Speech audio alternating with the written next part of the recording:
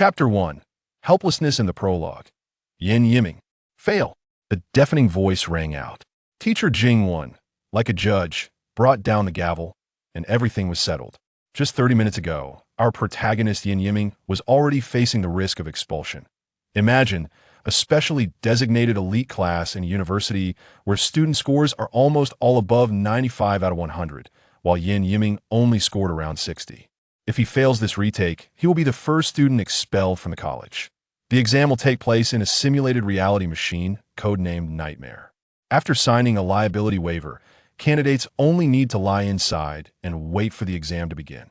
Once the machine starts, candidates will fall asleep inside, and the dreams will be automatically generated by the artificial intelligence machine, codenamed Nightmare, mostly composed of the things the candidates fear and resist the most as long as they endure for 40 minutes in the nightmare. They pass the exam in the unobservable dream.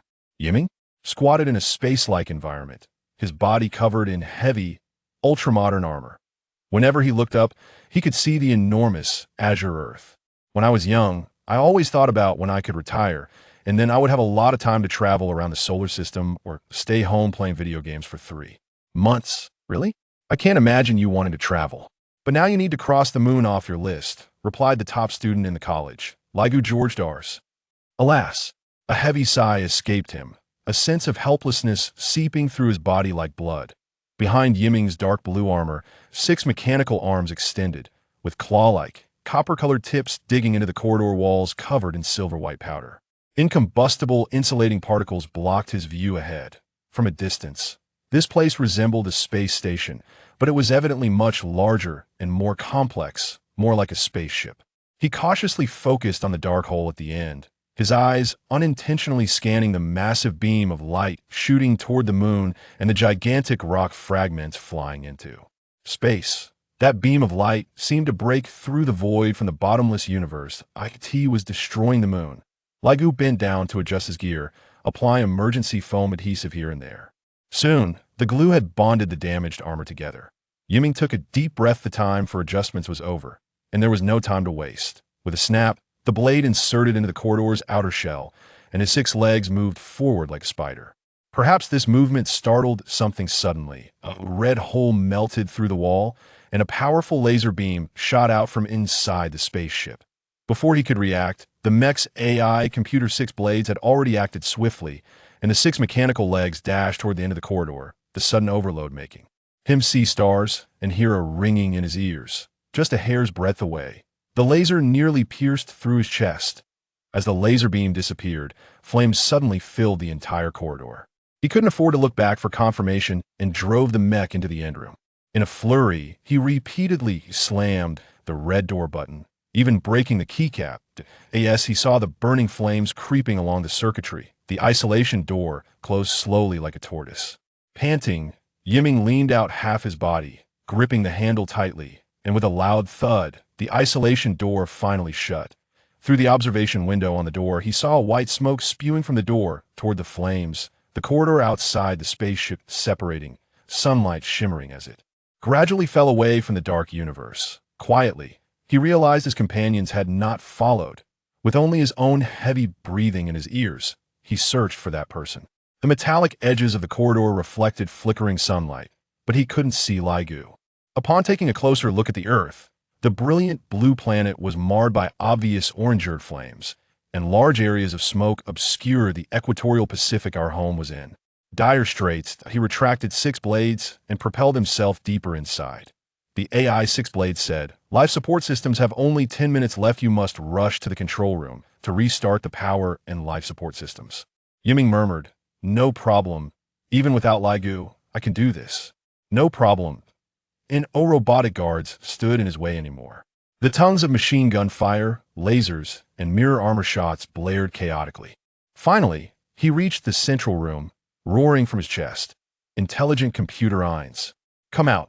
The guard robots ceased their attack, forming an arc around him as he reopened to shut down power.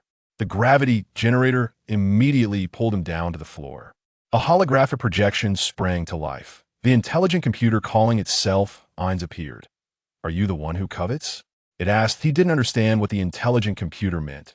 "Stop with the cryptic talk. pulling out a badge from his side. Eins, the entire solar system is in a crisis of extinction. As the principal of the warring states, I command you to fight with us. It's too late. The various actions you've taken against her have already angered the Phantom Governor. Earth has been incorporated into the Eradication of Intelligent Planets Destruction Program. How can I save you? I don't care. You must come up with a solution based on a contract. But the only way to save you is, before Eins could finish, it disappeared. Hey, don't play tricks. He stepped forward in shock, only to find gravity had vanished. The lights in the control room abruptly went out, and the power was cut off again. Suddenly, the air conditioning cover on the ceiling was kicked away. I caught up. Eins' core has been completely destroyed by me. This ship is now under my control. Laigu, what are you doing? Just when it was most critical. The only way Eins mentioned to save us. I know that method. The person floated closer to him. What method? That is, gunfire and blood splattered through him. He widened his eyes, speechless. Each breath from his lungs felt like torture. Blood gushed out with every breath. But the most painful was his heart. The person he trusted the most had betrayed him. Why? Why? Why at this moment? Why you? His blood oxygen was quickly running out, and he was lifted by that person. Yes, Yiming, I have added another sin, but the only way to atone for it is this. His helmet was removed, and the other person's was too. That person's eyes were filled with despair, as if soaked in endless sorrow long ago. I have nowhere to turn. Forgive me. Forehead to forehead, as he lingered on the brink of death, his 23 years of life transferred to that person. He felt like a string snapped. The world was just darkness, devoid of light, warmth, or feeling in his limbs, only fragments of words echoing in his ears. 791-035-2482. But the gamble between gamblers is the struggle between cheaters. The maze is over there if it exists. The outcome leads to silence if it doesn't. Earth will perish in an instant. What will you choose? Yiming, save me. He wanted to move his limbs but felt like being crushed by 1,000 pounds. Chapter 2. The Cowardly. Heart racing, warning. The AI robot monitoring everything sounded the alarm, making the two teachers in the control room tense up. Yiming's eyes were spinning quickly. That sharp sensation felt like a knife stabbing into his heart. The heart rate skyrocketed, and the brain was about to reach its limit. The whole body felt like it was about to explode. Teacher Jingwen, standing nearby, closely monitored the data and noticed something was wrong. The system sounded an alarm, and red lights illuminated his face. He decisively pressed the termination button and said, "The primary torture resistance exam failed." It felt as if the dream suddenly awakened, and the world began to melt away in Yan Yiming's eyes.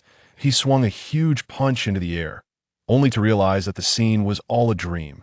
Looking at his hands, 6 blades was obviously not equipped, but the feeling at that moment was still very real. An unnamed sadness engulfed Yan Yiming.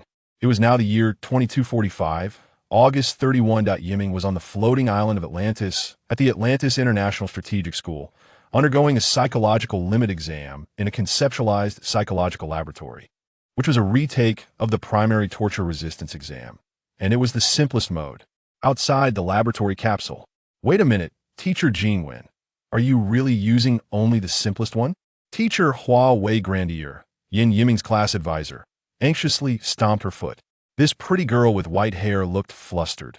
Psychology Professor Jingwen, dressed in a straight teacher's outfit, his hair evidently meticulously styled, and everything on him neat and tidy, appeared extremely meticulous. He pushed his glasses and said, "This laboratory's psychological test automatically attacks human psychological weaknesses."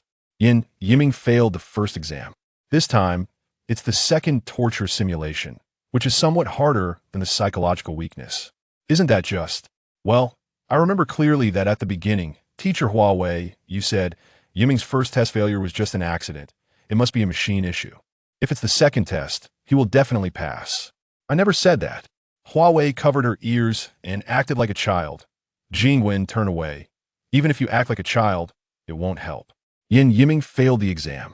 Actually, Teacher Huawei Grandier, aren't you just hoping that all your students can pass the course so that you can use that machine sooner?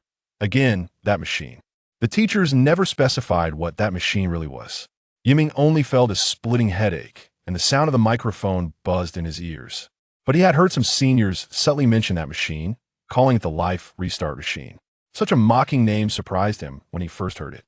In short, If you fall asleep in that machine, you can dream of being a billionaire, a world-renowned scholar, or a superstar adored by fans. Anything you can think of can be realized in that machine. And time inside flows very slowly. Living a whole life only takes a few dozen minutes. He heard that some students cried and wept after waking up. Huawei hesitated and said, No, as their class advisor, I have to think of them. Professor Jingwen flipped through the roster in his hand. Thinking of him? It's truly incredible. Yan Yiming is simply an eyesore. How did he even get into this school? Class 1, the Grandier Advisory, was filled with excellent students from around the world, with many top students like Laigu, George Dars, Fetty Wallace, and Jean Daver. Teacher Jingwen, there's always someone at the top of the class and someone at the bottom. This is just. Teacher Huawei did not deny that Yiming was the worst in the class. Indeed, without a special reason, one cannot get into this elite school among global elites. However, there is only one student like Yiming, who has been the worst in the class for 20 years.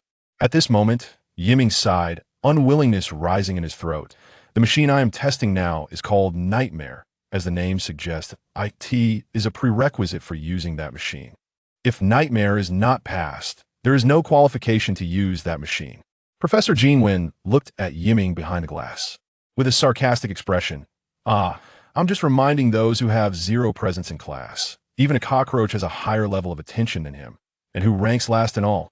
Subjects historically, no matter how hard they try, they're destined to be slaughtered perhaps before being slaughtered, they can still contribute a few tragic cries to highlight the hunter's success, of course, provided he dares to cry. Teacher Jingwen, even the smallest person can achieve success through hard work someday. Jingwen raised his voice, pointing at Yiming, forcefully drowning out Huawei's voice. A small and incompetent person, no matter how hard they try, it is only in vain. The result is that putting in 1,000% effort is still not as good as 1% of good student Dars's level. Jingwen continued. On the battlefield, an incompetent coward as a commander will only lead his brothers, subordinates, and children to death in vain. Rather than this, it's better to drop out and be a gigolo with a bit of height and muscle. He can still be a pretty boy. That is truly thinking of him. The microphone was not turned off. Huawei saw it and panicked, rushing over to turn it off. That's enough. It's not like that. I was just saving the world. Was that just a dream too? Even so, Jingwen, you are just the one managing the machine. Yiming had 1,000 words to refute Jingwen in his heart, but when it came to his lips, he couldn't utter a single word. Just as Jingwen said, cowardice. On the other side of the glass window, Huawei and Jingwen began to argue. Yiming let out a shaky breath filled with indignation, recklessly throwing the sensing device off his head onto the front desk, desperately gripping the laboratory door handle, but unable to open it. Jingwen pressed the door button and mocked, "Losers, exit." The door was slammed shut. Teacher Jingwen, why did you say that? Will this help the situation? Angry, Teacher Huawei restrained her emotions and questioned she couldn't understand why the usually gentle and refined Teacher Jingwen would say such hateful words. Sometimes anger is a way to suppress fear. Do you know? Out of 100,000 people, only one has no place in their heart that they fear. Yiming is just an ordinary person. He is different from these top human geniuses among his classmates. Huawei nodded, seeming to agree with Jingwen's statement. She instantly seemed to understand Jingwen's intentions, but still felt some disagreement in her heart. Jingwen sighed, looking at the empty experimental capsule. The psychological test requires candidates to see what they can do under fear. Only those who overcome their fears can use the dangerous that machine. I have seen too many students who have wasted their lives because of that machine. Providing the highest quality professional talents globally is the mission of the strategic department. Thus, Class 1 is different from other classes. They may graduate to become squad leaders or class leaders, and they must first learn to face their fears, even the arrival of death, whether from enemies, allies, or themselves. This harshness is their responsibility. So you use provocation. But Teacher Jingwen, you should have discussed it with me first. Jingwen shook his head. Anger sometimes allows people to break through shackles without caring for anything, but sometimes it leads people astray and sinks into degradation. If Yan Yiming has no self-esteem, my words will have no effect. If he wants to prove that my words are wrong, he will strive to improve, and that has nothing to do with me. I am merely stating his current tragic and cruel situation candidly, without any reservations. I believe he is not a worthless person, and he is very special. Look, the conceptualization has failed, leaving only a ball of light. Could not be the machine's fault. This is impossible. This machine was designed by Mr. Tian, the Zhuge Liang of our time, and my maintenance has absolutely no mistakes. But perhaps Yiming might really be special. Well, who asked me to owe teacher Huawei such a huge favor? Jingwen wrote a small note and handed it to Huawei. The handwriting was beautiful. This is my friend's phone number. He is skilled in hypnosis and might help Yiming understand himself better, which could make the light group more concrete. As the manager of the psychological testing machine, this is the most I can do. Huawei carefully took it. I will. Next week, I'll give him another chance to take the exam. With the note in hand, Huawei cheerfully dashed off in the direction of Yiming, leaving Jingwen muttering to himself, "Ah, our 13-year-old Huawei, becoming a consultant for the strategic class at such a young age, truly has a bright future ahead." At this moment, neither of them realized how much change this note would bring about in the future. Chapter 3. Atlantis has no night sky. Meow, what a treasure. Currently, he was in a dizzy, exhausted state, still internally arguing with Jing W and Tio Mini. He appeared to be an ordinary person who enjoyed military games aside from his slight specialty. His other abilities were quite average. Yet this ordinary person had been admitted to the strategic department, the highest level of the warring state school, which had drawn a lot of ridicule and jealousy. After returning to the dormitory, he collapsed onto the sofa in the hall, lying there for a while. Before him, he was back on that spaceship, a stunning beauty floating among the zero-gravity ruins, raising her hand clad in a gray-white spacesuit. In an instant, the scene returned to the room. Is this an illusion? As soon as he tried to recall, his head throbbed painfully. 710-645-7615. What is that? This number suddenly flashed in his mind, and he remembered it very clearly. Forget it, activate night mode, and give me a cup of instant noodles. Did a yes, my master. A humanoid square robot responded, with 4 mechanical arms and 4 wheels, able to rotate in place, resembling a large iron pillar. He casually named this robot Dudu because it made a doo-doo sound when responding to human commands. After giving the command for Dudu to activate night mode, it responded with a doo-doo sound. This artificial mechanical marvel, like an ever-tireless traveler, followed the sun's footsteps across the azure sky. Constantly migrating 0.60% of its power supply, cleverly relied on solar energy conversion, transforming the endless light of nature into powerful energy to drive the floating islands. Operations.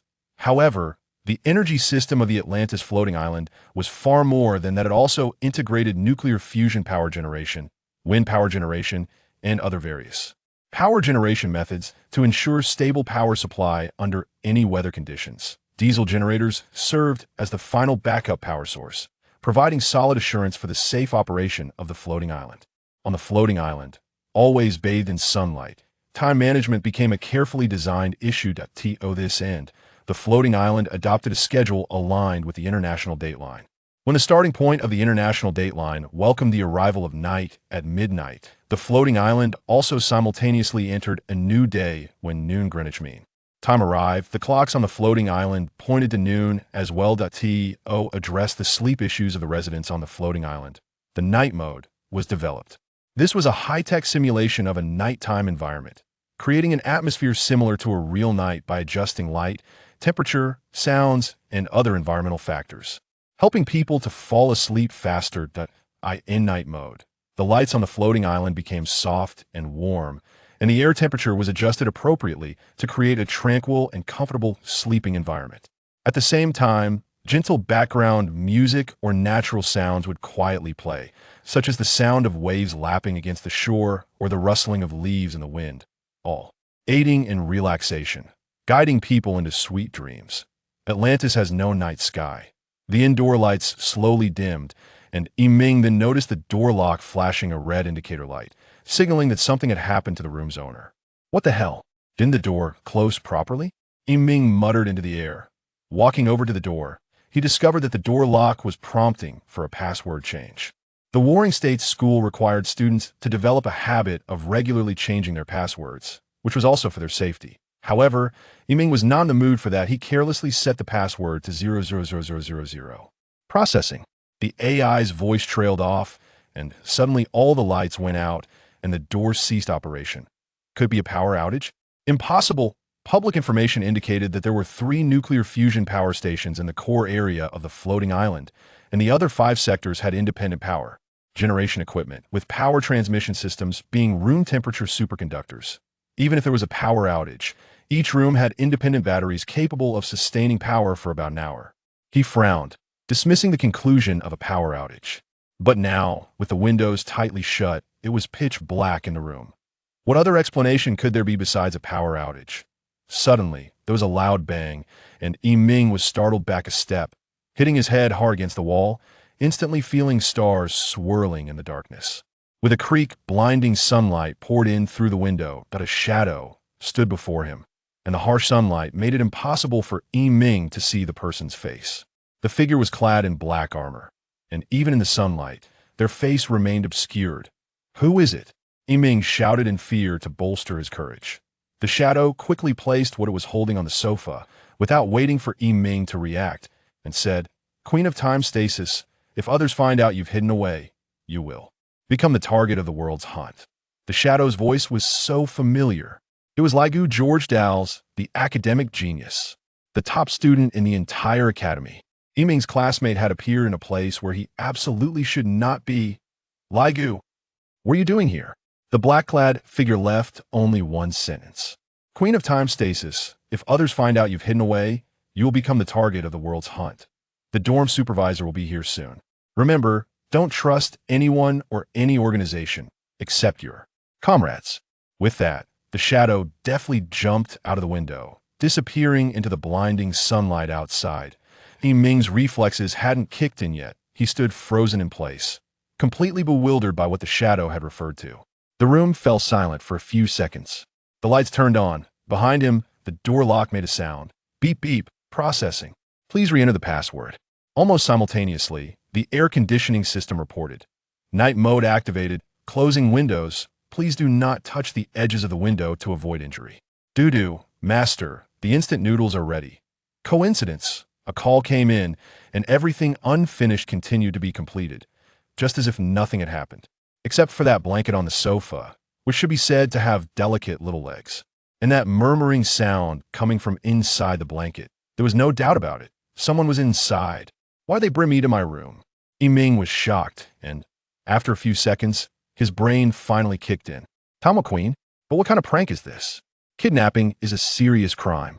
Laigu had always liked pranks, and thanks to him, he barely passed every final exam. But this time it was truly too much. How could they kidnap a living person? "Please re-enter the password. My genius master." Poor little sister. Let me untie the rope and properly apologize to Laigu. He has to treat me to a seafood feast tomorrow. Just as I was about to untie the bundle, the doorbell rang, and the dorm supervisor called from outside using her authority. "Tonight, there will be a special dorm inspection. Please come out and cooperate with my work." "No way. Queen of Time Stasis, if someone discovers you've been hiding, you'll become the target of the world's hunt. The dorm supervisor will be here soon. How I wish this was all just a hallucination. Please have my genius master re-enter the password." Suddenly, the sound of the door lock reminded me that we were in a no-password state. Oh no, oh no. What if the supervisor pushes the door open? It would be impossible to clear my name. I instantly felt a surge of fear. "Tonight, there will be a special dorm inspection. Please come out." The voice outside urged again. Judging by the supervisor's tone, she was eager to finish her work and then rest. After all, nobody likes last-minute tasks. I looked at the little white legs bouncing around. Forget it. I lifted the quilt and had the robot support it. Ding, ding, ding. The urgent 3 chimes indicated that the supervisor was getting impatient outside. She took out a higher-level access card from her pocket, preparing to force the lock open. The door opened, and the supervisor quickly put the card back in her pocket. The student hurriedly came out to greet her, while the supervisor looked at the screen in her hand, which displayed Yan Yiming's personal information. The supervisor said coldly and hurriedly, "Yan Yiming, tonight we are conducting a special dorm inspection.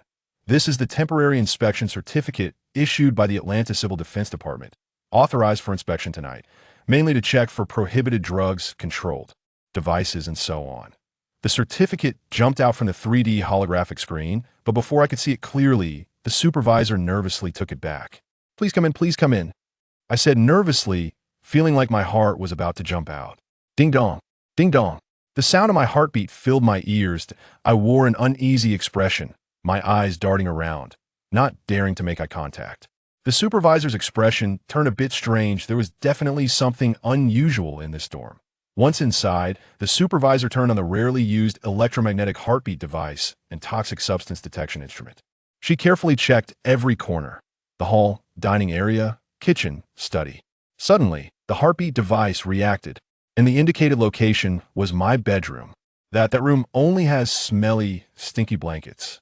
My hands flailed in the air, desperately denying it. Yan Yiming. Ah, yes, teacher. What is it? Your expression and behavior have completely betrayed you. The supervisor's pale face looked bloodless but very angry. It's just that I haven't eaten tonight, so I'm nervous, and I bumped my head just now. I touched the back of my head, forcing a smile that was full of flaws. The supervisor simply used her authority to unlock the bedroom door. Chapter 4. Yan Yiming's personal profile. Just 2 hours ago, the principal of Floating Island Warring State School listened to the content read by AI. The surname Yin is very ancient, dating back to the era of Yin and Huang in ancient China. Yan Yiming's father, Yan Shi, was a special forces captain in his youth and is now an active mercenary around the world. Yan Shi's name was considered too soft, so under Yuan Qinyan's suggestion, he adopted the pseudonym Ynmo, Flame Demon, which he found very imposing and was quite pleased with.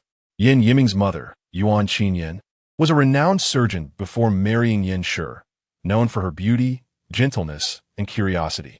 It is said that the two fell in love at first sight and, despite family opposition, soon got married in secret. After their marriage, they adventured together around the world. The origin of Yiming's name comes from a story about King Zhuang of Chu in the records of the Grand Historian, which states, "If you do not fly, then do not. If you fly, soar to the sky. If you do not make a sound, then do not. If you make a sound, astonish the world," symbolizing the idea of nurturing one's strength with the promise of future success. Whenever Yan Shi lifted Yiming high, he would say that one day this child would surely fly higher than him. Although Yan Shi is a mercenary, he does not accept all employers' invitations. He refuses to take on jobs that involve crime, wrongdoing, or immorality. He is a well-respected white-hat mercenary, specializing in dealing with criminal forces that law enforcement cannot tackle. Whether infiltrating and dismantling criminal organizations or apprehending fugitives, he sometimes serves as a bodyguard for important figures, ensuring their safety. As a result, he has made many enemies in the criminal underworld. When Yan Yiming was 9 years old, to escape danger, he temporarily hid with his adoptive sister in the Republic of Japan, returning to Guangzhou at the age of 13. When Yiming was 3, he gained an elder sister named Nagatani Yoko. When she was 15, she lost her parents during one of Yan Shi's operations, and, being left alone, became Yan Yiming's adoptive sister, responsible for helping their mother care for Yiming's daily life. At the age of 10, Yiming gained another sister, Hinata Momoko, who also became his adoptive sister for various reasons. She is an excellent cook, and Yiming loves her meals. Although their parents are far away, they have never been distant from Yiming, often video calling him whenever they have free time to teach him about weapons. As a result, Yiming developed a strong interest in military matters and weapons, but was quite averse to studying, often getting into fights and skipping school during elementary school. It wasn't until Yuan Qinyan received a notice from the teacher that she returned home and gave Yiming a stern lesson, which made him behave better. When asked why he didn't want to study, Yiming, under his mother's strict yet loving questioning, said, "Because studying won't defeat the enemy. I want to learn how to fight and become a great general in the future."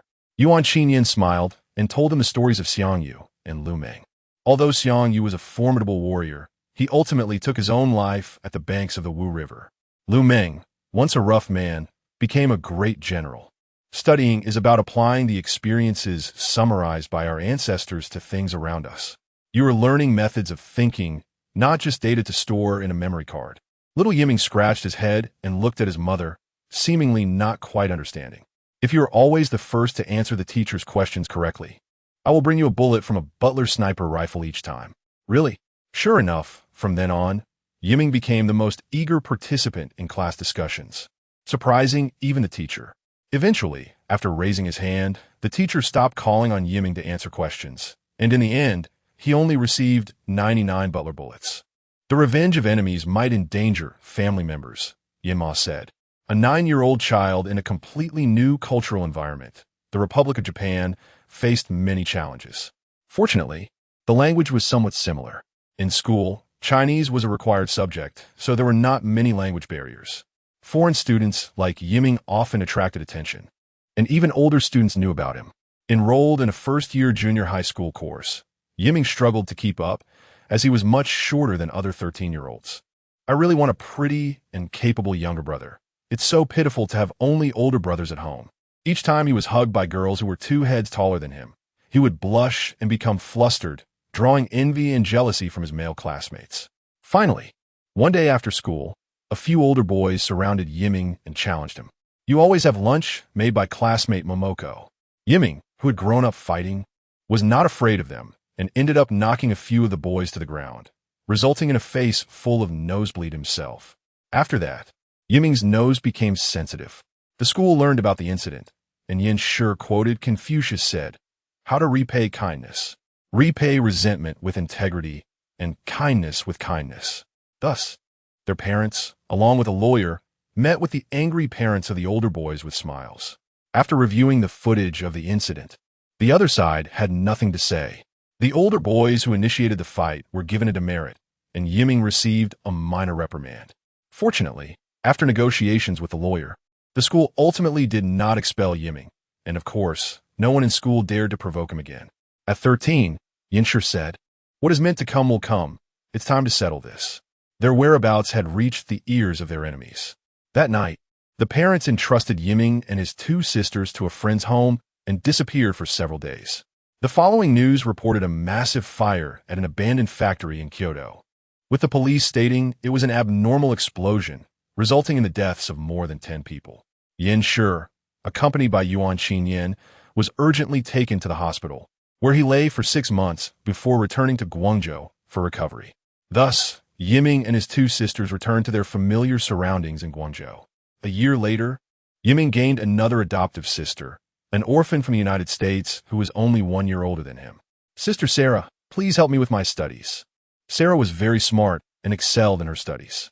Under her guidance, Yiming fully adapted to the high school curriculum and even achieved excellent rankings in a prestigious high school, laying a foundation for his admission to Warring State School. "Brother, here is a letter from our mother for you." When Yiming received his admission notice, he couldn't sleep all night, as his long-held dream had unexpectedly come true. After putting down the various intelligence documents organized by AI Kongming, he pondered, "So it's your son? No wonder. But whatever needs to be done must still be done." The principal's office was antiquely decorated, with portraits of past principals displayed on the honor wall above. With no one around, he wondered who he should speak to. Checking the time, he noticed a letter sealed with the word secret. He muttered to himself, "I just took office, and I'm already dealing with such a tricky matter. Mr. Dars, what exactly are you selling with your gourd?" He stood up, thinking, "Anyway, I'll accept your grand gift." Chapter 5, The Queen of Time. Stopping, Yiming closed his eyes.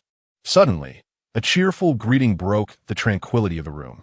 At the same time, the electromagnetic heartbeat device suffered strong interference, causing even the robots outside the room to make unusual sounds.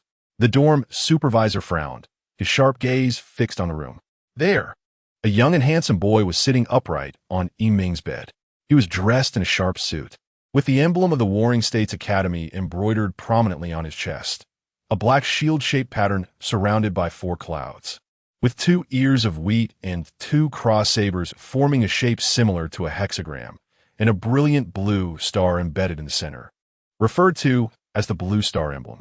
However, this was not an ordinary blue star emblem, but a gold-edged one symbolizing noble status. He smiled and raised his hand to greet Yiming and the dorm supervisor. "Yiming, you're too slow." "Ah, it's Teacher Deng. We just met this morning, and now we're meeting again." "This? Principal? How did you get here?" the dorm supervisor exclaimed, his eyes widening in surprise as he looked down at the flickering screen in his hand, which indeed showed the profile of the new principal. But soon, even the principal's information became invisible. Yiming also widened his eyes, incredulously staring at the boy sitting by his bedside. He looked to be around 16 years old, tall and slender, seemingly even younger than Yiming. He was actually the principal of the Warring States Academy. In Yiming's impression, the principal should be a hoarse-voiced, white-bearded old man. Because Yiming's grades are truly unsatisfactory, I specifically came to have a heart-to-heart talk with him tonight. It seems I have interrupted your work, the principal said with a smile, though his tone carried an undeniable authority. No, it's just a bit of interference. The dorm supervisor hurriedly explained, his pale face resembling a poker face, yet his tone revealed a hint of panic. It's best to keep this under wraps. Because Yiming is indeed to my taste, the principal winked at Yiming, making him shiver involuntarily. The dorm supervisor, quite perceptibly, lowered his head and turned off the screen in his hand. Well, Yiming, your room is very tidy. Time is short. I still have to check the next dormitory. After speaking, he turned and walked toward the door, his poker face showing no change in expression. Yiming followed the dorm supervisor's pace, watching him leave through the doorway. Click. Beep beep. Zzz. The dormitory door lock lit up with a red light before extinguishing. The dorm supervisor outside the door turned back to stare at the door for a few seconds, then quickly picked up his phone. The cold sweat in his palms had made the phone slippery. He dialed a number and said softly, "Hello, it's me. The queen has been found." An aged, hoarse voice came from the other end of the line. Excellent. Watching the electronic door slowly close, Yiming raised his arm to wipe the cold sweat from his forehead. Wait, don't speak yet. I haven't figured out the situation. You are the principal of the Warring States Academy? Yiming asked tentatively. The person nodded. But you don't look like one. Well, let's not discuss that for now. How did you get in? Yiming pressed on. Do you know the dorm supervisor from earlier? The principal asked in return. Yes, I see him every day when I go up and down the stairs, Yiming replied. He has the authority to open your door. Why can't I, as the principal? You make a good point. Yiming was momentarily speechless. I am William the 17th Rolls von Hohenzollern, the 5th principal of the Warring States Academy. Principal Kasser resigned yesterday, so it's my turn to take on this role. The principal said with a smile, as if it were a matter of course. Let me correct myself. Why did you arrive at my room at this time? Yiming still felt a bit confused. I'm here tonight for two things. The first is that Yiming's grades are unsatisfactory. So I specifically came to have a heart-to-heart talk. The principal emphasized the point of having a heart-to-heart. I'm sorry. Principal, why are you apologizing? I'm just here to have a heart-to-heart talk. The principal smiled, but his eyes revealed a hint of cunning. Then, what do you want to talk about, principal? That machine called Nightmare is really quite useful.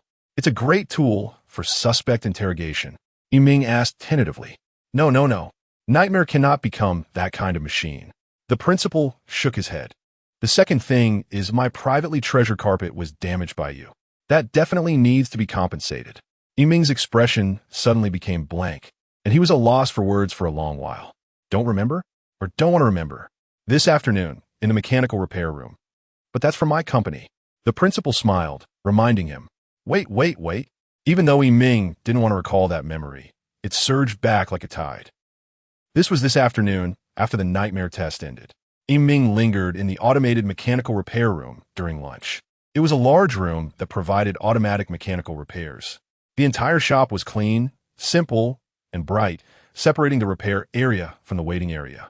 The nano repair machine specialized in small machinery, utilizing nanoelectronic bugs to respond sensitively to electrical changes, transforming into various shapes needed, such as filling materials for pitted surfaces or corner parts. This was achieved by heating to 160 degrees and then instantly freezing to 58 degrees. If your hover motorcycle was missing a corner, a patch could be applied here. Electronic police protected the room facilities, and vending machines offered various drinks. The shop even provided reclining chairs for rest and relaxation, with luxurious carpets on the floor, and the glass windows offered a beautiful view of the sun meeting the sea. Of course, the sea was merely a high-tech projection, as the repair room was still very far from the edge of the floating island. Thus, for Yiming, this place was a little secret base. Though he was furious after being scolded by Jing 1, his mood gradually improved as he basked in the warm sun for the entire afternoon. Whatever. That kind of class is just teacher Huawei wanting to play with that machine anyway. Feeling rested enough, Yiming snapped his fingers, summoning the hover motorcycle stored in the repair room. The hover motorcycle was dragged out by the electronic lock. clinging tightly to Yiming's motorcycle as if it couldn't be retrieved without payment. It announced, "Repair completed. Please pay a total of 30 yuan." Yiming patted his pants pocket, took out a Light Path quantum card, and shook the card to send the information to the electronic lock. The Light Path quantum card is an official card issued by Atlantis, serving multiple functions such as ID card, residence permit, bank account, etc., made using quantum entanglement effects. It is a standard card that emits a golden light when shaken, ensuring strong anti-counterfeiting and confidentiality. Yiming had previously lost the Light Path card, but several times the electronic police had returned it to him. Thus he held a good impression of the electronic police, even though they only performed their duties. Without needing to speak, as long as one blinked in front of a surveillance camera, most people would unconsciously complete the process. Coupled with facial recognition technology, the information recorded on the Light Path card would be confirmed instantly. As soon as the electronic lock received the transmitted information, it released its grip. If necessary, you can also choose paid methods, such as digital passwords and voice sprint recognition. The unlocked hovering motorcycle made a sound. Password correct, system starting. Default language Chinese, engine normal. Hovering system normal. With a thud, the motorcycle fell straight onto the carpet, tearing a big hole in it. Yiming was still sipping soda. The motorcycle emitted a beeping warning. Battery only 1. Automatic shutdown of the hovering system. Then it completely lost its glow. Stunned, Yiming took a few seconds to realize he forgot to turn on the wireless charging. The maintenance room only conducted regular magnetic levitation. Yiming's motorcycle, made with a large amount of MX1 plastic material, required special levitation to enter the maintenance room. Regular magnetic levitation. There are many methods of levitation, one of which is magnetic levitation, which cannot levitate plastic objects. Another is a special levitation method involving the stretching of gravitational strings, which is the principle of floating islands. Just at that moment, he picked up his phone and estimated the time. It would take about 30 minutes to run to the French bakery. Damn it, he should be able to make it. Leaving the motorcycle here to continue charging and maintenance would work. The plan was feasible. Click, the electronic police put handcuffs on Yiming. A gentle female voice sounded. "Mr. Yan Yiming, you are suspected of damaging valuable public property and have been detained by the automatic police. You have the right to remain silent until your advisory teacher comes to take you away. Please report to the Atlantis Level 1 court in 3 days." The electronic police were fair and ruthless. After struggling in vain for a long time, the careless boy was detained on the spot until teacher Hua Wei Grant came to pick him up, and it was already 9 o'clock in the evening. The memory ended. Exhausted, Yiming knelt on the floor and sincerely said, "So, Principal, this carpet is yours? I'm really sorry. It was my fault. I'm very sorry." "How much is that carpet?" "The carpet is indeed an important and valuable asset of my company. Created by the famous Afghan artist Ali Muhammad in the last century, using hundreds of kilograms of gold. Not cheap. Valued at 200 million yuan. Repairing it will cost 30,000 yuan. The principal thought for a moment, but didn't finish his sentence, perhaps intentionally. Why would a maintenance room have such an expensive carpet? Now we should discuss how you can repay this compensation. If you can't repay it, then you'll have to spend 3 years in prison with Mr. Jerry. But to be honest, I don't plan to sue you for so much money in court." Yiming looked up at the principal with hope in his eyes. Earning only about 2,000 yuan a month from part-time work is barely enough for daily living, while over 100,000 yuan could be considered astronomical. Unlike those wealthy classmates, who rely entirely on their own part-time jobs to maintain their daily lives, if he really had to compensate 200 million yuan, he would never be able to repay it with his current income. The principal glanced at the dejected Yiming, clapped his hands, and the higher authority-controlled Dudu brought out a quilt from the wardrobe. "We can establish a cooperative relationship to help you repay this money." The principal slowly looked at the quilt and said meaningfully, "Yiming, you brought an inappropriate woman to the dormitory without permission, which is enough to expel you from school.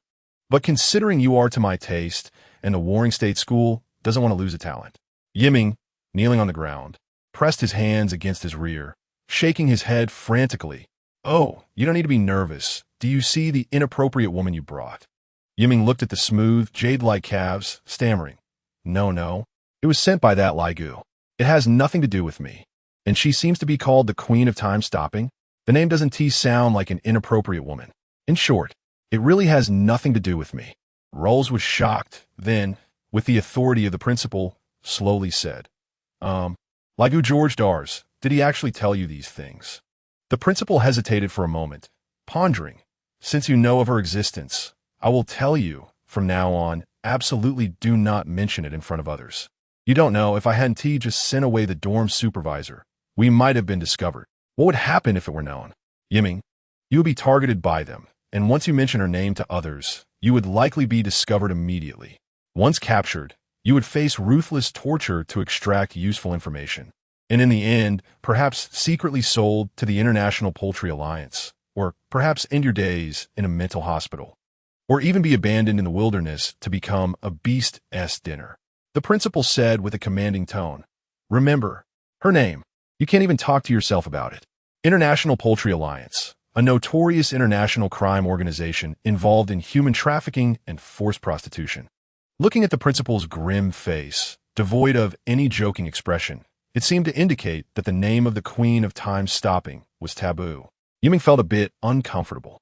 So what exactly is the Queen of Time Stopping? Is it really that dangerous? Inside the quilt, the kicking little legs made Yiming feel flustered, and he foolishly grabbed the long, white bare legs and pressed them against the bed, causing the quilt to emit a soft gasp. The voice was very pleasant and melodious. Stop! Danger! Rolls' hand froze in midair. He completely did not expect Yiming to do this. Yiming just blinked, watching the principal's mouth slowly open. He covered his face with his hand, muttering intermittently, My God, you are actually okay. A special case. Finally a living special case. Ha ha. Cass, sir, the former principal, you have tried so many experimental subjects without success. But today you found it like this. Rolls' flushed face, relaxed brow, his eyes suddenly bloodshot, his fingers seemed to become sharp. Like a mad scientist whose experiment has succeeded. Ha. I guessed it, otherwise why would we meet here?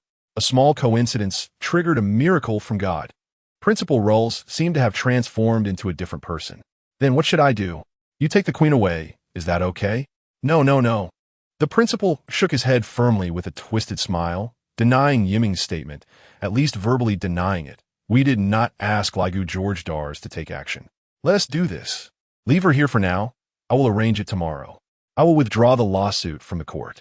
The principal pressed his heart and forced a serious expression. Besides those two matters, he originally only intended to warn Yiming not to touch the queen. Or rather, ordinary people would not casually touch strangers. Who would have expected that Yiming would not play by the rules? The principal already knew that although Laigu was a student of the Warring States Academy, he was very meticulous and had deep thoughts. According to reliable information, he was also a member of a task-oriented miscellaneous club, and if someone asked him to do something, he would do it. Perhaps similar to assassins and mercenaries, this is just a form of part-time work. He should have had ways to completely distance himself from this matter. Such a person is difficult to deal with and trust, but at least he does not have obvious hostility towards our organization. Because the news about the queen is, Really? Just taking care of her is fine, and there won't be any danger?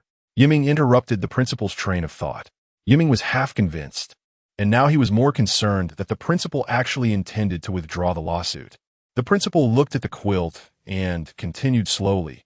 As long as you stay in the room tonight, it will be relatively safe.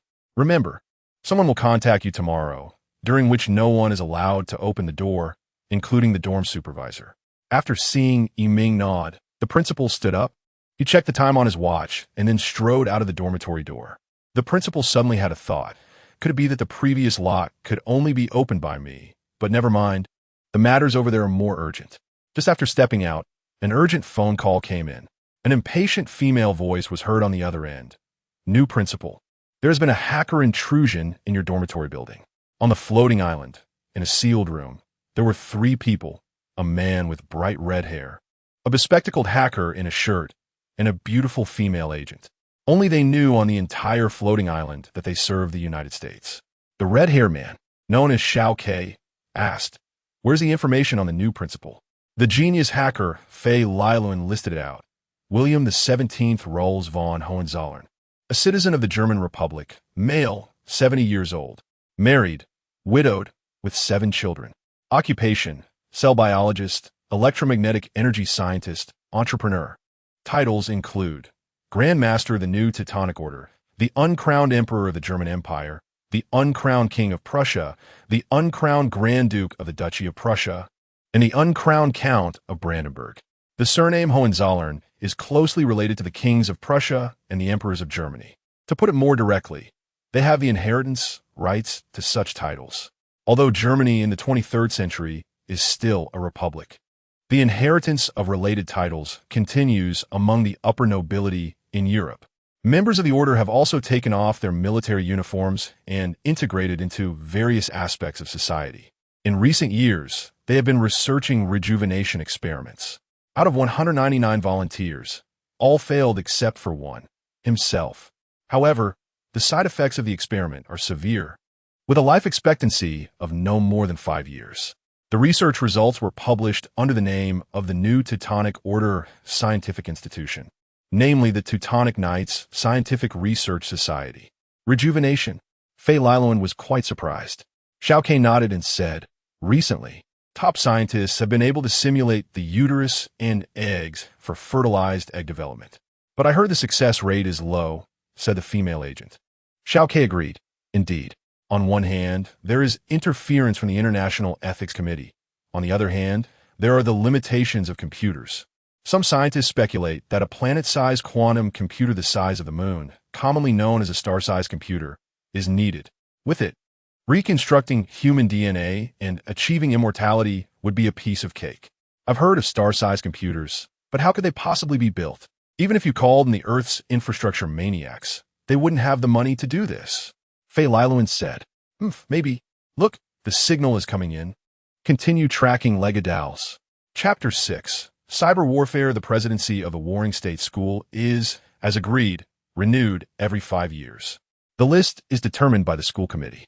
The first principal, Billy Hobbs from Germany, is a legendary figure who embodies both a scientist and a mystic, with his dual identity blending seamlessly in him. Principal Hobbs, with his extraordinary foresight, cleverly constructed the teaching area of the Warring States School in the dazzling heart of the floating island's Central Zone Sea. He employed advanced optical camouflage technology to create a hidden paradise for the students, where outside observers could only see a lush green meadow, while students freely soared in this meticulously guarded land. He explained that this was to protect the safety of those future stars, who are either heirs of large corporations, children of high-ranking officials, or key talents nurtured by the state. Each step of their growth is crucial. The dormitory area surrounds Zone C like a solid barrier, isolating the external noise and disturbances. As a result, the Warring States School attracted countless private donations, and Principal Hobbs, with these generous funds, meticulously built 4 magnificent sightseeing and experimental towers. These giant observation towers drew countless visitors, collecting ticket fees amounting to tens of millions of euros each year. To this day, the principal of the Warring States School automatically serves as the Minister of Education of the floating island according to its laws.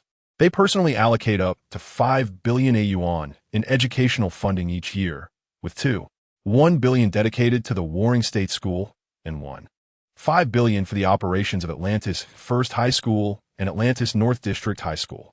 These high schools are equipped with attached elementary schools and kindergartens, providing a complete educational system for students. The remaining funds flow into the Educational Foundation, providing strong support for foreign universities that establish branches on the floating island. Therefore, there are only 3 public schools in the Atlantis region. To delve into why the Warring States School holds such a lofty status on the floating island, even being regarded as a quasi-government, the root lies in the unique nature of the floating island itself and its intricate connections with the Warring States School. Atlantis Floating Island, a miraculous place standing above the azure sea, is actually a vast private construction. Its ownership does not belong to any country or individual, but is firmly held by the Warring States Schools Committee. This committee, a powerful organization composed of many prominent figures, has members who serve for life, including industry giants like the founder of Spring and Autumn Heavy Industries, whose names resonate in business, politics, and academia. It is this ownership structure that grants the warring state school unparalleled autonomy and influence. They leverage their resources and influence to promote a series of innovative initiatives, making the warring state school not only a leader in academic research, but also playing a crucial role in the governance and development of the floating island. Therefore, the high status of the warring state school on the floating island is not coincidental. It is the result of the wisdom and efforts of the committee members and an inevitable outcome of the unique ownership structure of the floating island. In this era filled with challenges and opportunities, the warring state school is leading the floating island towards an even more glorious future with its unique position and influence. In an unknown corner, a tense atmosphere quietly spread. Laigu George Dowles had stepped into room 807 of South Building 263. Little K, should we continue our tracking action? Faliron's voice carried a hint of urgency. What about the surveillance footage of Dowles leaving? Little K quickly responded. We just successfully intercepted it by hacking into the CCTV system of the dormitory building. Look, Laigu left without that mysterious package. Faliron pointed at the screen. CCTV, closed-circuit television monitoring system. Good, have the TX team secretly retrieve it. No matter what the charges are, just catch him first. TX team, a small squad under Interpol due to the Floating Islands Special Law, the Atlantis Unconditional Extradition Act. Any country or region that discovers a suspect fleeing to the floating island does not need to sign an extradition treaty and can directly request extradition from Interpol. The TX team, along with the cooperation team, can detain suspects first, then release them after the police confirm the crime. However, the requesting country must pay a cooperation fee to the floating island, which is usually not cheap. Wait, little K. Intelligence shows that male dormitory belongs to the Warring States Schools Baiha Academy, which is protected by the Atlantis Civil Defense Department. If the TX team enters without permission, it will definitely cause international issues. TSK, Kana, inquire with the Atlantis Civil Defense Department about the possibility of entering. Understood. Faliron, check the information for room 807. Entering now. Oh no. Floating island time, 11:15 p.m. at the principal's side. Just now, a hacker accessed our surveillance video system, specifically the camera in room we on the 8th floor of South Building 263. We have activated security measures and are now tracking the source of the intrusion. The screen displayed an image of a female secretary, while the principal was walking down the avenue in the dormitory area, almost alone in the daylight. So fast, a rat has sniffed out the cheese. By the way, immediately format the data of dormitory room 807 completely. Format completely? No students are living in 807. Suddenly, the blanket on the bed rolled left and right, and with a thud, it fell to the floor, making sound. Then it rolled and rolled again. Yiming sighed and picked the blanket back onto the bed. As soon as he touched the blanket, the girl inside immediately settled down. What does the time-stopping queen look like? Wait, this blanket is so big that it wraps up half a person. What if she isn't wearing clothes inside? What if I give her my shirt to wear? No, if I think any further, my nose won't hold up. In fact, my nose is already bleeding. The boy, lost in thought, trembled as he began to untie the ropes binding the blanket. Meow! The girl suddenly leaped out from the blanket. She sat on the bed, stretched out her arms, and cheered as if she was finally liberated from the blanket. Meow! The girl's voice was sweet and cute, and she looked at Yiming with curious eyes. Yiming also gazed at the girl in disbelief, their eyes locking. He felt as if he were petrified, staring at a beauty more stunning than any woman he had ever seen in his life. Her jet-black, crystal-clear hair cascaded down to her waist. Her watery, emerald-like eyes seemed to swirl like the Milky Way within them. Her cherry-red lips were slightly parted, looking enchanting. Her snow-white skin was smooth and translucent, with a hint of sweat. Her curvaceous figure drew men's attention, with a waist as delicate as a fine porcelain vase. She wore a suit resembling a plastic-sprayed, experimental outfit from her thighs to her torso. Which planet's fairy is this? Sprayed clothing. Clothing formed by special materials sprayed onto the skin surface. Before entering a sterile, dust-free laboratory, experimental personnel typically undergo this spraying in an isolation room, allowing them to enter the lab without changing clothes. Meow. The girl tilted her head, looking at Yiming. clearly puzzled as to why the boy was staring at her so intently. No, get a grip. Yiming forcibly slapped his face with both hands. Meow. The girl made a cat paw gesture, continuing to tilt her head and stare at Yiming. Meow. Suddenly, Yiming felt as if a giant beast was locking onto him. Meow. The girl, kneeling on the bed and raising her arms like a monster, tried to scare Yiming. Oh, communication has started to fail. Yiming patted his forehead, completely unable to communicate with the girl. Suddenly, the girl grabbed Yiming's hand and bit it. She made sounds of craving for food. Ouch, that hurts. I surrender. Just as Yiming thought he was about to bleed, he realized that those actions were a prelude to predation. A tempting aroma wafted over. His hand was dripping with saliva. He followed the girl's gaze and saw that the housekeeping robot Do had already cleaned up the spilled cup noodles, and now it was holding another fragrant cup of noodles. Do, hurry, give this cup of noodles to this young lady. I can't hold on much longer. Yes, my genius master. For some reason, Dudu's response sounded sarcastic in Yiming's ears. After releasing Yiming's hand to take the cup noodles, her fingertips brushed against the robot. Suddenly, Dudu's functions immediately stopped. Without any warning, it was as if it had been instantly frozen. However, the cup noodles seemed unaffected. The soup inside was still sloshing. Yiming had not yet noticed anything unusual. The girl, who didn't know how to use chopsticks, held the cup of noodles, switching it from her left hand to her right, afraid to touch the hot noodle soup and not liking to drink the soup. Helpless, her face flushed with embarrassment. She could only stare intently at the noodles in the cup. Meow. In the end, with a rumbling stomach, she looked at Yiming with big eyes, still glistening with tears. Puffed. Yiming couldn't help but laugh from the heart at the sight. Soon, the robot resumed functioning, as if it had never been stopped. But the first thing it said was bad news. Please be careful, my genius master. There are no more instant noodles. I knew today was going to be unlucky. Picking up chopsticks, he grabbed some noodles, blew on them, and held them up to his mouth. The girl also stretched her neck, ready to eat the noodles. In that moment, Yiming thought of a mischievous idea.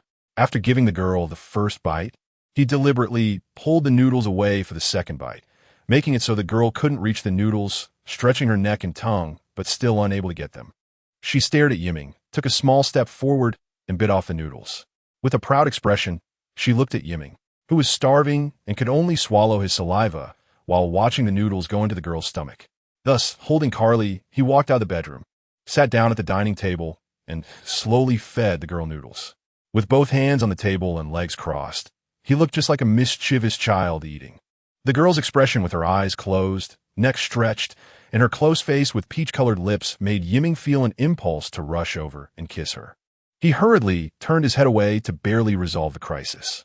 Just as he turned, the chopsticks were suddenly snatched away. The girl seemed to have learned how to use chopsticks just by watching Yiming, and she began to wolf down the noodles. This ability to learn surprised Yiming greatly. Suddenly, his stick-shaped phone in his pocket received a text message and kept vibrating. Flustered, he took out his phone to see an unknown number and a message without a preview. Encrypted message? No signature? Yiming looked at his phone in confusion and opened the message to find it was from the principal. I am Principal Rolls, addressing student Yiming. The following information is classified intelligence. Please do not leak it. The message will be automatically deleted after reading. To give you a brief understanding of the Queen's abilities, here are a few points to remember. First, pure atomic substances or substances that reach, deleted, molecular similarity will be frozen by the Queen. But the frozen substances will not transmit this freeze. If living beings come into contact with the Queen, due to genetic reasons, the entire living being will be frozen. The effective range of the freeze is about 3.14 meters. So that's how it is.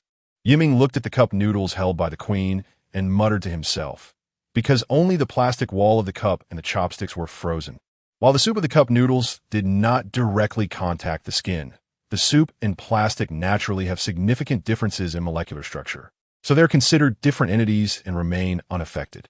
Therefore, the noodles and soup in the cup can still slosh.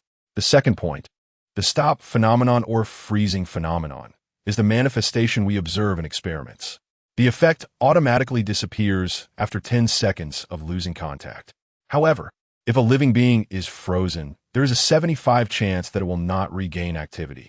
The principle is unclear, but it is speculated that it is because the innate characteristics of the animal are stopped, and here innate refers to the heartbeat brought by the mother. Each frozen individual cannot naturally resume a heartbeat, but artificial electric shocks can restore cardiopulmonary resuscitation with a success rate of 25. Yiming shivered, just like humans. The first organ to form during embryonic development is the heart, and the first heartbeat is obtained through the mother's energy. If it suddenly stops without external intervention, the heart will remain stopped. The third point is that the internal atomic vibrations of frozen objects will significantly decrease, meaning that the object almost loses mass. Deleted. The mass effect will also temporarily disappear. Therefore, during this period, any force can easily change its motion state and position. Yiming pondered over the content of the message, simulating the situation, since the Queen's ability cannot stop photons and gluons, meaning things with speeds equivalent to photons can ignore the Queen's ability, then the transmission speed of the freeze effect is slower than the speed of light. Thus, the frozen objects will be affected by natural electromagnetic forces and strong forces, and their physical properties will not change. That is to say, the object will not become very brittle or tough. Therefore, someone touching the Queen with a weapon will not harm her. Only high-energy molecular radiation and light-energy weapons are exceptions. If someone possesses this ability, it would be strange for countries and organizations not to want the Queen. No. A girl is just a girl. She shouldn't be treated as a weapon. Bullets, bombs, and even missiles, when used as physical attacks, will be completely stopped without harm. Once any country cracks this ability and develops such a weapon based on the principle, conquering the world will no longer be a challenge. This ability is an exception for me. Why? After saying that, he pinched the Queen's face, which resulted in her biting Yiming's finger hard. Above all, there are still too many mysteries about the Queen. Perhaps her ability is a composite ability, manifesting this freeze phenomenon through multiple aspects. This message will automatically delete after 38 seconds. Please remember it well. Do not let the Queen suffer any grievances. Especially do not pinch her face. Yiming hurriedly pulled his hand back and shook it. His stomach rumbled happily. I'm so hungry, I'm so wronged. I really don't understand why the new principal sent such a message to Yiming, a female secretary muttered to herself. The other staff in the office had long since left, and the colleague on duty had not yet arrived. Even if they monitored his phone, knowing this information increases the risk of leakage. In fact, the principal did not fully disclose the experimental results and the principles he grasped to Yiming. The message mentioned a general overview to make Yiming feel it was impressive without understanding. As long as Yiming agreed to take the secret to the grave, he would be allowed to take care of the Queen for a few days, after which he could be safely taken away. If he disagreed, no one knew what would happen next. This was the principal's calculation. The artificial intelligence computer answered her question. All right, the monitoring here is up to you, Luna. The network security department of the Sengoku school had been monitoring Yiming's phone without his knowledge. If he were to leak the content of the message online out of curiosity, the information would not only be intercepted immediately, but his handling would also be a priority. After quickly finishing the cup noodles, Yiming took out a piece of clothing from the wardrobe, a black shirt for the girl to wear, since the spray-painted clothes were disposable, making Yiming unsure where to look. After that, she was very curious about Yiming's phone while having nothing to do. Just a few minutes ago, she was observing the various robots in the dormitory. She blinked, her green pupils sparkling, as if expressing her desire to see it too. Yiming shook his head and raised the phone high. The girl stretched out her hand, trying to grab Yiming's phone, just like a kitten trying to catch something moving in front of it. You can't touch this, Yiming said with a wry smile. Can't touch. The girl finally spoke. It was in Chinese. Because, it's hard to explain, no. Today's phones are very sophisticated devices. To prevent privacy from being stolen, if the phone accidentally restarts, all the data inside will be automatically locked, unless you go to the dealer for a real name unlock. The girl, who was close to Yiming, had a faint fragrance and an overwhelming pressure, making him blush and stutter. Suddenly, she leaped up. Wow. She cheered loudly, and before Yiming could react, the phone went black with a ZZZ sound. You didn't listen to me at all. In the darkness, nothing could be seen. The phone, touched by the Queen, completely turned black from a semi-transparent state, and shut down instantly. The girl, losing her balance, leaned toward Yiming, who was already backed against the wall. Thud! Both of them fell to the ground. Just like that, Atlantis' network and the world were cut off. They had indeed equipped an ion interference layer. Atlantis has no external fiber optics. All network signals rely on relay satellites. Therefore, as long as release devices are installed on the rooftops of a few skyscrapers, the network connection to the outside can be completely interrupted. Even strong frequency radio waves from satellites could not break through the blockade. This is very disadvantageous for hiding our network address. Can we access the library system? Xiao Ke asked Fei Liluan. You mean the Warring States School Library? Full power running. No, it's not possible. They've increased the security level several times. Using a floating password system that changes 30,000 passwords every second, and all the characters are custom-created password systems. Without the base decryption support, we can't crack their passwords. Also, the dormitory is currently showing as unoccupied. They are really quick. Did we alert the snake by beating the grass? Or did we invite the gentleman into the jar? Xiao Ke stroked his chin and said, Xiao Ke, the Atlantis Civil Defense Department. Due to various historical reasons, Atlantis established a defense organization before becoming a German special zone, which is the predecessor of the Civil Defense Department. The minister of this department belongs to the Prime Minister's office, but is not appointed by the Prime Minister. It does not take orders from the German military and is only responsible for the permanent residents of the floating island, undertaking criminal investigations, major cases, and so on. Obtaining a budget requires approval from a double-layer random council. Strictly refused entry. The dormitory was inspected half an hour ago. At the same time, the Civil Affairs Department issued a notice online stating that there were some issues with the communication satellites that needed repair. Kana turned to look at Xiao Ke. What a coincidence. It seems Mad Round Table has control over many mechanisms in Atlantis. Hey, Say, where are you? I'm downstairs from dormitory 260 South. Dals has entered his own dormitory. Give up tracking Dals and scout dormitory 263 South, room 807.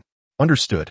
Xiao Ke, I just found the information for that room in the backup database I prepared earlier. Kana, display it. Resident, Laigu George Dals. Age unknown. Nationality unknown. Height 182 centimeters. The rest is all unknown. Compare it with Dals's current information.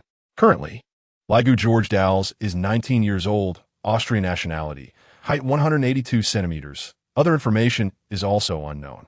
Xiao Ke, what's going on? This is quite a setup. Laigu George Dals. The backup information is 3 years old, and the current Dals is a third-year student. So it's impossible for him to be in this dormitory building 3 years ago. Did he prepare such fake information to rescue the queen? A few minutes later, the interference here is severe.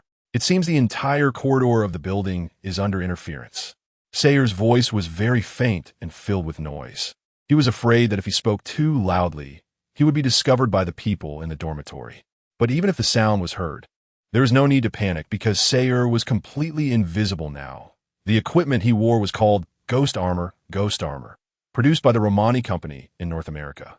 Individual special equipment with features like optical invisibility, infrared invisibility, and magnetic levitation. Try again. We must get the situation inside. If we are late, the people from Mad Round Table might move the queen. Fei Liluan, go support Sayer again. Forget about that for now. I'm entering the control interference devices port. The room is very cold, but Fei Liluan is sweating profusely. Yes, got it. There's a little bit of sound. Seems like a few names. The nano-cleaning robots are about to finish cleaning the surveillance cameras. I need to leave. Stop interference now. Total time 126 seconds. Sure enough, the other side is starting to track our location. According to the plan, we will shake off their tracking in the North District, and it's best to be at that location. Xiao Ke sneered. The floating island time was 11:40 p.m. Principal, we just detected that the interference device on the 8th floor of dormitory 263 South has been breached. We are already tracking it. The female secretary continued to report. Is there anything abnormal with the cameras on the 8th floor? They should have noticed something. The principal, riding the staff-exclusive elevator, was very calm as he looked at the sky and the sea outside the elevator. This was the west tower of the floating island. Located at the westernmost edge of the floating island, continuously battered by strong winds, but it had a silvery, smooth surface, which was said to have extremely low friction. Yes. 3 minutes ago, the screen went completely black, likely covered by some kind of coating over the camera. The emergency cleaning nanorobots have already been dispatched. They have now finished cleaning, and there are no abnormalities in the corridor. The principal quietly listened to Secretary Melior's report. She was an expert in this area and a technical officer at the Warring State School. Roles dare not show off in front of her. Sure enough, not long after, we've tracked the intruder's location in the North District of the floating island. However, the indicated location there is the Athena Grand Library, Terminal KP 1550. The data shows that this terminal hasn't been used for 3 days. The Athena Grand Library, a library funded by the European Trust, have they discovered? Yes, the library is in the North District, which is home to various international alliances and sovereign countries' offices or embassies. It's a very sensitive area. I think the European Trust discover her missing and won't play these petty tricks. Haha, as you say. After the laughter, the principal felt a hint of unease. They seemed to be warning us that they wouldn't give up easily. Moreover, they could use a sword to press against our soft spot at any time. However, they underestimated us. We finally have control of the Queen. We absolutely won't let them continue to cause trouble. Principal, we can't say that yet. If you could snatch her away, then come and snatch her. Something like that. Huh, no big deal. I have Fei Tian to back me up. When the time comes, I might need to borrow your husband for a bit. Rolls paused and continued. So, did Cassiel leave anything behind, like the Queen's DNA profile? I'm personally very interested. Currently, only backup copies remain. After Caster left, the laboratory's password was changed. The Queen's DNA indicates that she has a very long lifespan, with telomeres 60 times longer than those of ordinary humans, and they do not shorten during division. There's also no mechanism for cellular self-destruction, but unfortunately, most of these documents are no longer accessible. It's a pity. It seems we have to conduct our own experiments. In room 807, this small card is something called a mobile phone. The mobile phone, a term used since the 20th century, is indeed a portable tool, thinner and lighter, flexible, bulletproof, can be completely transparent like glass, charges in sunlight, and last a week on a full charge. Various specially made and modular mobile phones are very common. The girl pressing down on Yiming looked at the mobile phone, glanced left and right, sniffed it, licked it, and immediately lost interest. Yiming, saddened, took the phone back from the girl, feeling a pang in his heart. 10 seconds later, the phone's screen lit up again, followed by a sound effect. The text message was deleted. It was as if time had just stopped and the phone did not lock. Yiming finally breathed a sigh of relief. What's jumping? The girl suddenly pressed against Yiming's chest, listening to the thump of his heartbeat, and suddenly pointed seriously with her index finger at his heart. Hey, what is beating inside you? What happens if it stops? Will it hurt more? Yiming's heart raced faster. This is the heart. If it stops, it doesn't hurt. It's death. Facing the girl who was crawling on him, Yiming's face turned red, and he didn't dare to move. So it's a heart, but it's my first time. The girl let out a silver bell-like laugh. First time? You're the first doll I've held that also moves in that white room. No matter how lively the dolls were beforehand, once I held them, they stopped. As she spoke, the girl's expression darkened a bit. Could the Queen know about her ability? No cute little animals are allowed to be touched. The first time refers to the heartbeat, huh? Well, didn't you easily touch me, and I'm still alive and can still... No, I'm a person, not a doll. Yiming scratched the back of his head, feeling like he could have a normal conversation. A person? And miss, could you move away from me? I'm a man. Sometimes I might lose my reason. Oh, do you disdain me? Just move a little, my hand is getting numb. The girl shot him a sidelong glance. Meow. Don't let this princess get too proud. Sigh, suddenly change her face. Hey, what are you doing? Don't touch down there. I've heard that men have a big worm down there, and if you bite it off, men will listen to you. What strange knowledge is this? It doesn't hurt at all. But this statement had absolutely no persuasive power. Yiming struggled, flipped over, and pinned the tall girl beneath him. He grabbed her hands, their eyes locked. Looking into her emerald green eyes, there was not a hint of discord, beautiful to the point of being intoxicating. A mere slave dares to push this princess down. The girl's hair was loose, her dark brows furrowed, her tone questioning. Yet her reprimanding words sounded so pleasant to the ear. Yiming closed his eyes and sighed deeply, mustering great determination to stand up, pulling the girl up with him. So smooth, that delicate and soft hand made Yiming reluctant to let go. Yiming finally released his grip, suddenly realizing he hadn't formally introduced himself. My name is Yan Yiming. Yan is my surname, and Yiming is my first name. He noticed that he no longer had that stammering tone. There was no tension or restraint like in the psychological lab. The girl's presence felt like a beacon suddenly appearing in the dark sea. The girl placed her index finger on her cheek, looking at Yiming. Oh, Yan Yiming. Name, like this. You slave really know how to do things, but reporting your name so late. Where's this palace? Meow. You're still in daze. After saying that, she poked Yiming's face. What's that? Yiming said, pressing his mouth against the girl's delicate finger. Wanted to know, very, very much wanting to know, even if it was the most unpleasant or incomprehensible language. At that moment, Yiming would surely turn it into a beautiful melody. A mere slave wants to know this princess's name. You can't, no matter how ignorant you are.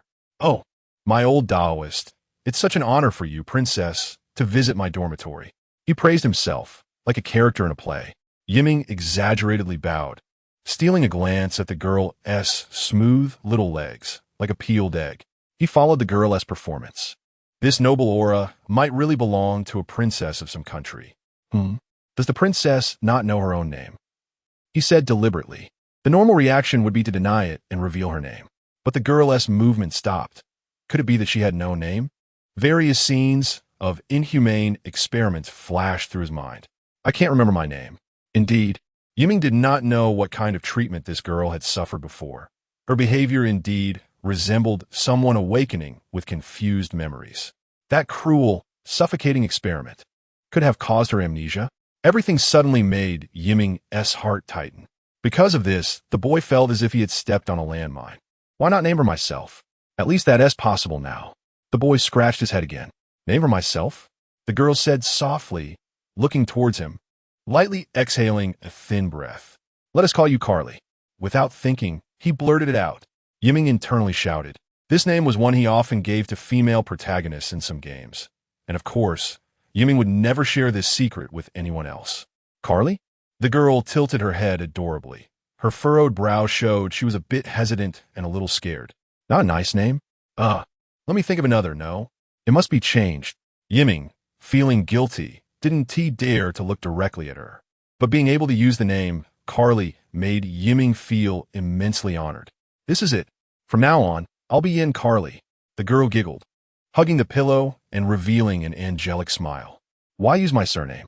The sentence was left unfinished, but after thinking about it, introducing her to classmates this way would confuse the past, and he could show off. After all, others wouldn't know. Haha, I'm truly a genius. Because I'm the older sister. This is how it develops. It was beyond Yiming's expectations. Sister. Oh no, this might bring back some dangerous memories. He quickly shook his head, trying to push those thoughts away. Carly yawned and then started to doze off. Looking at the clock, it was already midnight. Arranging the sleeping arrangements was very simple. Let Carly sleep on the bed in the room, and Yiming sleep on the sofa in the hall. In any case, Yiming had no qualms about the bed's smell since robots disinfected it with steam every day and sprayed a light perfume. The girl lowered her head slightly and said gently, Yiming, can you be my sleeping bell? The dark room is very scary. What is a sleeping bell? Is it a type of doll? Doesn't that imply? Yiming lost a few seconds of brain function. No. I don't trust myself too much. A person should know their own limits. If I'm not at ease, I could just tie up my hands and feet. Yiming suddenly felt a dark tone coming from behind him. Startled, he turned around to see the shy girl. Just then, it felt like an illusion. In any case, it's not possible. Yiming, who firmly refused, thought of a compromise. He took out the cushions from the wardrobe, adjusted the lighting to a sleep-friendly brightness, and let Carly sleep with the pillow. Soon, soft snoring could be heard. After yawning, it was already past midnight. He lay down on the sofa in the hall, feeling drowsy. Tomorrow, he had a bad premonition. He muttered to himself, his mind in chaos. thoughts flying around confusingly, feeling uncomfortable no matter how he turned. Suddenly, he became a bit more awake and checked the time. It was already 3 a.m. Feeling dry and parched, he got up to pour a glass of water. Sneaking into the room, he opened the door and saw the girl sleeping peacefully. But she instantly fell into a nightmare, murmuring and tossing. Yiming made a firm decision. No matter why Dowles entrusted the queen to him, he absolutely would not let Carly return to that cold-blooded laboratory. Hiss, my phone, hiss. The sound on the speaker lasted only a few seconds. After analysis, the voice loss rate was 1, and it was a man's voice suitable for voice-print analysis to find out who that person was. Kana said to Xiao Ke, "Why not request assistance from a base?" Their voice-print database is enormous, containing records of about 10 billion people from the entire solar system. So it shouldn't miss anyone. The 10 billion is just the data controlled by the base. Among developed countries, China has the largest population at 800 million, while Africa and the Indochina region account for more than half of the Earth's population. Xiao Ke shook his head. Last time, they took at least 72 hours to provide us with feedback on the voice-print analysis. I'm afraid we can't just wait for them to finish the analysis. We need to take action ourselves. Perhaps even the base doesn't have this person's voice in their database. Xiao Ke had this instinct. Then, how about finding a way to obtain various voice-print databases from Atlantis? That's right, starting from the library that students often visit. Such libraries are everywhere. Chapter 7. Out of danger, there was a warning sign prohibiting entry for tourists.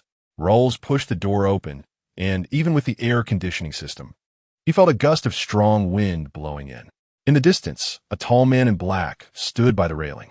With a crisp sound, a fire was ignited. A man dressed in a black leather jacket, with dark skin that didn't seem to belong to a black race, but rather appeared sunburned, stood there.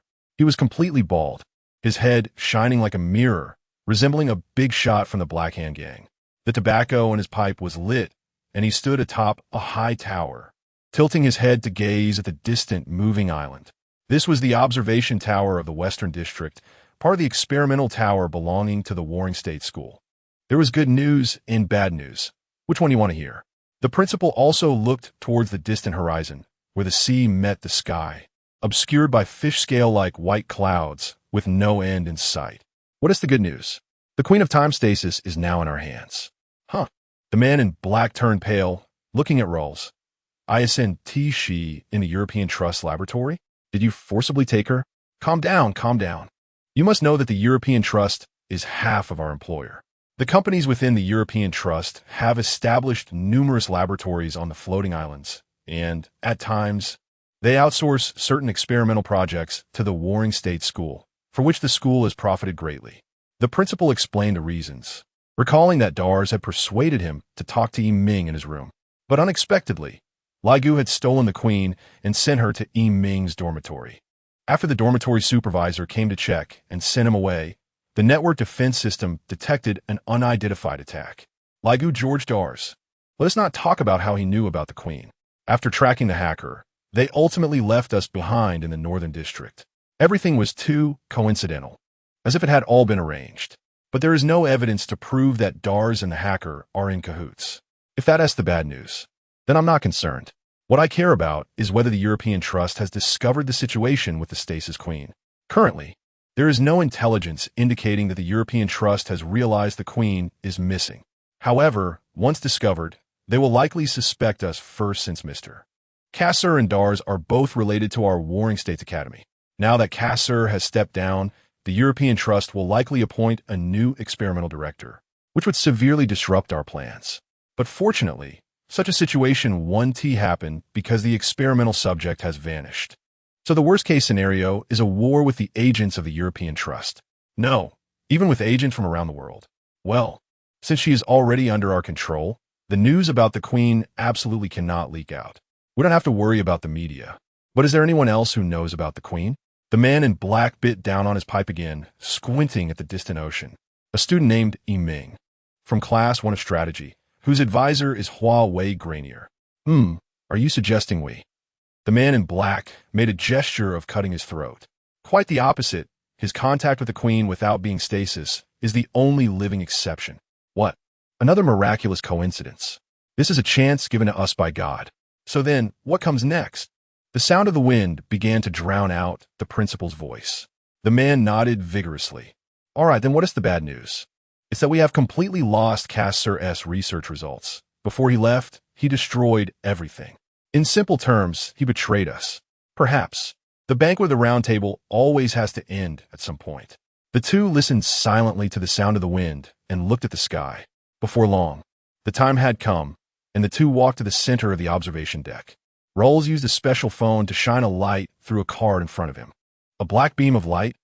Black light source. A beam of light generated by light passing through dark matter. The principle is unclear and belongs to the black technology only known by the Mad Round Table. Shot out, revealing a door that appeared as if it had emerged from thin air. However, upon closer inspection, the door was transparent, resembling an elevator, probably to prevent others from knowing. The West Tower had such an elevator. They were not gathered at the top of the West Tower without reason. Rolls was heading to a place every principal had to visit, a location that held all the core secrets of the Mad Round Table. The tactile deception function was truly annoying. Sima Heilung's fingers clearly pressed the numeric keys for the password, but his fingers felt as if they were just pressing against air, with no tactile feedback.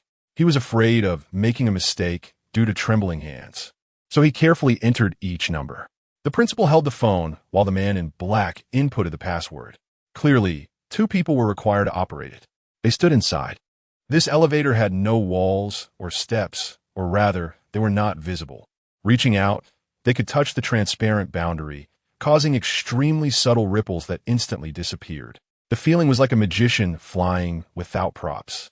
If someone with a slight fear of heights were here, they would be paralyzed with fear, unable to stand straight. Rolls closed his eyes, afraid to look down, feeling the overload as they ascended, his breathing becoming rapid. Where did the president get all this technology? Listening to Sima Heilung's teasing, Rolls slightly opened his eyes, and in an instant, he completely forgot his fear. He was so excited that his lips trembled, unable to speak. The indescribable beauty of the clouds gradually descending came into view. The horizon appeared curved, and the distant blue light reflected back with stunning brilliance. Looking up, the sky gradually turned dark. The starry sky above and the blue sky below.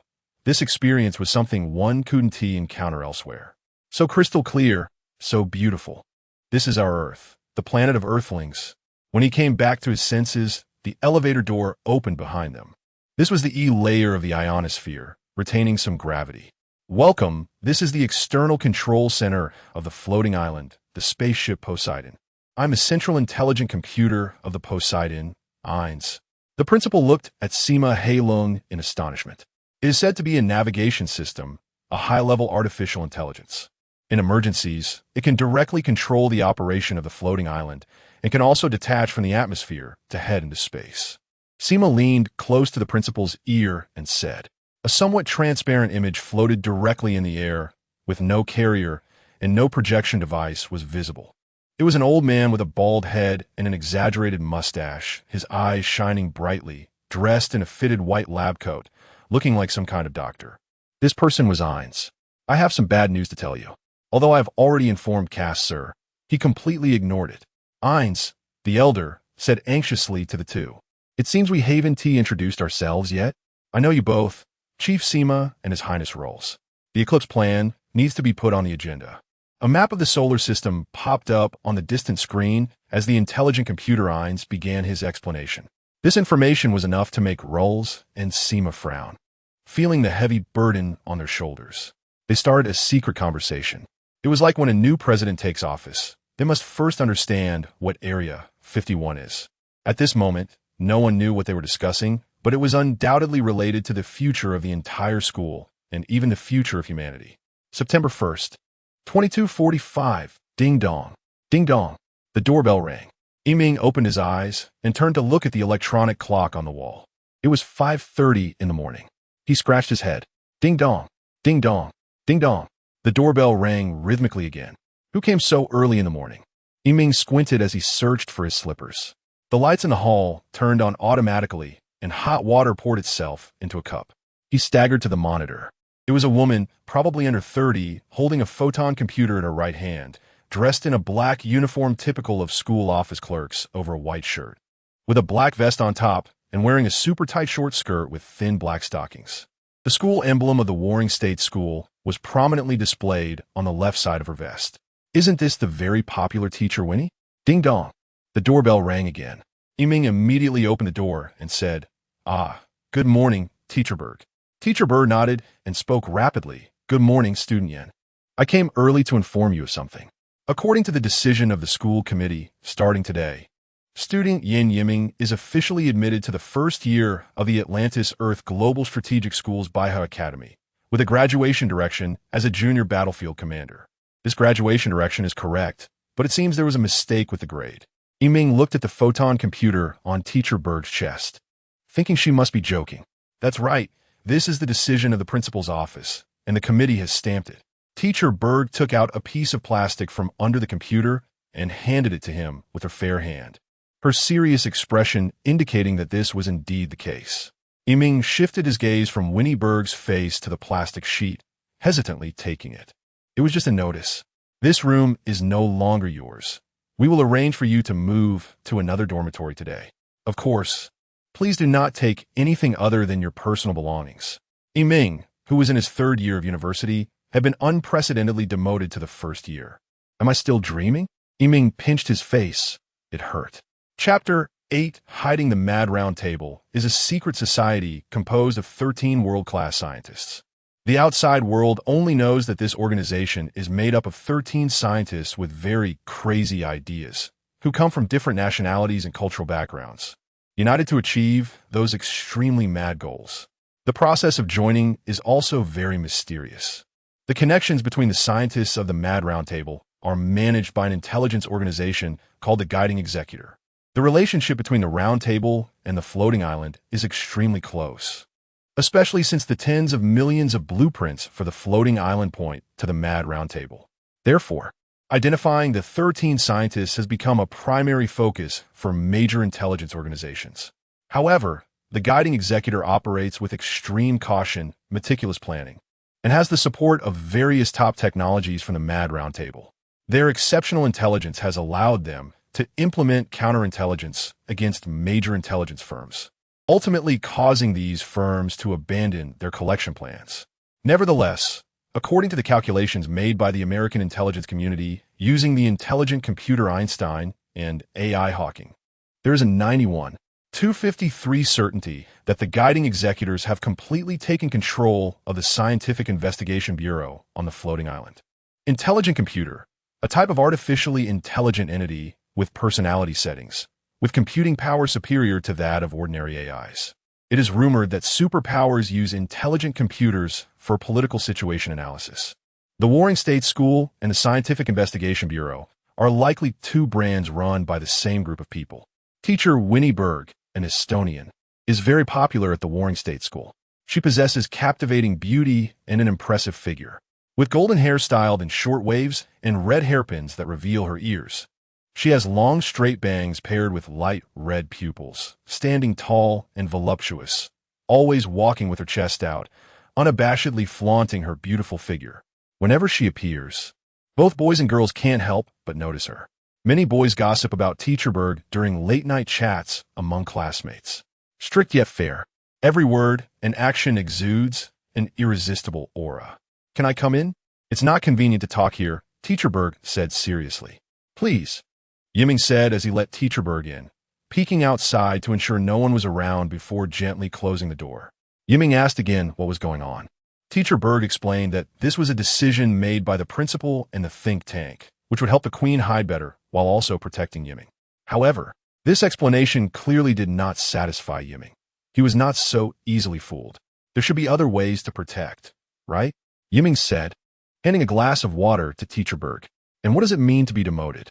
Sitting on the sofa, Teacher Berg shook her head.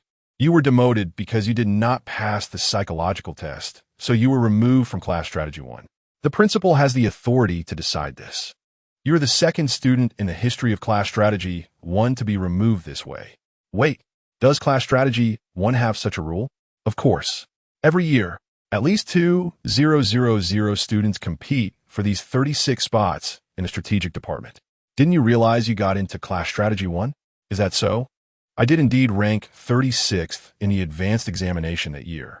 Yiming recalled that he had missed the advanced lecture and thus had not heard about such a rule in the strategic department.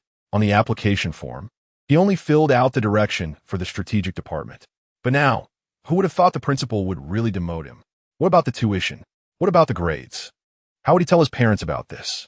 Countless questions made Yiming anxious. Teacher Berg raised the square bag in her hand, saying, "All right, this is clothing for Carly. You should get ready too. Time is precious. Any questions can wait until we're on the road." She then naturally entered Yiming's bedroom and locked the door with a click. It seemed that things were serious, but did I even tell Teacher Berg Carly's name? Winnie had even prepared the clothes. The plan was already quite thorough. Yiming sighed, "Laigu, you've really put me in a bind." Yiming had no habit of changing into pajamas. Being in college, there was no fixed uniform to wear. He hurriedly brushed his teeth and washed his face in the bathroom, quickly rinsed his hair with water, roughly dried it with a towel, and tidied up his appearance. After the biannual grooming class at the Warring State School, Yiming was now very attentive to his image. In the hall, Teacher Berg had already helped Carly change clothes. Carly was now wearing a sunlit white, sleeveless dress adorned with exquisite lace, with semi-transparent dark brown stockings. Looking both cute and pure while adding a hint of allure. Standing together, Carly was only slightly shorter than Teacher Winnie. Although Carly had changed in her new clothes, she was still yawning widely, her crescent-shaped eyes revealing their dark green color, her long hair remaining glossy and smooth without any mess.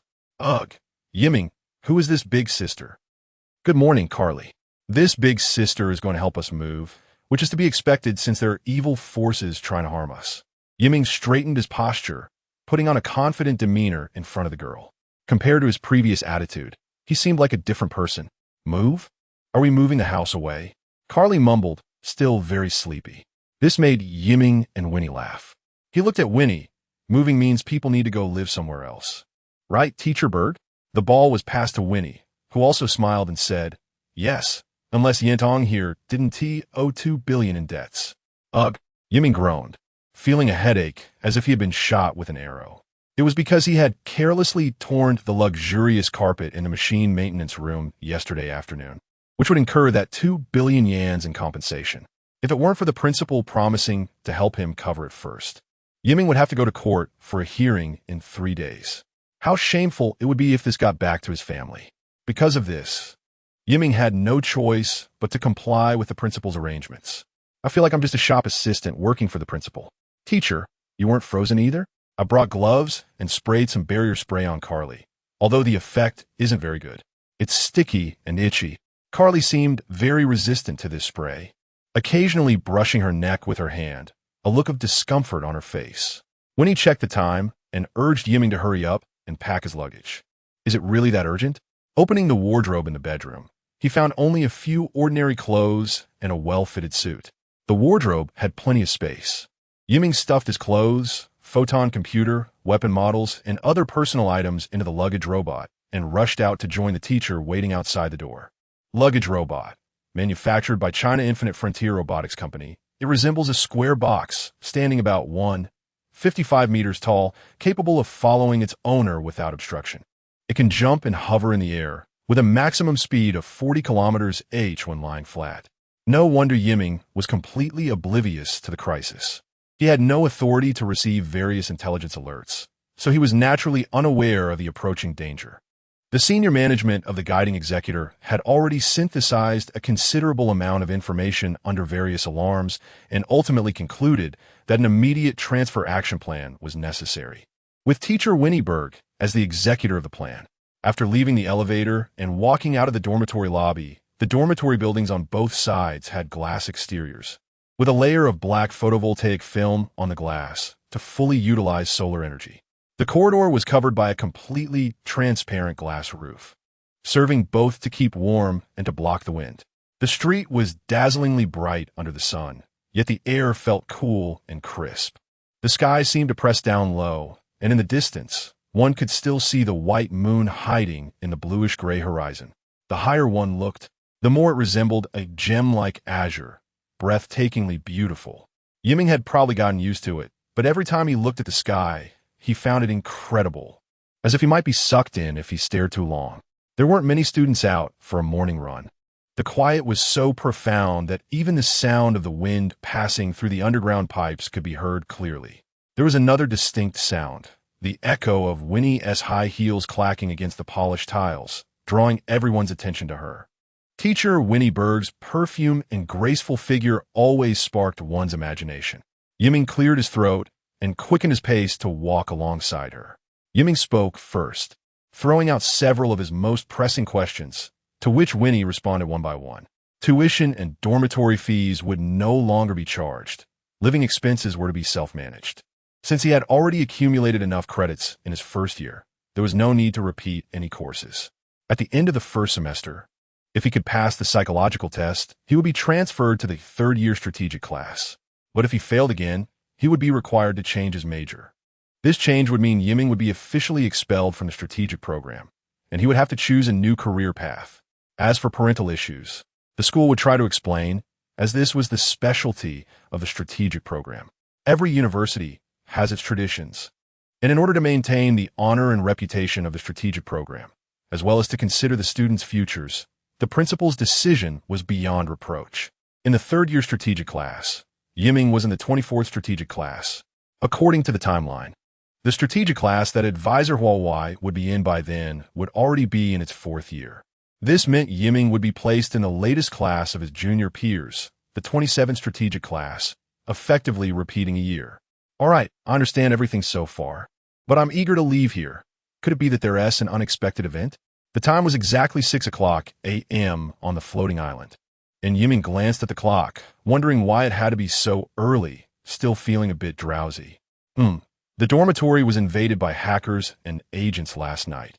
Yiming, your information may have already been leaked. In this world, once discovered, it means extinction. Teacher Berg glanced at Carly to confirm she showed no unusual signs. Her gaze returned to the road, and to ensure her absolute safety, you all must leave immediately. Yiming was taken aback. Was it really last night? The precise time was 11:28, 38 p.m. last night. Based on calculations from the intelligent computer, the probability of being discovered was found to be 90, meaning some information had likely been leaked, and the intruders could be confirmed as the same force. Fortunately, it could be ruled out that it was the European Trust. The European Trust? One of the three major factions in the world. According to Teacher Winnie, was the Queen originally in the hands of the European Trust? After gasping, Yiming covered his mouth and looked around, seeing no one else. Feeling suspicious, he thought someone was following him. He whispered, "Is the intelligent computer really that capable? I might have said too much, but don't worry. Very few people have seen her true face. In front of ordinary people, she is just a normal girl. Just be careful not to touch anything casually." As they spoke, they reached the edge of Zone C. Winnie slowed her pace.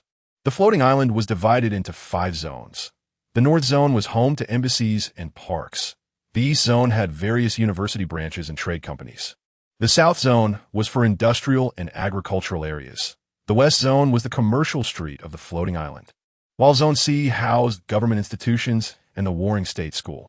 Yiming slowed down, holding the drowsy Carly by the hand, with a luggage robot trailing behind. In the distance, he saw a well-dressed, poised woman at the seating area. Upon seeing Winnie, she stood up and walked over. "Right on time, Winnie."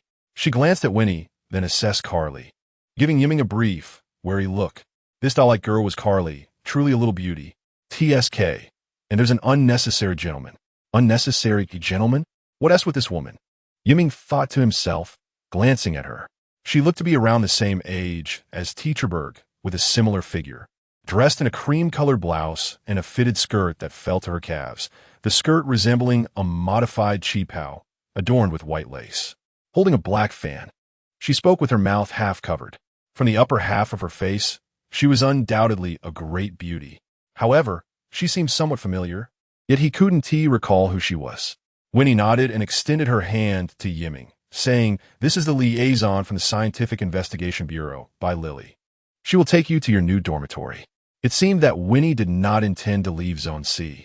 Her task was probably just to escort Yiming away from the original dormitory. By Lily? Is she the big boss of the 18 entertainment venues in the West Zone? By Lily?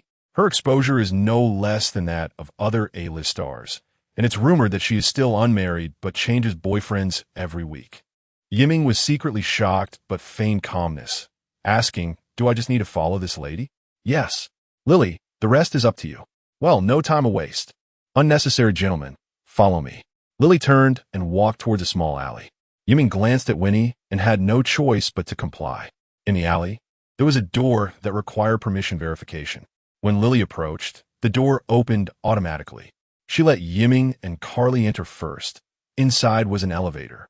The elevator quickly descended to the third underground level, and Yiming remembered that the third underground level was already under military control. They walked in silence, the atmosphere awkwardly tense, with the sound of the wind whooshing echoing loudly here. Yiming hoped to quickly end this torment. "Where exactly are we going?" He finally broke the silence. "To the dormitory in the West Zone." "Oh, that's not bad. So she was such a cold person? After all, a big shot like her came to pick me up." The atmosphere grew cold again. Carly suddenly stopped. "What's wrong?" Yiming asked. Carly, still with her eyes closed, pouted and said, "I'm tired. Carry me." Yiming estimated they had been walking for nearly half an hour. Carly didn't look like someone who exercised often, having been confined in the lab for quite a long time. Her muscles would have atrophied from lack of exercise. He thought Carly had reached her physical limit because of this. Yiming, required to run 10 kilometers every day for the strategic class, was quite confident in his stamina. "Are you really not going to stop?" Lily said incredulously as she watched Yiming prepare to squat down. Yiming shook his head, picked Carly up on his back, and walked forward, saying, "I don't understand it either." "That is probably because you're wearing gloves," Lily said, filled with skepticism. She was very familiar with the Queen's abilities, being a high-ranking official in the Scientific Investigation Bureau. Since she didn't believe him, he wouldn't waste his breath arguing. "Unnecessary gentlemen, you must have cheated. Having a student like you in the strategic program is simply a disgrace." Lily suddenly said this, which left Yiming quite puzzled. Had he just done something? Upon careful reflection, considering his exam scores a few times, he indeed could not convince Lily. The golden class of the Warring States School, the strategic class, did not allow mediocre students to graduate. But Yiming could not accept the accusation of cheating. He merely snorted and continued to walk ahead, shaking off Lily.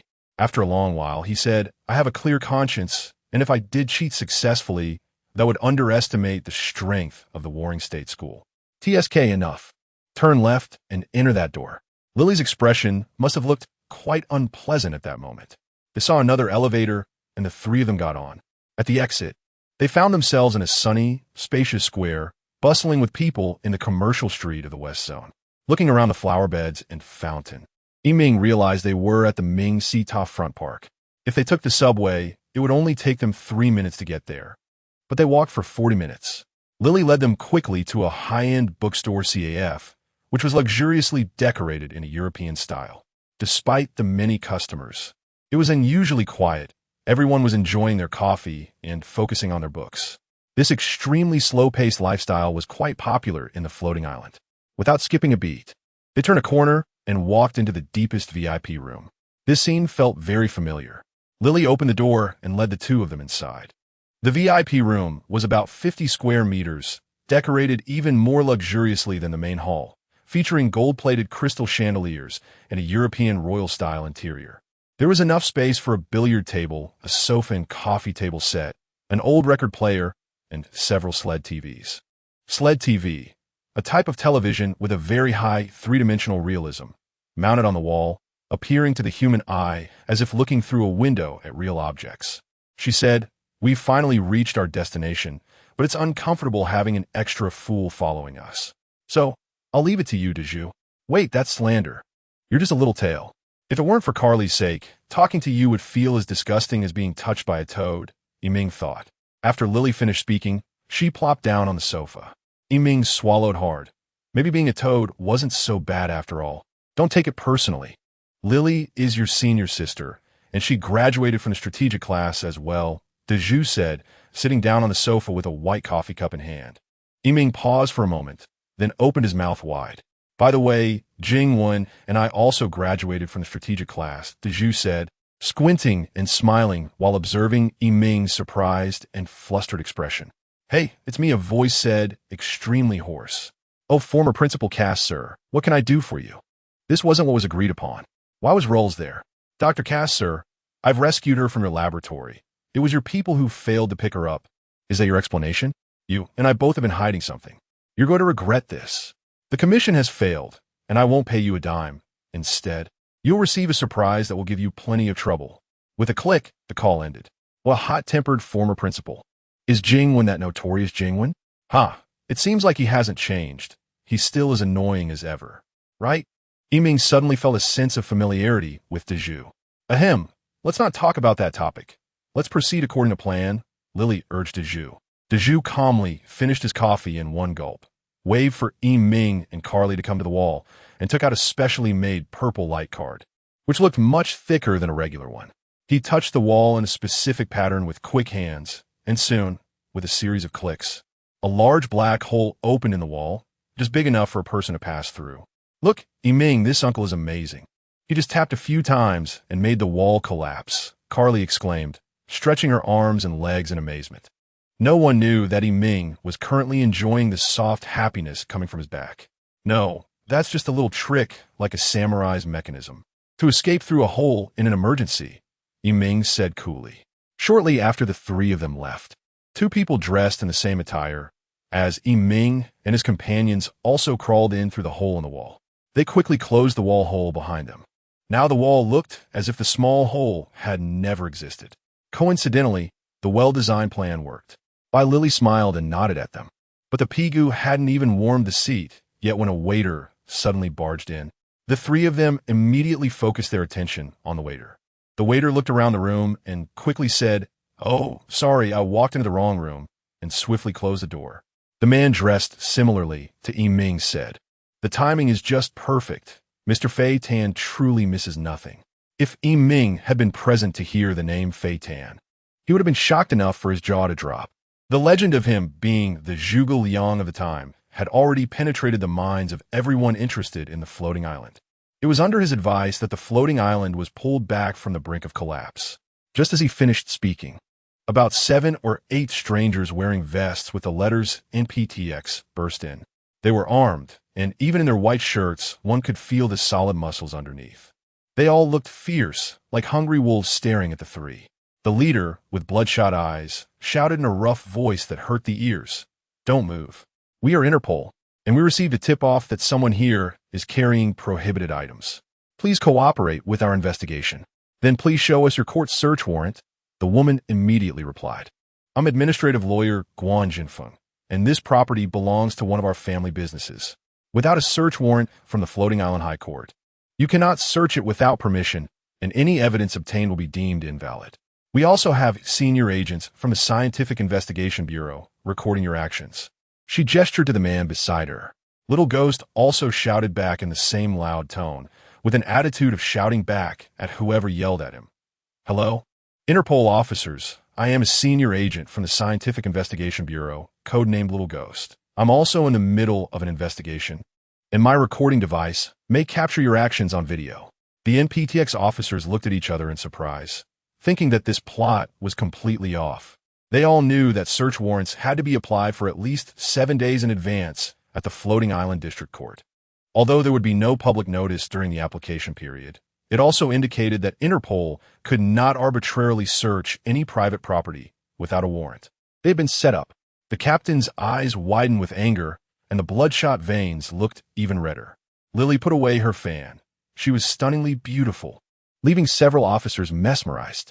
With a hint of charm in her smile, she approached the captain. "Gentlemen, may I have a word? You must have received the wrong tip-off. I just spoke with Mr. Luo."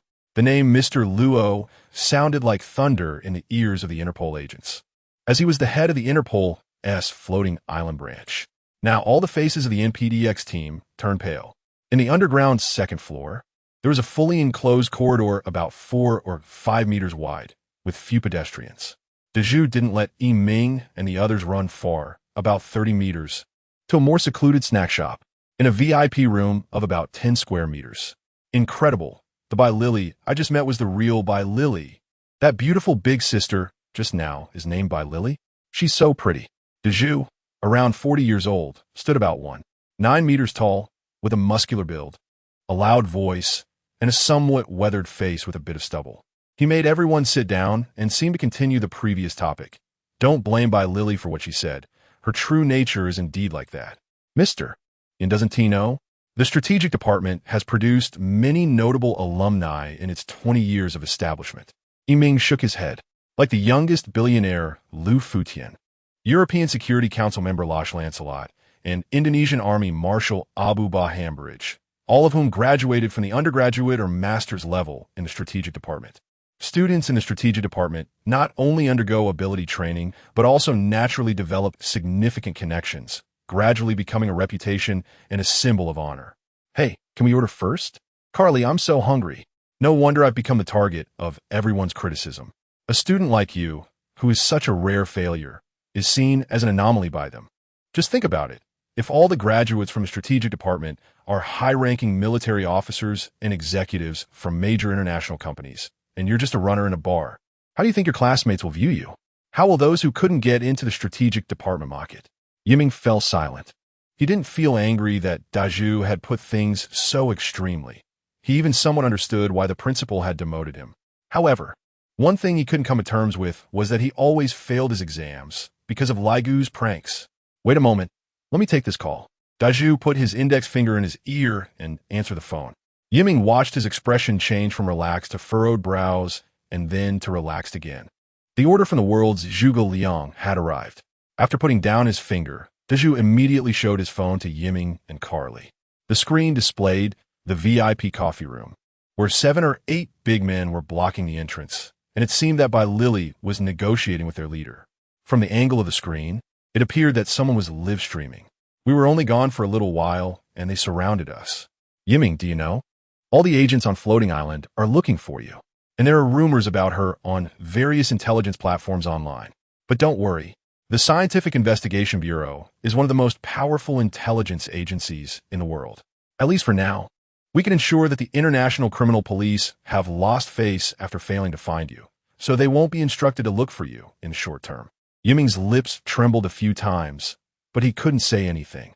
His shocked eyes darted around, always feeling that someone would break in.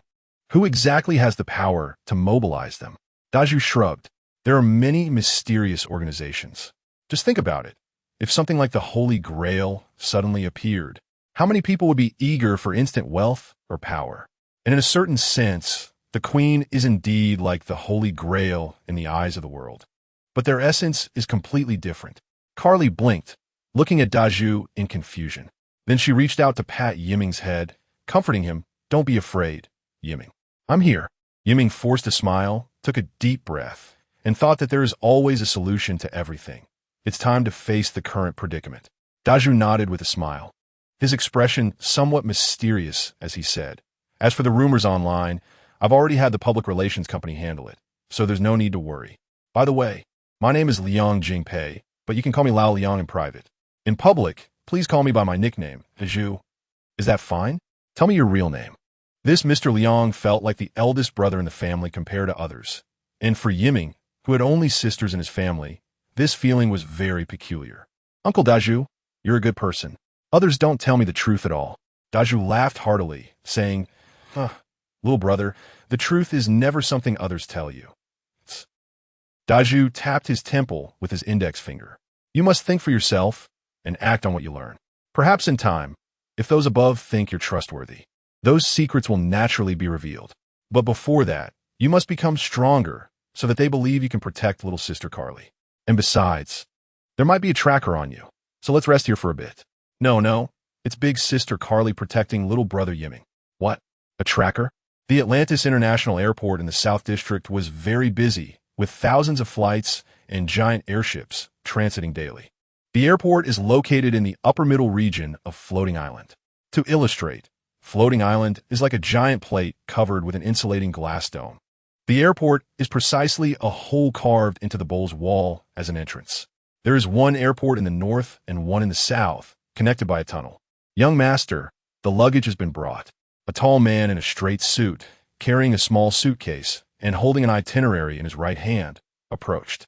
He had bright eyes, a sunken face, and silver black hair, resembling a professional and steady old butler. How? is the progress on the Zikexi development zone. The old butler reported to the young master, Ping Tian has acquired that piece of development land at a price of 22.8 billion Yadian. It is said that the competition for that land was very fierce, and a certain Brazilian company has been clinging to it. He looked at the airships passing by outside and the light blue sky. The dazzling light cast him only as a shadow. After all, it was industrial development land on the moon, with a premium of 135. Gen Zero is at this level. There are neither disappointments nor surprises. Is there anything else? Yes, young master, the second young lady sent an email. The old butler handed over the phone. Dear elder brother, how have you been recently? It's been a long time since we've been in touch. I heard that you also got into the Warring States Academy, so I want to congratulate you here. Oof, a puppet. Liu Yin put the phone back in his pocket upon reading this. The Hinata clan controls the Hinata supergroup. The Hinata supergroup is a conglomerate composed of 6 multinational groups, controlling 80% of Japan's total economic output. As one of the core member states of the Chinese Character Alliance, Japan's Hinata supergroup is indeed deeply influenced by a neighboring country.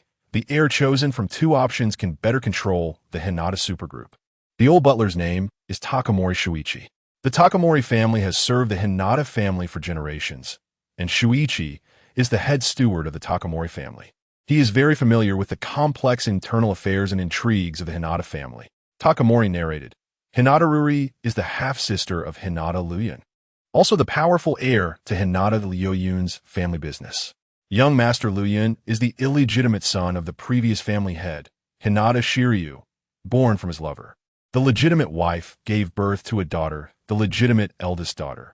However, regarding the inheritance rights, Shiryu has never made a designation. Although Ruri, the second young lady, was born a step later, she is undoubtedly the first heir. Due to health reasons, Shiryu has entrusted daily business to young Master Liuyun, retreating into the background. This decision has met with significant opposition within the family. Hinata Liuyun needs to defeat the opposition within the family before Shiryu passes away. As for attending the Warring State School, should he rent a room externally or follow the school's arrangement? When in Rome, do as the Romans do. I've already reviewed the school's plan, so let's go with theirs. Yes, isn't the young master going to see the second young lady? No need. Let's hurry to the dormitory. These 2 hours have accumulated quite a few company reports. Liuyun said coldly and quickened his pace. Chapter 9, Dangerous Tracking Tracker. Yiming looked down at his clothes, frantically rummaging through his pockets and luggage. His strange appearance made Carly giggle. Yiming, calm down. Think about whether you've encountered any strangers or if anyone brushed past you. She said, I mean, in my view, you guys are also strangers. Haha, but we're here to protect you. We're a trustworthy organization. However, this statement made Yiming recall Laigu's words and the scene of Laigu hugging a blanket at that time. Don't trust anyone or any organization except your comrades. Look around. Daju brought Yiming's thoughts back to reality, making him scan the room. The room was very simple, with only a promotional poster for snacks, soft drinks, and cakes hanging on the wall. There was just enough space for a table for 4, and it was only 3 or 4 steps from the door to the table. The ceiling had an air conditioning vent. The environment here is quite enclosed. We're in an electromagnetic shielding area, Daju said, staring at Yiming's face. As long as we don't open the door, the signal from the tracker won't leak out, and we won't be found. Uncle, your reserve bread is here. The door suddenly opened. Ah, Yiming jumped up, and the 3 people in the room looked at the girl delivering the bread. Huh, do I have something on my face? Lena asked. The 3 shook their heads, and the luggage robot made a beep. After Lena placed the bread on the table, she said enjoy, and swayed her waist as she walked out, closing the door behind her. Daju awkwardly smiled, saying it's fine. Lena and I are very familiar. This store can be trusted, and opening the door for such a short time won't be a problem. Yiming still felt uneasy, especially about the tracker issue. However, Daju said he couldn't find any tracker Yiming might be carrying, as removing nanobots requires professional equipment. Does that mean we can't leave here? Yiming asked. There's a way, but we can't use it yet, Daju explained. If I use a close-range jamming device, it can completely shield the signal, just like the device the principal uses. But that device can easily become an obvious target and attract electronic police or even some ill-intentioned people. It's better to stay in the room and wait. Carly was about to drool. As soon as the bread was delivered, she grabbed one and started chewing, completely disregarding her image as a girl. Yiming also picked up a piece of bread. The bread from this little snack shop was indeed delicious, selling traditional Chinese bread like pineapple buns, red bean buns, and char siu buns, which made him salivate. Even Yiming felt nostalgic, and he instinctively thought Daju must be from Guangdong. Yiming, little brother, I have some bad news. I have to say, I've been up for 4 nights straight. It's now 8 in the morning. I'll sleep for 2 hours to regain my energy and then leave here. This place is up to you now. Protect Carly and absolutely don't go out of the room, Liang Jingpei said bluntly. Daju, wait. The sound of snoring had already started. He was sprawled on the table, fast asleep. This left Yiming feeling lost. Carly looked at Yiming, who was scratching his head and sighing, and asked, Yiming, what are you worried about? I'm very capable, you know. I'm looking for a little machine that can locate our position. Yiming replied, not expecting Carly to be much help. Let Carly stop them. After saying this, she slapped the luggage robot, which immediately stopped working. After a while, the luggage robot screen came to life with several question marks. Spin around, Carly commanded. The luggage robot began to spin in place. Hey, Carly slapped the luggage robot again, and it stopped immediately. This time, the luggage robot displayed even more question marks. How about it? How about it? She asked, smiling like a little angel. Unfortunately, Yiming shook his head. Sister, your ability is not to be doubted. But I'm afraid the tracker is either installed on me or actively following us nearby. It might be as small as an ant. An ant that follows its target is hard to detect, no matter how cautious one is. Carly placed her greasy little hand on top of Yiming's head and rubbed it. Ant, come out. Yiming couldn't help but be annoyed. Pressing Carly's hand down onto the table and putting on a fierce expression, saying, Carly, from now on, don't touch my hair without my permission. Carly was startled by his expression and nodded with her big watery eyes. Yiming took 2 pieces of tissue to help Carly wipe off the grease. However, at the moment their fingers touched, Yiming realized that the grease from the bread hadn't actually gotten on Carly's hand, and a wave of guilt surged up. Suddenly, his pocket vibrated. It seemed to be a text message from teacher Huawei. Yiming, this weekend is the last chance for the psychological test. Be sure to report on time. From this message, it appeared that teacher Huawei still didn't know he had been demoted. She was still notifying him about the exam this weekend. Yiming widened his eyes, suddenly feeling deceived. He recalled that from the moment he left the dormitory, everyone he had encountered was either a staff member of the Warring States Academy or someone claiming to be from the Scientific Investigation Bureau. Yet teacher Huawei was unaware. Who should I trust? Undoubtedly, it was teacher Huawei, who had been his class advisor for 2 years and was the teacher he was most familiar with. Yiming glanced at Daju, who was still sound asleep. Could it be that the principal and their confidants have conspired to deceive me? Or is everything fake? The principal is fake. The dormitory supervisor is fake? Otherwise, why would teacher Huawei be unaware? But what is the purpose of doing this? Is it to kidnap me and demand a huge ransom from my dad? Everything was still uncertain. With doubts in mind, Yiming took action. He found the demotion notice from his luggage. The notice had the system announcement address on it, used to verify authenticity. If it was real, there must be a message about it in the school's announcement system. He then pulled out the photon computer from his luggage and placed it on the table. Just as Yiming was about to connect to the internet, he realized that there was no mobile signal in this room. He looked at his phone and said, how strange. No signal. So how could I receive a text notification? One mystery after another. The truth is always something one must think through and act upon. Yiming sighed. Yiming, were these symbols? Carly leaned against Yiming's back, peering at the holographic screen. The happiness behind her was soft and warm. She didn't even recognize Chinese characters. But at that moment, Yiming had no desire to explain each character. He merely stammered in response. These are Chinese characters, the official writing of the Warring States Academy. Soon, he discovered that this room had an SSIP signal, a commonly used wireless local area network at the time, which could be used to access the internet. Yiming didn't connect to it immediately. He recalled what he had learned in Strategic Class 1. Do not trust that your current network is secure, Dr. Vanel said, pacing back and forth at the podium. Every program has vulnerabilities, and even those programmed by artificial intelligence are no exception. Those security software programs only provide a bit of psychological comfort. The back doors cannot be blocked.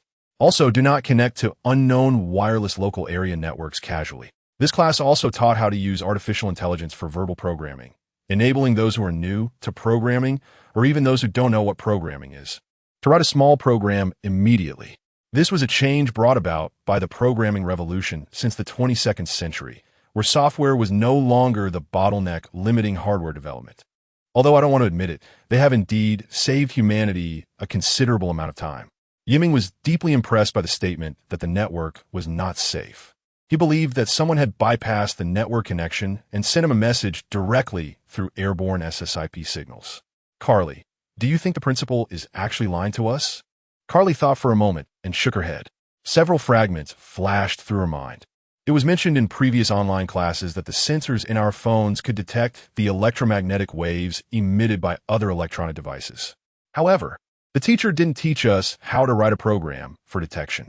Carly tilted her head and said, "Then why not ask the teachers how to write one? I'm not sure if this wireless network is safe. It could be a trap. If I connect, it'll expose our location. If I don't connect, I won't be able to ask the teachers, and I'm not sure if the principal is joking with me."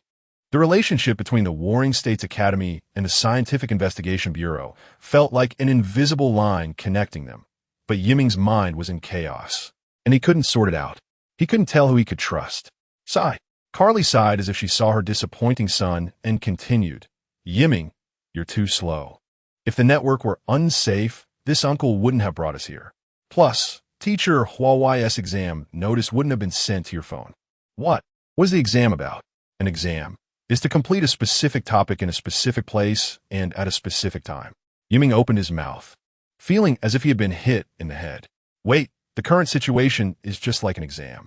Yiming wiped the cold sweat from his palms, as various clues suddenly clicked in his mind. The specific place refers to this room. The specific time starts at 8 o'clock and ends 2 hours later. The specific topic is to find the tracker on us. And Liang Jingpei, also known as Deju, is the invigilator. His words are the hints to pass. Yiming smiled, as if half of the door had been opened. Carly, you're amazing. I understand now, just like when Sister Sarah solved problems for me. Who is Sister Sarah? Hold on. Carly, let me solve the current problem first. Patting Carly's head to comfort her, Yiming fell back into the pursuit of clues. Besides saying it would take 2 hours to complete, Liang Jingpei also said that this store was safe, meaning the network was safe and could be connected. But while grasping the clues, he also had concerns. The Scientific Investigation Bureau might be a setup from the principal to trick me. After all, I haven't done anything wrong. So how could it be on my head? There is no decisive evidence to prove they are real. If that's the case, then the demotion is just fake news. But then he thought, if I give up on this exam, wouldn't I'd be able to shake off the burden of the queen? Yiming checked the time again, 8:15, with 1 hour and 45 minutes left until the scheduled time. He quickly connected to the network and accessed the Warring States Academy's bulletin board. Sure enough, there was no demotion notice about Yiming, and the QR code on the notice was empty. No need to think further. This is a trap. Yiming let out a long sigh, stood up, and walked to the door. As long as he left this room, the exam would end, and he would prove he was not the kind of person who could protect Carly. But the moment his hand was on the doorknob, it suddenly felt as if a 1,000-pound stone was pressing down on him. Knowing the secret, if Yiming left now, he would die. Yiming? Where do you want to go? Carly, watching him from behind, spoke in a weak voice. His trembling hands urged him to decide quickly, to return to his previous life. Had he forgotten his own dreams? Yiming shouted in his heart, but his hand didn't move. Buzz! His phone vibrated again. He quickly picked it up to check. And indeed it was from outside the circle, a message from Teacher Huawei. Sorry, Yiming, the exam has been canceled. The principal's notification has reached me, and I'm really sorry. Please accept my condolences. Huh. It turns out Teacher Huawei made a mistake. Yiming forced a smile. He was exhausted, but the weight in his heart vanished. It turned out he had misjudged. A wave of relief washed over him. Yiming now realized that Carly had already occupied a significant part of his world. Yiming didn't know that on Teacher Huawei's end, Laigu, you installed a Trojan on my phone again. Teacher Huawei whispered, leaning close to Laigu, who was sitting in the front row. This was the main classroom of the Warring States Academy, and students were gradually entering through the back door to prepare for class. If I hadn't seen my phone sending a message, I wouldn't have known. What if Yiming really went to the psychological laboratory this weekend? You made me tell a lie to cover for your message. Also, never install viruses or Trojans on my phone again. Don't worry, Yiming won't go. He's in a lot of trouble right now. Huawei, to apologize, should I treat you to some Bamuda ice cream on Sunday? No, just have it delivered to me. Laigu chuckled, but as he watched Huawei turn back to prepare at the podium, his expression suddenly turned serious. The test was about to come. Yiming quickly sat back down and searched for automatic programming. In an instant, many free automatic programming websites popped up. An hour and a half was a bit tight. This automatic programming would take about an hour or so. Hopefully, he could catch up. After submitting his voice recording, the online programming began. But Yiming didn't just wait.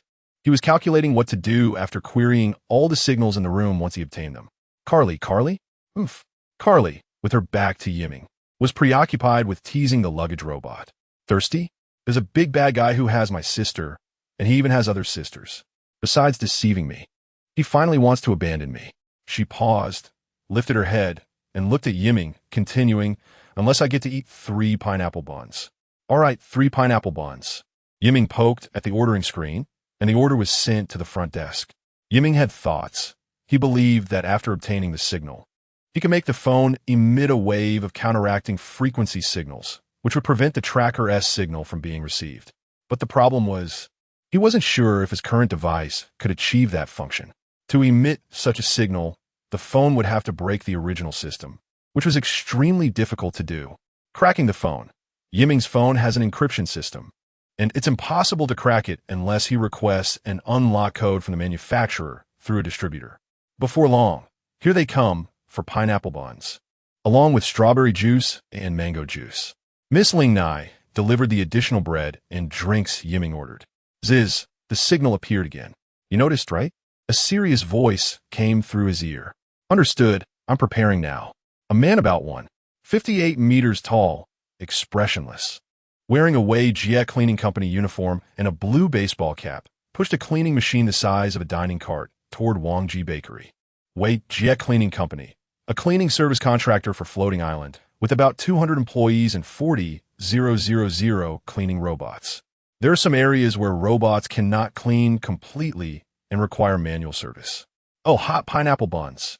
Blowing on the edges of the bread, Yiming took a bite, and a wave of happiness filled his body. Carly rested her cheeks on her hands, watching Yiming busy over there.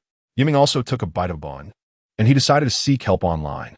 He posted the question under the guise of a friend on a semi-public IT exchange platform. Instantly, various answers came flooding in. I quickly skimmed through a few lines, which mentioned, by detecting the signal from the tracker, obtaining the upload address, and then using a DDoS attack on the IP address to incapacitate the server receiving the signal, the task can be considered complete. Koufik EC. Yiming decisively chose a more operable plan. With just a little over an hour left, he placed an order for a second free program. Time ticked away, and finally, the first program was completed by the AI with 30 minutes left until the deadline. Yiming eagerly transferred the software to his phone and opened it, searching for various signals in the room. Sure enough, there were at least 4 signal sources in the room. Yiming moved his phone around in the air, sensing the strength of the signals. Yiming, let me. Excitedly, Carly, like a child discovering a new toy, pouted and pleaded with Yiming, completely forgetting that she could freeze the phone. But Yiming remembered clearly and firmly rejected Carly's request. In the end, Carly could only pout and mutter under her breath about Yiming being stingy. The first signal found was Yiming's notebook. The second was simply found, the SSIP signal transmitter in the room. The third seemed to be emanating from Liang Jingpei, and Yiming guessed it was probably his phone. The fourth signal was very weak, but undoubtedly moving back and forth around Yiming, although it was too weak to pinpoint accurately. Nevertheless, the phone could still capture the data to find the upload address. General, checkmate. Finally found it. Yiming eklemet ekchitidli. Soon, the data was analyzed online, and Yiming held the address to launch the DDoS attack. Now, the people tracking us should be dumbfounded. Feeling pleased with himself, Yiming even whistled. He glanced at Deju, who was still sound asleep, snoring one after another. Suddenly, A small window popped up on the photon computer screen without permission, showing a man in his 30s. Congratulations, Yan Yiming. You have proven to us that you are someone who knows how to adapt to circumstances. Let me introduce myself. My name is Fei Tan, the first secretary of the principal's office at the Warring States Academy. Oh my God, you really are Mr. Tan? Yiming became excited. Like seeing his idol, his heart racing. I chose to apply for the strategic department because of you, Mr. Fei Tan. An unexpectedly surprised Fei Tan said. Haha, don't be nervous, Yiming, you are very safe there. As long as the door hasn't been opened, those ill-intentioned friends won't come knocking. Yiming's heart skipped a beat, but he replied, no problem. Also, Yiming, you need to work a little harder. As a student in the strategic department, your classmates are all very outstanding. I also understand that Laigu has repeatedly obstructed you, but that's no excuse for not performing well. Just think, you managed to barely pass under such obstacles. You can definitely overcome this current predicament. Yiming nodded heavily. At this moment, Carly squeezed into the camera's view, curious to touch the screen, and Yiming quickly grabbed her delicate hand and held it close. Of course, we apologize for involving students in these sensitive events. But her situation is very special, and we had to be cautious. This was actually designed as a small test to evaluate your abilities. So this is the exam. Yiming said, does that mean the principal demoting me is fake? I'm still a student in class 1 of the strategic department, right? I'm afraid not. Fei Tan shook his head. Given your current situation, we find it hard to believe you can complete your studies like an ordinary person. And even staying on the floating island might be difficult. After this, there will be psychological tests and lie detector tests, etc. Once you pass, we will arrange for you to live anonymously on the floating island. Hearing this news, Yiming felt downcast. He hadn't expected the situation to be so complicated. I understand. I will follow your arrangements. Before he finished speaking, Tan turned off the screen. Yiming saw the familiar interface of the photon computer again. Brother, the person inside has really dark eyes. It's dark circles. That's a characteristic of someone who often stays up late. Carly, don't learn to stay up late. Carly put her hands on her hips and said, not sure if she understood. Living anonymously, Yiming knew that his fate was no longer in his own hands. For his own safety, even if Yiming was unwilling to cooperate with the Warring States Academy, he could not show it now. He did not have the choice of whether he wanted this or not. You two really aren't enthusiastic enough. If it were me, I would say, Carly, then I will take you around the world, letting my love for you leave a mark in every corner of the world. Who wants your love, old man? Carly spat into the air. Bijou, are you awake? Can we leave this place now? No, give me the phone. After taking the phone, he started the signal search program, turning the power up to maximum to carefully check every corner of the room. I just found that tracker. I know. Bijou continued to search, finally stopping at a luggage robot, where a very, very weak signal was emanating from. All right, that's it. Did you just open the door? His face turned iron-colored. And no. Miss Ling Nai opened it once when delivering food. Yiming thought for a moment, becoming quieter and quieter. Chapter 10. The tip of the iceberg, what's going on? Signal interruption? The DDoS attack set up by Yiming didn't seem to have any effect. With his few attack sources, it was impossible to threaten this network address. Thane turned to Meliora, who was not far away. I'm looking for the problem. Meliora interrupted Thane, her hands moving rapidly as she frantically searched for the cause. After a while, she seemed to find out that the attack source did not come from the few zombie computers set up by Yiming, but rather that another virus had invaded our external network. The map on the screen displayed red infected areas, which were likely the parts eroded by the virus. They were in the network control center of the Warring State School, where the lights were bright and hundreds of screens constantly displayed data. 7 or 8 programmers were stationed at different monitoring posts, frequently marking sensitive red data. Meliora sat in the main quantum computer seat, holding the highest management authority of the control center. Beside her was a human intelligence assistance robot exclusive to Meliora, resembling a pet parrot named Melano. What is going on? Someone tracked Yiming and then used his computer as a Trojan to invade our external network? Thane looked at the warning windows popping up and tried to guess the reason. That's right, but fortunately, the defense system has been activated. It will return to normal after a countdown of 5 minutes. We really can't be careless. A simple defense port set up to test Yan Yiming was actually exploited by a third party to attack us. The attack source is from Poland. Let's see how I counterattack. Thane felt very uneasy. He took a deep breath and immediately thought of several countermeasures. 5 minutes. 5 minutes is too long. Now the Queen and the Great Pillar have already left our monitoring, and the possibility of an accident has reached 99. Wu Jing, you hurry to notify the Scientific Investigation Bureau. Use every means to tell the sleeping Great Pillar to prepare for any unexpected situations as soon as possible. Understood. Wu Jing immediately picked up an encrypted phone. At the entrance of Wang Ji Bakery, a worker pushing a cleaning cart appeared in the cashier's line of sight. Excuse me, sir? The cashier was a bald man in his 50s, sitting in his payment chair. He watched the cleaning employee from Weijia Company warily. I received an urgent order stating that there are dead mice in the store and that we need to. Wait, I don't seem to see this item on the schedule. The old man refreshed the screen, and there was no record of this special item. The worker fell silent for a moment, which made the old man even more suspicious. Suddenly, the worker said, "Why don't you refresh again?" The old man did as instructed, and this time, the item indeed appeared on the screen. What is going on? Okay, I'll call to ask. The cleaning worker nodded and handed over what seemed to be an evaluation form, placing it in front of the old man. A fragrant aroma wafted over, a heavy drowsiness making the old man's consciousness blur, leaving him sitting motionless in his chair. The Weijia Company employee silently pushed the cleaning cart down the VIP room corridor, placing a "Do Not Enter" holographic projection sign on the ground. There were 3 rooms in total in the corridor. He took out a Lingguang V22 laser pistol, covered it with a cloth, and with his left hand holding a special light channel card, silently unlocked the door to the first room. Slightly pushing it open, there was no one inside. The second room was also empty. In the third room, as he pushed the door open, a massive robot came crashing towards him. The people inside the room had already prepared for defense, but he was also prepared. In an instant, he stepped back and shot at the incoming object. The blue laser melted through the object in a second, projecting onto the wall. The Great Pillar turned to look, and the laser had actually shot a hole the size of a finger, 3 centimeters deep, in the wall with molten steel and lime mixing together, making the air instantly thick and foul. The object broke into 2 sections, and the attacker stepped in. The light channel card in his left hand had already been replaced with a dark laser gun, aimed at Yiming's forehead. "Don't move. If you do, I'll shoot," the attacker warned. But the Great Pillar had already raised his laser gun towards the attacker.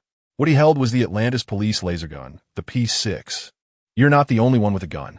Who are you? Identify yourself." "This is Atlantis." The P6 laser pistol was manufactured by Atlantis Security Company. It could emit a blue laser beam for 5 seconds at a time, with a 3-second interval, and could fire 5 times on a full charge. It could also be fired all at once in emergency mode, at the cost of damaging the pistol. The attacker did not intend to continue the conversation. His eyes carefully swept the room, seemingly searching for something. "What you're looking for isn't here. It's too late." The Great Pillar seemed to already know what the attacker was after. The two were locked in a standoff, with Yiming held at gunpoint, his hands raised, not daring to move, cold sweat covering his forehead. Suddenly, a voice echoed in the attacker's mind. "Shoot her. Kill her. Shoot her. Kill her." The attacker's self-awareness suddenly faded as if hypnotized. Without any breath of life, he now only accepted the task suggested in his mind. Kill her. The Great Pillar noticed something was wrong. The attacker's blue pupils were vacant, his expression dazed. He hesitated for a moment, then continued to grip the pistol tightly. Suddenly, the attacker seemed to sense someone behind him, abruptly turning and pointing at Carly, who was hiding in the corner, and pressed the firing button. Just as the attacker was about to pull the trigger, the Great Pillar gritted his teeth and suddenly activated close-range electromagnetic interference. The powerful electromagnetic radiation emitted high-frequency vibrations that not only made everyone present dizzy, but also caused the laser gun's safety button to pop up, forcibly terminating the firing program. However, the effect was short-lived. After the electromagnetic shock disappeared, the attacker's right hand quickly raised the laser gun again. "Hurry!" the Great Pillar shouted. Yiming took a large step, sidestepping to shoulder-check the attacker aside. A flash of light appeared, and the misfired laser gun left a crack on the ground beside Carly. a metallic smell instantly rising. Without hesitation, Carly rushed forward and slapped the attacker's cap. The moment they made contact, there was a crisp sound, and the attacker fell heavily to the ground, as if a robot had suddenly lost power, unconscious. It turned out that Carly had been hiding in the dead corner by the door. When the attacker burst into the room, she was right behind him. Life and death rested on a single thought. It was either you die or I die.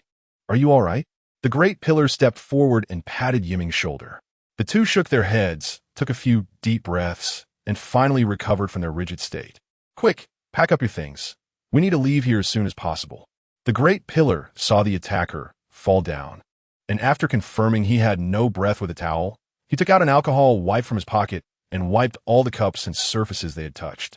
He knew he had to eliminate all fingerprints, even skin flakes.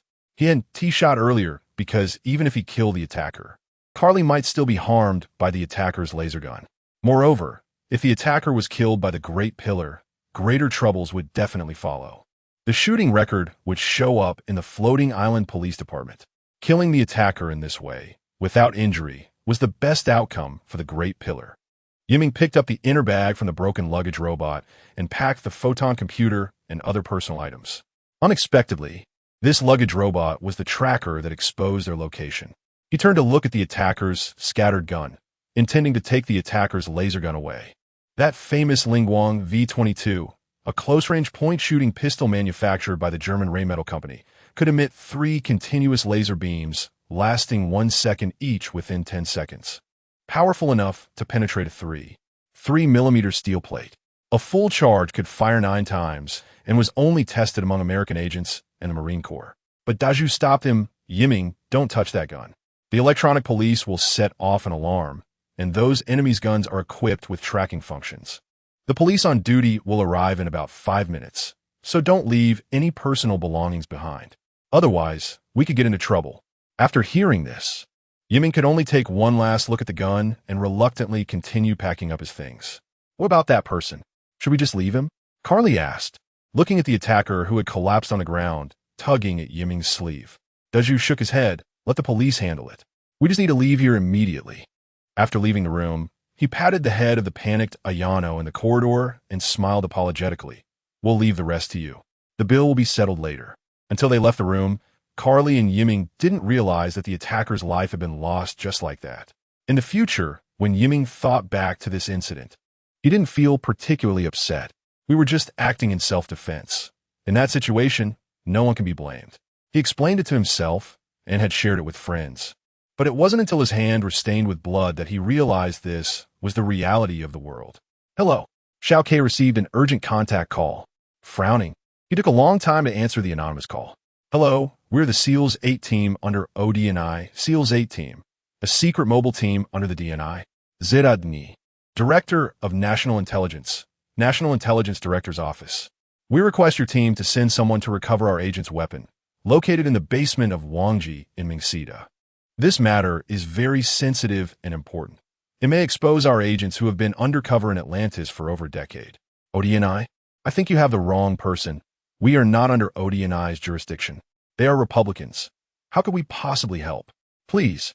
Our agent suddenly lost consciousness while facing the target and is now unable to move at the scene. Your members are the closest to the scene. At least you need to recover the weapon from him. The voice on the other end pleaded. If they weren't in a desperate situation, they wouldn't be asking Xiao Ke's team for help. Even if it was a slim hope, they had to make one last struggle. Xiao Ke was resolute, dismissively saying that they had tasks to complete and couldn't spare manpower for such high-risk matters. After all, finding the queen was the main task. Phylan looked at Xiao Ke and said, Kana is still at the Atlantis library cracking the voice print data. Seol is nearby and could reach the scene in just 2 minutes. Xiao Ke kicked Phylan and shook his head, urging him to continue with his work. Madam, if we engage in unauthorized activities, we will be the ones in trouble. You are clearly nearby, yet you choose to do nothing. I'm sorry. He hung up the phone with a stern face, and Seol connected. I'm still in stealth mode.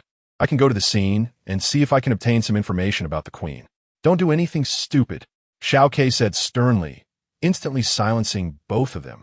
In the West District, the police would arrive at the scene in less than 5 minutes, and even if Seol approached the site with a cloaking device, he could easily be detected by the electronic police.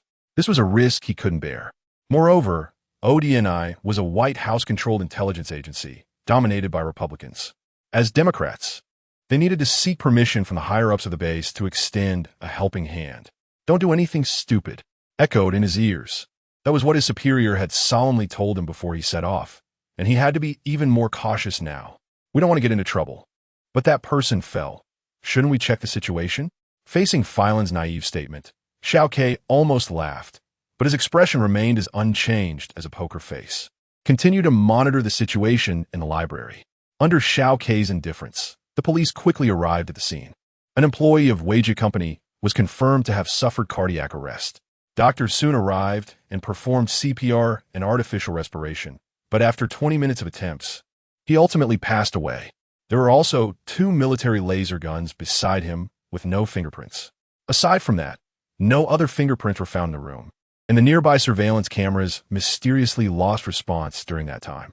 In the end, this became a case without a head.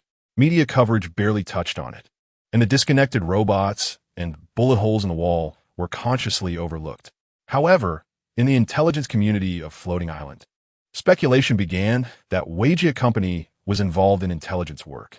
They had lost their space for survival on the floating island, and institutions and think tanks had terminated contracts with them. The luggage robot was confirmed to have been compromised by a zero-day exploit. Zero-day exploit refers to vulnerabilities that are exploited before and when they are discovered.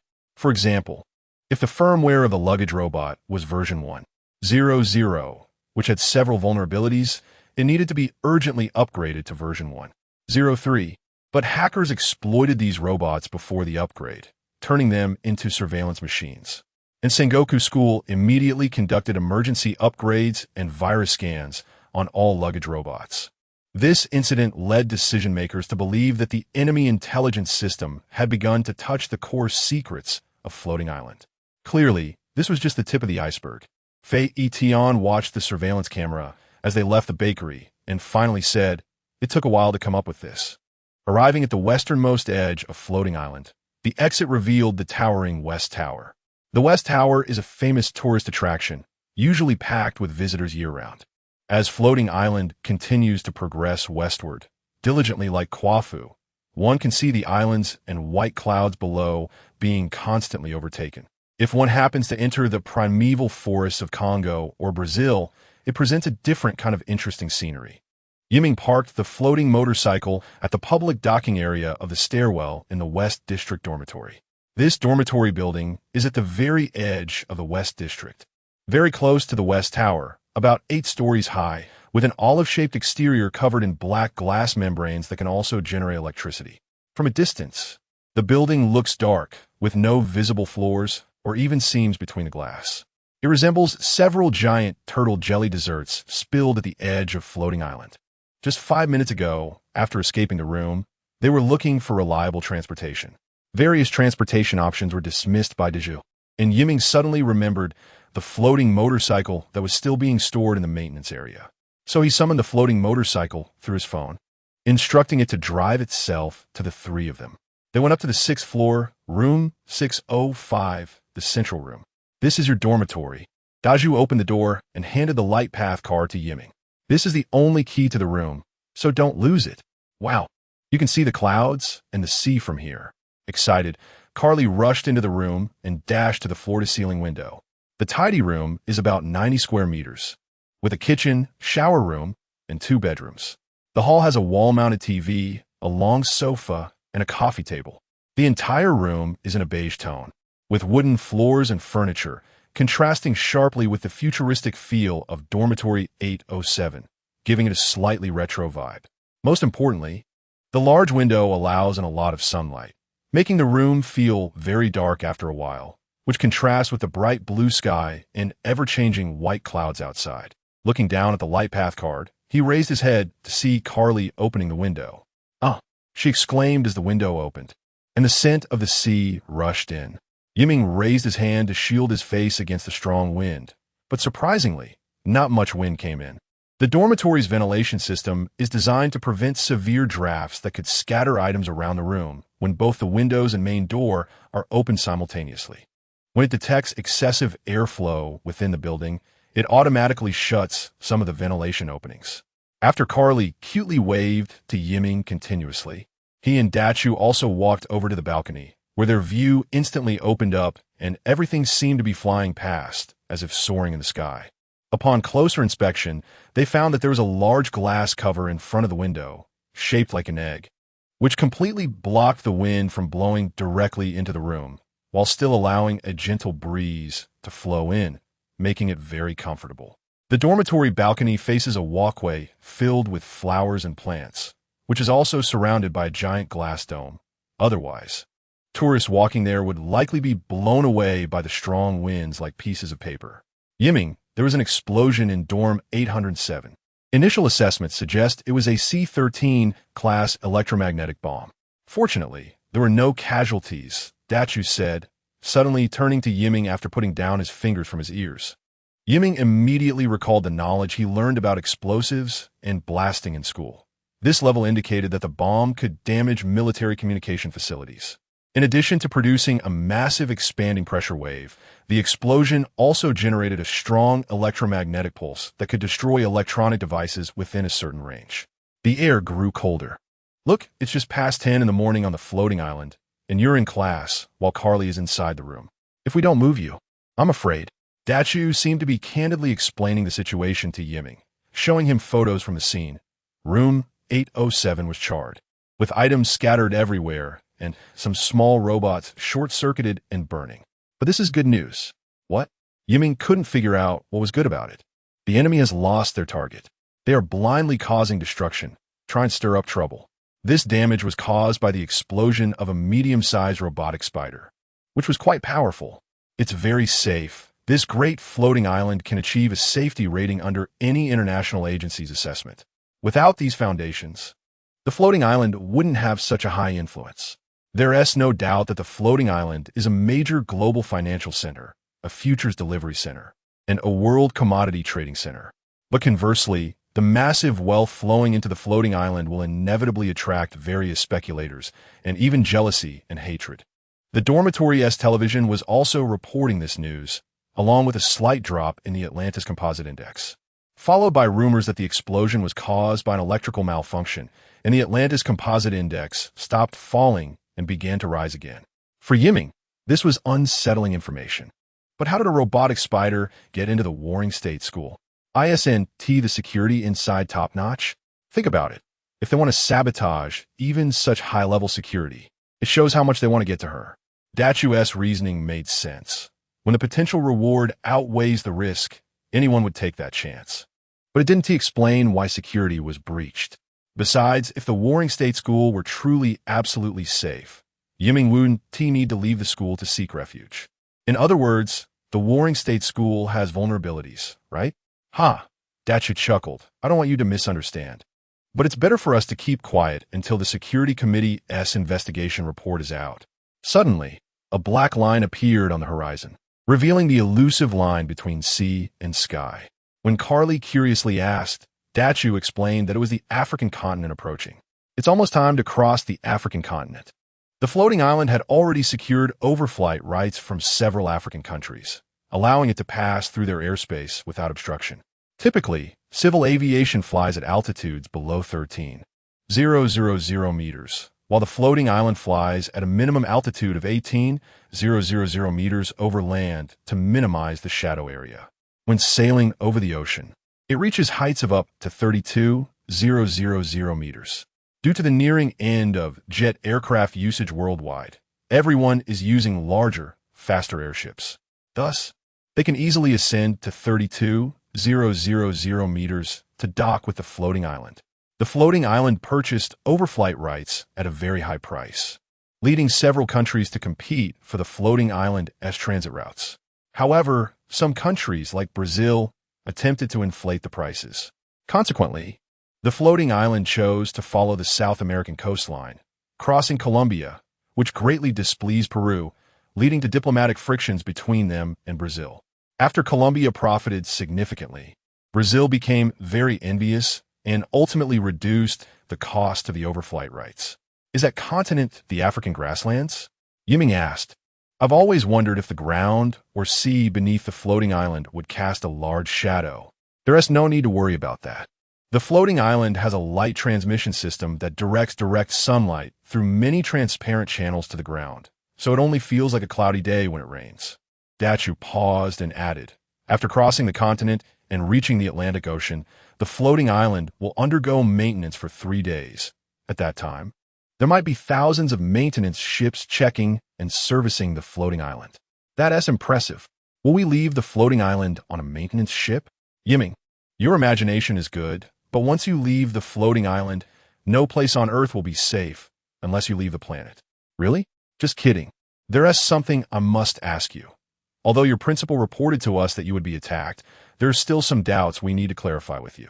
Dachu said, waving for Yiming and the others to sit on the sofa.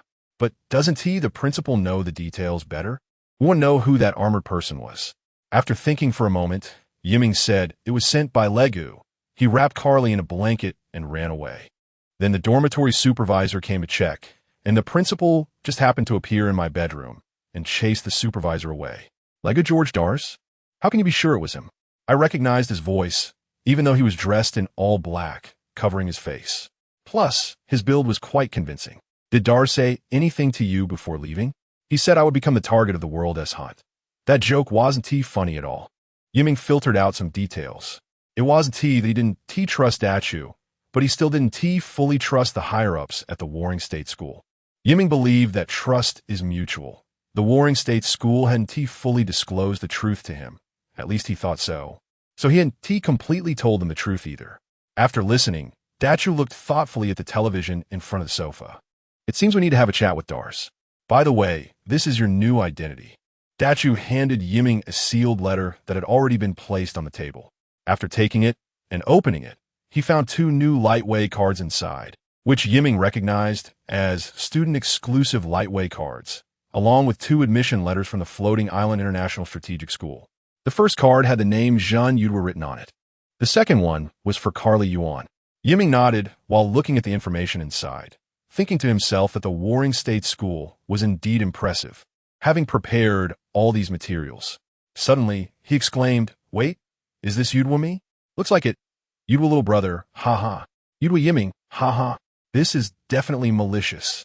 Yiming felt a surge of frustration inside. Who gave me such a name? He envisioned by Lily's smug expression. Indeed, as Yiming suspected, the identity forgery was orchestrated by Lily, who has extensive connections on the floating island and is known as the salon hostess of the floating island. From this moment on, Yiming's original light path card will be canceled, and a new light path card will be activated, with the balance automatically transferred. Yiming sighed helplessly. So, the remaining light path now belongs to Carly, right? Wait, Carly is also enrolling in the Warring States Academy? Humph, she really knows how to get things done. This way, Carly can attend the same school as Yiming. Carly mimicked Yiming's confident demeanor, snorted, and nodded while saying so. It's better to leave the matters of the Warring States Academy to Miss Berg to explain. I have other tasks to attend to. She patted Yiming on the shoulder and walked out the door. Yiming scratched his head, seeing off Daju as he left. He picked up his phone without hesitation and looked for Teacher Winnie. Isn't it dangerous for Carly to go to school? Agents from various countries are after Carly. Winnie Berg, the teacher who guided him out of dormitory 807, is also one of the 3 secretaries in the principal's office of the Warring States Academy. After the recent attack, thinking back still gives him chills. Now that Carly is exhausted from hiding, if she goes to school and something goes wrong. The think tanks have already made detailed plans with the principal. Yiming, you don't need to worry, unnecessary worry. It seems that the principal's office where Winnie Berg is located has considered this situation. The Western District is far from the Warring States Academy, and there are more senior agents here in the Western District, making Carly even safer. The so-called Great Concealment is often in plain sight. The most unexpected places are the safest. On the other hand, the Warring States Academy has deeper considerations. They are unwilling to place Yiming and the Queen in Zone C, which is the safest place, but at the same time, the European trust line may discover them. The dangers of being discovered are far more terrifying than those posed by attackers. Is it Jin Yudwa? Can I still change my name now? No. That would overturn many things and start over. Are there any other questions? Is that really the case? Seeing Winnie answer so decisively, Yiming felt that continuing the conversation would be pointless. All right, then after obtaining legal status, we can go for a walk nearby, like jogging or working part-time to earn living expenses, etc. Teacher Winnie said that living expenses must be self-managed, and right now, Yiming's biggest concern is this. Although it is basically safe now, a few days of dangerous observation time are still needed. Yiming, your danger level is relatively low, but Carly needs to wait a bit. Winnie said slowly. It was really hard to guess her emotions from her words. Perhaps this was just part of her job, always cold and distant, like an invisible wall separating her. After hearing this, Carly looked very eager to go out and play, but was forcibly stopped, showing a disappointed expression. Seeing her pitiful look, Yiming couldn't help but pat her on the head. Also, Yiming hesitated, wanting to ask about Carly's past, but then realized he was afraid to know about it. Afraid of how to treat her afterward. Don't you want to know what kind of person Carly is? You must have many questions in your mind, right? I don't want to know yet. Right now, she is just my sister. She is related to former Principal Cass, sir. Winnie ignored Yiming's refusal, and her gaze suddenly became sharp. She had been in former Principal Cass's laboratory before. Watching Yiming's expression, on Winnie's side, there was a heart rate emotion measuring device, and the indoor camera monitored him. Through the video, they could analyze Yiming's psychological state, based on the emotional changes in his facial features and the heartbeat data reflected by the carotid artery. Although it's not particularly advanced technology, it can be understood from another perspective that they value Yiming highly. She deliberately emphasized former Principal Cass's name. This is a test of Yiming's credibility. Milyura and Fei Tane, the two secretaries, were also watching screen. Meanwhile, Principal Rolls and Sima Halong were also observing the situation here. Yiming just frowned. That old white-haired man? What kind of experiment is this? As soon as he finished speaking, Yiming remembered that the current Principal Rolls had said, Cassir has tried many test subjects without success, yet today he found one like this. Has Principal Cassir ever looked for you? Without thinking too much, Yiming replied, Yes, I think he did. It seems he almost questioned me when I was about to fail. The lie detector showed no reaction. He was telling the truth. What about besides that? Nothing else. I don't know Principal Cassir well. We can say we have no intersection. By the way, what kind of experiment is it? Yiming steered the topic back. He didn't want to dig too deep. He wasn't interested in knowing about Principal Cassir. This is something to ask little sister Carly about. Former Principal Cassir obtained this experiment through taking over the European Trust's contracting work. As for the content of the experiment, we are actually quite interested.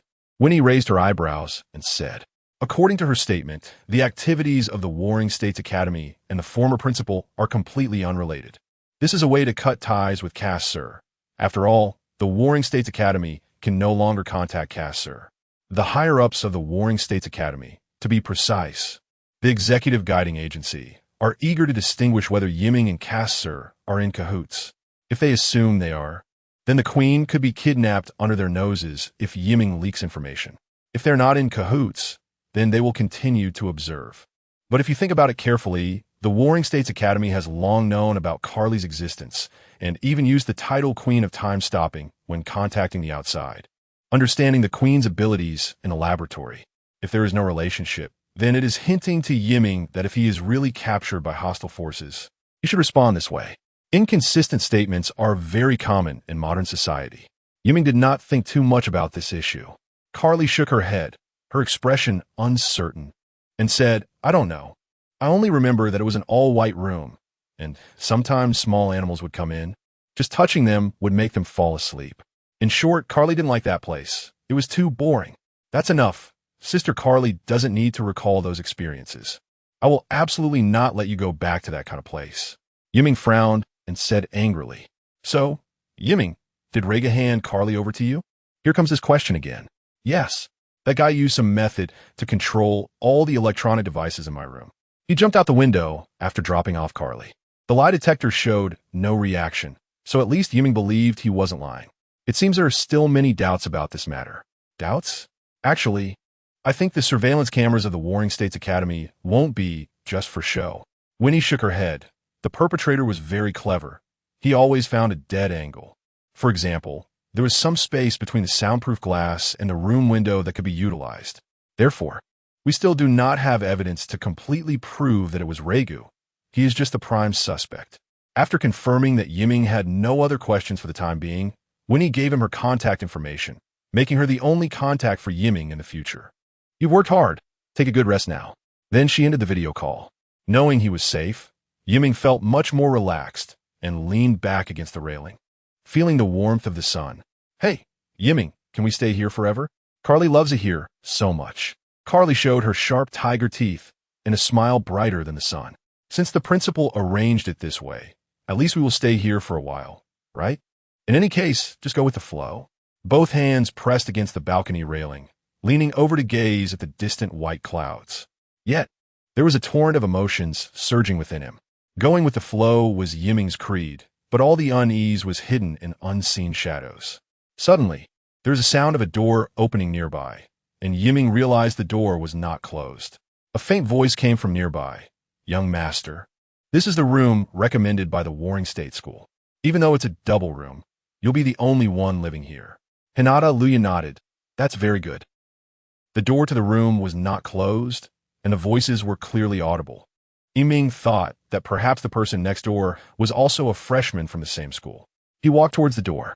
He saw a young man and an old butler. The young man was very handsome, but had a full head of white hair, and his suit was also white, with an East Asian face. The old butler wore a straight black suit, had white gloves on, and was carrying a high-end-looking leather suitcase. Without thinking, Yiming greeted them. "Hey, you're a freshman from the Warring States Academy, right?" "So am I." Although it was 3 years ago, the butler, with a kind expression, said, "Oh, this gentleman is also a freshman at the Warring States Academy. Nice to meet you." "Ah, I guess I should be considered freshman."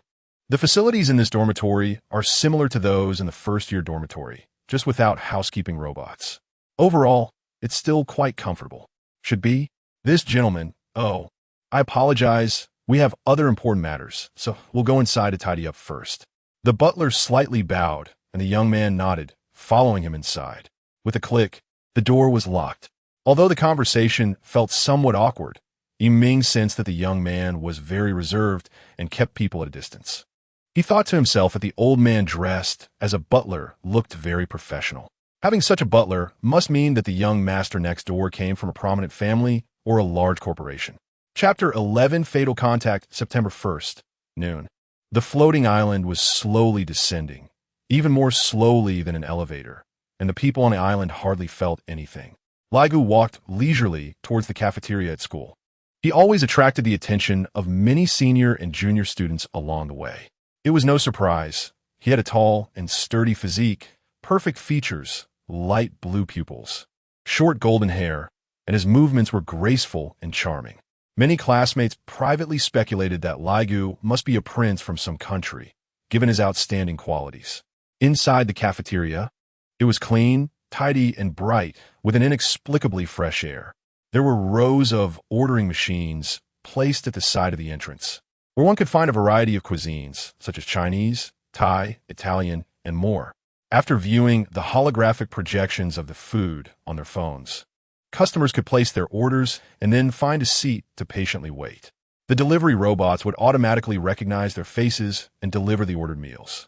Not only did Laigu often come here to eat, but even the teachers were very fond of this cafeteria. There were no designated dining areas for teachers and students, but by habit, teachers usually gathered in the seats at the back, which were relatively more luxurious and comfortable, with an exclusive exit for teachers and staff. Most students concentrated in the middle and entrance areas, many of them looking hurried as they quickly finished their meals and left. In contrast, Laigu preferred to sit in the corner at the back, quietly dining alone. He probably didn't like eating under the gaze of his classmates. Just as Laigu sat down, he noticed a sharp gaze fixed on him from at least 2 rows away. Not taking it to heart, he closed his eyes to rest while waiting for the delivery robot to bring his food. Recently, many strange things had been happening. A middle-aged man who was staring at Laigu was pondering various thoughts. A laboratory in Area C had reported a lost experimental subject and requested police assistance to recover it. But they remained tight-lipped about what was lost, and eventually, the entire laboratory disappeared. Just 2 hours ago, an employee of a cleaning company, mysteriously died in a bakery, with signs of a struggle at the scene, including firearms and laser melt holes. More crucially, a dedicated luggage robot from the Warring State School was also found inside, and the higher-ups ordered us to cease the investigation after 30 minutes. Subsequently, an explosion occurred in the dormitory building of the Warring State School, leaving behind the remains of a military spider robot. After the Scientific Investigation Bureau took over, we were similarly ordered to halt our investigation. Everything seemed to be intricately connected to the Warring State School, and he received various rumors that these incidents were related to the most famous peculiar student, Laigu George Dars. Mr. Yazin? Detective Yazin, are you listening? Teacher Maria gently called, feeling very intimidated by the middle-aged man, especially not daring to look directly into his eyes. He appeared to be nearing 50, with a fierce and determined gaze, often silent, his dense beard neatly groomed, and his attire made him look like an ordinary teacher. The detective system is part of the floating island's police security system. Since most security activities on the island are replaced by electronic police, and the security has always been excellent, experienced sheriffs are quite rare. To compensate for the shortcomings of the investigation system, the police department signed contracts with legitimate detective agencies, under the premise of absolute confidentiality. Some experienced old detectives participate in various security events on the floating island, and Detective Charlie Yazin Lute is one of them, accompanied by his assistant, Lester Gabriel Michael. Oh, I'm sorry, Teacher Maria, what did you say? Do you have any plans after this? Plans? This reminded Yazin that he was called to the scene to investigate the 807 dormitory explosion case. After finishing, he casually had a meal in the cafeteria of the Warring State School, and Maria was the guide assigned by the school. He shook his head. The remaining work had already been handed over to the Scientific Investigation Bureau. He looked at his assistant, wanting to ask if there was anything he missed. However, Strel looked at Teacher Maria's curves with a lewd expression. Miss Maria, are you free after work tonight? How about grabbing a drink? It's on me.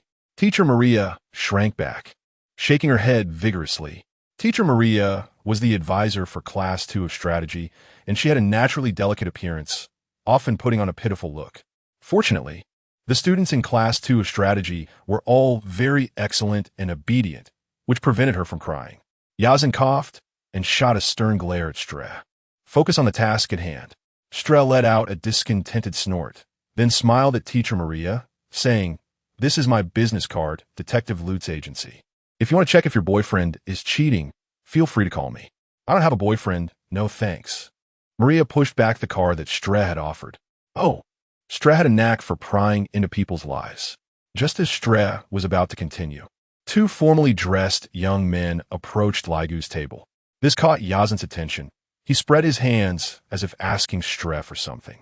Streh took a pen from his pocket, and Yazin twisted it, pointing the pen's tip towards Laigu's table. "Mr. Laigu, we are agents from the Scientific Investigation Bureau. May we ask you a few questions?" "Sure. Feel free to ask." The two agents sat down across from him. "On the night of August 30th at 10 p.m., where were you, Mr. Laigu?" "At that time, I was at a social event with Malin and some girls from other universities," Laigu said calmly with his eyes closed. Yazin frowned and quietly asked Maria who Malin was.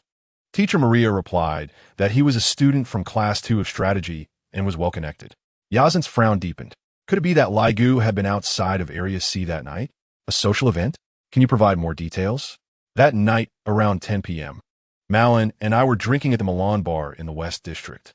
He had invited a few girls from other universities to join us for the social event. After drinking until around 11 p.m., seeing that everyone was drunk, I went to a hotel room upstairs to sleep with them. Wait, with whom? With everyone who was drinking together at the Milan Grand Hotel upstairs. If you don't believe me, you can check the hotel's surveillance video and the room booking records. Laigu suddenly opened his eyes, wearing a knowing smile. So, we were quite wild that night. I still feel a bit tired now. However, you sent a message to the principal asking him to go to Mr. Yan's room during that time. What's that about? His grades are too poor. I just wanted the principal to give him a talking to.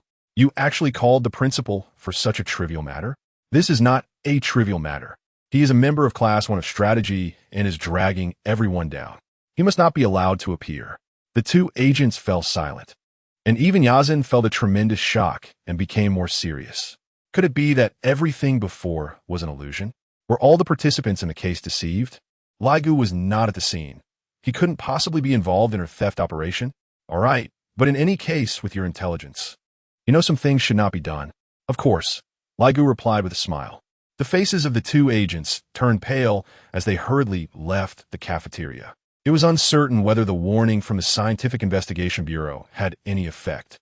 But Yazin put down his knife and fork, straightened his clothes, thanked Teacher Maria, and quickly walked out of the cafeteria. Boss, my intuition tells me this is not simple. If Laigu is going to commit a crime, he must have accomplices. Streff followed behind. Yazin glanced back at Streff. Do you want to back out? Of course not. This is very interesting. If you want to uncover the truth, I'll accompany you to the end. In a new dormitory, a few breads brought by Wang Ji were enough for lunch. Afterward, Yiming taught Carly to recognize Chinese characters face to face. Carly, being the queen, only needed to remember those characters 2 to 3 times. Close her eyes and write the strokes with her finger, read the pronunciation, and she completely mastered them. Although Yiming felt that Carly's mental age was like that of a 5 to 8-year-old child, her appearance was that of a 16 or 17-year-old. But her extraordinary learning ability truly amazed Yiming. Yiming and Carly were actually browsing a new part-time job system, based on Yiming's current expenses and income. A part-time job couldn't support 2 people at all. He was looking for part-time jobs near the West District that could accommodate his class schedule. While doing so, he also taught Carly some obscure words and professional terms. Of course, the jobs he filtered out weren't very suitable for him. But then he thought that since he had already earned enough credits for his freshman year, it meant he could work during class time this year. And after modifying the conditions, the number of options indeed increased. While chatting, Yiming casually asked Carly about some of her earlier memories. Carly bit her lip and showed no change in expression, only mentioning that she had vague memories of the White Laboratory. But what she remembered most clearly was everything from being unwrapped from the quilt to the present. Even the people she passed on the street, and every scene's details were vividly etched in her mind. At first, she couldn't understand what Yiming was saying, but gradually she began to comprehend. Now she could also read part of the text on the holographic screen. As for memories from even earlier, she couldn't recall anything at all. Yiming could only reassure Carly that the most important thing wasn't the memories of the past, but living in the present. If there were no memories, they could be recreated. Before they knew it, it was 2:10 in the afternoon. Suddenly, the phone rang. Yiming looked down at the number. It was Madame Ding, the boss. Hello, Yan Yiming, where have you been? The shop is almost overwhelmed. If you don't get here in 5 minutes, just wait to be fired. The boss hung up angrily. I'm very sorry, Yiming said to the already hung up phone, realizing he was about to be fired. Suddenly, he thought that his old light card had been canceled, and he had lost his passport and identity. He knew that wages were settled daily, and if they found out that both his account and ID had been canceled while calculating his wages, it would only add to the trouble. He remembered that this boss often spoke harshly and deducted wages, and he had long wanted to quit. So now he had made this decision. Carly looked at Yiming, who was motionless for a long time. Aren't you going? Yiming twisted his mouth and smiled. I'm not going anymore. It's too late. Besides, I have something important to do, which is to teach you to recognize characters. Now that the new part-time job system had unlocked many jobs he couldn't participate in before, such as security work for the new astronomy building's completion ceremony at North District Middle School in 3 days, and the Scientific Investigation Bureau's missing person reward, which paid much more than working as a fast food restaurant server. This was one of the reasons Yiming decided to skip his current part-time job. Ding dong. The doorbell rang. Yiming wondered who could be looking for him. Could it be Zhu dropping something? Or was the boss coming to find him? When he looked at the door, he was shocked to see a beautiful girl with long black hair standing at the entrance, looking around excitedly, seemingly around 16 or 17 years old. Yiming searched his mind. I don't know this beautiful girl. With a click, the door opened. Is this Liu Yun-Gige's dormitory? The girl thought, filled with anticipation. What was she looking forward to? Meeting her half-brother whom she hadn't seen for over a decade. She was very curious about the rumors about him and his character. Since she hadn't received a reply to the text message she sent him earlier, she guessed he must be too busy. Why was he avoiding her? Driven by curiosity, she had asked Gao Geng Shu Yi, an old man, for the dormitory's address. She tilted her head and carefully stared at the face of the boy who opened the door. He looked a bit older than she imagined, but he had a more masculine aura. Was he older because he was too tired from work? He must be working hard. Most of the daily affairs of the Hyang group were handled by Liu Yun, while Liuli also took on some responsibilities. However, it was strange that he didn't resemble their father much. Was it because he looked more like Aunt Shui Kai? Brother, you're so slow. Liuli pouted and playfully complained. Brother? The boy looked surprised and confused. The girl thought, old man Gao Geng is very organized, so he shouldn't have given the wrong address. Gao Geng Shu Yi is the steward of the Hyang family, and of course, he listens to the eldest daughter, Hyang Liuli. Really? It's been over a decade since I last saw him, and he doesn't recognize me? Thinking about it, the little sister did look a bit familiar. Where had she seen her before? It was indeed a face that felt both distant and familiar. Her mind searched rapidly. Can I come in? It's inconvenient to talk outside. The boy stood there dazed, seemingly lost in thought. Behind him, a pair of hostile eyes were directed at her. Liuli turned to look and saw a beautiful girl with black hair and green eyes leaning against the wall, watching her vigilantly. This girl is so beautiful. Could she be the rumored super-humanoid robot, Bingzi? That was a robot classified as a company internal secret, custom-made for the wealthy, a guardian robot. Did Liu Yun really bring her to the floating island? Then Bingzi leaned in close to the boy's ear and whispered something, but the boy shook his head with a wry smile. Who would thought my brother is so bold? Liuli blinked and stared at him. Bold, of course, referred to bringing Bingzi to the floating island for experiments. She then walked in without hesitation. Cough, nothing please. The boy hesitated, seemingly struggling internally, and no one knew that his palms were starting to sweat. Brother, you're really gentle. Once inside, she took off her black long boots and put on the guest slippers. Liuli entered the living room and sat obediently on the sofa, her hands pressed on her skirt, curiously looking around the room. This was part of the ladylike education she received. As a guest, she shouldn't rummage around without the host's permission. She compared it to the dormitory of North District Middle School and found the difference quite large. Was the configuration of Sengoku School even lower than that of high school? There were no intelligent robots here at all. All the lights, TVs, and massage sofas had to be manually set to work. No wonder Liu Yun could remain calm in such an inconvenient dormitory environment. She heard that her brother had entered Sengoku School and even into the strategic department. It was really surprising. Liuli would also apply to Sengoku School next year, but she felt a bit insecure. She ended her sentence with her head down. This made the boy learn Liuli's name. When it came to a familiar topic, Yiming was not so stammering. According to Sengoku School's nature, as long as you have money, even the worst students can be admitted as special talent students. The boy had already judged that Liuli was not an ordinary person, but a very wealthy young lady, as evidenced by the sapphire on her bracelet. Is that so? But if that's the case, why does Sengoku School still have such a good reputation? In the global university rankings in global education, it ranks first in various indicators. It also performs well in various inter-school competitions. That's because those who can truly get in are all geniuses. If you don't have the skills, don't even think about passing the first round of written tests, let alone the interview. After saying that, the boy seemed to be lost in thought. Then I'll have to find you for tutoring. I need to work hard too. Liuli let out a silver bell-like laugh, covering her mouth shyly. The boy scratched his head, unsure if he was joking or if there was a deeper meaning. If this counts as tutoring, I'll give you a discount. Faced with Liuli's questioning expression, the boy seemed to feel a bit rude and wondered if she didn't need him to teach her at all. Do you need anything to eat or drink? I want cherry pudding and orange juice. Cherry pudding. Wait a moment, let the fridge add more. It's really inconvenient without a central robot. Upon hearing this, Liuli suddenly burst into a fit of giggles.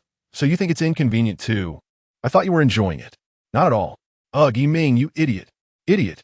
I seemed to express a little dissatisfaction with the boy, sitting to the side with her back turned in silent protest. Watching him busying himself near the fridge, Liuli turned her attention to the black-haired, blue-eyed girl sitting by the photon computer. The more she looked, the more curious she became, thinking to herself that this must be a super-humanoid robot.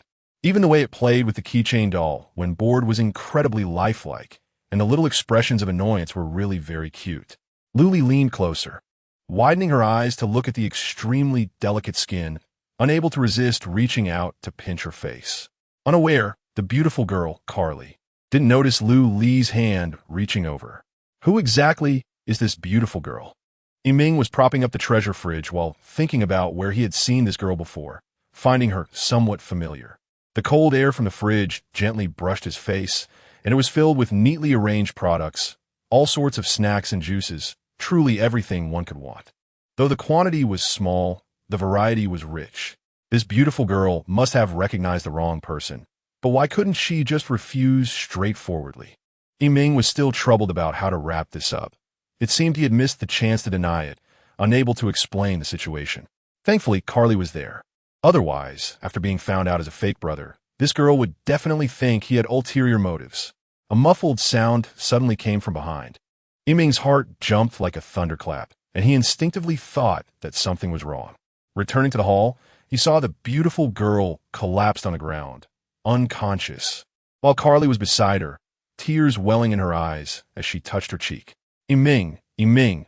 Carly seemed to have caused a big problem. Did you touch her? Shaking her head, Carly was about to cry and said, she suddenly pinched my face and then fell. Will Carly be taken to the police station? Yiming patted Carly's shoulder, reassuring her. It's okay, don't cry.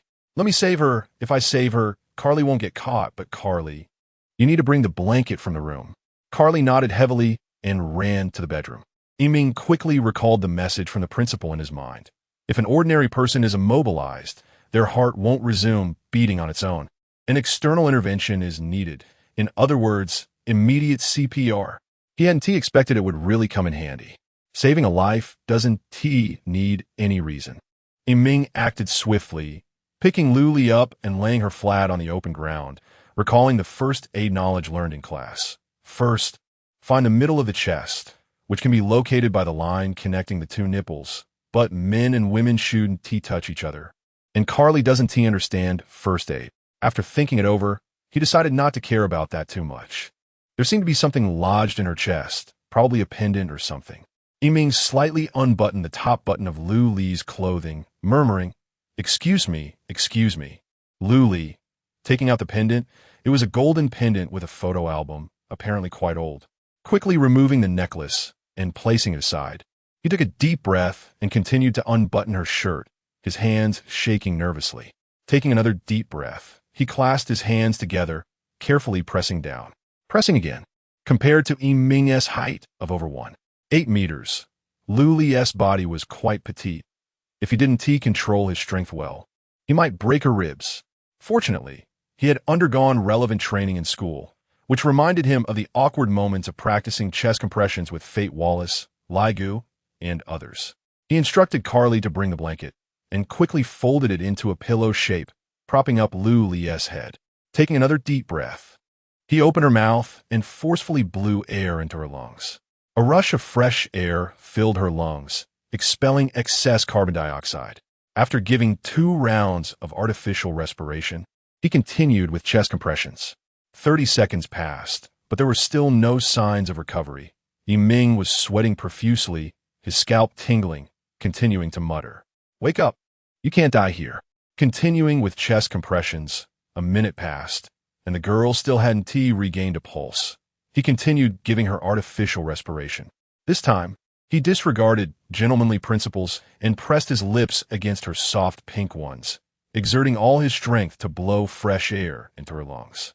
If this scene were seen by the elders of the Hinata family, regardless of saving someone or whatever, they would definitely stew Yiming first. 2 minutes passed. With 2 minutes left in the golden time, Yiming began to panic, wavering slightly, unsure if continuing like this would help the girl wake up. The room felt unusually oppressive. Beads of sweat the size of soybeans dripped onto the girl's smooth skin, and Yiming continued silently with chest compressions. Suddenly, breaking through the despair, he shouted, Is it really impossible without a heart pacemaker? Come on. Carly's voice, like a spring breeze, seeped into Yiming's heart, and he glanced at Carly's eyes, those emerald green pupils slowly calming him down. 3 minutes had passed. His hands didn't slow down. He knew this girl's life was in his hands. As long as her body temperature didn't drop within 30 minutes, he should continue the rescue. And if she woke up within another 4 minutes, she would have no sequelae. 1 more minute. Wake up, Luli, he muttered. Wake up, Luli. Luli, if you hear my call, respond to me. Luli. Yiming's mind went blank, not knowing why he continuously called the girl's name. He wanted to call out, so he said it. For a long time, psychologists have studied that humans are very sensitive to their own names. Suddenly, the girl's whole body seemed to convulse. Yiming was startled, took a few deep breaths, then inhaled again and immediately gave her artificial respiration. After all, Luli was a 17-year-old girl, young and full of life. A miracle finally happened. She regained her pulse, and her consciousness began to return.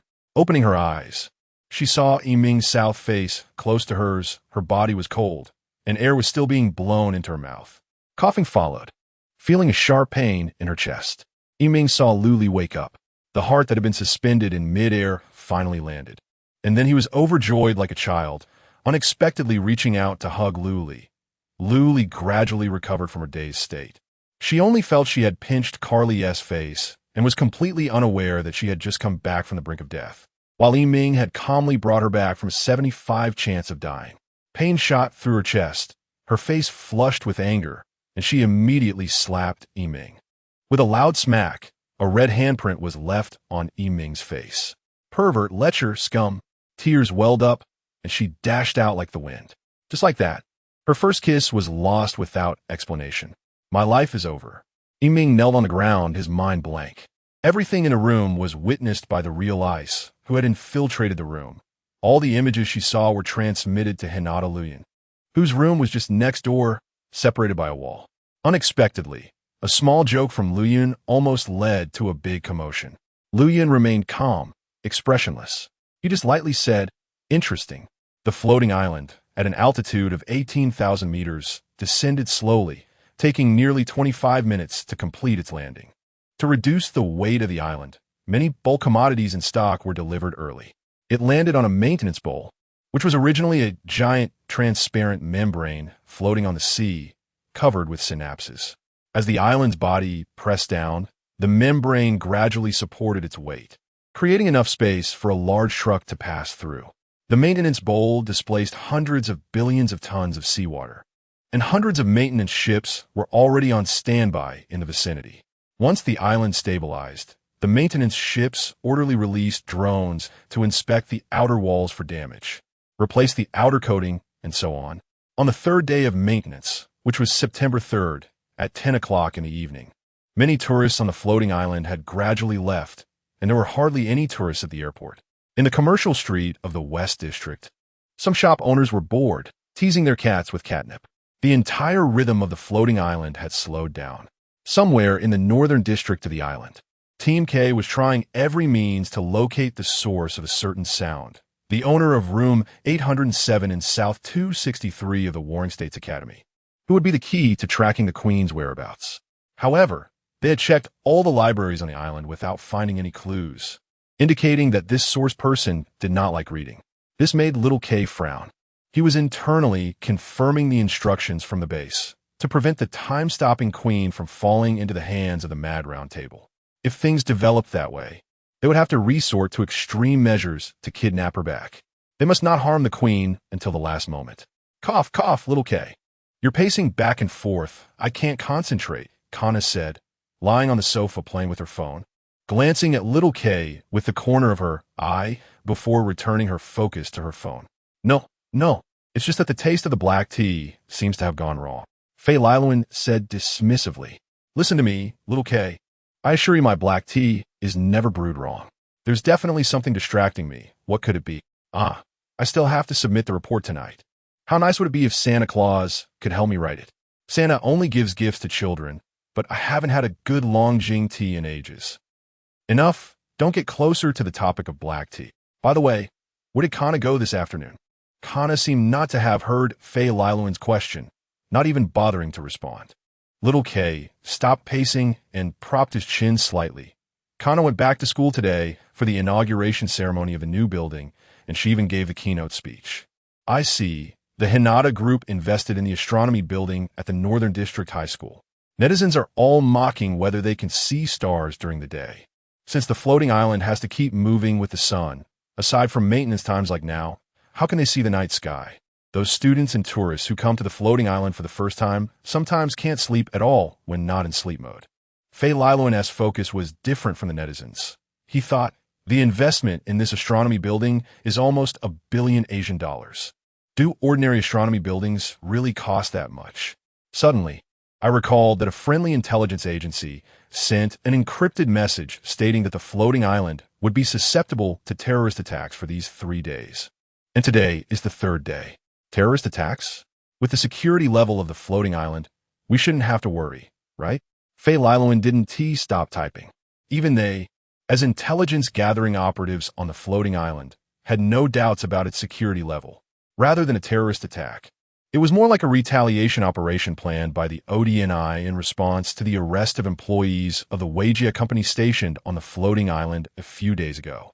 Anyway, all casualties would be counted against the terrorists, regardless of whether they were participants or the weapons used, which could all be hired or purchased on the international black market.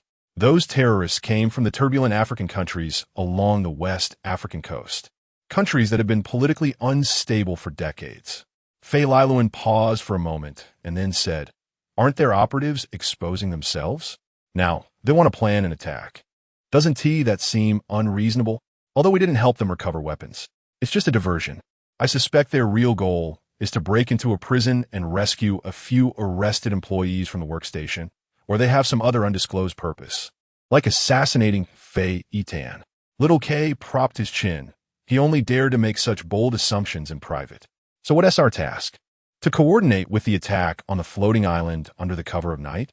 Kana asked in a lackluster tone, seemingly very unwilling to work night shifts. Actually, there's nothing to do.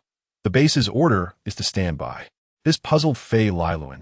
So, they're not afraid of leaks, specifically telling us the time of the operation, and then telling us to stand by and do nothing? At this moment, Kana stepped on Faye Lailuan's face, saying, "Don't say unnecessary things." If Kana hadn't come here after finishing her bath with nothing to do, Faye Lailuan would have been angry. Kana was very reluctant to let Faye Lailuan talk and then be sent out by Little K. They didn't tell us the operation plan, just said we shouldn't go to the scene tonight, and then got caught by counterintelligence. But a friend told me about their operation plan. Little K didn't smile. His brows tightened even more. The plan was for the NCSE under ONDI to prepare an armed attack targeting an unregistered building near the West Tower for destruction. However, the contractor for this attack turned out to be the notorious Silver Fong Shadow. Silver Fong Shadow is an extremely ruthless assassin organization.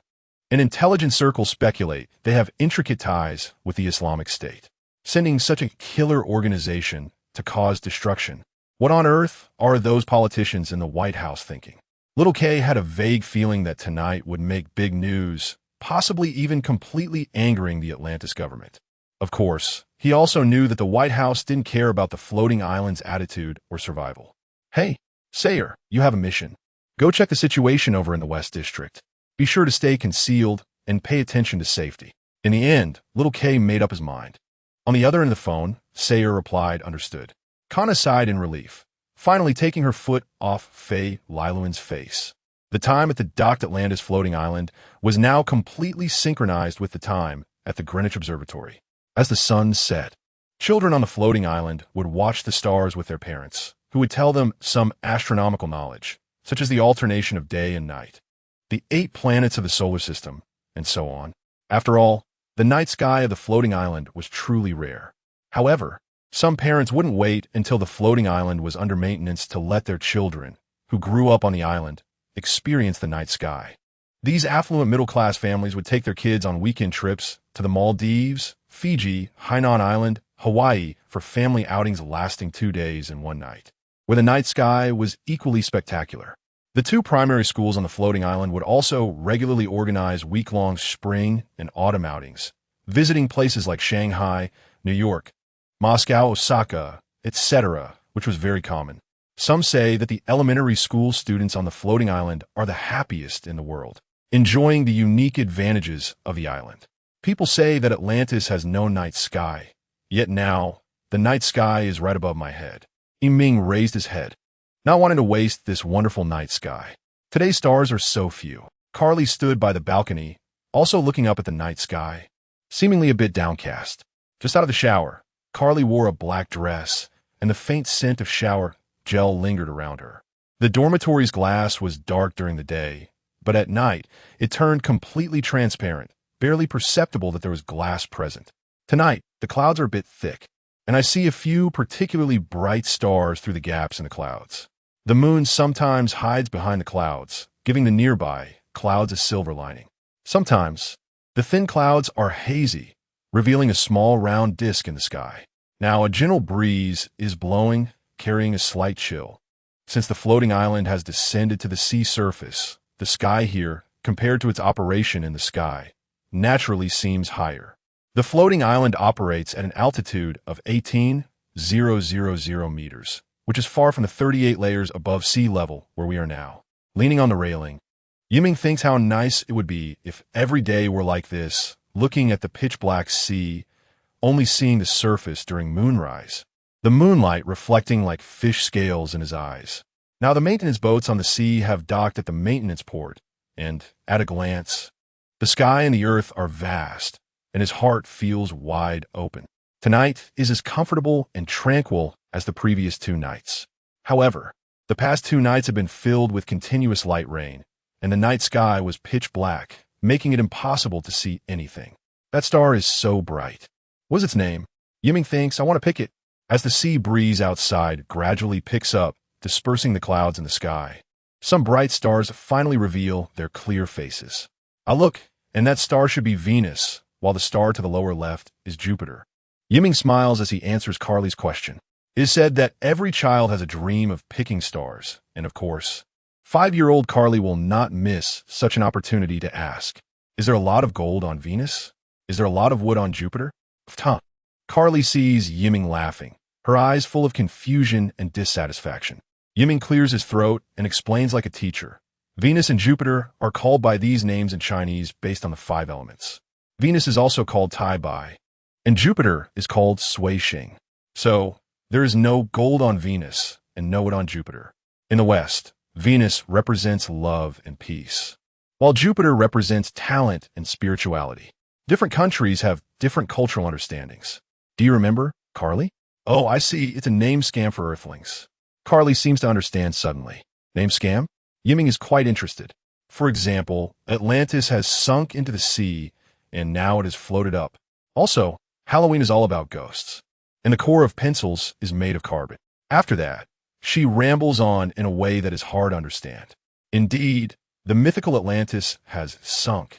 Many little ghosts go trick-or-treating on Halloween, and there is no lead in pencils. But where did she learn these quirky bits of trivia? You can find it all online. Yiming, you silly, as she says those words in her tender tone, with a proud expression on her face and a sidelong glance at Yiming. It really makes him want to pinch her face and rub it for a few seconds. His hands are already rubbing, and Carly, feeling helpless, is begging for mercy. But Yiming shows no sign of letting go, flicking and sliding her face because it feels just too good. Hee, no one will save you now. Carly throws out her trump card. Pervert, wolf, scum. She perfectly mimics the tone of that little girl. Liuli. Ugh. Yiming feels as if his heart has been smashed by a 50-million-ton hammer. Yiming, what do these words mean? Yiming absolutely refuses to explain the meanings of these 3 words and just hums. In fact, Yiming really hopes to clear up the misunderstanding with that beautiful girl. After all, she is still a young lady. But if they really meet, it seems difficult to explain in a way that keeps the secret while also making her understand. Yiming picks up the old pendant, which contains a photo of Liuli and a beautiful woman who bears some resemblance to her, and thinks that she is probably her mother. How should he return the pendant to her? Yiming's gaze returns to the distant sea surface. It seems that it will be hard to even say goodbye in the future. Suddenly, he sees something and is taken aback. In the far distance, a cargo ship is pouring something into the sea, creating high waves. Yiming hesitates for a few seconds and then dials the phone number of teacher Winnieberg, who is the secretary of the principal's office at the Warring State School and also a teacher of international politics. She is the only intermediary between the Scientific Investigation Bureau and Yiming. Chapter 12. Breakthrough. The teachers at the Warring State School enjoy excellent treatment.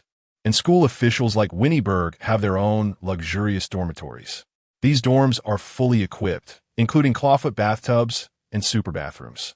Winnie Berg is enjoying a bath in her dorm, submerged in hot water, eyes closed, quietly letting the water massage her body, especially her shoulders, which feel more relaxed only when submerged in water. After a day of running around for work, it's her time to rest.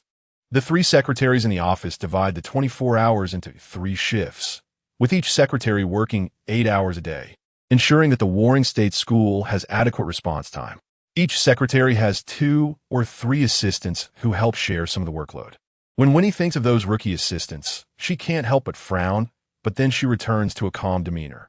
It's not like her to think about work during her break, but tonight she may have to be busy for a while. The phone rings, and Winnie glances at the phone in the distance. Sighing, she presses her hand against the edge of the tub, preparing to make the decision to get out, looking as if she truly doesn't want to leave. The ringing continues. Who could be calling at this time?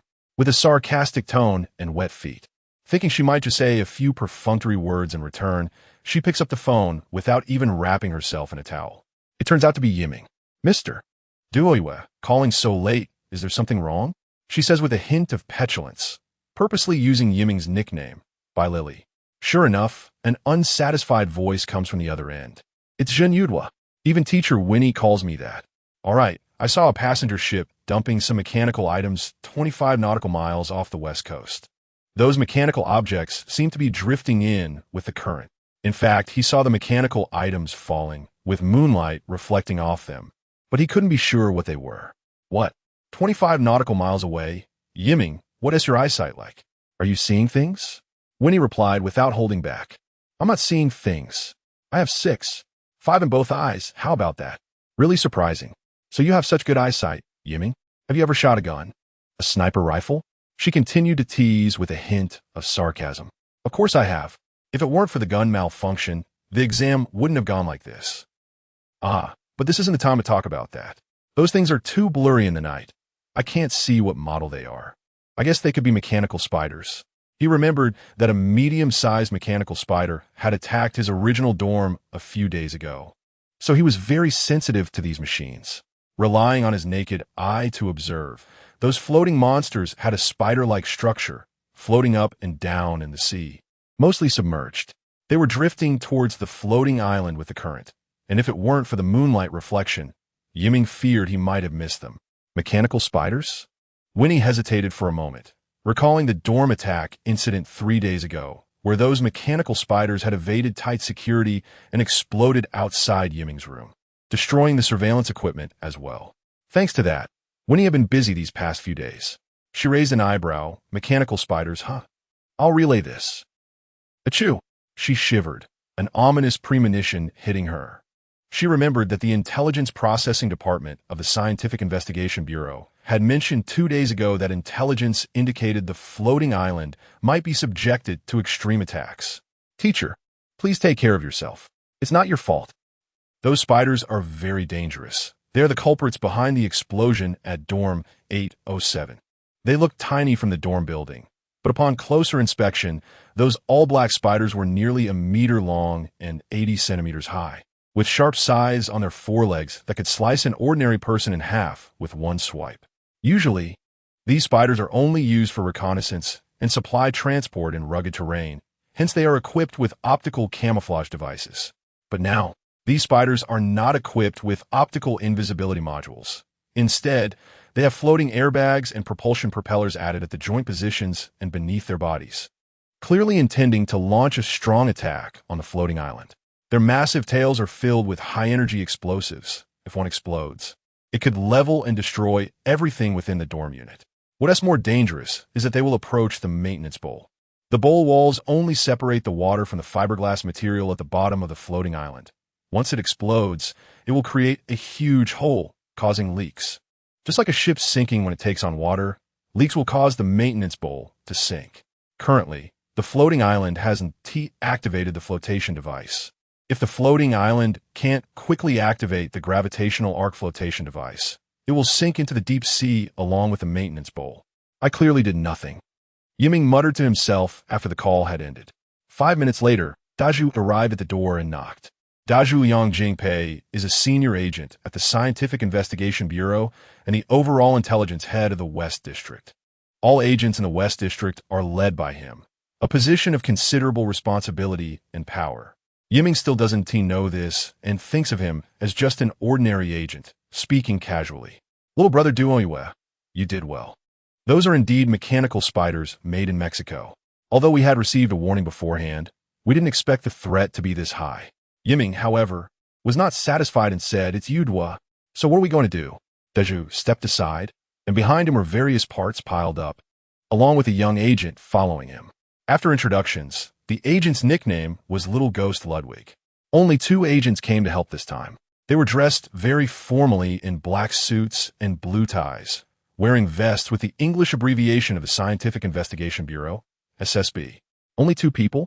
Yiming was both surprised and confused, thinking there would be a whole bunch of agents coming to assist. The others are in the adjacent residential building. Dazhu began moving the parts into the dorm one by one. Yiming followed suit, taking a closer look. This was a laser gun of an unknown model, likely developed by the floating island, about a meter long but very heavy.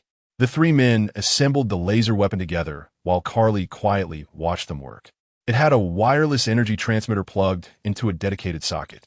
This wireless energy transmitter allowed the laser gun to operate without being tangled in wires by wirelessly transmitting power, keeping a laser gun in combat-ready status at all times.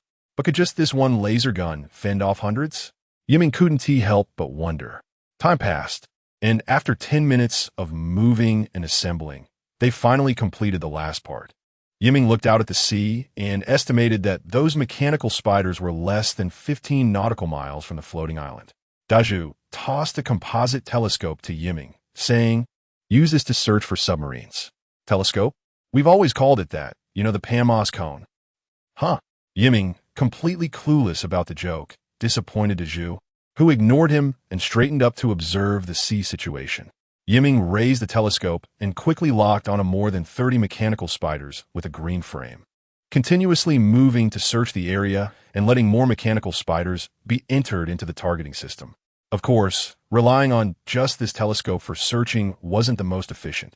Dazhu had originally planned to wait for Atlantis' remote sensing satellite to pass through this area. Once it arrived, it could lock onto all the mechanical spiders. A wave of tension surged, leaving Yiming speechless, his mouth dry and palms sweaty, even trembling a little. These spiders didn't even have optical invisibility modules, but instead had larger air sacs. Dazhu said calmly. Little Ghost looked younger than Yiming, but he seemed to have gone through the bloody baptism of the battlefield. Now he spoke flatly and coldly. Could it be a diversion? Whether it's real or not. If we don't deal with these spiders, we'll all be blown up or stabbed to death, Dazhu replied. Aren't you afraid? What if the floating island gets blown apart? Afraid? Dazhu walked over to Yiming and pinched his forearm hard. Yiming yelped in pain. What are you doing? Not so scared now, are you? Pain can stop fear. On the battlefield, the enemy's bullets won't even give you time to be afraid. Hey, you over there? Think about how Lily would laugh if she saw your expression like this, Ludwig said coldly to Yiming, not even turning his head, calmly sitting on the ground, extremely focused on the remote control and screen in his hands. He was fine-tuning the laser gun's crosshairs using the AI-assisted aiming system, overcoming the swaying caused by the floating island on the surface of the sea and the floating motion of spiders. He calculated the aiming position. To detonate the mechanical spiders, he had to accurately lock onto the high-energy explosives behind them. The locked mechanical spiders had already exceeded 800, an appalling number. That's Yudwa. Of course, I'm not convinced. That's right, think about how to fight back against her. First, keep your hand from shaking. Yiming forced a bitter smile, and indeed, his hand stopped trembling. Activate aiming, Ludwig said, his voice immediately picked up by the aiming system. The indicator light changed from green to blue, and a faint green beam shot from the laser onto the surface of the sea. The aiming laser was ready. But unknowingly, the wind calmed down, and in the distance, the white mist began to thicken, with more water particles and dust in the air. Yiming knew that the fog would have a significant negative impact on the laser weapons. They needed to hurry.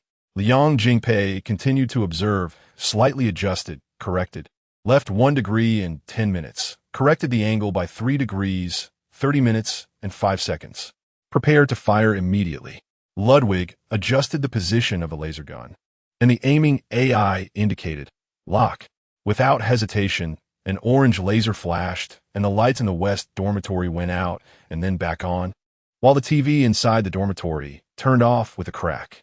The power consumed placed a significant burden on the entire building. The mechanical spider in front was pierced, and then the high-energy explosives detonated, creating a massive fireball like a small mushroom, sending debris from the spider's legs flying, along with some objects swirling up with smoke. The debris flew everywhere, hindering the following mechanical spiders, but after the flames, the remaining mechanical spiders continued to charge towards the floating island, pushing through the debris and airbag remnants. The sound arrived, and the shockwave followed. The thunderous noise shook the glass of the dormitory building loudly, although it didn't crack. It felt like it could shatter at any moment. Yiming had anticipated that the sound would be extremely loud, but it still exceeded expectations, making his ears ring and his heart race. Carly hugged Yiming tightly, her body trembling, and she seemed unable to stand firm. Yiming's shaking hand raised the ice cream cone. There's no time left. The closest spider is less than 8 nautical miles away. Damn it, that ship in the distance is still overturning mechanical spiders. TSK, the second shot will take 20 seconds to prepare. Requesting sweep mode. Approved. Ludwig took a deep breath. He aimed at the floating mechanical spider in front and planned to hit the massive explosives behind it, using high-energy lasers to forcibly detonate them for a chain reaction. But now it seemed that the speed of the mechanical spider's advance was much greater than expected. Being on the water, the explosion would mostly create huge waves, hindering some of the mechanical spider's advance. But more energy would be released into the sky, preventing the imagined chain reaction from happening. He now needed to switch to sweep mode. Mode change successful. Switch to sweep mode. Energy reserve counting down 30 seconds. The AI counted down on the screen. 29 seconds, 28 seconds. It was 30 seconds longer than the scheduled time, neither long nor short. He exhaled and inhaled again. He had to hit the target. If he missed, the mechanical spider would float to the edge of the island, not only escaping the shooting range, but also allowing it to climb up the wall and even blow up the maintenance bowl. The pedestrian corridor at the edge of the floating island had long been cleared. It blocked the space between the dormitory building and the sea. As long as the mechanical spider swam below, the floating island's defense line would collapse. Suddenly, several soldiers from the Civil Defense Department ran over and set up machine guns in a special position in the corridor. The fog gradually thickened, and the distant ship disappeared into the sea of fog. Visibility had significantly decreased. Even if an optical remote sensing satellite arrived now, it would be difficult to lock onto all the mechanical spiders. They needed an infrared reconnaissance satellite. In the 23rd century, humanity had already conquered the weather, even though it had always been one of the most difficult and awe-inspiring challenges. Time's up. Pull the trigger. A beam of red laser flashed. Boom! A massive explosion erupted from the sea, and the shockwave immediately surged in, shattering the glass along the edges. Yiming pulled Carly down, tightly gripping the railing of the wall. The explosion sounds did not stop. The successive explosions generated massive waves, making the entire ground sway significantly. The sweep mode was not about continuously sweeping the laser across, but rather firing in bursts and then shifting the gun head to fire again, achieving maximum energy efficiency. The laser gun was very heavy. It seemed indifferent to the incoming shock waves and heat waves. Under the AI's automatic aiming, it continuously detonated one mechanical spider after another. Other edge floors in the West District also fired lasers. Those lasers were red and orange. Perhaps other agents or military personnel had already set up laser guns there, fiercely sniping the incoming mechanical spiders. The entire night sky resembled a brilliant fireworks display, with various colored laser beams weaving through, then bursts of flames, various mechanical wreckage, whether hollow or plastic, floated in the advancing sea area, occasionally entangling the mechanical spider's propellers, causing many mechanical spiders to stop. Suddenly, a loud sound came from the sky, and the towering West Tower lit up with flames. Yiming was shocked. Could it be an enemy attack? Looking closely, it turned out to be a supersonic anti-ship missile screaming out, the engine sound overpowering the explosion sounds, with a long-tail flame diving into the fog, hitting the old cargo ship, overturning the mechanical spiders within seconds. The distant flames intensified, like thousands of cannons firing simultaneously, shocking everyone. The explosion's light dispersed the white mist for dozens of nautical miles. TSK, all cheap goods. Ludwig stood by the railing. The air here was noticeably 5 or 6 degrees warmer than indoors. The lasers had heated the surrounding air. The Civil Defense Department had managed to arrive in time. That fireworks display was worth at least $100 million. Deju also came to the railing and calmly said, "The explosions on the sea were indeed spectacular, like a fireworks display. Many spiders were launched into the air and then exploded, the smoke thickening, with some wreckage occasionally falling into the nearby sea. The explosions at sea continued, but the battle was over." Suddenly, another explosion rang out from the front door of the room, catching the four off guard. The door was blown off, and a superheated wave surged towards them on the balcony. The massive shock wave sent all the objects inside the dormitory flying in disarray, and the four were lifted half a meter high. Yiming clung tightly to the railing, his right hand gripping Carly tightly. The sound in his ears was deafening, and when Yiming turned to look at Liang Jingpei and Ludwig, they were blasted into the air by the shock waves from the sea and the front door. The balcony collapsed, and they both fell into the sea. No! Yiming couldn't hear his own voice.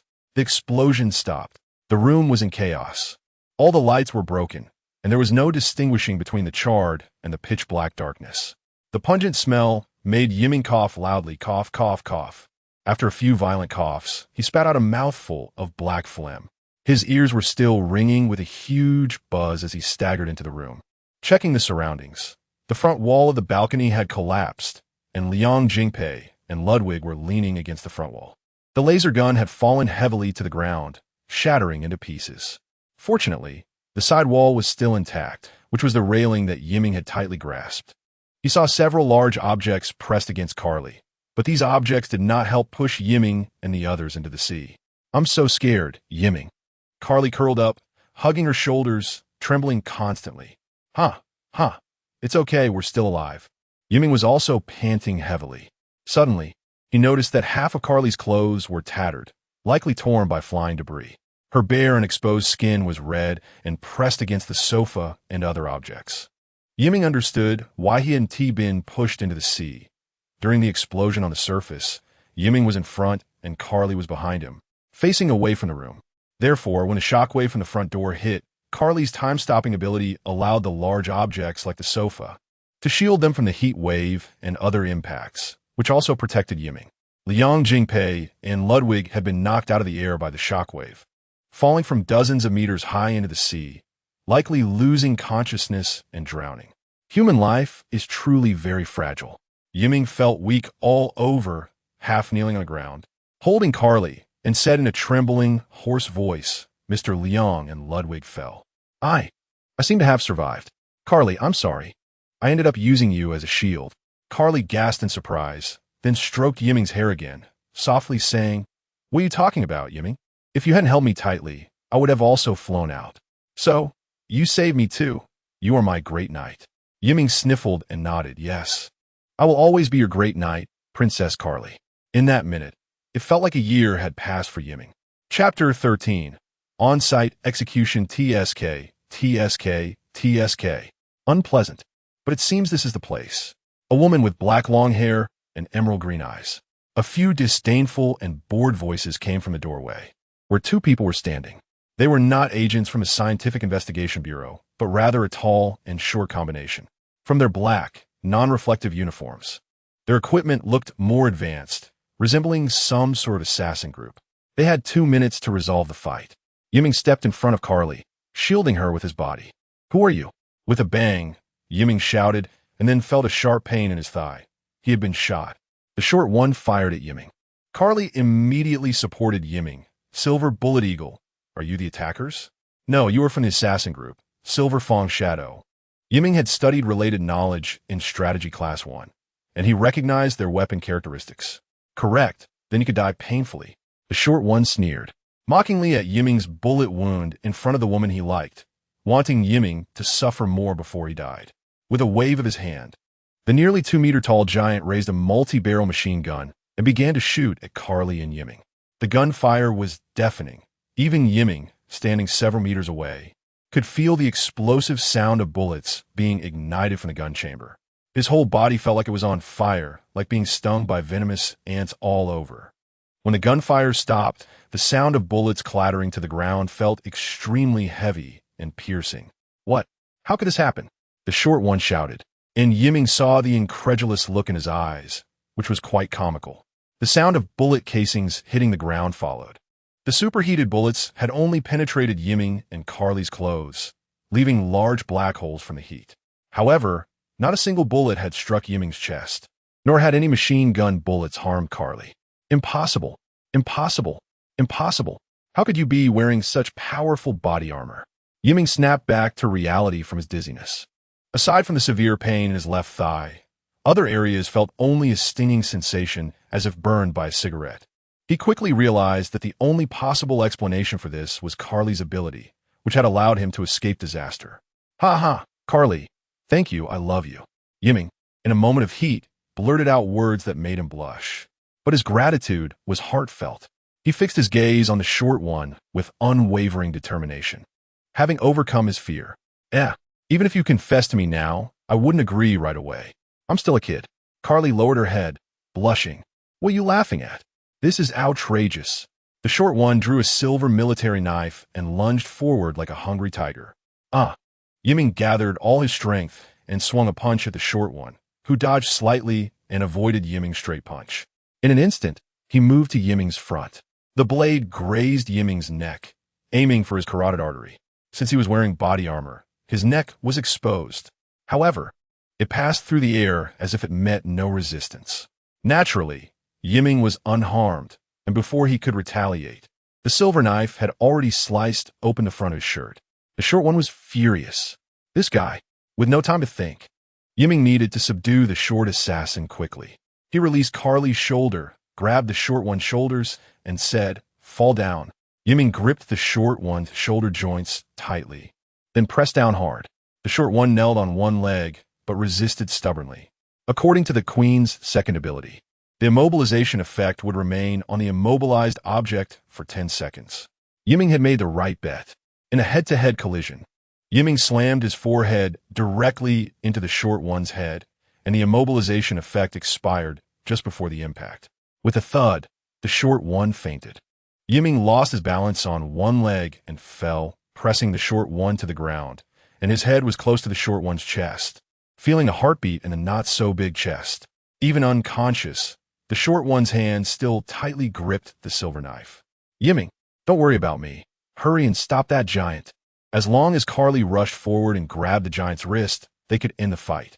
But the tall giant was already aiming at Yiming again. Having reloaded the multi-barrel machine gun while Yiming and the short one were entangled. If he pulled the trigger, Carly wouldn't be able to protect Yiming. He would kill his own comrade. A truly cold-blooded assassin would stop at nothing to complete the mission. Just as Yiming glared at the giant, waiting for death to descend, a loud ion jet noise erupted from outside, followed by flames shooting from the balcony, with all bullets aimed at the giant. The heavy-duty drone of the floating island special police had arrived. Outside the door, the sounds of heavy armored troops marching could be heard.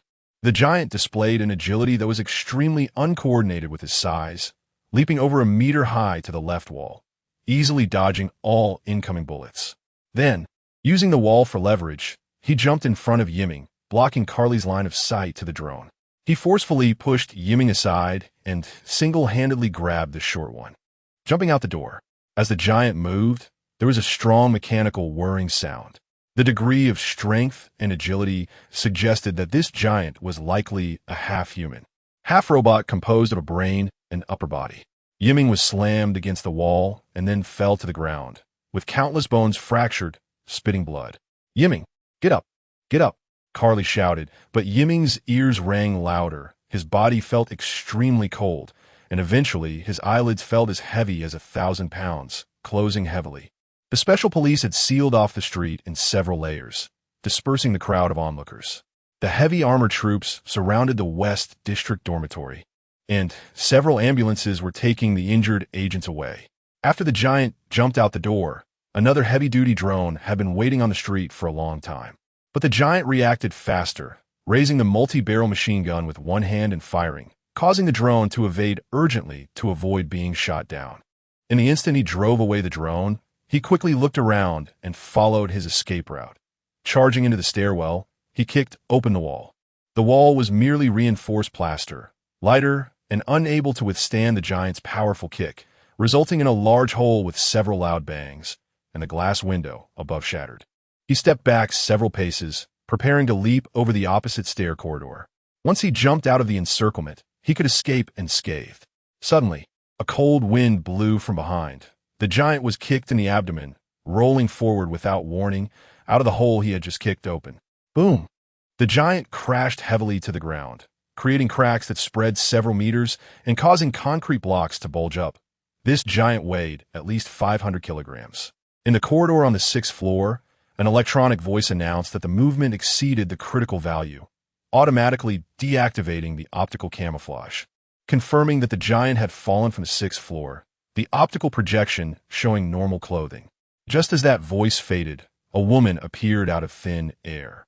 She had light blue hair that fell slightly to her shoulders, her eyes and hair color identical, with snow-white skin, completely naked. Soon, her clothes seemed to be generated directly from her skin, and she was soon dressed in a Japanese-style long-made uniform. She jumped out of the large hole in the stairwell, landing on the corridor of the 3rd floor across from her, and then leaped down to the ground floor, just standing a short distance away from the giant man. At this moment, the exits on both sides between the buildings were filled with heavily armed troops, all of whom were extremely surprised by this scene.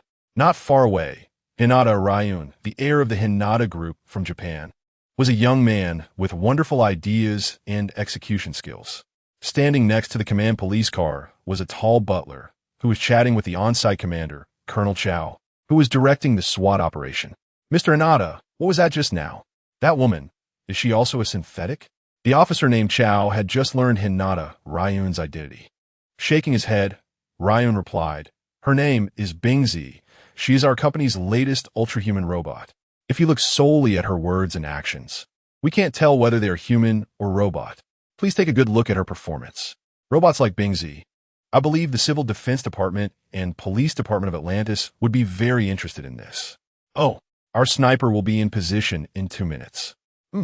That's enough." The corner of Ryun's mouth lifted, exuding extreme confidence. The giant man who fell from the 6th floor paused for a moment, then turned over and stood up, wearing a fierce expression as he asked Bingzi, "Beast, did you kick me down? You destroyed Master Ryun's room, which can be considered intentional harm. According to the 6 principles and international law, I cannot harm humans, but you are a synthetic with over 70 of your organs being mechanical. You're not a real human." Bingzi answered the giant's question with an expressionless, cold tone. Roar! The giant shouted in anger, raising his submachine gun and firing at Bingzi. Bingzi was already prepared. She rolled to the side to dodge the giant's shots. But at the same time, the giant kept moving, continuously advancing towards the edge of the floating island's coastline. Bingzi attempted to gradually approach the giant through constant lateral movements and rolls, clearly without any firearms in her hands. She aimed to subdue him with a close strike. The giant's goal was to avoid entanglement. He determined that although the heavily armed troops surrounded the exits on both sides, they would be cautious about shooting due to the risk of hitting their colleagues across the way. As long as he retreated to a certain distance from the coastline, he could forcibly break through, knock the heavily armed troops aside, and jump into the sea to escape. Analysis complete. Let's end this. What? By continuously rolling and dodging. Bingzi entered the assault range. Bingzi suddenly accelerated, darting under the giant's left rib, which was precisely the giant's attack blind spot. The giant, startled, frantically attempted to swat Bingzi away with his submachine gun.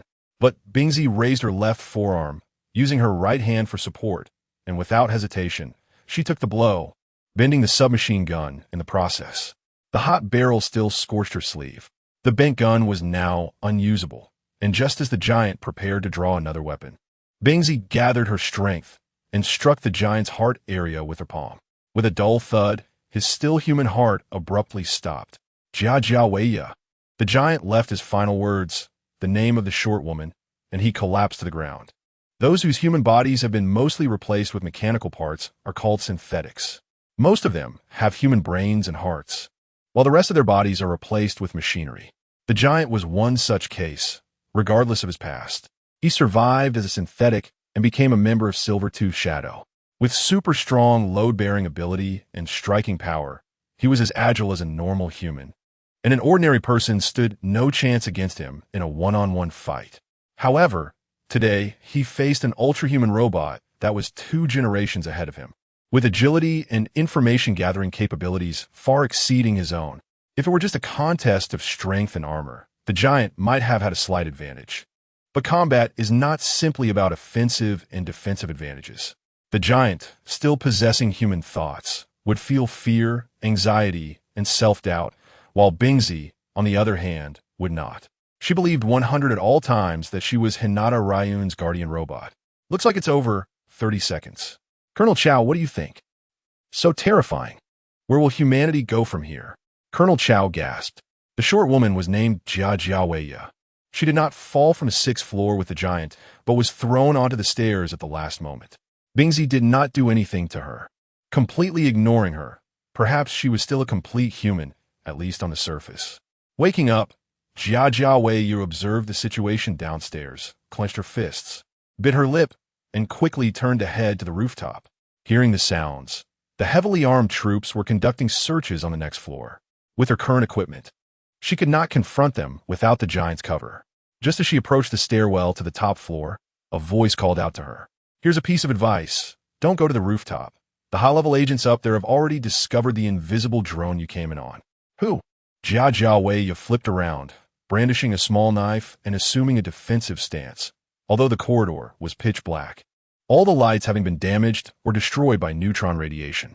With her extremely keen eyesight, she could see no one around. Slowly, a figure floated in midair, radiating a silken black light. Even when he appeared, he was merely in a semi-transparent state. He crossed his arms and wore a helmet, making it impossible to identify him. In a cautious tone, he said, "My name is Sayer. We mean no harm. We just want to make a deal with you." "A deal? Who are you?" Jia Jiaweya asked, her expression filled with suspicion. Suddenly, a screen popped up in front of Sayer, revealing the true face of Shao Ke, a Scotsman with red hair and brown eyes, sporting a poker face. "My nickname is Shao Ke. I am the squad leader of a certain intelligence organization in North America. To be blunt, we can help you escape the encirclement, but in return, we need information on the targets you want to assassinate."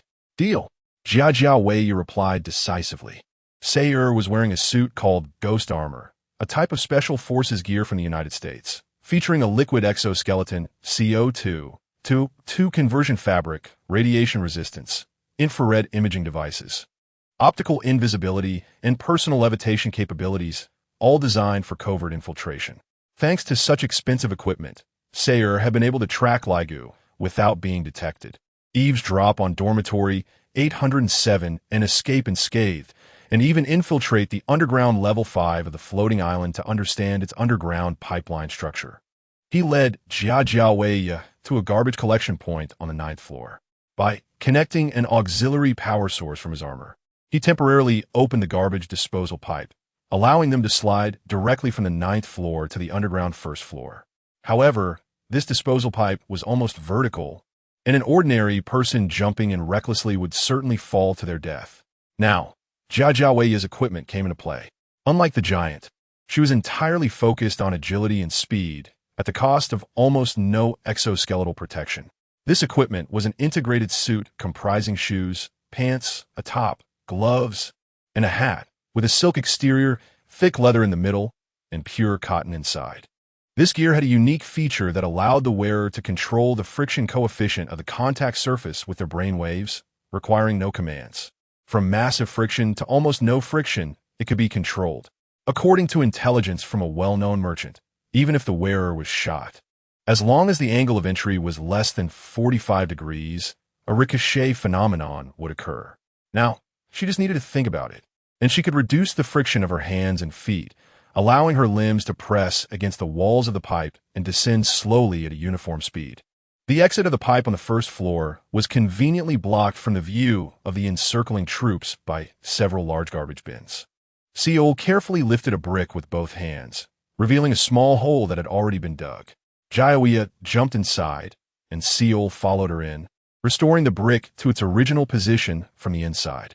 Chapter 14. The economic crisis approaches in the year 2245. The world has developed in an orderly chaos into the 23rd century. Humanity had long ago landed on the moon, followed by Mars, Europa, and Enceladus, gradually establishing new colonial bases. The widespread use of new technologies and renewable energy has seemingly reduced social issues. However, beneath the surface lies a fierce struggle between major powers and alliances, with monopolistic enterprises engaging in battles that affect national destinies under the backing of powerful nations. Currently, the world's major powers or alliances have largely consolidated into three major groups. First, the most powerful alliance, the Hanzi Alliance, which integrates various East Asian countries. It has the largest population, territory, and economic strength. Currently, it is completely focused on the colonization of outer space, maintaining a non-interference stance towards other regions on Earth. Due to the Hanzi Alliance's immense influence and the widespread presence of Chinese populations, Mandarin has become the world's leading official language, with 90% of the population in the floating island of Atlantis speaking it. Second, the European Trust, a conglomerate that transcends sovereign states but still operates within the political machinery of European countries. Formed by several major supergroups in Europe in response to the disbandment of NATO and the severe setbacks of the European Union. Its purpose is to resist the Hanzi Alliance's complete control over Europe. The European Trust currently has a profound influence on various aspects of European politics, economy, military, and education, extending its reach into every corner of the world except for Eastern Asia. The official languages are English, French, and German. Third, the American Alliance, primarily composed of 2 countries in North America and several countries in Oceania. This is a traditional alliance that has existed for hundreds of years. Despite many internal issues, it remains one of the world's multipolar powers through continuous self-reform, maintaining strong military and scientific capabilities. It competes with the European Trust for dominance in the Atlantic sphere and contends with the Hanzi Alliance for space colonies, having established numerous colonies on Mars and Europa. The primary official language is American English. The 3 major groups have formed the Century Alliance, a powerful organization based on the United Nations. Among them, the International Ethics Committee under the Century Alliance is one of the institutions executing this power. The articles formulated by this body will be unconditionally accepted by all countries, including those that have not joined. The floating island region, Atlantis, has been a special district of Germany for only 20 years. 30 years ago, a secret society known as the Crazy Round Table provided millions of blueprints, which were manufactured at the Spring and Autumn Heavy Industries German base. At that time, no other international organization was aware of this, nor was there any oversight from international monitoring bodies. A year later, the floating island was completed. People were filled with great fear at the sudden appearance of the floating island in the sky, believing it to be an alien invasion. Despite the floating island having no weapons and being only 1/50th the size it is now, the American Alliance deemed it a serious violation of international law. When the Century Alliance did not respond, they were the first to send top UAVs to intercept and shoot down the floating island. Outwardly, this was the case. In reality, they aimed to monopolize the floating island's various advanced technologies.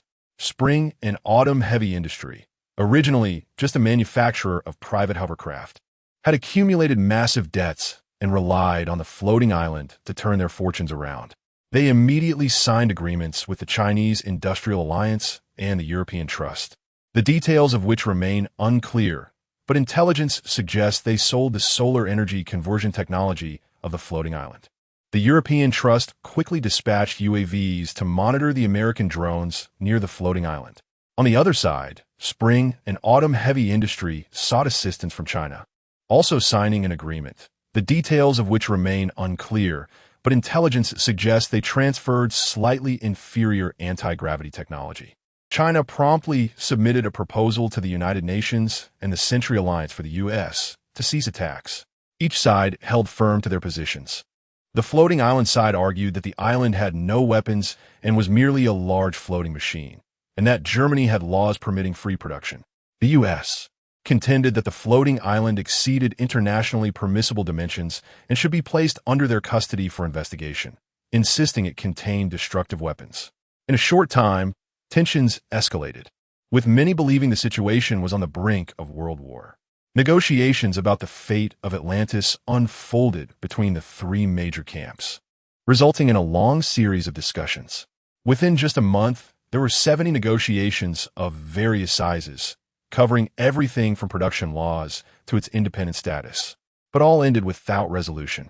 Meanwhile, spring and autumn heavy industry was credited by dozens of multinational banks and launched an ambitious global publicity campaign, spending heavily on tourism promotions worldwide.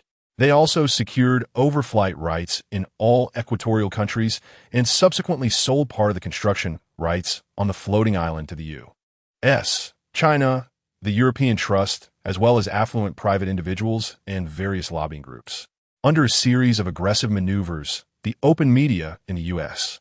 began to acknowledge the innovation and greatness of the floating island, leading to comical reports of American senators inspecting the island and being blown into the sea by strong winds.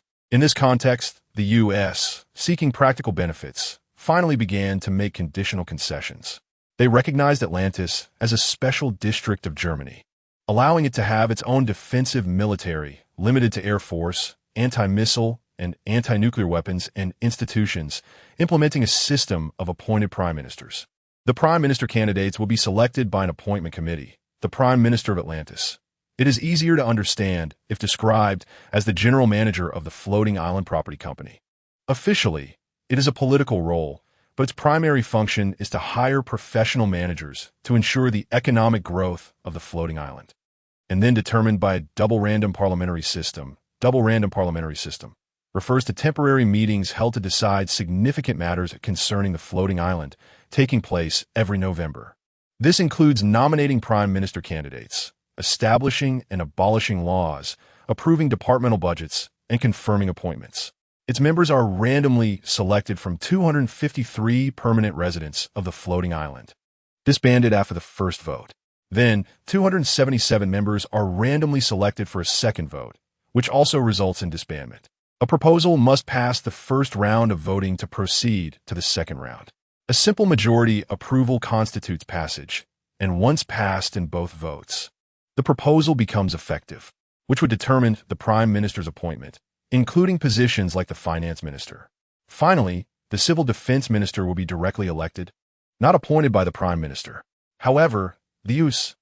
only made verbal promises and never signed any treaty to acknowledge all of this. The first prime minister of Atlantis was Mike Wall, the president of the European Trust. The prime minister is elected every 5 years and cannot serve consecutive terms. The current prime minister, the sixth one, is Dr. Zhao Mingzheng, a former financial advisor to the Century Alliance. In a classroom at the Warring States School, a strategic class that Yiming originally attended, students graduating from this class become junior battlefield commanders. This title is recognized as a professional license in most countries worldwide, except for a few like the U.S. and China. Galina Wawi, a super genius girl, obtained her PhD in economics from Oxford University at the age of 13 and was invited by the Warring States Academy at 14 to serve as a direct mentor for junior battlefield commanders at the Baiha Academy. With big eyes and a cute face, she loves sweets and comics, resembling an ordinary child, despite some unfortunate aspects regarding her chest and height. "Hey, you over there, are you trying to get yourself killed?" Wawi exclaimed, showing her sharp canines, pointing at Laigu, who was sleeping in class. Laigu slightly opened his eyes and then closed them again. With only about 10 students in the class, all actions were easily visible, especially since teacher Wawi always brought a small stool to class, making it easy to spot Laigu dozing off. Seeing Laigu's reaction, Wawi puffed up her cheeks, walked to his desk, and said, "You idiot Laigu, how dare you sleep in my class? Get up right now." Perhaps she really disturbed Laigu, who reached out to press down on Wawi's head, patting it left and right. "Don't be ridiculous. I'm not an alarm clock. It's Huawei-chan. Don't rush. Let me sleep a bit more. I had a fierce battle for 300 rounds yesterday. I'm so tired. Laigu, you pervert. What fierce battle for 300 rounds? Laigu, I absolutely won't allow you to take Huawei-chan's brother's place. Hey, the one speaking at this moment is John Darvo, who immediately stood up and forcefully slapped Laigu's hand away. Laigu slightly raised his head. Only I can touch Huawei's head. Darvo, it seems we haven't dueled for a long time. John Darvo brushed his hair back, revealing an overly confident smile. Just what I was thinking. I still haven't avenged our last grudge. Fate Wallace adjusted his glasses, holding a very old paperback novel in his left hand, turning the pages very carefully. He said in a very calm tone, "Are you all idiots? Just call each other brother. That's enough. There can only be one brother. Otherwise, love will be divided. I can't stand this guy. Who is he to be my brother?" The atmosphere suddenly became inexplicably tense. Height 20 meters, weight 32 kilograms. Laigu was the first to launch an attack.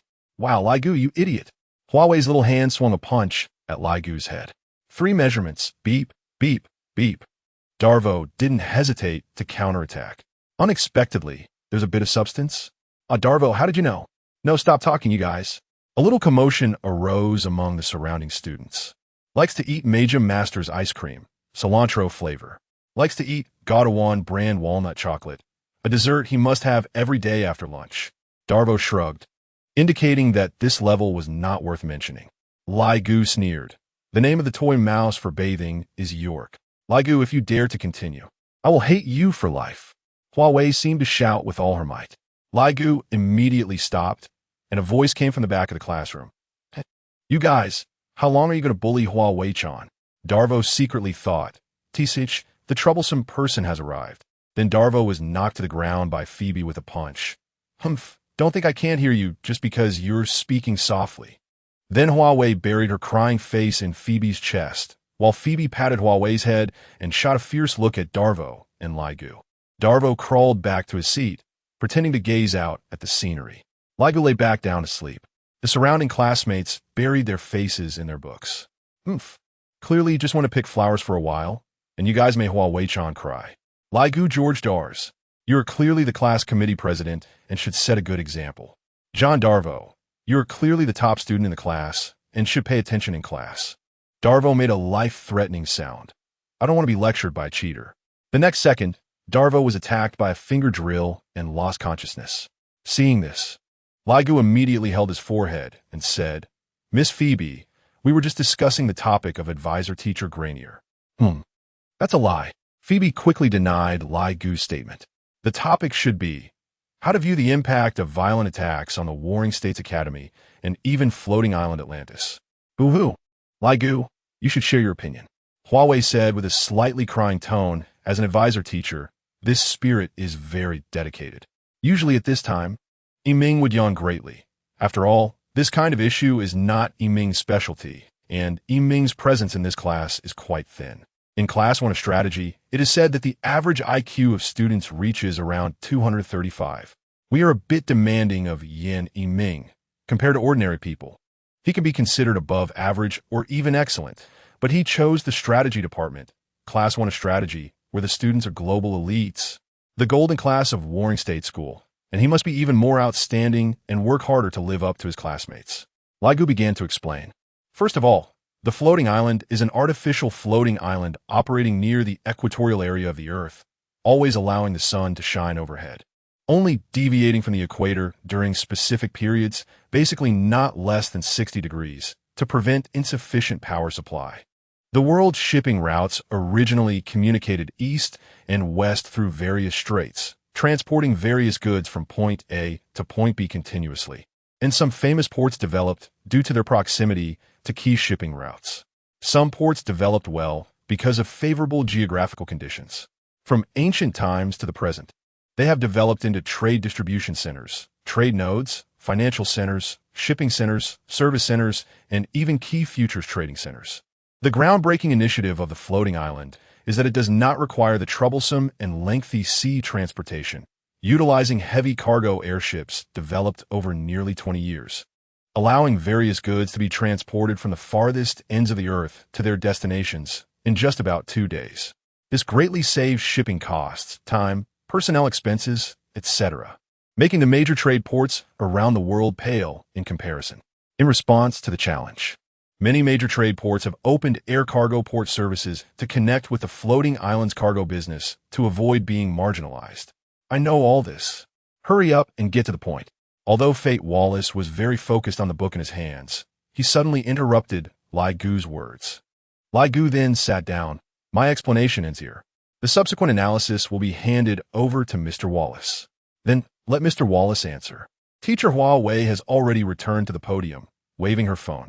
It seems she has fully recovered. TSK. Fate clicked his tongue, put the book in his backpack, then tapped the desktop with his finger. Immediately, a visual operation interface appeared on the wooden desk. Fate gestured, pulled up a world map, and the blackboard in front of the classroom immediately transformed into a picture similar to Fate's desk. Fate drew the shipping routes of the floating island. The distribution and demand maps of goods worldwide are extremely unbalanced, which is why there are low-price purchases here and high-price sales there, thus making profits. Due to the floating island's massive logistics convenience, many logistics companies around the world are happy to use the floating island as a large train to transport various supplies. As long as they calculate the flight distance properly, flying vertically from ground ports towards the equator and intersecting with the floating island to reach the southern or northern airports, then departing vertically from the floating island to reach the destination. The floating island charges for tickets, which includes personal entry tax, goods export tax, futures delivery tax, stamp tax, etc. With the support of these massive tax revenues, the floating island has developed rapidly, easily gaining a prominent position in the financial market in just a few decades.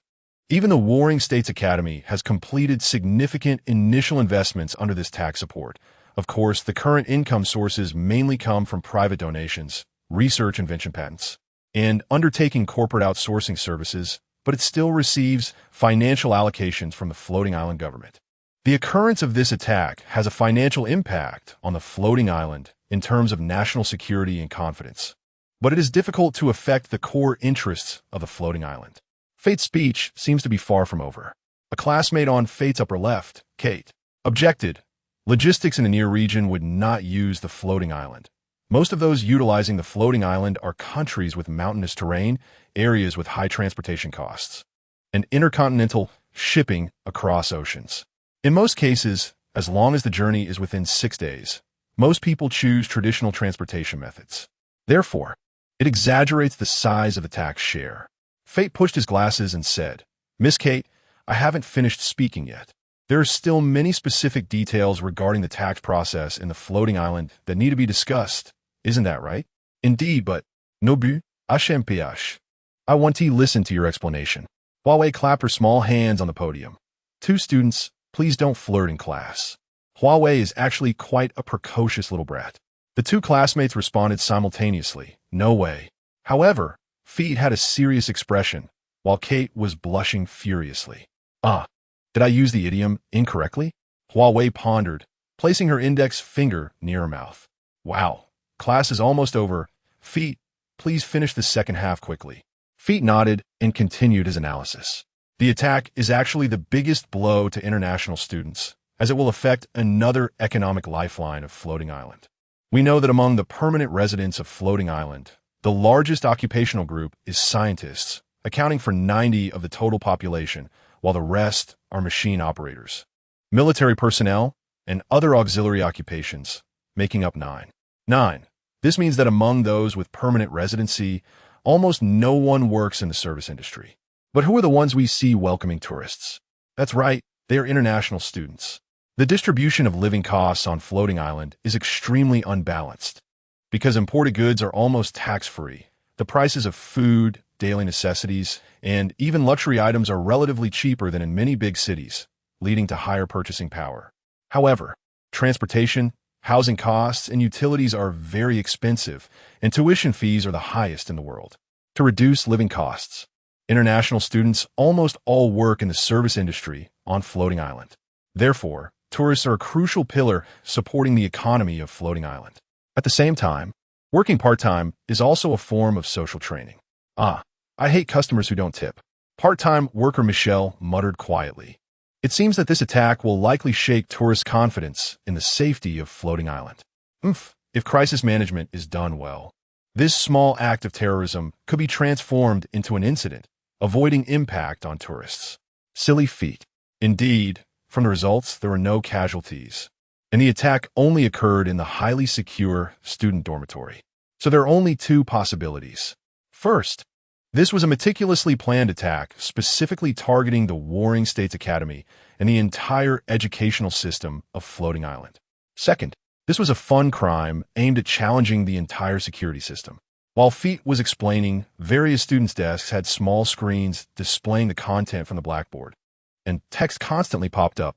This text was a transcription of everything Feet had just said. Every time he spoke a sentence, it was immediately converted into text. Recognizing various nouns, and by simply tapping on the text, one could get extremely detailed explanations, which would also be translated into Chinese, German, and English. This is the ultra-modern educational system of Warring States Academy. Through discussion and in-depth exploration of underlying information, students gradually master knowledge and communication, which is the daily routine of classes at Warring States Academy. As soon as Feet finished speaking, it sparked a huge debate. Some classmates said Feet's views were too extreme, while others believed that foreign hatred wouldn't be so low-end. In short, the classroom was buzzing with heated discussions. Teacher Hua Wei stood with her hands on her hips, nodding her head, and said, "This is how the strategy class should be." Ah, Hua Wei's proud expression is so cute. Phoebe also couldn't understand. Her attention was completely focused on Teacher Hua Wei. Ding, ding, ding. The bell for class was ringing on time. There were no classes in the afternoon, so it was time for either lunch or part-time work. The students rushed out of the classroom, with part-time worker Michelle disappearing the fastest, followed by the elusive Laigu. Before long, only the still unconscious Dao was left in the classroom. Chapter 15X Article 2 Copy of Report 2 Copies 901 Explosion Accident Investigation Final Report Report Writer Lester Gabriel Michael Report Submitter Charlie Yason, Look commissioned by the Federal Police Bureau of Atlantis District. Look Detective Agency, specifically commissioned Senior Detective Yason Lut and Intermediate Detective Lester Gabriel Michael to investigate the incident. This report will be submitted to the Security Committee of the Atlantis Dual-Layer Random Parliament for review. Incident Overview. At 10:00 a.m. on September 1st, 2245, an explosion occurred in Dormitory 807 of the Atlantis Warring States School. The scene revealed specific types of debris deleted. Reviewer, Winneberg, several mechanical fragments. And chemical analysis indicated it was a C-12 level electromagnetic bomb, which contained a small amount of gunpowder, causing this specific type of signal deleted. Reviewer, Winneberg, machinery to destroy the dormitory door and achieve self-destruction. No biological traces were found at the scene other than those of the dormitory owner. Damage situation. Delete expensive loss list. The public does not need to know specific items. Reduce black flow accusations. Reviewer, Feathen. One household robot was damaged, resulting in a total loss of 165,964. 1680. Motive, burglary. The dormitory owner lost a photon computer, a photon phone, and a light path card. Suggested improvements. Strengthen the security management of ventilation ducts. Delete the following content. The ventilation ducts are complex, allowing large mechanical robots to pass through. The ducts extend deep into the fourth basement level and beyond, making it difficult for management to prevent invasions. It is suggested to add more early warning sensors to prevent similar incidents. Involves military secrets. Reviewer, Winneberg, Zenda, Hulkungen. Delete, delete, read. The school committee agrees. Delete, delete, read. Delete, delete, read. Recommended for sending. Delete, delete, read. Agree to send. About the Earth Global Strategy International School Introduction. The Earth Global Strategy International School, referred to as the Warring States School, is located on the floating island of Atlantis. The school is known for its high tuition fees, strict admission criteria, and dual requirements for physical and psychological standards. Nevertheless, it is still regarded as one of the world's top and most prestigious universities. The Warring States School focuses on cultivating elite talents in business, military, and diplomacy that are difficult for other countries to match. Graduates will receive authoritative qualification certificates and gradually become the backbone of major powers. The school's most notable features are its two world-renowned specialized colleges, the Zhongheng College and the Baihe College, which are derived from the Zhongheng and Baihe theories of Gagazi during the Warring States period. The two colleges each manage different course systems, departmental classes, and teaching facilities, among which the Experimental Visualization Psychology Room is the core professional laboratory of the psychology department of Baihe College. Zhongheng College includes the departments of diplomacy, intelligence, transportation, and negotiation, while Baihe College covers the departments of business, military, psychology, cyber warfare, and interstellar affairs, providing students with a rich variety of learning options. It is worth mentioning that the official teaching language of the school is Chinese. Regardless of where teachers and students come from, they must master this language, which has a penetration rate of 69 within the solar system. The campus of the Warring States School not only pursues excellence in educational resources, but also spares no effort in providing students with the utmost comfort and convenience in living facilities. Each dormitory is luxurious, spacious, modernly designed, and incorporates cutting-edge technological elements, making living there a pleasure. The central coordinating robot equipped in the dormitory is the core of these high-tech services. These robots have highly intelligent control systems that can easily manage all electronic devices in the house, from adjusting lighting to air conditioning temperatures, from curtain operation to sound playback, all under the owner's voice commands. Students only need to converse simply with the coordinating robot to enjoy a personalized living experience, greatly enhancing the convenience and comfort of life. Of course, as the saying goes, the wool comes from sheep. The use and maintenance costs of these advanced facilities are naturally not cheap. If damages are caused by human reasons, students will also need to bear corresponding compensation responsibilities. However, who can resist such convenient and efficient technological services? After all, amidst busy studies, being able to enjoy such thoughtful life care is undoubtedly a great comfort to both body and mind. One day, classmates Phoebe Victoria and Huawei Glaniel were chatting in the garden of the Warring States School. Teacher Huawei, has Yan Yiming really been expelled? Phoebe Victoria said. Huawei sighed, revealing a hint of helplessness and regret in her eyes. Laigu's situation is quite special, she slowly began. He showed remarkable courage in the face of psychological attacks.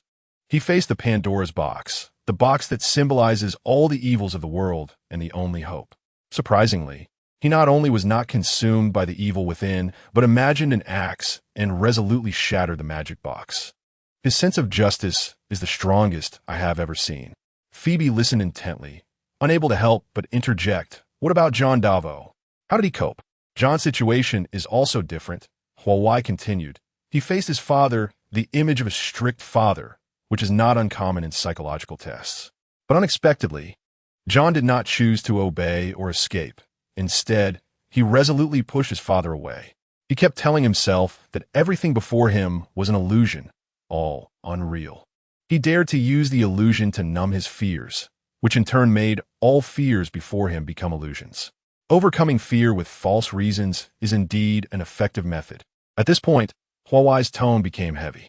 However, Yiming was not able to do this. In the face of psychological attacks, he didn't even have the courage to resist. He is just an ordinary person, too ordinary to fit in with the elites here.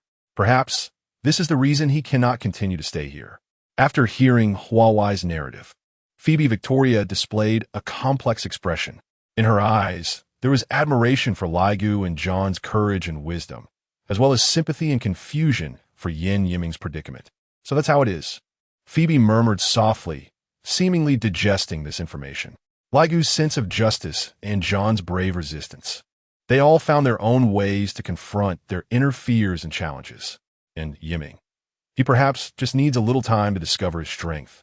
Phoebe looked up at Huawei, her eyes shining with determination. Teacher, I think we can't just give up on Yiming so easily. Everyone faces difficulties in different ways. Perhaps Yiming just hasn't found the method that suits him yet. We should give him a chance to prove himself. Huawei looked at Phoebe, a hint of surprise and appreciation flashing in her eyes. She didn't expect Phoebe to be so persistent, but upon reflection, this might be the passionate and unyielding spirit that young people should have. Phoebe, your thoughts are brave and kind. However, the school's decisions are not made lightly. Yiming's situation is indeed a bit complex, but I can help you reflect your opinions to the school authorities and see if there is a possibility to fight for some extra opportunities for Yiming. Upon hearing this, Phoebe's face broke into a radiant smile. Thank you, Teacher Huawai. I knew that as long as we don't give up, there will always be hope. In this moment, Phoebe not only demonstrated loyalty and support for her friend, but also reflected her inner indomitable spirit and willingness to challenge. And this spirit may be what Yan Yiming lacks the most, and is also the area he needs to learn from the most. Chapter 1. An eye for an eye. The underground ventilation duct was spacious enough to accommodate a person standing and walking. The assassin, Jaya remained vigilant as she followed the self-proclaimed ghost from America. Beneath her feet was a soft cotton mat, and as she stepped on the steel ventilation pipe, she made no sound, wandering through the labyrinthine ducts. Jaya now estimated that the ghost had led her to the top-secret military control area on the 4th underground level of the Atlantis floating island. Then, we'll take you back to the surface, even out of the floating island. They were in a sealed room, about 10 square meters, with complex wires and capacitance switches visibly separated by glass. The voice came from a small K on the screen, projected from the ghost's chest. What do you want? What you just went through? Is it that simple? You better not regret it. Jaya crouched on the ground, repeatedly recalling the situation at the time, still finding it unbelievable. There was a person named Yiming, and at first I shot that bastard in the thigh. I saw his leg bleeding profusely, and he was unsteady on his feet. But later, none of the bullets could kill him. The knife couldn't even penetrate his neck. Yiming? Small K exchanged a glance with Fei Liluan, and immediately the data on Yan Yiming was in hand. Did you fail the mission because you didn't kill the target? I did not fail, she yelled in extreme frustration. That woman was almost finished. If it weren't for that bullshit. The fire in Jaijawaya's eyes flared as her fist struck the wall heavily, making a dull thud. Next time, I'll cut him into pieces. Was the assassination target a woman? Could it be? Your accomplice is dead. He was captured by armed police, and without our help, you'll meet the same fate. You doubt my words. Jaya remained unshaken. I said I want what you just experienced, and yet you concoct an impossible story. Indestructible. The ability of the time-stopping queen? Small K attempted to change angles. Currently, there is no bulletproof vest in the world that can stop heavy fire from a close-range machine gun just by relying on the thickness of ordinary clothing. In this era, the power of ammunition has been continuously upgraded, with bullet designs and firearm structures constantly improving. A pistol firing uranium-core armor-piercing bullets at 20 meters can reach speeds of 1,080 meters per second, easily piercing through 3.75 centimeters thick advanced bulletproof vests, whether made of solid liquid composite materials or ultra-high molecular weight fibers. Due to mass production, the low cost of firearms keeps electromagnetic rail weapons and laser weapons at a disadvantage. This is also one of the reasons why Silver-Tooth Shadows, or guerrilla and militia organizations, favor bullet weapons. Small K looked at the blade in the assassin's hand and continued to ponder.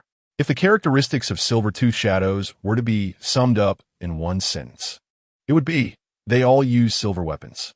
Whether it's the Silver Bullet Eagle, Silver Wind Spiral Gun, or Silver Tooth Blade. Interestingly, these weapons all bear a crescent-shaped logo resembling a wolf's tooth, which perhaps hints at some religious connection. Dressed in clothing with nearly a 100 light absorption rate and wielding only silver weapons, they resemble fangs protruding from shadow. This is the origin of the name given to Silver-Tooth Shadows by outsiders. In reality, they never publicly disclose the name of their organization and even opportunistically use the title of Silver-Tooth Shadows to refer to themselves. But the mystery of Silver-Tooth doesn't only lie in their scan intelligence. Their weapons seem to be self-developed and produced, making it nearly impossible to trace their origin. This indicates that they have a massive backer who satisfies their needs by producing weapons rather than smuggling arms. They're a group of assassins with specific purposes, serving some secret agenda. Equally mysterious is the time-stopping queen. The base has no intelligence on her appearance or characteristics, only ordering us to find and capture her, which is utterly absurd. I told you, you would regret it. How did you come to the floating island? None of your business. How did you find their location? The messenger of the gods told us. As long as you also worship the gods, you can find that wicked witch. I don't understand what you mean. I've said enough. We can reach more agreements as long as we earn your trust.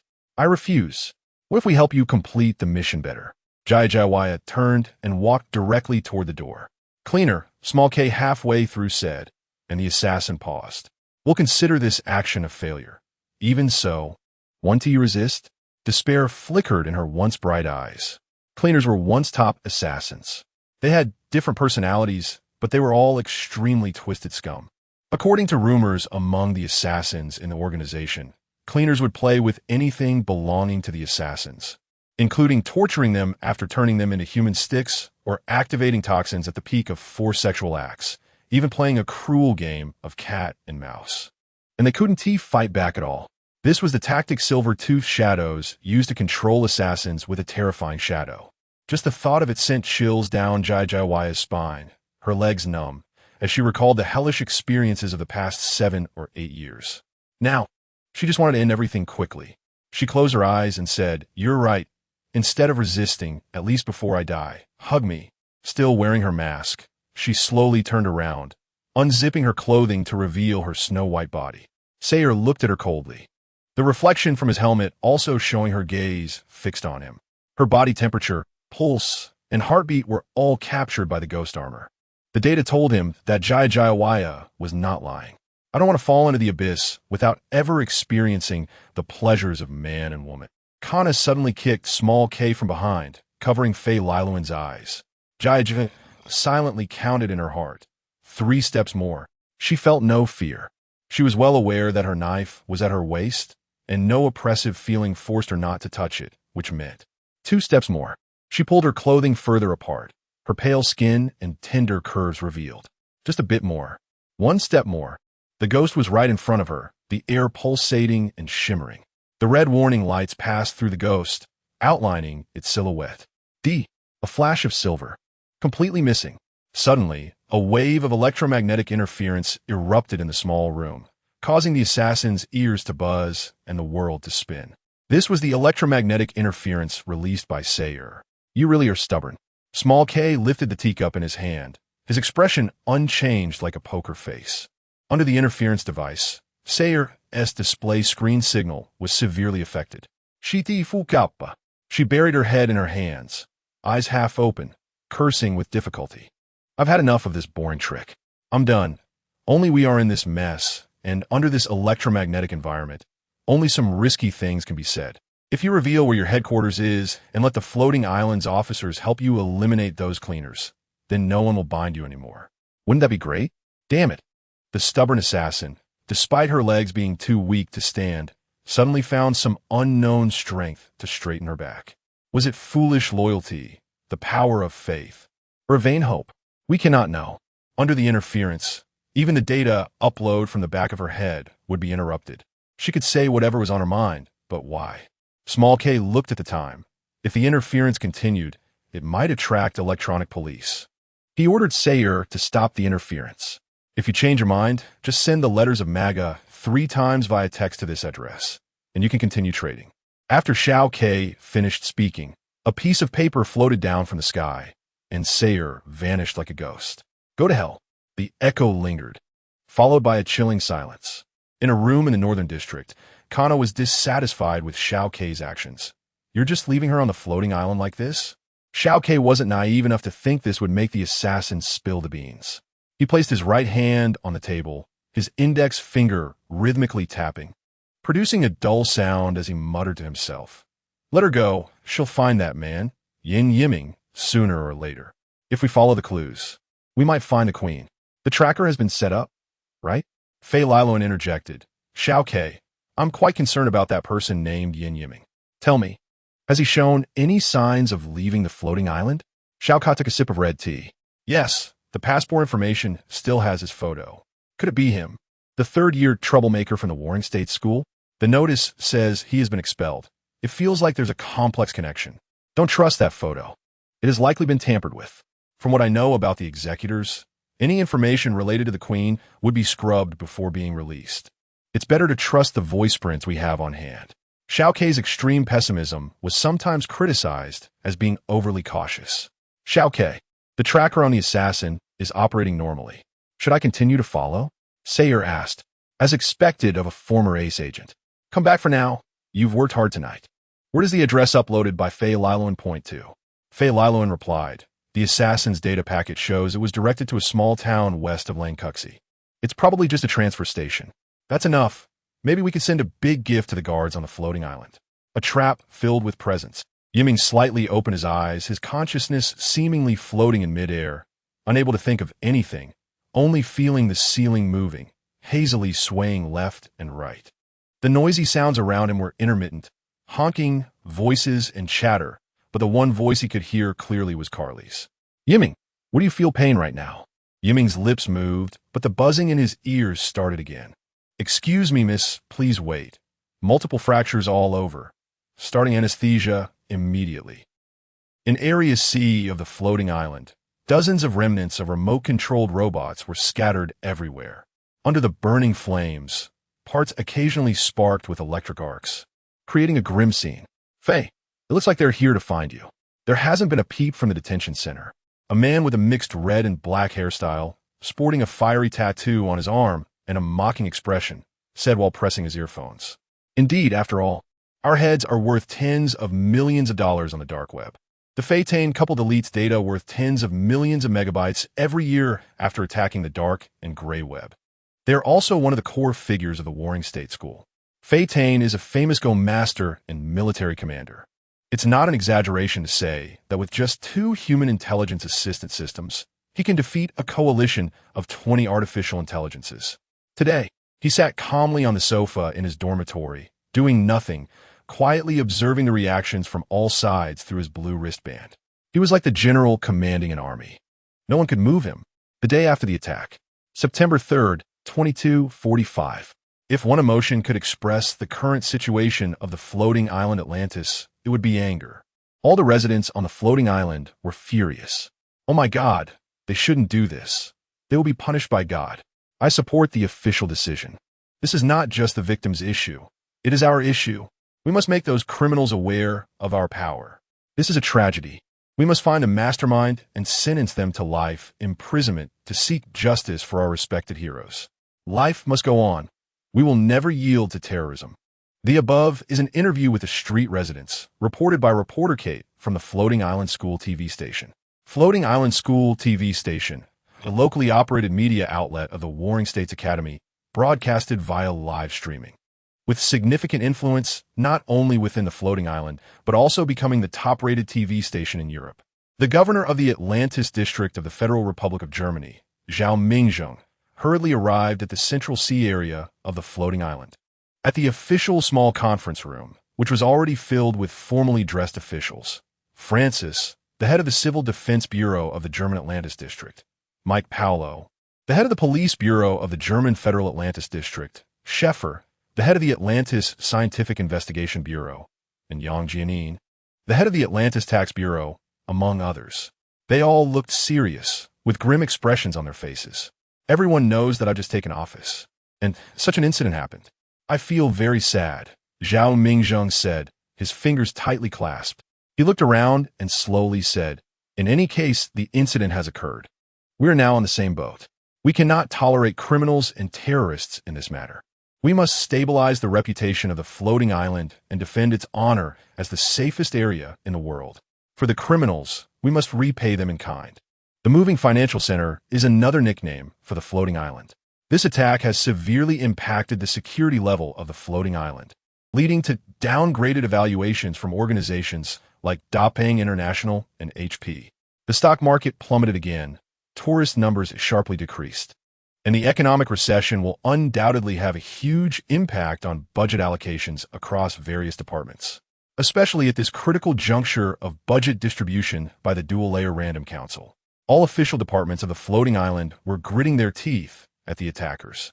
After intense discussions at a press conference, the spokesperson for the Prime Minister's cabinet announced, The Federal Republic of Germany's Atlantis Floating Island Special Zone declares war on the criminals. Starting tomorrow, we will officially pursue the silver-toothed shadow for transnational crimes, vowing to bring the criminals to justice. As soon as the words fell, the flashlights flooded the entire room, and reporters quickly typed away. Within hours, the news spread to every corner of the world. About 5 or 6 days later, in Xiao Kei's hotel room, watching the hovering ships continuously flying over the floating island, Fei Liluan was still tapping away at the keyboard. The room was about 120 square meters, the most luxurious suite in the hotel. There were about 4 computers and numerous sending and receiving terminals neatly arranged by the window.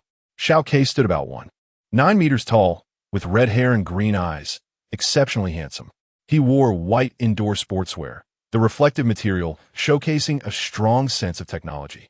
Fei Liluan was thin and pale, dressed in a green and yellow checkered shirt, sitting on the carpet, completely focused. Kana and Sayer had gone out. They were still monitoring the developments. Fei Liluan was currently reading the loss investigation report released by the floating island, which had just been published not long ago, and he downloaded it quickly. Now he was skimming through it, trying to find subtle information within. This attack has dealt a heavy blow to Atlantis' economy, especially the chip manufacturing industry. A loss of 20 billion? The loss from reduced tourists was only a few million, and building losses amounted to only 500,000 yuan. That seems exaggerated, right? High-end chip manufacturing can result in the complete waste of a single crystal silicon wafer with even a slight vibration in the environment. So, the explosions that day would severely impact the entire production line. No wonder hardware prices have skyrocketed recently, with Photon central processors surging by 30 in a short period. It really benefited other manufacturers.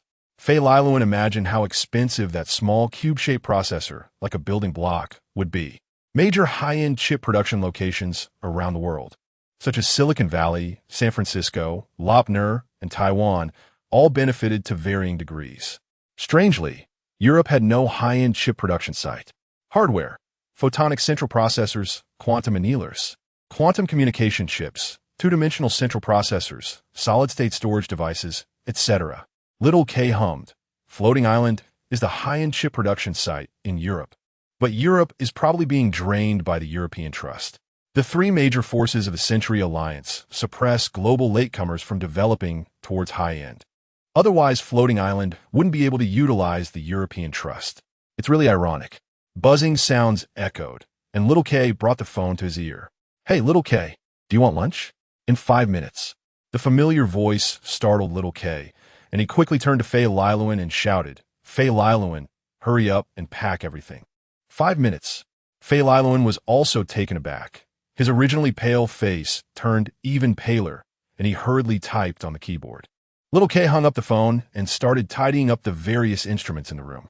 He grabbed several black confidential cases and quickly and neatly placed the instruments inside. As soon as he closed them, the confidential cases emitted a blue glow, resetting the password. Time passed second by second, and Fei Liluan closed the computer in his hands and immediately ran to the second computer to continue working. After finishing packing the communication terminal, Little K also helped pack up the computer that Fei Liluan had closed. Bang! The door was knocked heavily. "Fei Liluan, take it easy, don't panic." Little K stood in front of Fei Liluan, blocking the view of the door. Another bang. The door was violently kicked open, and in an instant, more than a dozen heavily armed police officers burst in, shouting, "Police! Everyone raise your hands and don't move." More than a dozen dart gun barrels aimed at Little K, who chuckled lightly, seemingly dismissive, and slowly raised his hands. The leading captain rushed over to subdue Little K and, upon seeing Fei Liluan still typing on the keyboard, immediately attempted to kick the computer from Fei Liluan's hands. Fei Liluan quickly pressed the enter key, and the computer was kicked hard against the wall. It was too late. He sighed heavily and slowly raised his hands. On the computer screen, there was a large box that read, "Delete all complete. We are the military attachés of the Canadian Embassy.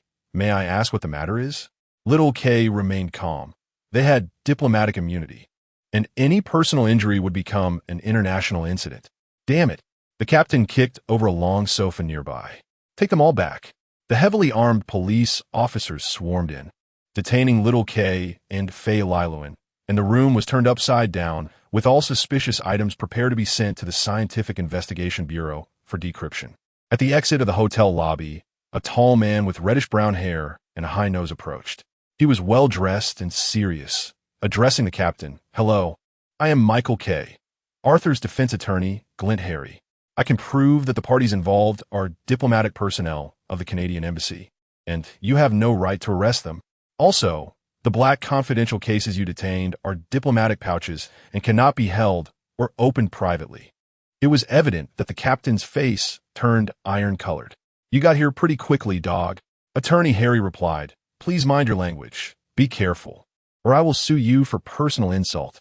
Suddenly, a few German Shepherd police dogs barked loudly in the distance, and the officers holding the leashes were walking this way. "I mean, Bobo, what? Do you admit you're a dog?" Bobo was clearly the name of one of the police dogs. Attorney Harry's face twitched. "Let's not waste everyone's time. Please release them immediately." The police captain glared, raised his chin, waved his hand, and turned to leave. "Phew, luckily you arrived in time." Little K sat in the hovering spaceship heading to the Canadian Embassy, trying to calm his racing heart. Glint patted Little K's shoulder and said, "It's okay. Such things happen often. You know, the pivot usually can only survive on floating island for a week, and you guys have supported it for 3 months, which is already remarkable. However, I estimate that in less than 6 hours, you and Fei Liluan will be ordered to leave floating island. Before that, let's head back to the embassy." Little K nodded, looking at the scenery outside the spaceship. The glass window reflected his anxious and unwilling face. Fei Liluan sat in a daze, his pale face showing no signs of thought. "Where do we expose ourselves?" he asked Little K, full of thoughts. Little K just shook his head. They were quietly taken to the front of the Canadian Embassy. "Glad to see you safe, Mike. The notice above says your mission is complete." The counselor stood up from his chair and walked over to extend his hand to Arthur. This was the counselor's office in the Canadian Embassy. Fei Liluan waited in the living room, while only Little K got to meet him. "Glad to see you safe, counselor," Little K replied, shaking hands briefly but firmly with the counselor. "Now take this." The counselor handed Little K a leather envelope, tightly wrapped, with an electronic lock that could probably only be unlocked by Little K himself to view the contents inside. "Thank you. Should I open it now?" "Of course you can," the counselor said, shaking his collar and sitting on the reception sofa. Little K placed his phone against the surface of the electronic lock, and the phone popped up a box asking Little K to input his password. Turning away, he carefully entered the password. With a click, the package was unlocked, revealing an appointment letter and a passport from the Celestial Empire. "I'm being transferred to the Guangzhou Circle." He looked at the appointment letter, glancing at the counselor. The counselor adjusted his glasses, also looking at him. "Take a good break and adjust your mood. As for Yan Yiming, he has reportedly been sent to the Guangzhou Circle." "And what about Kana and Sayer?" Little K asked. The counselor replied, "They will have new superiors and will form a new pivot." "I don't understand. Where exactly did the problem occur?" "Sometimes collateral damage is inevitable." "Is it because we work for the Democratic Party?" Little K implied that they had been betrayed by the same agency collecting intelligence. "It's because of the struggle between the two parties. One intelligence agency from the Republican side was dismantled by Floating Island, and correspondingly, some wanted to dismantle an intelligence station of the Democratic Party." "Not entirely, Michael. You should have received warnings not to go to the scene, but someone reported that you made contact with those people." The counselor's face became serious, seemingly questioning Little K. "Violating orders can leave one vulnerable, and the consequence is the exposure of the pivot." Little K fell silent. He didn't want to make ineffective excuses. "Michael, I admire you as a young man. After retiring from the Sky Marine Corps, your future is limitless, but please do not take unnecessary actions. It's not that I'm trying to plead for you, but you obtaining important informant intelligence for the base could mean you might not even have the opportunity to go to the Guangzhou Circle. Unnecessary actions refer not only to going to the scene, but also making contact with assassins, and more importantly, attempting to understand the situation of Silvertooth Shadow. These have already displeased the higher-ups of NAS." Little K nodded in agreement. The counselor suddenly showed a sincere smile, faster than flipping a face. Like a cunning fox, he reached out towards the door, indicating that Little K could leave at any time. Little K turned around and strode out of the embassy, taking Fei Lailuan with him, boarding the airship heading to the Guangzhou Circle. The police station received an anonymous tip-off, indicating that the headquarters of Silver-Tooth Shadow was in Lanwook. The progress of the situation seems to be going smoothly. Fei Thane, the third secretary in the principal's office, the only male among the three secretaries, is dedicated to intelligence analysis and is the most important figure in the principal's think tank. He has personally commanded 300 early military drones to thwart an attack from 1,000 advanced combat drones from the United States. He took over from Principal Rolls, and this aligned with the information from that giant, both pointing to a telecommunications building in Lanuk, but it could be a trap. He hesitated, calculating something.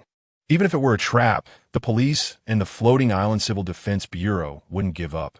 The principal shrugged and continued nonchalantly. We'll take the bait and then mess up the trap. That's our style. Perhaps we should seize this opportunity to take on the elimination of Silver Fang Shadow, using the floating budget as leverage. We can allocate 5 of the budget share to the Floating Island Civil Defense Bureau. They hire mercenaries while we handle reconnaissance and supply work. Then all non-weapon spoils from Silver Fang will belong to us. The principal wrote this in the proposal. Fei understood the principal's meaning, too. 1 billion yuan was the funding for the Warring State School, which couldn't be moved to those 2 plans, as third-party accounting and auditing firms would catch on.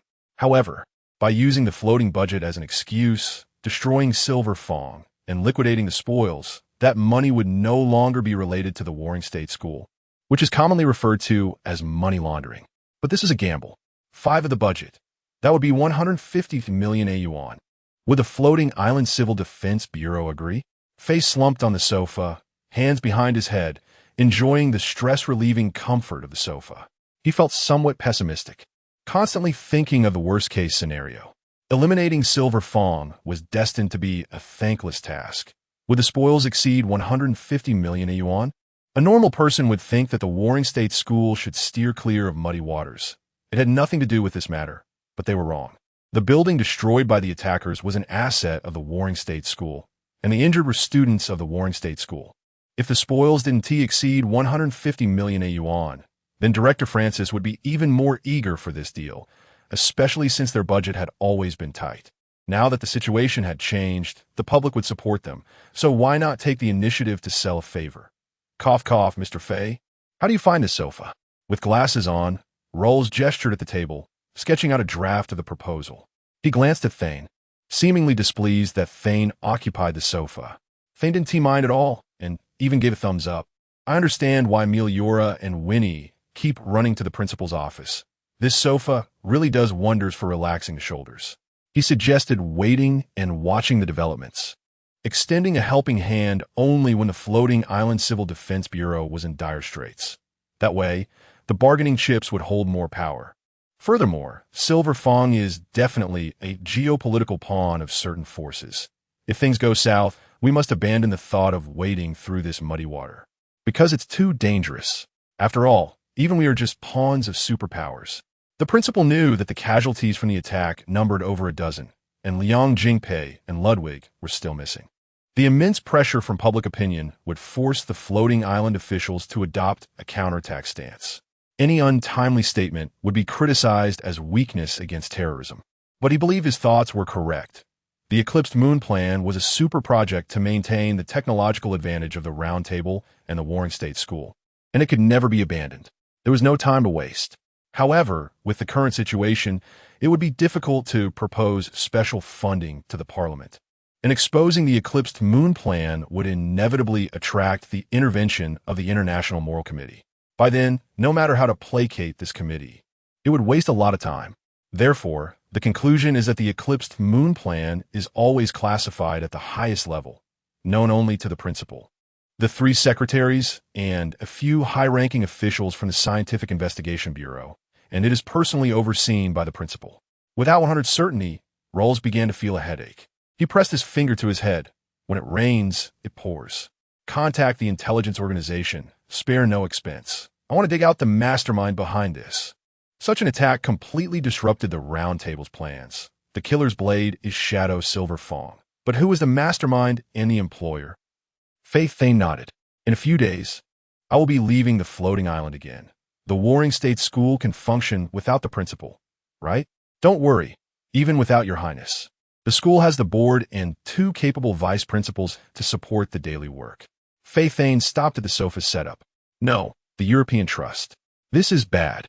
They will definitely latch onto it, but it's better for me to handle it than your highness. Roll smiled, put down his electronic pen, and gazed at the portraits of past principals. Hopes, how is it going on your end? Chapter 2, quietly October 5th, 2245. More than a month has passed. A few days ago, Yiming was transferred from the intensive care unit to a VIP room, having returned from the brink of death. Looking back now, it was truly heart-stopping. Initially, he underwent a 20-hour surgery at the floating island James Memorial Hospital to address hundreds of fractures throughout his body. Before his condition stabilized, he was sent to the First People's Hospital of Guangdong, where the best orthopedic surgeons performed another surgery to treat wounds that might leave lasting effects. Of course, he had more than just multiple fractures. He also suffered from internal organ ruptures and bleeding, moderate concussions, and other conditions. Relying on the most advanced medical technology, the super deep sleep method, which allows patients to remain in deep sleep for 24 hours. Normal people typically have only 90 minutes of deep sleep. This technology maintains the highest efficiency of bodily repair and recovery. Finally, his condition gradually stabilized, and he was out of danger. Moreover, his recovery time was significantly shortened. Super deep sleep method keeps patients in deep sleep for 24 hours. This technique requires constant input of various energies and nutrients, including pure water, to maintain this high repair state. Theoretically, fractures that would take 6 months to heal can allow patients to walk in just 10 days and fully recover in 15 days. Uncertain how much time had passed, Yiming began to vaguely hear some sound around him, perhaps the doctor waking him from deep sleep, hearing snippets of surrounding noise that he quickly forgot. After an unknown period, he slowly opened his eyes, looking at the unfamiliar ceiling, feeling a slight itch as the nanotechnology powders and nutrients penetrated his skin. The ventilator made him feel uncomfortable. He turned his eyes around, seeing that the bright room contained only a hospital bed, surrounded by various instruments. The nurse noticed Yiming waking up and hurriedly called the doctor. Subsequently, it seemed that the school received the news. The next day, classmates from Strategic Class 1 came to visit Yiming. Now, the instruments in the room had significantly decreased, and the smell of disinfectant was gone. The entire room looked much simpler and tidier, almost like Yiming's personal dormitory. How are you? Still in pain? Can't speak yet? Fei Bai Victoria and Laigu arrived at Yiming's hospital room. They asked teacher Huawei for leave specifically to visit Yiming. Fei Bai looked at Yiming with great concern, while Laigu maintained a flat expression, showing little emotional change. Yiming shook his head, using sign language to indicate that he was not in pain. He glanced at the flowers by the bedside, which made him feel very comfortable and at ease. Why aren't you speaking? Can you really not talk? Yiming nodded. The doctor had checked him yesterday, and his vocal cords were fine, but he just couldn't speak. The doctor attributed this phenomenon to possible damage to a certain area of the brain, affecting his ability to speak. Of course, psychological factors couldn't be ruled out. After saying this, the doctor left. Is that really the case? Luckily, Teacher Winnie had me bring this. Laigu lifted something in his hand, resembling a collar. Yiming showed a puzzled expression. Laigu chuckled lightly and, without further ado, forcibly put it on Yiming. As the collar automatically tightened, Yiming frowned. The collar was a bit tight. Oh, what a powerful collar. It can make sounds on its own. Yiming, this collar suits you perfectly. Fei Bai laughed, her eyes showing a mocking expression. This is a voice assistance collar, a device that allows the mute to speak normally, and it can perfectly replicate the owner's voice. Teacher Winnie knows your situation and specifically asked me to put on for you last night. Laigu explained while walking to the window, looking at the lush trees outside. What a great help. Who would have thought you could survive? Yiming recalled the situation back then. It was indeed a narrow escape. He was thrown against a wall by that giant and seriously injured, still feeling a bit of lingering fear. What happened to Carly? She was okay in the end, right? Thinking about how he couldn't do anything at the last moment, he couldn't help but feel a bit dejected. What exactly happened to you at that time? Fei Bai's clear eyes were fixed on Yiming. Yiming knew he might not be able to hide anything from Fei Bai's perceptive gaze, but he was not prepared to speak. Shaking his head, he forced a smile and met Fei Bai's eyes. "So I find some things I shouldn't ask." Fei Bai shrugged, feeling she had made herself awkward. She then shifted the topic to other matters, such as how much quieter the floating island had become recently, the new dessert shop that opened in the West District, and the newly released, tear-jerking movie. Although these were trivial matters, Yiming found them quite interesting, nodding and mumbling in response. His relationship with Fei Bai was not particularly close, but she might be the one he was closest to in Strategic Class 1, followed by Laigu. Every time he saw Fei Bai, he always felt a sense of rivalry. Now that he had recovered from his serious injuries, the first visitors to see him were actually Laigu and Fei Bai, which made him feel a bit touched. So, Fei Bai Victoria had a secret that only a few people in the class knew. Yiming was one of them, and he was someone who could still interact with Fei Bai after learning the secret. "Yiming, the weather is nice. Going for a walk would be perfect. It's beneficial for your recovery." Laigu interrupted the casual conversation between Fei Bai and Yiming. He picked up a crutch that the nurse had brought. Laigu walked to the bedside and extended the crutch. After being unconscious for more than a month, his body must have deteriorated, right? Yiming glanced at Laigu and pushed the crutch away. "No need, I'll just walk." Moving his body still caused some discomfort. The pain was more from stiff muscles. He got out of bed, and aside from feeling a bit weak in his legs and some muscle pain, he was largely fine. Just as Laigu said, his muscles had indeed regressed. Yiming thought for a moment, and then took the crutch from Laigu's hand. "Then you guys go ahead. It's so sunny outside, it's bad for the skin." Stretching her back, Fei Bai watched the two leave the room. Outside the room were two casually dressed, middle-aged men looking at their phones, appearing relaxed while keeping an eye on Yiming's movements. Seeing Yiming descend the stairs, they followed him from a distance. Over the past month, Xiao Ke had already figured out the environment of the First People's Hospital. It was quite large, with gardens between the outpatient and inpatient buildings that could easily accommodate a lake, allowing patients to stroll for half a day without any problem. It was now golden autumn in October. Although the trees here in the South Woon tea turned red or yellow, the autumn breeze was refreshing without being cold, making it particularly suitable for outdoor activities. Xiao Ke, through various channels, found out the model of the computer chips used in the First People's Hospital. Fei Lai Luan spent considerable time and resources to crack the defense system, successfully infiltrating the hospital S-network system. Their goal was to obtain access to the hospital surveillance video and patient information. With Fei Lai Luan's support, Xiao Ke finally located Yiming's ward. The two middle-aged men outside the ward caught Xiao Ke's attention. They could possibly be security personnel from the Scientific Investigation Bureau. Finally, Yiming woke up, and suddenly there were 5 or 6 plainclothes security personnel in the hospital, and the network security was raised a level. Xiao Ke frowned and then sneered. "I know you must have a lot of questions. If possible, I will try my best to answer truthfully." At that moment, there was no one around, only a few security personnel keeping their distance. They walked along a relatively secluded stone path, which led to a pavilion with a view of the lake. Laigu did not look at Yiming's expression, merely gazing at the winding paths ahead, his eyes devoid of any light. "What happened to Carly now?" This is the first complete sentence emitted from the collar, making sounds with a closed mouth, just like ventriloquism, but the sound sounds like a single note.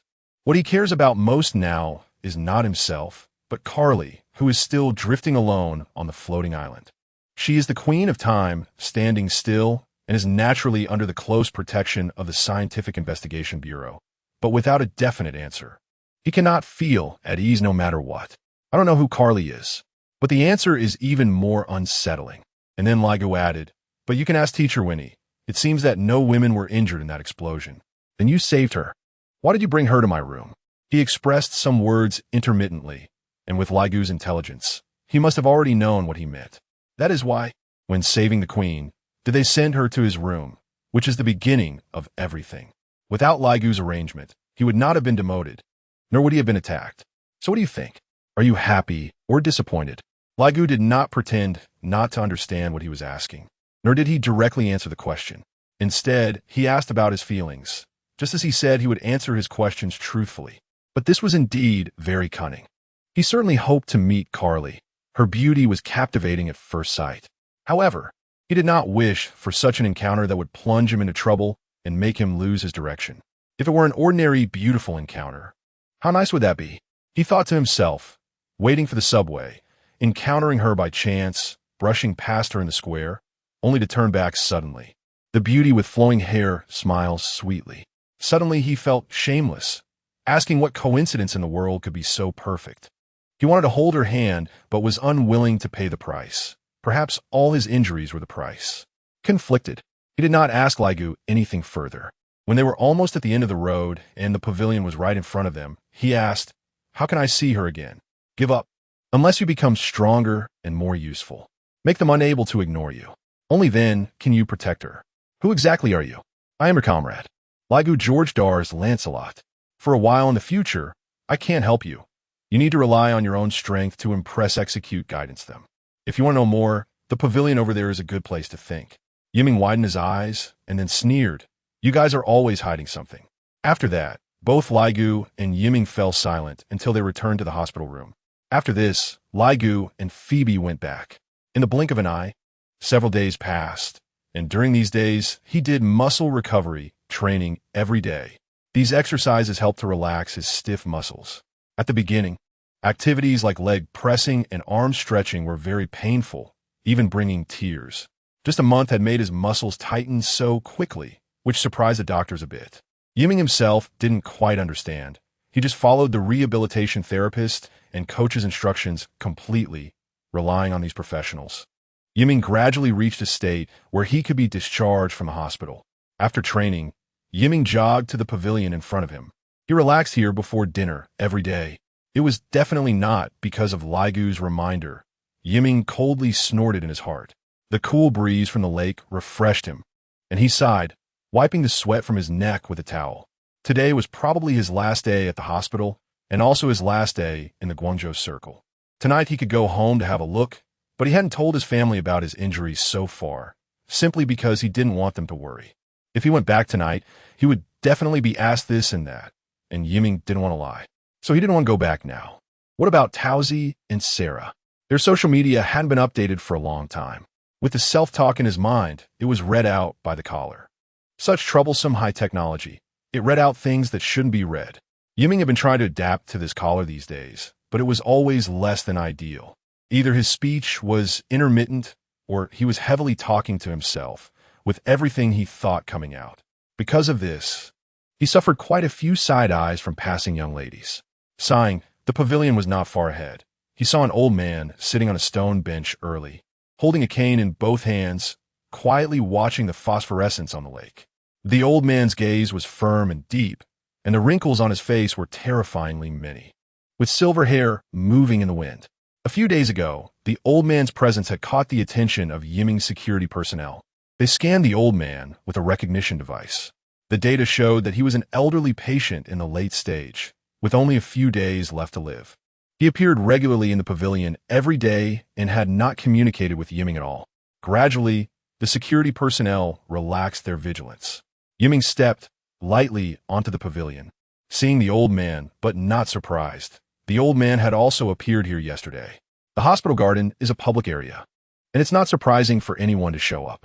A few minutes passed, and the two did not communicate at all, both looking at the shimmering waves on the lake. Unknowingly, the sun was setting, the cold wind began to rise, and the returning birds chirped noisily. Suddenly, the old man made a lively sound. "You must be getting discharged tomorrow." Since there was no one else, of course, he meant Yiming, who nodded. "Yeah, this might be my last time here." Yiming didn't know why he had the premonition that it was his last time here. This old man of mine doesn't have many days left either. "I have a few words I want to say. Would you like to listen?" After being surprised for a moment, Yiming chose to sit on the other stone bench. Seriously letting the caller say, "Please speak." He thought to himself that this old man had been appearing here alone these days, without even a nurse accompanying him. So he must be a solitary person. Yet this kind of old man suddenly wanted to chat with someone. "I liked adventure when I was young. I have traveled to countless places in my life. When I wanted to take a break, I found myself all alone." The old man's words were very calm, like a lake with no ripples. Adventurer, is there still such a profession? Yiming wondered. "But I have no regrets. Because in the past 50 years, I have seen the most magnificent peaks on Earth, the deepest and most mysterious trenches, the most bizarre caves, and of course, the most beautiful fairylands. But when it comes to the most impressive memory, it is still the underwater caves in the Yucatan Peninsula. The underwater caves in the Yucatan Peninsula. The Chicxulub crater? Yes, that's the Chicxulub crater. It seems your geography is quite good. That was a small asteroid that struck the Earth 65 million years ago, leading to the extinction of the dinosaurs. Many people think that asteroid has become part of the Earth, and countless sinkholes and caves have formed there, most of which are submerged under seawater. Yiming knew some stories about the extinction of dinosaurs. Since childhood, adults had repeatedly told him the story of a meteorite causing the climate to cool, leading many animals and plants to die from cold and starvation, resulting in the extinction of all dinosaurs on Earth, leaving only birds that adapted to the environment and evolved. Many scientific mystics said that the meteorite had become part of the Earth, but I don't believe it. Finally, a wealthy person gave me unlimited funding, allowing me to organize a team of 30 people to explore that deep cave. You mean you found the core of that meteorite? Yiming looked at the old man in disbelief. The wrinkles on his face were as deep as if carved by a knife. Yet the old man's gaze remained on the lake's surface throughout, his expression unchanged, as if he were narrating the story of a third party.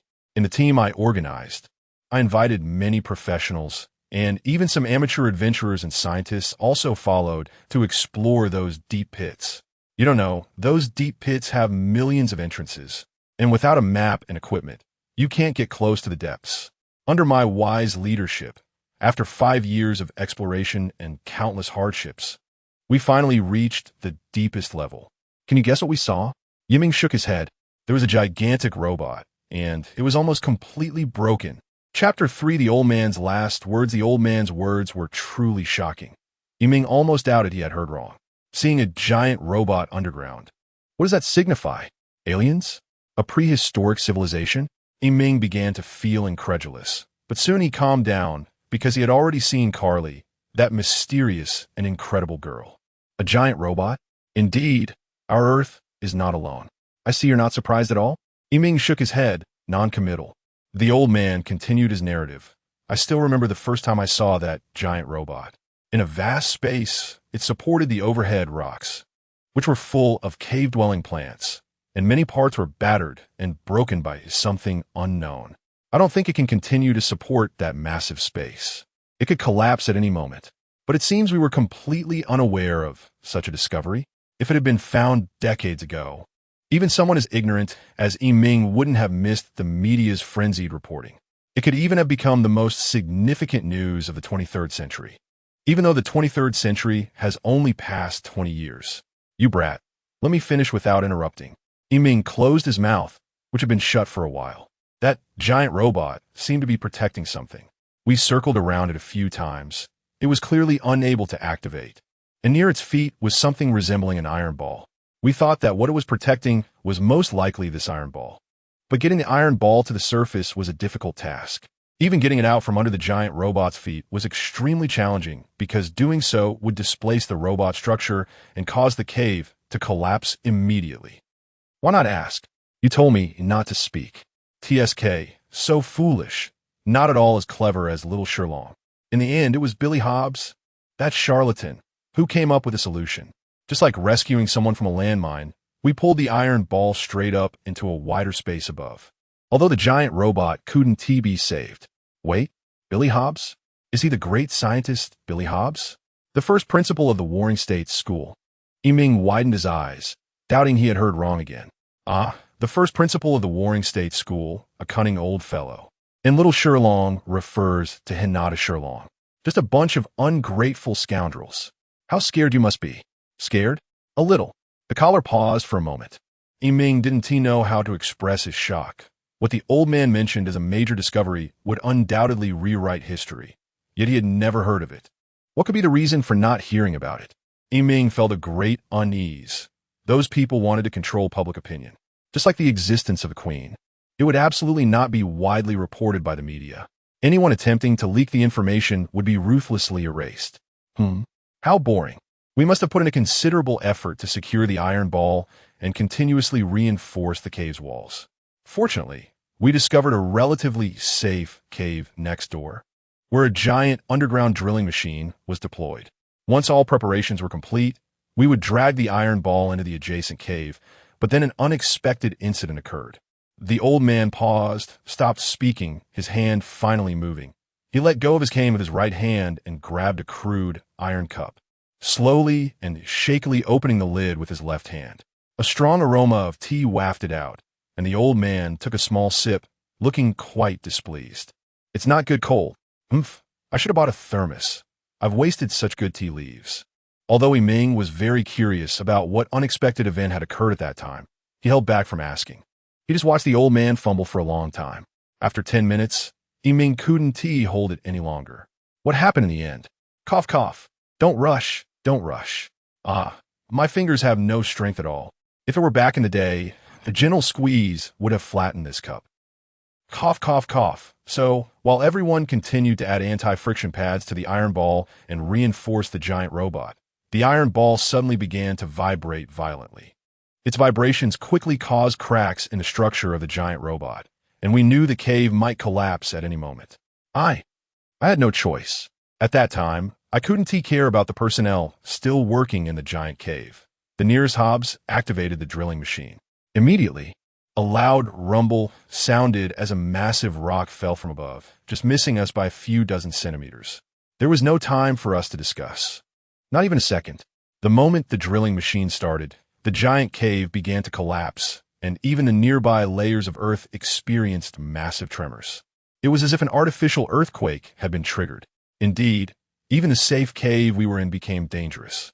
And the worst part was that the iron ball was vibrating at high speed, as if trying to break free from the iron chains. We were very afraid that in our escape, the pulling steel cable would snap. Once that happened, those buried alive would have died for nothing.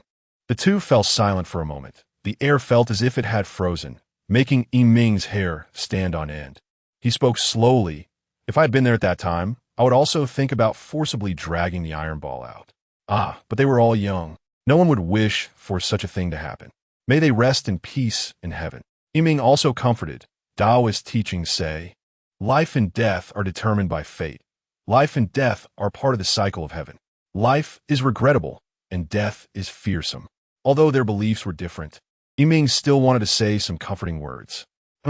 You really don't know how to comfort people." Nevertheless, at that moment, we were in a desperate situation. We ran and ran, without even setting a route.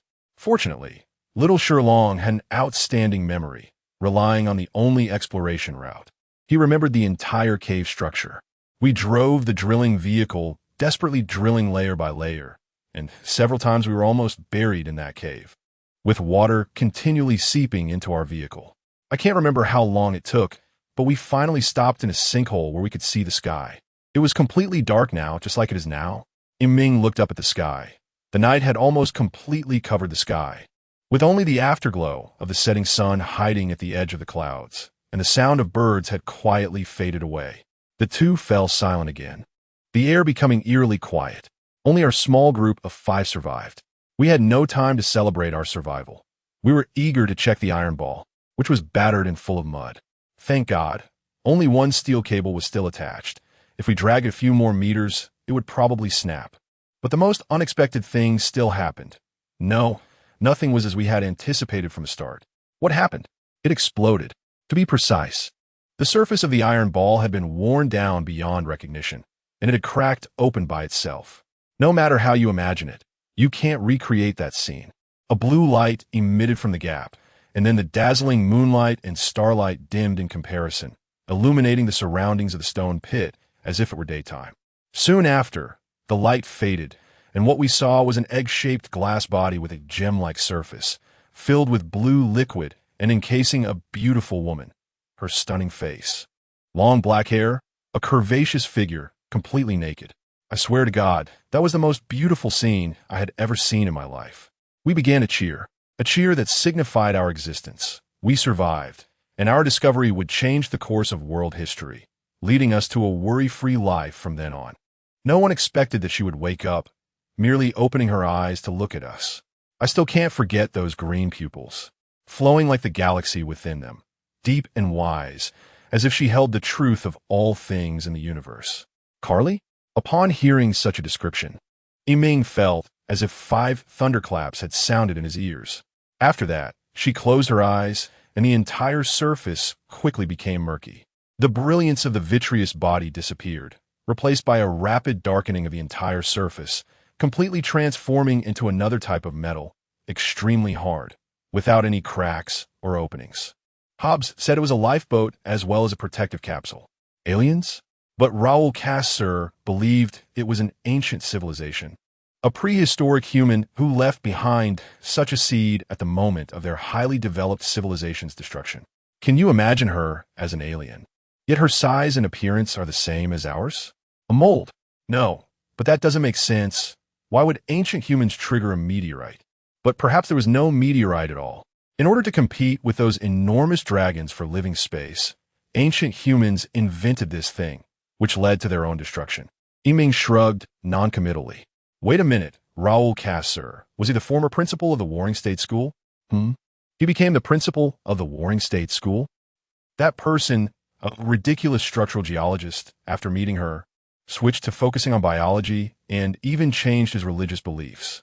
He worshipped her madly, revered her as a queen, and created a religion of his own. One could say this person was obsessed. The old man spoke disdainfully.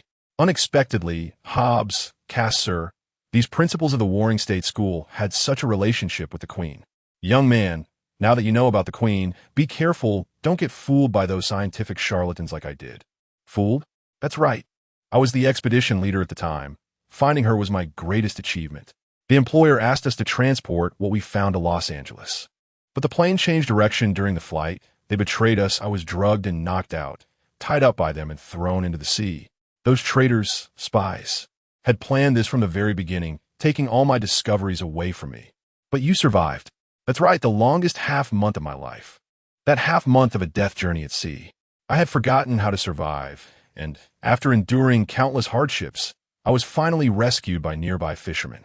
A few months later, when I met the employer again, he didn't say anything after learning everything, but ordered to kill me to silence me. Ha. The old man laughed dryly several times, taking a deep breath. Yiming also took a deep breath, feeling quite uncomfortable. As a discarded pawn, I escaped. Those killers kept chasing me, until I fled here, but unfortunately, the officials here put me under house arrest. But my innocence has yet to be restored. Many people think I'm crazy, a lunatic, a fraud, completely disbelieving what I say, but I don't have many days left. The old man turned his head, his dim gaze revealing sincerity as he looked firmly at Yiming. Yiming fell silent. He knew he could not help this old man at all. He was too weak, too insignificant. In this world, just preserving his own life had taken all his effort. He couldn't give the old man any promises to hold on to. You don't need to do too much. I beg you to give these 2 light path cards to a person named Kana Catherine Ugilian. She is my granddaughter, although she has long severed ties with me. He trembled as he took an old data storage card from his chest and shoved it into Yiming's hand. Aren't you afraid I might lose the data or do something bad? The old man patted the back of his hand and then let go. I have seen countless people in my life. Young man, I can tell you're a person who keeps promises. Since you're going to Floating Island, you will meet her sooner or later. Only she has the password to unlock the data inside the light path cards. Or do you think I'm a madman too? I believe what you say. If it weren't for meeting Carly, Yiming wouldn't have firmly believed in this old man now. You must tell her that inside is the data I have gathered over the years on Silverfang Shadow, those damned killers. What? The data? On Silverfang? The ones chasing you are Silverfang Shadow. Now it's Yiming's hands that tremble. He looked at the light path card. That's right, they're chasing me. And I have repaid them in kind, having taken out some of their assassins. Those harmful things must be exposed to the world. They are. Turns out they're still here. Suddenly, a sweet voice came from outside the pavilion, and a beautiful young nurse pushed a wheelchair over. The wheelchair was a high-end, all-terrain model, indicating that the old man was being treated well. Hee. A strange sound came from the old man's mouth. Yiming looked at the old man in surprise and fear. His eyes were crooked, his mouth drooling, and his expression was dazed. He had completely lost the spirit he had just shown. The nurse gently lifted the old man and moved him to the wheelchair. However, the old man took the opportunity to bury his face in the chest of the beautiful nurse, making giggling sounds. "You old pervert," even in a confused state. You still don't forget to take advantage. After a stream of angry curses, the blushing young nurse pushed the electric wheelchair away. Yiming stared at the old man's departing back, and it took a long time for him to stop his trembling hands. Slowly, he raised his right hand, clenched it into a fist, and gently patted his chest. How many people in the world can survive the Silver Fong assassination? What has this old man gone through to endure until now? Yiming could not know. He could only express his respect for this old man in this way. Oh no, I still don't know the old man's name. He looked down at the card, which read, Adel K. Arthur. Yiming was shocked and exclaimed, "The great adventurer. Arthur? Didn't he die 10 years ago?" Chapter 4. Return as soon as Yiming disappeared from sight. The old man suddenly stood up with the help of his cane. In front of him stood 2 security personnel who had been watching over Yiming. The 2 security guards stood frozen in place, their gazes vacant like wooden figures. They had both been affected by a neuroparalytic toxin, a poisonous gas that can block thought processes. Fortunately, the poisoner did not intend to cause any fatalities, but the dosage was enough to dull the 2 security personnel for an hour. "Please look at this necklace." The old man took out a pendant and waved it in front of the 2 men, locking his gaze onto their eyes while muttering some hypnotic phrases. "Empty your minds and bodies, obey my commands. Go back to rest and forget everything you just saw. Rest and forget about this pavilion. I will count to 3, and you will each go back. 1, 2, 3. With a snap of his fingers, the 2 turned and left. After confirming that the 2 security personnel were hypnotized, the old man returned to his wheelchair and headed toward the hospital exit. Unexpectedly, besides being muscular and intelligent, "Your acting skills are quite good. Was everything you just said true?" The nurse slowly assisted the wheelchair, allowing it to move forward automatically. 10 years ago, in this very hospital, I learned everything from my dying grandfather. Tragically, he ultimately passed away under the watch of this hospital. Now, I am leaving this hospital." Little Kay sighed, looking up at the dark red sky reflected by the lights. Not a single star in sight. The plan has been set, and next, it's time to contact Kana. I have so much to tell her. The Queen's alias is Carly. Yan Yiming is the person who was in the room that day. But the Queen has severed ties with him, and pushing in this direction seems futile, yet there is at least a glimmer of hope. Of course, there's a deeper plan. The plane ticket to Indonesia has already been booked, and Faluin is waiting for us at the airport. Well, let us set off soon. Carly, for my grandfather's revenge, I will surely destroy the Silver Fong shadows. Afterward, 2 silent figures gradually disappeared into the darkness. October 15th, 2245. Yiming departed from Huadu International Airport at 11 a.m. and arrived at Floating Island in less than an hour. It was now 8 a.m. Floating Island time. Yiming disembarked the airship alone, carrying only a backpack he bought near the hospital. The airport was bustling with people, and in front of him stood a massive glass structure, with white clouds continuously billowing. The genius me has returned. For Carly, he still carried that light card with him, subconsciously touching it, then shaking his head. With hundreds of thousands of people flowing on Floating Island, how could he find someone named Kana Catherine Yijilian? A man approached from a distance, claiming to be from the principal's office. His name was Hu Gunkowen. "Miss Winnie said to let you drop off your luggage at the West District Dormitory first." The luggage robot beside him made a polite beeping sound. Hu Gunkowen then handed the luggage over to Zhen Yudhua. "Your personal belongings are all inside. You can check," Hu Gunkowen said coldly. Zhen Yudhua nodded and ordered the luggage robot to find his phone inside, but it wasn't there. What? My phone is gone? Your phone was shattered at the explosion site. Initial judgment is that it fell into the sea. That shocking global terrorist attack made Yiming feel quite uncomfortable without his phone, as if something was missing. Hu Gunkowen left without saying much more. Standing still, Zhen Yudhua felt as if he was being looked down upon. What is so great about a civil servant? Sighing, he wondered if he was speaking normally. After switching to the subway, he arrived at the edge of the West District in less than 5 minutes. As expected, the dormitory had been completely repaired, reflecting a dazzling shine as if it were new. It felt like time had reversed. The walls and glass were blindingly bright. Yiming stood in front of the door. His room card should still be in the luggage. He commanded the luggage robot, and the card was automatically retrieved. With a swipe of the card, the door clicked open. Indeed, the interior was just as it had been, without any changes. Only the person he longed for was no longer there. Exhausted, he sank onto the sofa and didn't want to move again. If only Dudu were here, it would probably bring him a soda now. The room was eerily quiet. Of course, Dudu had been blown to pieces in the explosion. Do you really need Dudu to serve you? A voice suddenly rang out. Of course I do, Yiming replied, quickly realizing where the voice was coming from. Was someone already in the house? Dudu received the command. I'm now bringing your favorite mango soda from the fridge. A sweet voice came from the kitchen as a girl dressed in a classic English-made outfit skillfully pulled out a soda from the fridge. After retrieving the soda, the girl gracefully held it with both hands and offered it to Yiming. He could hardly believe his eyes, rubbing them to confirm he wasn't mistaken. He saw that the girl was about 1.6 meters tall, with brown hair, deep orange eyes, skin as white as snow, and an East Asian face, always smiling. This girl claimed to be Dudu, but Dudu had already been blown to pieces in the explosion at dormitory 807. Furthermore, Dudu was originally a household robot with 4 mechanical arms and an iron pillar. How had she transformed so much? Hee? Master, you don't believe it? Let me give you an example.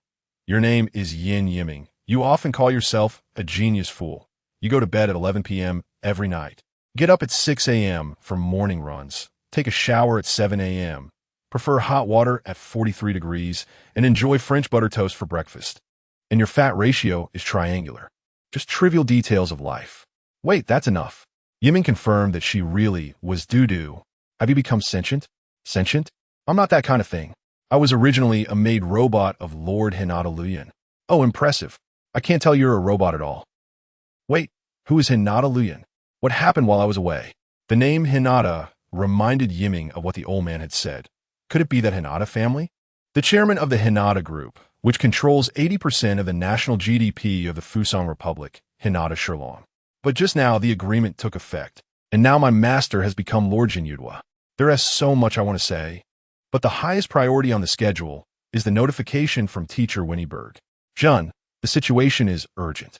After returning to Floating Island, please come to Sengoku School to find me, Winnie Berg. A voice message, spoken by Dudu, instantly transformed into the voice of Teacher Berg. Even her expression appeared. It seemed that all the answers lay with Teacher Winnie. Yiming immediately set off towards Sengoku School. He decided he would get to the bottom of things regarding Carly and Dudu. Today, the sun on Floating Island was equally scorching. Jaijuia was dressed in a light gray stand-collar sleeveless top and ultra-short denim shorts, looking like a trendy college student. This college student was a sophomore at the University of San Francisco Floating Island campus, with legal residency status, but she still tried to avoid places patrolled by electronic police. After successfully evading the police and returning to the school's exclusive dormitory, she began to erase all evidence. First throwing all her equipment into a top-secret protective box to hide it, then removing the contact lenses that altered her pupils and the mini voice-modulating device. That wasn't enough. She stripped completely and stood before a mirror, carefully examining her skin. There cannot be any damage. This means that there might be a blood tracker that has penetrated her body, a nano-level tracker that can utilize the nutrients in her blood to function. Once this tracker is installed in the body, it is unlikely to be destroyed unless she dies or has a high fever. Fortunately, her snow-white skin shows no obvious red spots, like those from mosquito bites, except for an old scar on her abdomen. Then, through an encrypted photon computer, the integrity of her gear was checked, and the results showed that the surface of the gear was intact, indicating that no external insertable nano trackers had been installed on her clothing. She could finally breathe a little easier. However, her chest always felt like it was being crushed by a heavy stone, making her gasp for air. Those damned Americans. From that ghost armor, it was clear that they had extremely advanced equipment, and for a moment, she thought she would surely not escape death. Unexpectedly, that group of Americans had saved her.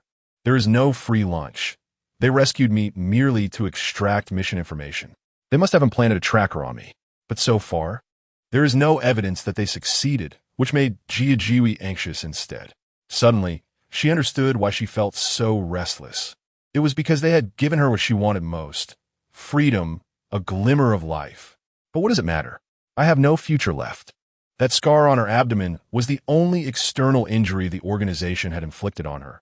Her uterus had been removed after her second puberty, on the grounds that a killer doesn't need menstruation. Since then, she had lost her future as a woman and as a human being. She would forever be a pawn of the organization. If she hadn't become a killer, she might have ended up as a sex slave for the rich in the Middle East or South America. To escape this anxiety, she and slept well for the past 10 days, feeling restless and relying on suppression drugs to get through each night. The only comfort was that the agents from Floating Island hadn't come looking for her, which meant she hadn't exposed herself yet. Sometimes, the enemy is not the enemy, but one of your own. She was a minion of Silver Fong's shadow. Her identity and everything about her were given by the organization, a wedge driven into Floating Island. However, for a failed and defected killer, the organization would send a cleaner to handle the aftermath, making the killer disappear from this world forever. She didn't dare and didn't want to confirm whether she would be hunted down by the cleaner.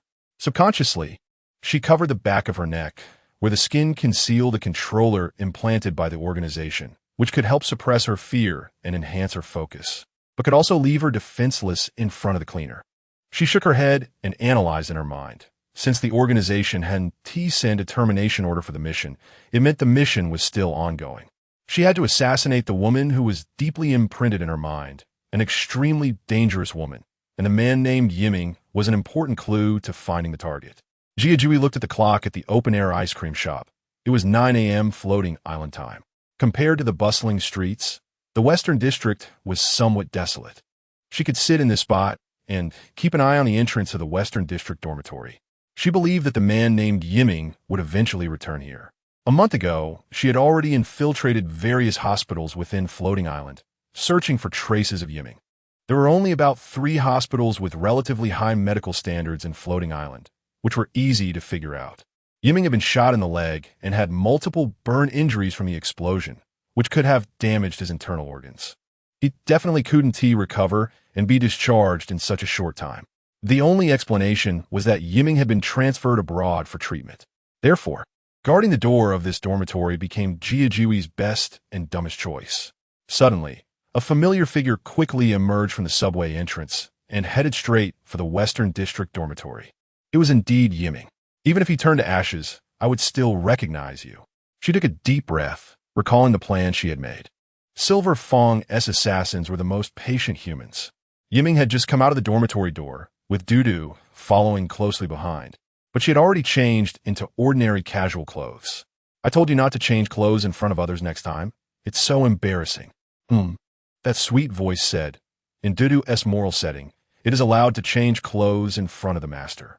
Also, I need to correct the master's statement. It's changing clothes, not switching clothes. If Yiming had seen the scene of Bingzi projecting clothes from an invisible state in the corridor, he would have understood this phenomenon better. Scientists have figured out the camouflage principles of octopuses and chameleons, using nanomaterials attached to simulated skin that can mimic various kinds of textures and colors through electromagnetic fields. To a person, it would look as if clothes appeared out of thin air. Change the moral rule to say no one can change clothes in front of anyone. It's not good for kids to see this transformation. But if that's the case, did a 1T be able to switch out of invisible mode when a master is in danger? And that would be very dangerous for the master. Invisible mode? Yiming suddenly felt a bit uneasy. Now even made robots have an invisible mode? Dudu. Correction. Dudu is a guardian robot, not a maid robot. Dudu does not provide such services and those kinds of services. Clearly, Dudu was referring to those inappropriate services. Looking at Dudu's angry yet adorable expression, Yiming really admired how lifelike it was and couldn't help but reach out to pat her head. What followed was the touch of soft hair, and it didn't even feel cold at all. Then I understand, we can do without invisible mode. Dudu changed the moral rule. Dudu doesn't need to follow Yiming in invisible mode. She should follow behind him confidently. Really? Really? Modification confirmed. Dudu reported seriously, then bent down slightly, looking a bit disappointed. The master is really a fool. Yiming smiled and echoed. Yes, I am a fool. Jiajiwi watched Yiming from a distance, already prepared with a self-tracking nano-ant in her hand. As long as she brushed it against Yiming's clothes, the ant would automatically crawl into the corner of the clothing and stay there. The ant would generate electricity with the movement of the attached object, slowly emitting a weak positioning signal. Although it was not as expensive as those extremely costly nano-trackers, it was more than enough to deal with this civilian. But she hesitated. A strange woman appeared next to Yiming, who had been alone before entering the dormitory. And how did he come out with a girl? After hearing their conversation, she became even more cautious. Guardian robot? A term she had never heard before suddenly appeared, as the name implies. She was probably a security robot responsible for Yiming's safety, but what exactly were the robot's capabilities? Would she be discovered before she got close to Yiming? Jiajiwi pressed her earphone, following Yiming down to the Western District subway station with questions. The subway was crowded, and Yiming and the girl might not have communicated much due to the throngs of people. Jiajiwi stood about 5 to 6 meters away, also holding onto a strap, glancing sideways at Yiming. Their final destination was the C District School front station, which led directly to the front of the Warring State School. If someone was coming to Floating Island for the first time and wanted to visit the Warring State School, they would likely leave disappointed. In front of the school, there is only a Chinese-style 3-gate archway with the full name of the Warring State School, Atlantis Strategic International School, hanging above it. The calligraphy was vigorous and powerful, said to be the work of the contemporary master of running script, Su Qingmei. And at the entrance, there was only a turnstile similar to that of the subway. Students carried light path cards that could identify their identities for passage. Behind the turnstile, there was only a patch of lush, glaringly bright grass, and nothing else could be seen. Once a person entered through the turnstile, it was as if they had disappeared into thin air. The high railings on both sides stretch out, indicating that passage is prohibited. This is the famous optical illusion of the Warring State School, where outsiders absolutely cannot glimpse the daily activities within the school, let alone the facilities of the entire campus. This world-renowned school strictly seals off information within its grounds. Jia Jiawei can only stop here, but she does not show any signs of frustration because the tracker has already been installed on Yiming. Chapter 5, the final test. Yiming felt light on his feet, wishing he had wings to fly to Winnieberg's office. Without a phone or the previous lightway card, he could only watch the floating motorcycle in the stairwell longingly and instead took the subway directly to the Warring State School. There were no obstacles at the entrance, and now he was walking on campus as Jin Yudhua. Dudu followed behind him, seemingly also certified by the Warring State School. In any case, Yiming was no longer surprised. Instead, it confirmed his suspicion about Dudu, which was that Dudu's presence had everything to do with the principal's arrangements. However, Yiming only guessed half right, as the principal had already delegated authority to the principal's office. At this moment, Principal Rolls was still inspecting between Mars and the Moon. The surface area of the Warring State School is about 40,000 square kilometers, roughly a quarter of the entire C District. Upon passing through the entrance gate, one would see a magnificent octagonal main teaching building, which is connected to various satellite teaching buildings by sky bridges. Yiming had entered the inner courtyard of the octagonal building and continued walking towards the innermost part. The inner courtyard was a place of tranquility, with the sounds of birds and fragrant flowers. It is indeed a remarkable phenomenon that a world-class university like the Warring State School, which believes in science, also emphasizes feng shui in its main building's construction. There are rumors that the two Chinese founders of spring and autumn heavy industries were very concerned about feng shui arrangements and had a good rapport with the school's founder, Billy Hobbs. Under their influence, the main building was constructed in this manner. Of course, there is another version that the founders, in order to change their bad luck, forcibly modified the original design into this form. Otherwise, they would halt construction, and Hobbs had no choice but to accept it. In the end, it really reversed the trend that was heading towards collapse. Regardless of which rumor is true, they are all related to spring and autumn heavy industries, the company directly involved in the construction of the floating island. Yiming came back to his senses and found himself in front of Ms. Berg's office, which was another exclusive room in the principal's secretary's office. A capable-looking man in a straight suit and black-rimmed glasses blocked Yiming's way. Ms. Berg is in an important meeting inside. Please come back later. Ms. Berg said it was urgent and needed me immediately. Please go back. The man would not allow Yiming to argue and pushed him out. Inside the meeting room, Ms. Berg was having a face-to-face conversation with a handsome young man sitting opposite her. There were 4 people in total, besides Ms. Berg. There was a staff member in the same outfit standing behind her, presumably Ms. Berg's assistant. Opposite them sat an extraordinarily handsome young man with a completely unwrinkled face, an oriental appearance, but with a full head of white hair. He was dressed in a straight white suit, black shirt, and a red tie, with an expression that was completely cold. Such a remarkable figure would attract attention wherever he appeared. Behind him stood a woman dressed in an English maid's outfit, who was so beautiful she seemed almost unreal, with long blue hair cascading down to her waist, her eyes gently closed, her hands naturally clasped on her abdomen, resembling an ice-cold beauty. Finally, we come to the last item, Mr. Yan Yiming's purchase of your company's new type of guard robot. This can only be discussed when Mr. Yan Yiming is present. According to the regulations of the International Ethics Committee, he cannot be absent, and I have yet to see what kind of person he is. The man leaned slightly forward, gazing at Ms. Berg's face.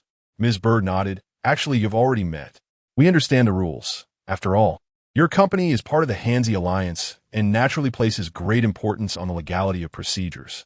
She glanced at the time. It was already 10:30. According to the plan, Mr. Zhun should have already met with Dudu and arrived at my office by now. Wang Jia, please go outside and check. The female assistant nodded and left the meeting room to inquire with the male secretary outside. It turned out that it was already 10:30, and it seemed Mr. Zhun had urgent matters that prevented him from arriving on time. This meant that the purchase might not be valid. However, the collaborative discussions we had earlier were already quite fruitful, so we can postpone the purchase negotiation for another day. My company has accumulated quite a lot of business to handle, so I must excuse myself for now. Please ask Mr. Hinata to wait a little longer. Everything has gone quite smoothly so far, so it wouldn't hurt to wait a bit longer. Regarding the purchase of this robot, we are sincerely committed, and we really cannot delay it. Winnie felt a cold sweat on her forehead. Ultimately, the purchase contract still required Yiming's signature. Where on earth was he? Ms. Berg. Hu Ginkuan said that no one has come by recently. The assistant reported as she entered from outside. Winnie stood up in a panic, looking out the window at the inner courtyard. I truly do not understand why the Warring States Academy would arrange such an expensive guard robot for a nameless individual. Hinata, Ryun shrugged, his expression revealing dissatisfaction with the tardy individual. The precious prototype robot should be sold to wealthy figures or important officials from certain countries, then extended through reputation and connections. In plain terms, Hinata Ryun was extremely reluctant to sell the robot to Yan Yiming, a person introduced by the Warring State School. However, the Warring State School indicated that he could make a one-time payment, which was not a small sum. Furthermore, if they were satisfied with the trial, the Warring State School would make a large-scale purchase of guard robots, which was the key point Hinata Ryun was after. Winnie Berg said earnestly, "It is precisely because he is nameless that he needs protection. The dangers he faces are likely no less than those faced by Mr. Hinata. We have witnessed the capability of the guard robot, which is why we are determined to make the purchase. The combat capability of the ice robot has opened our eyes." Nameless, could it be that Yan Yiming was a pseudonym? Hinata Ryun also composed his expression. He knew well what it felt like to live in anonymity. When I was a child, I used a false name to hide in the countryside, from the side of Tokugawa Kyoko's people, yet they always sought to take my life. He recalled the unusual image transmitted by the ice robot a month ago, his half-sister Hinata Ruri, who was the daughter of Tokugawa Kyoko. After touching that girl, his heart stopped without warning, and the man, a gentleman, did not harm her, but rather desperately performed CPR, ultimately saving Ruri. He never expected that, as a joke. The butler Gao Gingshu had given Ruri the wrong address, nearly costing her life. He closed his eyes. Although both were competitors for the inheritance of the Hinata group, Ruri's death would not affect the determination of the conservative elders. They would simply elect a puppet heir to compete with him. Those extreme conservatives dreamed of using the power of the Hinata supergroup to separate the Japanese People's Republic from the Hanzi Alliance, bringing back the imperial family and isolating themselves once more. But they were all aging, their vision fixed in prejudice, unable to see the changes in the world. They truly did not realize that the successful growth of the Hinata supergroup relied heavily on the influence of the Hanzi Alliance. It was precisely because his father, Hinata Shirlong, had struggled alone within the family for over a decade that those old men had not completely succeeded. Hinata Shirlong, the head of the family, had a vision far longer than those old men. He knew that self-isolation would only lead to decline and corruption. He also knew that his illegitimate son had the same grand vision, capable of inheriting his will, but the illegitimate son had never had any inheritance rights throughout history. Thus, it is easy to imagine how great the opposition would be when Hinata Shirlong clearly designated Ryun as his successor. Now that Hinata Shirlong's condition was worsening, the elders had gradually taken control of many subgroups, creating an ambush from all sides, making it difficult for him to stand alone. It's fortunate that the most top-notch and profitable company within the Hinata supergroup, Toyota Precision Machinery Group, is still in the hands of Luyan. However, this control is not solid and completely relies on the influence of his father, which still remains. Toyota Precision Machinery Group, originally named Toyota Precision Machinery Company, Limited. In 2138, with the formal establishment of the Hanzi Alliance, various Chinese vocabulary names were unified, such as Co. Limited being split into Joint Stock Company and Group Limited Company, among other more detailed classification names. I need allies. The more, the better. Maybe Liuli can also become my ally, as long as she is not content to be a puppet. But now there is no opportunity. It is too early to say this. Young Master Luyan, there is something I don't know if I should say. The girl behind, Bingzi, had been silent since entering the room. She spoke in a subtle and cautious tone, pulling Luyan out of his thoughts. You can. Do, which is the name Zhun you gave to AI-2. She just circled around at the door. AI-2. A project for developing super-humanoid robots by Toyota Precision Machinery Group, aimed at breaking through the uncanny valley in one go and creating robots that are indistinguishable from humans. The experimental machines are named AI-0 to 10. AI-0 has an unknown name. Dudu's codename is AI-2, and Bingzi's codename is AI-10, with only 3 units produced so far. Among them, Bingzi was produced later, but has a higher authority. What? Winnie's pupils contracted as she asked urgently. How do you know? As the same model of machine. I can sense her approximate location, but I cannot transmit information to her because her owner has not activated this function, Bingzi said calmly. However, Bingzi's authority is much higher than Dudu's, so Dudu cannot sense Bingzi's presence. Luyan kept an eye out, fearing that enemies might also use super-humanoid robots against him. Why didn't you say just now? Take me to find her. She must be nearby. Bingzi looked at Luyan as if seeking his permission. Without my command, she cannot act on her own. I was just curious why you didn't call Mr. Zhen. His phone was lost during the attack. Attack? That refers to the explosion incident at the West District Dormitory a month ago. He was a survivor, and his phone was lost then. We confirmed that there were 2 assassins involved. One was killed by Bingzi, and the other escaped. We believe these assassins will eventually find Mr. Zhen. Silver Fang Shadow? Luyan vaguely heard this name. It is said to be the most dangerous assassin group in the world. From the equipment of the giant from that day, this assassin group indeed poses a real threat. Is Silver Fang Shadow an organization like the Hattori or Yamaguchi groups? They actually want to hunt down Mr. Zhen? You just told me. Winnie chuckled bitterly. I'm afraid it can't be compared. The Mafia organization and the assassin group are different. The assassin group is merely hired by the behind-the-scenes mastermind to act. This is also why Mr. Zhen wants to purchase your company's robots. If we can successfully protect the owner and catch the assassins, then your company's robots will definitely gain a great reputation. And how many millionaires will want to buy them then? Could it be that Mr. Hinata lacks confidence in his own machines? The Mafia organization. Luyan refers to the Mafia organizations like the Black Hand in southern Italy. Furthermore, the People's Republic of Japan was established in 2138, which subsequently banned a large number of previously legal Mafia organizations. By 2245, organized crime had long since disappeared from mainstream Japanese society. Faced with Winnie Berg's explanation of the stakes, Lian immediately stood up, shook off his clothes, adjusted his tie, and said, "What you said is very true." "Then let's set off. Waiting here will only waste time." Watching Miss Berg hurriedly leave with the two distinguished guests, Hugenkoen was filled with terror. In a glance, he was harshly glared at by Winnie Berg. Exposed? How could that be? I'm the only one keeping an eye on the door. He raised his head to glance at Wang Jie, who was still in the conference room. Wang Jie was also looking at him, displaying a half-smile expression. "Where's Miss Berg going?" Hugenkoen feigned calmness and coldly asked Wang Jie.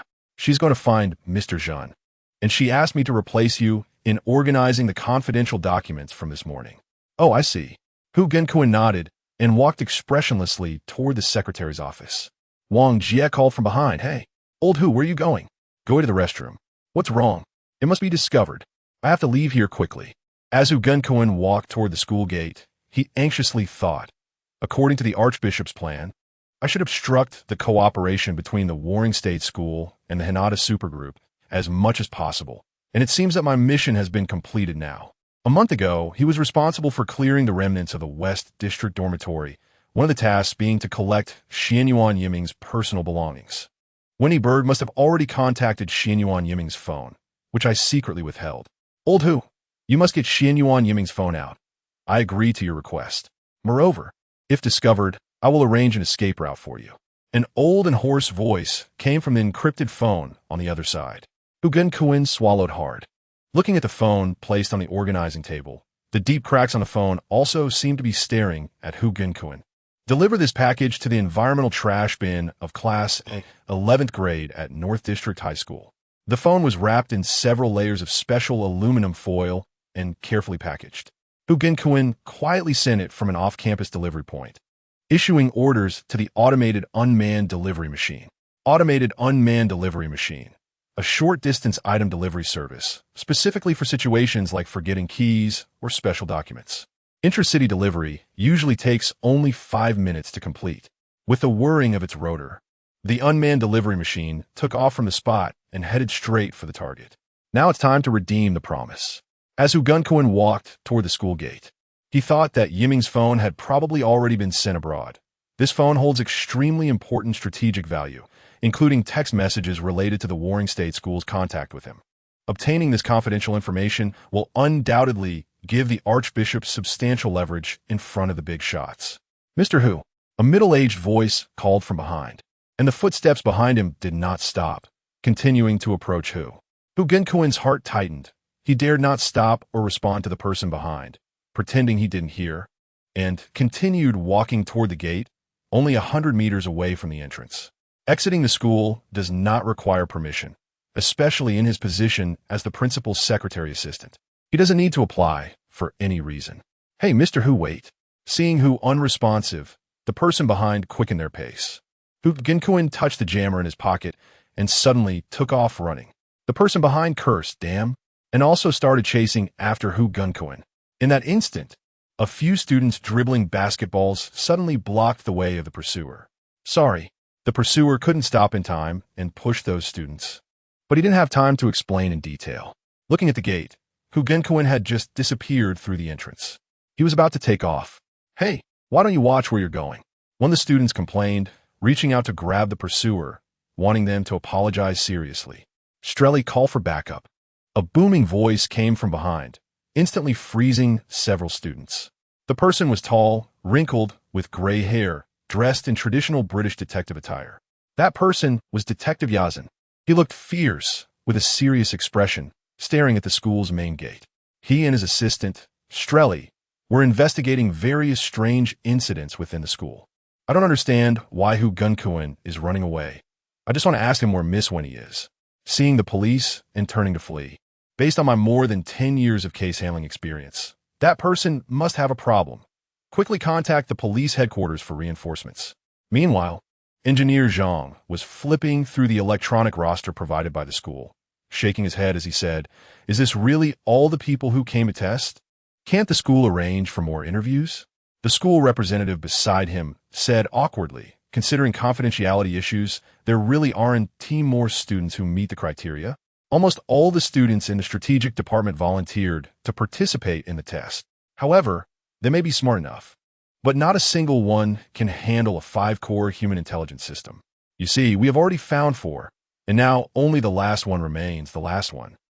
The school representative sighed and looked into Engineer Zhang's eyes, saying, I know you want to advance the Black Gold project to the next stage as soon as possible. But aren't the people above all capable of adapting to 2 to 3 human intelligence cores at the same time? It's very difficult for ordinary people to handle more than one.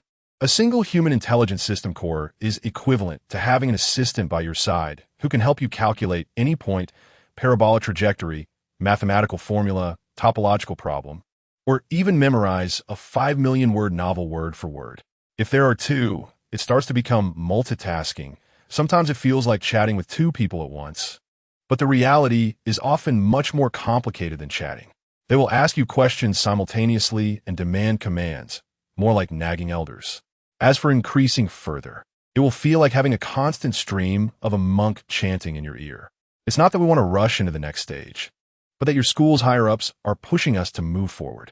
Now, where's the support? The most critical logistics personnel must adapt to 5 cores simultaneously. 5? The school representative from the warring state school doubted he heard wrong. Sorry, 5? That's simply insane. No wonder Hebrew University is unwilling to assist with the research. Yes, 5. 1 less will not do. Once the model matures, we can reduce adaptability to 3 or fewer, ultimately needing only 1. Every beginning is difficult, so 5 is absolutely non-negotiable. Huh, that student? The school representative followed Engineer Zhang's gaze to see a student standing by the door next to a frail female classmate. The female classmate leaned against the doorframe, looking uncomfortable. How can an ordinary student be here? The school representative frowned. This is a restricted area of the warring state school. Not to mention ordinary students, even special foreign guests are prohibited from wandering in this area. How did 2 students just appear at the door? The school representative feared Engineer Zhang would think the security at Warring State School was inadequate and was about to go over and chase them away. You, where are you from? This area is not allowed for casual wandering. The student at the door was startled, gesturing frantically but not uttering a word. A mute? That's rare. When did the school have a mute student? I don't think I've seen this person among the new students. The school representative approached the 2 students, keeping a wary eye on them. Could they be spies? Just as he was about to call for security, Engineer Zhang pointed at the student by the door and waved him over. You must be the last one, right? Come with me. The male student pointed to himself and saw Engineer Zhang nod. Wait, Engineer Zhang, they are suspicious individuals. Since he can enter your school, he must be a student here. Engineer Zhang looked at the male student, who was very young and neatly dressed, definitely not one of those portly teachers at the school. So he qualifies for the test. Moreover, a mute might be even more adaptable to this test. The male student took out his student ID card and waved it at the school representative. With a beep, the school representative received the information from the male student, confirming he was indeed a new student at Warring States Academy, named Jin Yudhua. The school representative seemed to have heard this name in some meeting. It appeared to be a relatively important figure. Looking at Engineer Zhang's expression that brooked no refusal, he sighed and put the ID scanner back in his pocket. All right, this is the last tester. However, afterward, these 2 students must go to the counseling office for criticism and education. That's your school's internal matter, Engineer Zhang tossed out, leading the 2 students into the laboratory. Guided by ICZ, Winnie Bird arrived at the control area of the school. She looked at the road leading to the control area and then at ICZ. The electronic interference ahead was very strong, and the signal disappeared here. But I'm very sure they have entered inside. ICZ said, while furrowing his brows, even for us. Facing this strong interference would be very uncomfortable. In response to ICZ's explanation, Winnie asked in confusion, how did they get inside? What is Zhen Yudhua doing? Really redundant? It seems Miss Bird also enjoys playing these word games. So we going in or not? Does your school have something shameful? Lu Yin glanced sideways at Winnie Berg. She seemed a bit hesitant, her eyes darting back and forth between the entrance and the nearby lamppost, but the look of hesitation disappeared in just a few seconds. Well, you're important guests and partners from Warring State School. I will explain this aspect to the school committee later. However, due to confidentiality needs, ICZ, who can record video, cannot go in. Moreover, Mr. Hinata must swear to keep the contents inside confidential. Hinata Liu Yun agreed readily. Simple. I swear I will not disclose what I see inside. Also, we will sign a verbal agreement. ICZ will record. If I leak any secret information from the control area, then our Hinata group will compensate Warring States School 100 billion yuan. Is that acceptable? Deal. Berg nodded and put her recording phone in her pocket, quickly walking toward the control area. Chapter 6. Artificial Intelligence and Human Intelligence. They had walked less than 50 meters when they arrived at the entrance of the first large factory, where the representative of the Black Gold Project, Zhao Hujing from the Zhonghua School, was waiting. Dr. Zhao, have you seen a student pass by here with a girl? Oh, Professor Berg, you arrived just in time. An uninvited student was forcibly taken into the lab by Engineer Zhang. I think his name is Zhen Duyu. The school representative saw Winnie and came over from a distance. All right, Zhen Duyu really came here. What kind of experiment is inside? Zhao Hujing glanced at Hinata Liu Yun, who was following Winnie, frowned, and whispered it's black gold. Mr. Tane wants us to expedite the progress of the experiment. Black gold experiment? Liu Yun with sharp ears heard this. And who is this? Zhao Hujing asked, visibly displeased. Winnie solemnly introduced, this is Mr. Hinata Liu Yun, the CEO of Hinata Supergroup. He will be our new collaborator. Hinata Group? Is that the one developing superhumanoid robots? The school representative extended his hand. Exactly, to be precise. It's the AI-2 model, a project strictly supervised by the International Ethics Committee, Liu Yun replied seriously. They shook hands firmly, and Zhao Hujing awkwardly shook off his hand. Accompanied by Zhao Hujing, Winnie and Liu Yun entered deeper into the experimental factory. After a few minutes, they changed into white, anti-static, dust-proof clothing and hats, and put on masks and sunglasses. They turned left and right, seemingly trying to confuse the visitors, and, after about 5 minutes, they finally arrived in front of a huge glass wall. Wearing sunglasses, Liu Yun sometimes couldn't see the things inside the glass wall at all, and sometimes he saw several automatic robots welding something, barely making out their outlines through the sparks. This was clearly a factory. Liu Yun knew that the sunglasses were actually for confidentiality, to prevent contact lenses and implanted cameras for recording what was inside the factory. Now, Liu Yun tried to guess what the Black Gold Project was all about before the truth was revealed. Was it an oil project? Or a hacking tool? It seemed unrelated to the welding in an automated factory. Remembering Zhao Hujing's subtle expression upon hearing of the Hinata Supergroup, he felt there was more to it. Suddenly, a precision-welded mechanical hand flashed past Liu Yun's line of sight, the glass window faintly illuminated by the sparks from the welding moment. A highly precise mechanical hand was surrounded by several long-arm soldering irons, and he could see many tiny components being slowly assembled together, with a massive number of wires densely distributed in the background. As a semi-expert, Liu Yun understood immediately what that meant.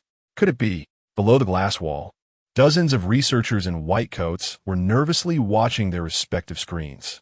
On a huge whiteboard not far away, a lot of research data was written with an electronic pen, but it was hard to make out the words due to the sunglasses. Right below the glass wall, there was a massive flowchart detailing the assembly process of this thing, stretching a full 50 meters with 200 million procedures. In the distance, blue-clad staff monitored the equipment.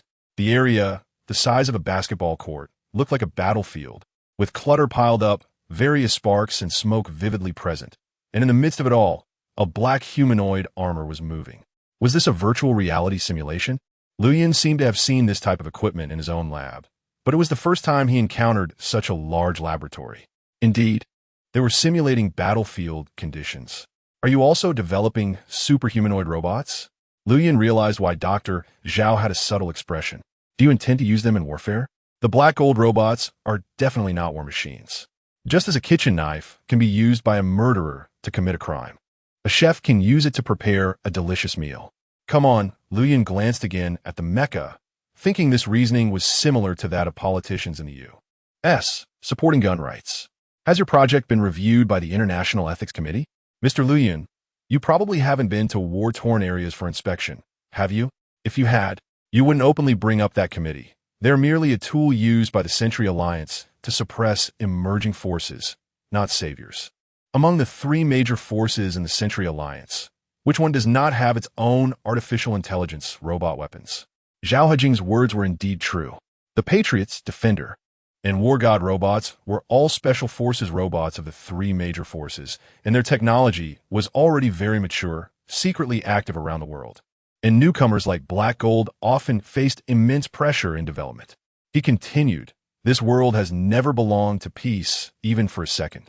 Rather than discussing those ethereal things, we might as well discuss more long-term matters, such as commercial value and win-win cooperation.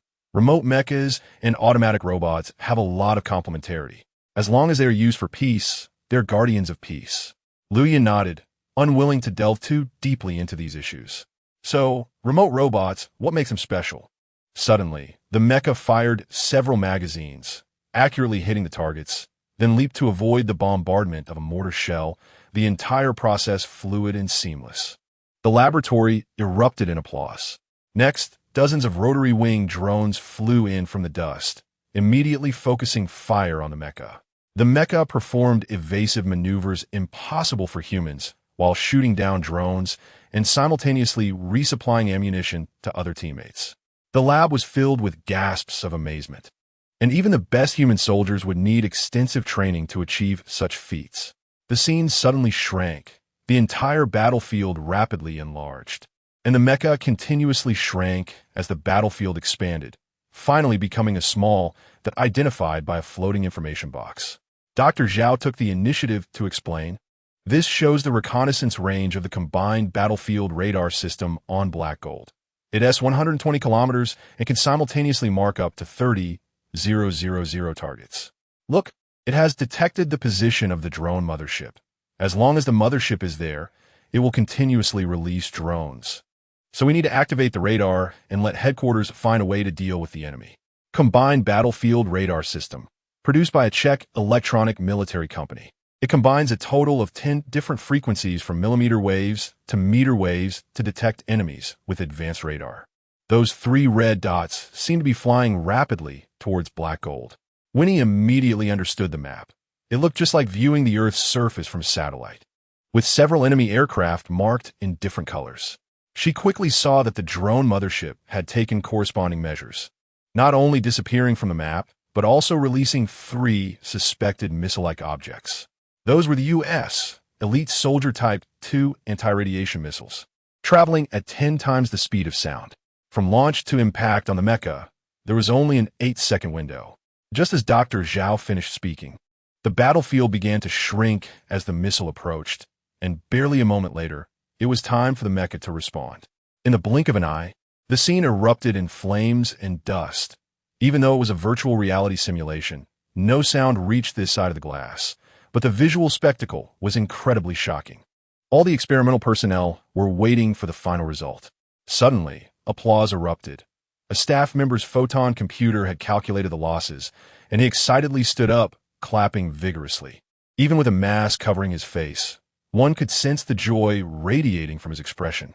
Watching the lab staff wave and cheer, continuously applauding, Liu Yan felt a twinge of discomfort. Since Zhonghua School had such advanced human intelligence technology, did they still need to purchase Dudu from Hinata Group? But he still displayed an unusual composure for his age. No, this was a tactic to drive down prices. So what about Jinyudwa? I see that it has been delayed for too long. It's time to get down to business. Follow me. Zhao Hejing quickly prepared a small conference room for several people's meeting. The representative from the Warring State School, Professor Winnieberg, and Dr. Zhao Hejing sat on one side, while Zhang Gong and Jinyudwa sat in the middle, and Liu Yun and Dudu sat on the other side. The tea was steaming hot, and after the girl who made the tea left the conference room, Professor Winnie was the first to introduce the attendees. Only Jinyudwa looked flustered, lowering his head to look at the white cup. Rikuyin stared at Jinyudwa, increasingly puzzled by this person who was not only mute, but also a student who had never seen a big scene. How could the Warring State School choose such a person? Unexpectedly, this female classmate turned out to be a super robot from the Hinata Group. I didn't notice it at all. The technology of the Hinata Group is truly astonishing. Zhang Gong first sighed, staring at Dudu as if trying to figure out the structure of Dudu's body. Even Dudu showed a shy demeanor under such scrutiny. Riku Yun politely nodded and then said, "Your group's mecha is impressive. I worry whether the AI-2 model can escape when encountering a mecha. That's our black gold mecha, designed from the beginning to cope with harsh battlefield environments, emphasizing the coordinated combat of 5 mechas while meeting the needs of individual operations behind enemy lines. Your company's humanoid robots, on the other hand, have a much broader application in the civilian sector." Zhang Gong was not modest, accurately expressing his thoughts. "Oh, it seems the black gold mecha has aimed at the military field from the start," Riku Yun said, looking at Zhao Hujing, who then nodded and shook his head vigorously. Zhang Gong continued, "After all, the black gold mecha is a remotely controlled robot that can achieve extremely high combat efficiency while significantly reducing casualties. Moreover, in the future, it will require very low demands from the operators, which is as revolutionary for social classes as the invention of the musket was back in the day. Indeed, anyone with a bit of military knowledge would agree that the invention of new technology can cause great destruction to the old system. The knight class was defeated by musketeers and could no longer dominate the battlefield. The production of expensive cannons and firearms inevitably required the help of capitalist entrepreneurs. Landlords and nobles began to yield to capitalist entrepreneurs, leading to the emergence of capitalism, greatly enhancing war mobilization capabilities and allowing capitalist society to crush the backward feudal society. To give a simple example, the maturity of artificial intelligence has made driving extremely simple. Whether it's airplanes or cars, they outperform human drivers, making obtaining a driver's license meaningless. In-vehicle cockpits have become ordinary seats in line with the times. Warships and airships are even more so. Skilled drivers have become rare and high-paying professions. It should be noted that training special forces is extremely costly, requiring human resources, material resources, and time. If ordinary people can easily operate the black gold mecha, and its combat capabilities are on par with special forces, then it is equivalent to musketeers defeating archers with higher training costs and cavalry with greater attack power. Even if some individual black gold mechas are not as capable as special forces, once the advantage in numbers goes up, the difference in individual quality can be almost negligible. However, in the private security sector, the black gold mecha clearly still struggles to compete with guardian robots, especially for social elites who frequently attend various banquets. They cannot bring such a bulky machine everywhere. Guardian robots, on the other hand, are both handsome and can provide round-the-clock personal protection. Of course, Zhang Gong agreed with Riku Yun's statement, noting that the biggest difference lies in the different applications of human intelligence and artificial intelligence. Human intelligence uses auxiliary systems to explore the maximum limits of human capabilities, while artificial intelligence aims to replace humans in performing the least efficient tasks to the greatest extent. Zhang Gong took a sip of hot tea and continued, "Due to the regulations of the International Ethical Committee, the black gold cannot use any system containing artificial intelligence. Therefore, having a human operator is the only feasible option. However, having a human operator raises issues of rest and loyalty, which is not a problem for guardian robots. So, each has its advantages and cannot be easily compared." Yes, Zhang Gong summed it up well. "And we look forward to cooperation between your team and our company in the future." Back to the main topic regarding the purchase price of Dudu. Professor Berg and I have discussed it. 360 million yashens, which is the bottom price and cannot be reduced further. 360 million yashens? What? Distracted, Zhen Yudhua perked up his ears, suddenly having a very bad premonition. He remembered that he owed Principal Roll's 200 million yashens and had no idea how to repay it. If he added this 360 million yashens, would he not spend his whole life in debt repayment? Zhen Yudhua dared not think further. However, he now found he couldn't speak. For some reason, the collar prevented him from making any sound. Unbeknownst to Zhen Yudhua, the collar had been damaged by electromagnetic interference radiation when he crossed the restricted area. He instinctively glanced at Dudu beside him. This 360 million yashens was probably Dudu's purchase cost. Was sky-high price. Dudu also looked at Yiming, giving him a warm and sweet smile. That angelic smile seemed like a devil's smile in Yiming's eyes. It wasn't that Dudu was a devil. But rather the company that produced this guardian robot was truly a big devil. This price is equivalent to buying 2 black gold robots, Zhao Hujing whispered. This is too expensive, Mr. Hinata. Professor Winnie Berg frowned. Even she felt the price was outrageous. Does this include luxury tax? Yes, it includes 100 luxury tax. The International Ethical Committee has established the Global Intelligent Robot Transaction Tax Law, which stipulates that any superhumanoid robot with strong artificial intelligence must pay this tax to the local authorities.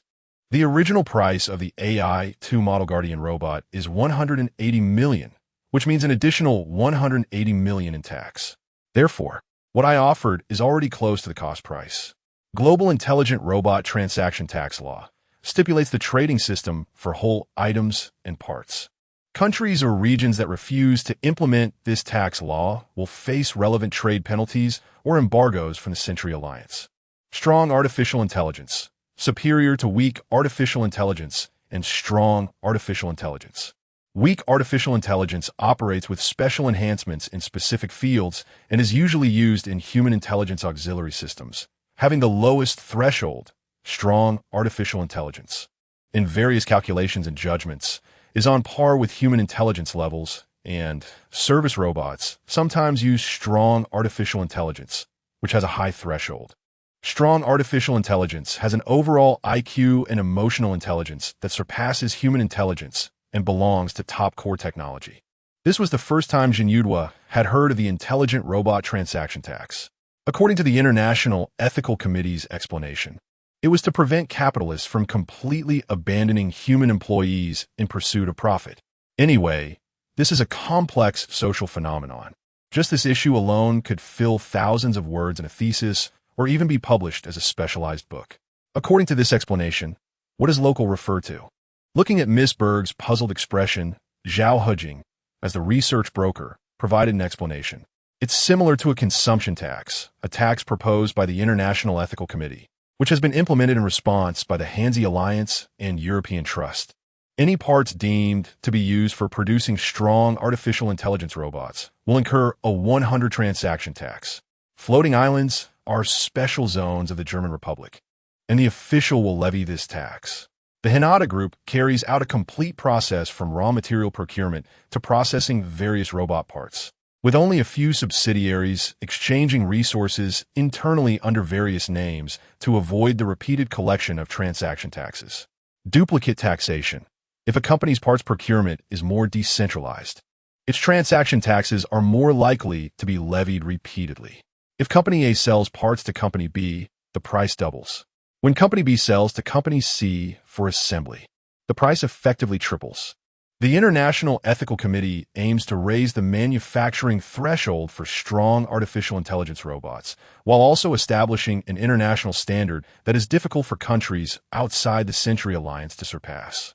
However, robots still need to be sold, and as long as transactions occur within the floating island, this tax will be collected by the Atlantis Tax Bureau. This will undoubtedly be welcomed by the official authorities of the floating island. Hinata nodded, his sharp eagle eyes on Winnie Berg, then glanced at the wandering-eyed Jinyudwa. Luyan leaned forward, hands clenched tightly. Dr. Zhao was right. Because it is too expensive, only 3 units of the AI-2 model have been produced, one of which is my exclusive security robot. Therefore, we must also be cautious in choosing our first partner. After all, good word of mouth will lead to more orders. So I just want to question, who is this Mr. Zhen? And can he really demonstrate protective value? Winnie guessed that Lu Yun wanted to know why the Warring State School chose Jinyudwa without providing an explanation. But once an explanation is given, it inevitably involves information about the time-stopping queen, which is something Winnie cannot decide on her own. Mr. Hinata really likes to challenge difficult situations. I have no choice left. Lu Yun thought to himself. This project was originally pushed forward by him against the majority opinion. If a catastrophic reputation failure leads to huge losses for Toyota Precision Company, Lu Yun's position within the group would be precarious. Can I interject? I believe that classmate Jinyudwa deserves private security. He might be the only one on the floating island capable of simultaneously controlling 5 human intelligences, Engineer Zhang said loudly. Chapter 7 Personal Inspection Security Personnel in Heavy Armor, Armed to the Teeth, stood guard at key positions in the core power area of the floating island. The recently shifted guard looked expressionlessly at the situation inside. 5 or 6 people were walking on the bridge above the A fusion reactor. He immediately recognized the leader, Mr. Fei Thane, the chief secretary of the Warring States School, accompanied by his assistant, Miss Charlotte. The other 3 were official personnel from the European Trust, Baishaha and her colleagues. The helmet displayed the avatars and access permissions of the 5 individuals, and the permission time was counting down to 0. Mr. Thane, there's an encrypted call for you, urgent. The staff's voice echoed in the spacious area as he held the landline phone and shouted to Fei Thane on the bridge. The duty technician responsible for maintaining the fusion reactor wiped the sweat from his forehead. It was obviously quite hot here. Understood, Thane replied loudly. Then he whispered, just loud enough for those nearby to hear. Miss Bai, it seems the visiting time is up. I've taken you to all the places you can visit these days. Now you believe we haven't hidden the queen, right? It was indeed the enemy who kidnapped her. As Thane spoke, he led the visitors toward the exit. However, Baishaha was not convinced by Thane's explanation. Even so, the Warring States School must compensate for my Group S losses. Kasser is your former principal, and this relationship cannot be escaped. Miss Bai reiterated what she had said a few days ago. Thane knew that the European Trust would never let go of the Queen's inexplicable disappearance on the floating island. The disappearance near the Warring States School's laboratory, especially with the laboratory director being former Principal Kasser, meant that this special commissioner Baishaha would surely pursue the matter to the end. For this reason, Fei Thane had to think of all possible ways to negotiate with the European Trust down to the last cent. You know the Queen's value. It's not something that can be resolved with 1 or 200 billion euros. She is priceless. When Principal Kasser signed the research contract, he used the entire Warring States School to guarantee the Queen's safety. If that's the case, if we can't pay the compensation, we will have to mortgage the entire Warring States School to auction for repayment. Baishaha pointed out the most difficult issue, which posed no harm to the European Trust, but was undoubtedly a significant risk for the Warring States School. Mortgaging the school was something Kasser had no right to sign. However, once this was said, it was equivalent to laying all the cards on the table. Fei lowered his head and fell silent for a moment. In any case, as long as the Warring States School could distance itself from Kasser in this matter, it could use the illegality of the contract to thwart the European Trust fantasy of seizing the Warring States School. But the problem was how to prove that Kasser had colluded with external forces from the moment he took office, lying in wait for 5 years, and at the last moment before stepping down, coordinated to steal the Queen. Given Kasser's way of doing things, it was indeed difficult to leave any incriminating evidence. Hello. Thane picked up the encrypted landline. Only the landline could connect with the outside world here. Baishaha watched him take the call, seemingly startled by its content. As they spoke in a language Baishaha couldn't understand. There's even a language I don't understand? Baishaha was quite proud of her ability to master 20 languages, which had helped her become a successful diplomat. But now, she couldn't understand a single word of what Thane was saying. She tried to organize the patterns of this language in her mind. Thane's expression shifted from shock to delight as he quickly spoke something and then hung up the phone. At the moment he hung up, Miss Bai was startled, clearly too focused and caught off guard by the sound. Miss Bai, there's a place. Please be sure to follow me, Thane said. What happened? We'll talk on the way. Thane hurriedly took large strides, the iron floor and steel mesh clattering underfoot. Baishaha shrugged at her attendants and followed him. Soon, the elevator took them up to the 5th underground floor. When they stepped out, the place transformed into a maze-like tunnel, and the wind was even louder than it had been in the underground. What exactly is going on? Winnieberg's secretary, Gun Kuan, has defected. What? He jumped ship? Not at that level, but the secret of the Queen's time-stopping may leak out. I knew there had to be an insider at the Warring States School, but I never expected it to be who. He has served the school for over 10 years. What exactly did he do? Does he know everything? You need to determine if he has defected. As an experienced secretary assistant, many sensitive pieces of information would have passed through his hands. His defection would definitely leak the trust's and the school's secrets to the enemy. We must hurry to the command center. And he has sent the key witness's phone to the United States. The instigator is likely Kasser, our former principal. Baishaha put her hands on her hips and said angrily, "Witness? Are you saying that this is the witness to the Queen's kidnapping? You Haven team mentioned this in the past few days. What else are you hiding from us?" Exiting the elevator, they found themselves on the second underground floor, where a luxurious, extended hover car was already waiting for them. Thane opened the car door for Bai Xiahe and then walked around to the other side to get in. Charlotte and the other three officials took another car behind them. "Listen to me. We're not sure if he actually witnessed the Queen being kidnapped. That witness just moved into the West District dormitory a few days ago and happened to encounter an attack a month ago. At that time, he was the only one in the entire West District dormitory, and the assassin ran straight for his room. If it weren't for the drone arriving in time, he might have been dead by now. We can confirm that he was still using his phone before the attack, but when the scene was cleared, only the glass fragments of the screen remained." Bai Xiahe blinked, half in disbelief. "What is his name?" "Zhen Yudhua, a student from the Celestial Empire.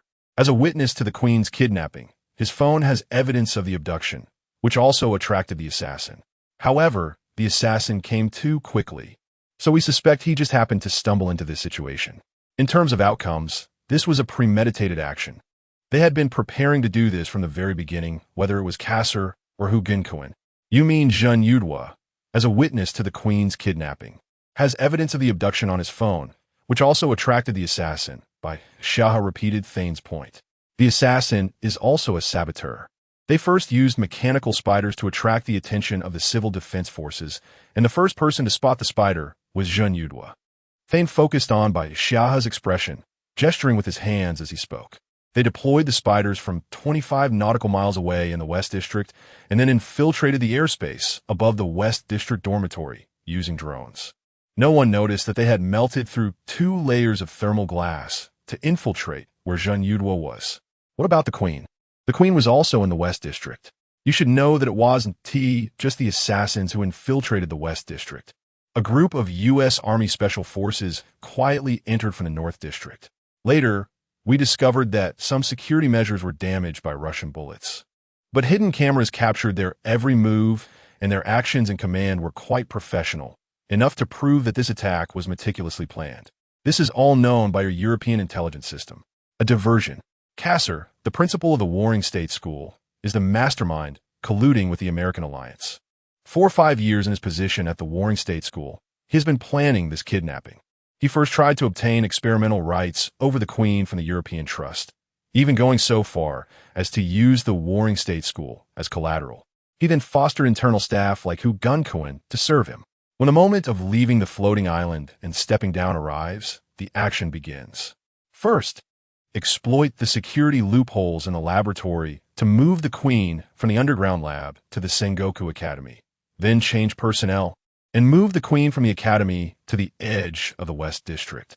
Afterwards, take advantage of the routine maintenance days of the floating island to launch a terrorist attack to divert attention, ultimately kidnapping the Queen abroad. It is truly extremely insidious and shameless. Therefore, the kidnapping of the Queen has no direct connection to Sengoku Academy. And we at Sengoku Academy will fully support the police in solving the case regarding the accomplices within the Academy." Fei Tian seems to have reached a conclusion on behalf of Bai Xiahe. What a good show. Bai Xiahe blinked, contemplating the story, which seemed flawless. The intelligence from the European Trust indeed aligns with what Tian said, but there are still too many unclear details. On the day of the attack, even the teacher's dormitory in Area C was affected, yet Fei Tian said nothing about it. Bai Xiahe sighed. "What about Zhen Yudhua? I want to see him. He was seriously injured, and to prevent further harm, we have already moved him out. How can I trust you? You just want to sever ties with Cassiel to absolve Sengoku Academy of responsibility. Regardless of the reasons, the fact that Cassiel, as the former principal, mortgaged Sengoku Academy to obtain the Queen's experimental rights remains unchanged. Miss Bai, Cassiel can mobilize so many resources and will do everything possible to rescue the Queen. You should know who is behind him without me reminding you." Bai Xiahe watched the lights in the tunnel rush by. However, the Americans are not a monolith. The President and Congress are currently completely at odds. Who do you think would be the supporters? From the details of the attack, one can vaguely see the CIA's involvement. Tian paused, also looking out at the tunnel. In the Century Alliance, The European Trust only has some cutting-edge technology left to offer, and overall, their technological research and development level is increasingly lagging behind the other two major powers. Sengoku Academy has undertaken and developed many projects for the European Trust over the past 20 years, achieving numerous results. Both sides are particularly important partners. The principle of mutual destruction when relationships sour is something I believe your president would understand. Baishaha continued to remain silent, and they continued to drive to the North District Airport. The moment they got out of the car, the atmosphere around them suddenly became tense. With SWAT teams everywhere and some personnel wearing scientific investigation vests moving around. In the distance, electronic police had set up a cordon. It seemed very serious. The North District Airport was completely locked down. Baishaha looked around. They were then led to the command center by a site commander. As they entered, a video from the incident was being played. Were any people captured? Tyan asked. Inside the command room, a thin technical officer shook his head and accelerated the video playback. They saw Hu Gunkuin quickly approaching a self-service machine, leaving while looking down at his phone, seemingly having obtained a ticket. He used a fake identity provided from abroad and got a ticket to Liberia. It was the closest route out of the floating island. After hearing the technical officer's explanation, they continued to watch the playback. Hu Gunkuin quickly boarded an Aegean Air sky bus. It then took off into the air. He ran away. Damn it. No. Before the technical officer finished speaking, the camera shifted to the sky above the North District Airport, where the sky bus suddenly erupted in flames, quickly engulfing the entire bus in fire, and with a loud explosion, the bus shattered into countless fragments and fireballs that fell into the Atlantic Ocean. My God, Baishaha gasped, covering her mouth. The command center fell into a dead silence. The technical officer instinctively pinched his nose and looked at the North District Airport police chief, Inman, who nodded and said, "There were 38 civilians on the bus. After the explosion, we have dispatched rescue teams to the scene, but they are likely in grave danger. The cause of the incident may be a fuel cell leak in that Aegean Air sky bus." Tyan sighed heavily. Hu Gunkuin was just like a used rag, ruthlessly discarded after being utilized. Mr. Tyan, Prime Minister Zhao Mingzheng has just arrived at the airport entrance. He seems to have come to inspect as well. The communication officer in the command center said. Tyan nodded and stood straight, regardless of whether there were any Sengoku Academy teachers on the bus. A large number of civilians have already been involved. Miss Bai, let's leave this place first. After saying that, he took Baishaha and the others out through another exit. What do you mean by bringing me here? On the way out of the airport, Baishaha followed Tyan's pace, sometimes really unable to understand what Fei Tyan was up to. Was he just here to see if they could catch Hu Gunkuin? From his expression, it was impossible to discern anything. As the person with the highest IQ in a millennium, sometimes Baishaha felt that facing him was indeed too strenuous.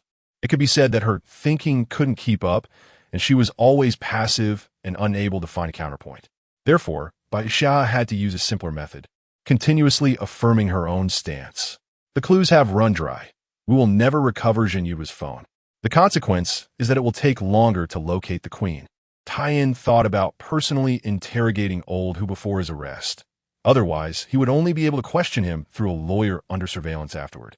At that speed of the bus, intercepting and capturing him should not be difficult. He is still dead, Baishaha said lightly, frowning. Tyan nodded but said nothing.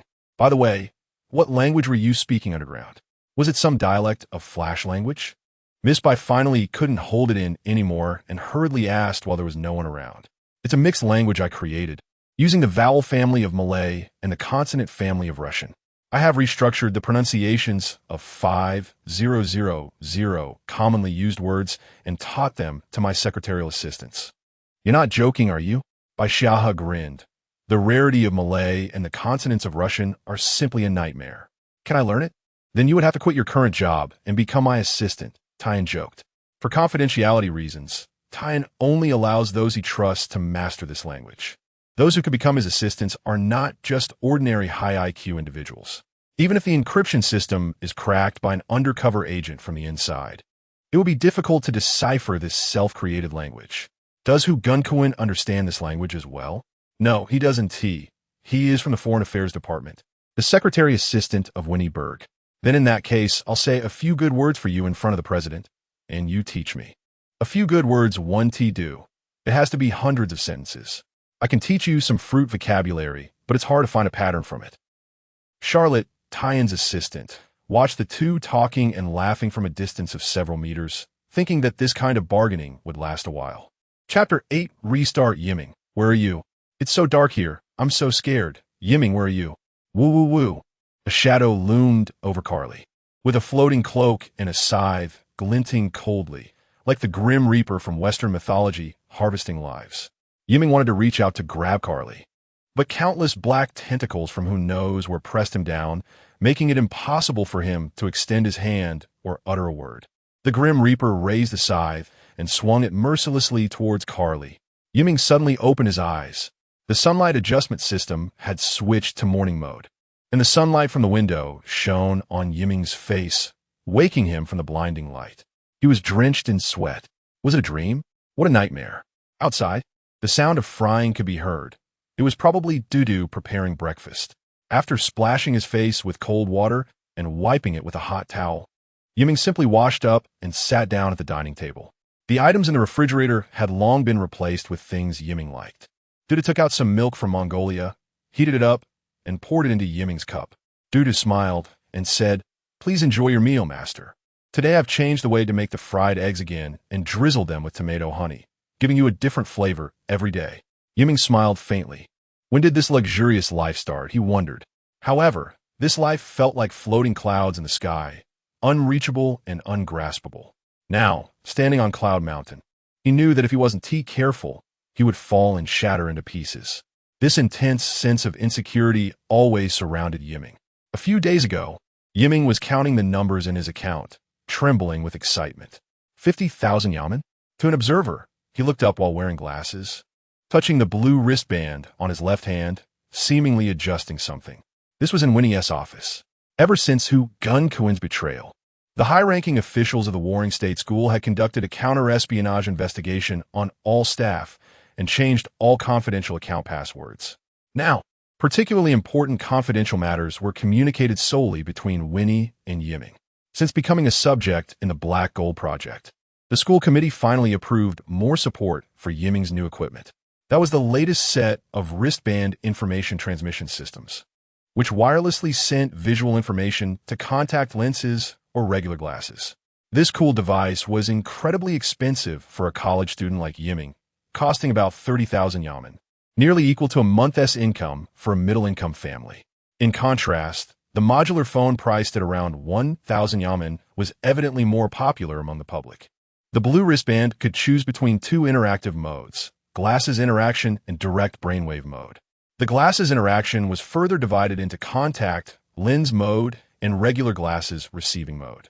Yiming didn't like wearing contact lenses or the brainwave mode, so he ended up choosing color-changing glasses, which acted as regular glasses in daily life but turned into highly confidential sunglasses when receiving information or exposed to sunlight.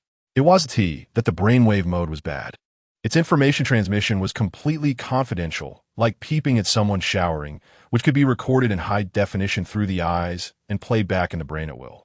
However, due to safety concerns, the brainwave mode required a neurology expert to personally adjust and monitor it, which left open the possibility of casually peeking into someone's brain. Consequently, many tech media commented, "Unless in special circumstances, please use glasses mode."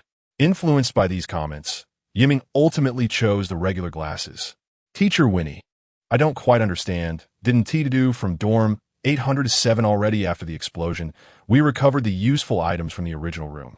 Considering the outdated electronic furniture in the West District dormitory, we decided to import the core components data into the new unit to take care of monitor the daily activities.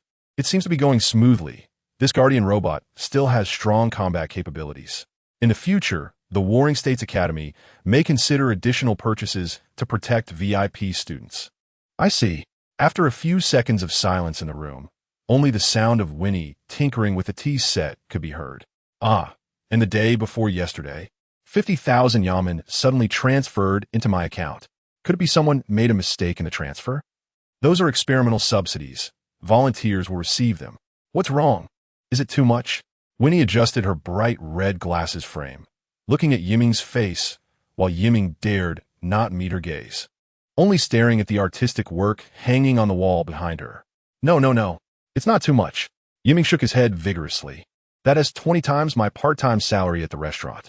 He picked up the tea brewed by Teacher Winnie and carefully sipped it, the hot fragrance of the tea wafting up, allowing him to relax a bit.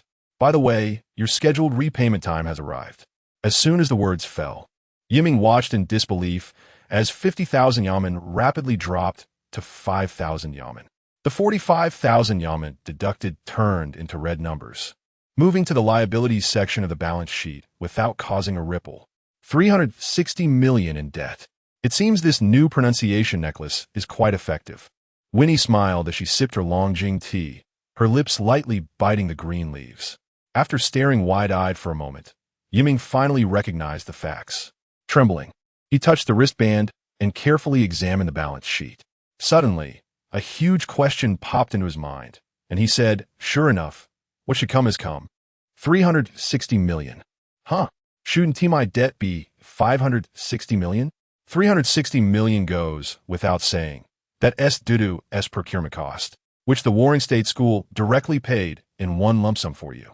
But to be precise, the one paying for you isn't the Warring State School, but the principal himself, Rolls von Hohenzollern, through the Deutsche Bank. Although he didn't understand the details, he was very grateful for everything the school had done for him. A subtle contractual relationship began to form between him and the Warring State School. Why does it suddenly add up to 200 million? Do you want to buy something on credit, Yiming? What exactly are you buying that costs 200 million yamen? The principal's carpet.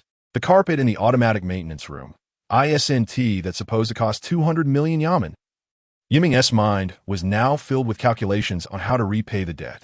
If he earned this much every time he participated in an experiment, even if he repaid monthly, it would take over 8,000 months to clear it, roughly 200 years. The carpet? Even Teacher Winnie had to think for a moment before realizing. That carpet Yiming smashed with the floating motorcycle became the start of everything. The principal used this as an excuse to force Yiming to cooperate. That carpet was woven by a famous artist from Afghanistan in the 20th century. It only costs 30,000 yamen to actually repair it, and of course, that has already been included in your balance sheet. Huh? Teacher Winnie blinked innocently, as if to say it wasn't her idea. Yiming suddenly felt a surge of anger. TSK. So I was tricked? If that's the case, I'll have to pay 45,000 yamen every month. 180 million divided by 45. The experimental subsidy is issued in a lump sum. The next experiment will probably only have 2,000 to 3,000 yamen. If you want to repay quickly, Yiming, you'll have to take on more jobs. Without waiting for Yiming to speak, Teacher Winnie casually took out her photon computer and clicked on some documents. To help you repay your debts smoothly, we've already found you some jobs. One of the more urgent ones is for you to go to the North District Middle School to identify the infiltrating spy. Yiming saw electronic files flashing before his eyes, including the entire electronic model of North District Middle School. Confused, he asked, North District Middle School? Do I have to enroll there with a new identity? No need. You'll be going there as a class advisor. After all, you don't have to attend classes at Warring State School right now, so you can take advantage of this time. By the way, you are in the floating island. Still the substitute for Hinata Luyun. Remember that? Of course I remember. My words and actions outside also represent him. If there are no mistakes in the next 6 months, we will sign a formal contract with a salary of 38,000 yans per month. Yiming recalled the scene when he first saw Hinata Luyun at school, where all the big shots were sitting upright, and the atmosphere was oppressive. During the negotiations, no detail was overlooked. It was truly an eye-opener for Yiming and left a deep impression. I have another question. Hasn't Hinata Luyun's photo been circulated on the internet? If someone compares, wouldn't that expose him? For what I understand, no, but I don't know any more details. Winnie poured Yiming another cup of tea. Back to the task. Are we looking for a spy? Yiming nodded in thanks, took another sip of tea, and looked at the oil painting on the wall, depicting a girl in a white dress with a flowing skirt. Agwankin sent your phone to North District High School half a month ago. Yiming slapped his thigh and said, so someone did take my phone. Who is Agwankin? Why is his name so hard to read? It's Agwankin. The gen in his name represents the hexagram of the earth in the I Ching. That person has always been very rigid in his work for over a decade. A trace of sadness flashed in Teacher Winnie's eyes, and his photo was still projected on her phone. He is also considered my teacher. Yiming glanced at Teacher Winnie, and suddenly the image of Higuanqin appeared in front of him. Yiming immediately recognized him as the person blocking the door to Teacher Winnie's office. It was he who drove Yiming away in a harsh tone, forcing him to take Dudu on a tour of the warring state school, only to accidentally enter a military-restricted area and get chased by some instructor into another restricted area. This is why he ended up in the black gold laboratory. If your phone hadn't broken, we wouldn't have equipped you with the blue bracelet. Yiming nodded in agreement and said, I understand. Is there a clue over at North District High School? The agents from the Scientific Investigation Bureau found quite a number of student fingerprints near that trash can, but they didn't find your phone in it. Wait, that person sent my phone to the trash can. That's too much. It's an environmentally friendly trash can that gets automatically recycled by robots every day. Your phone was not on the recycling list. Clearly, it was taken by a lurking spy before the recycling. Then hurry up and catch that Higuanqin guy. He was on that bus, and the bus had an accident with no survivors. Ah, really? Yiming suddenly understood why Teacher Winnie had that sad look in her eyes. The anger in his heart dissipated significantly. He, too, was an executor, just a pitiful person.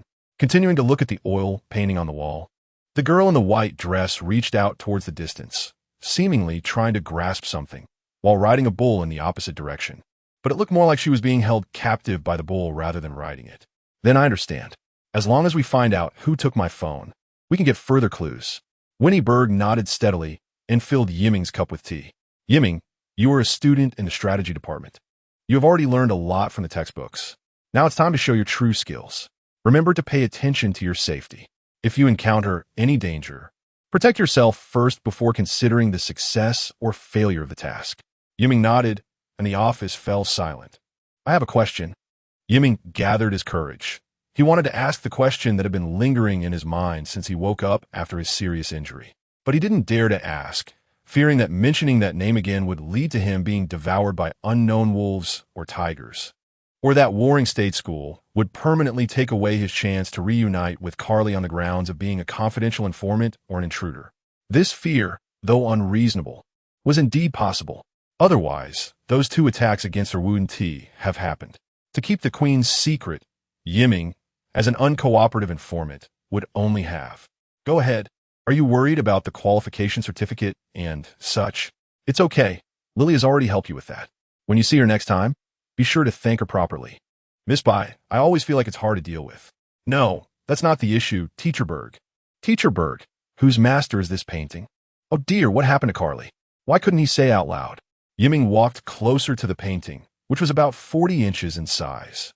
The longer he looked, the stronger the emotions he felt for that girl surged within him. The girl's expression and features gradually overlapped with the fragments in Yiming's heart. Winnie sighed deeply and softly said, "This is a painting by former Principal Cass, sir."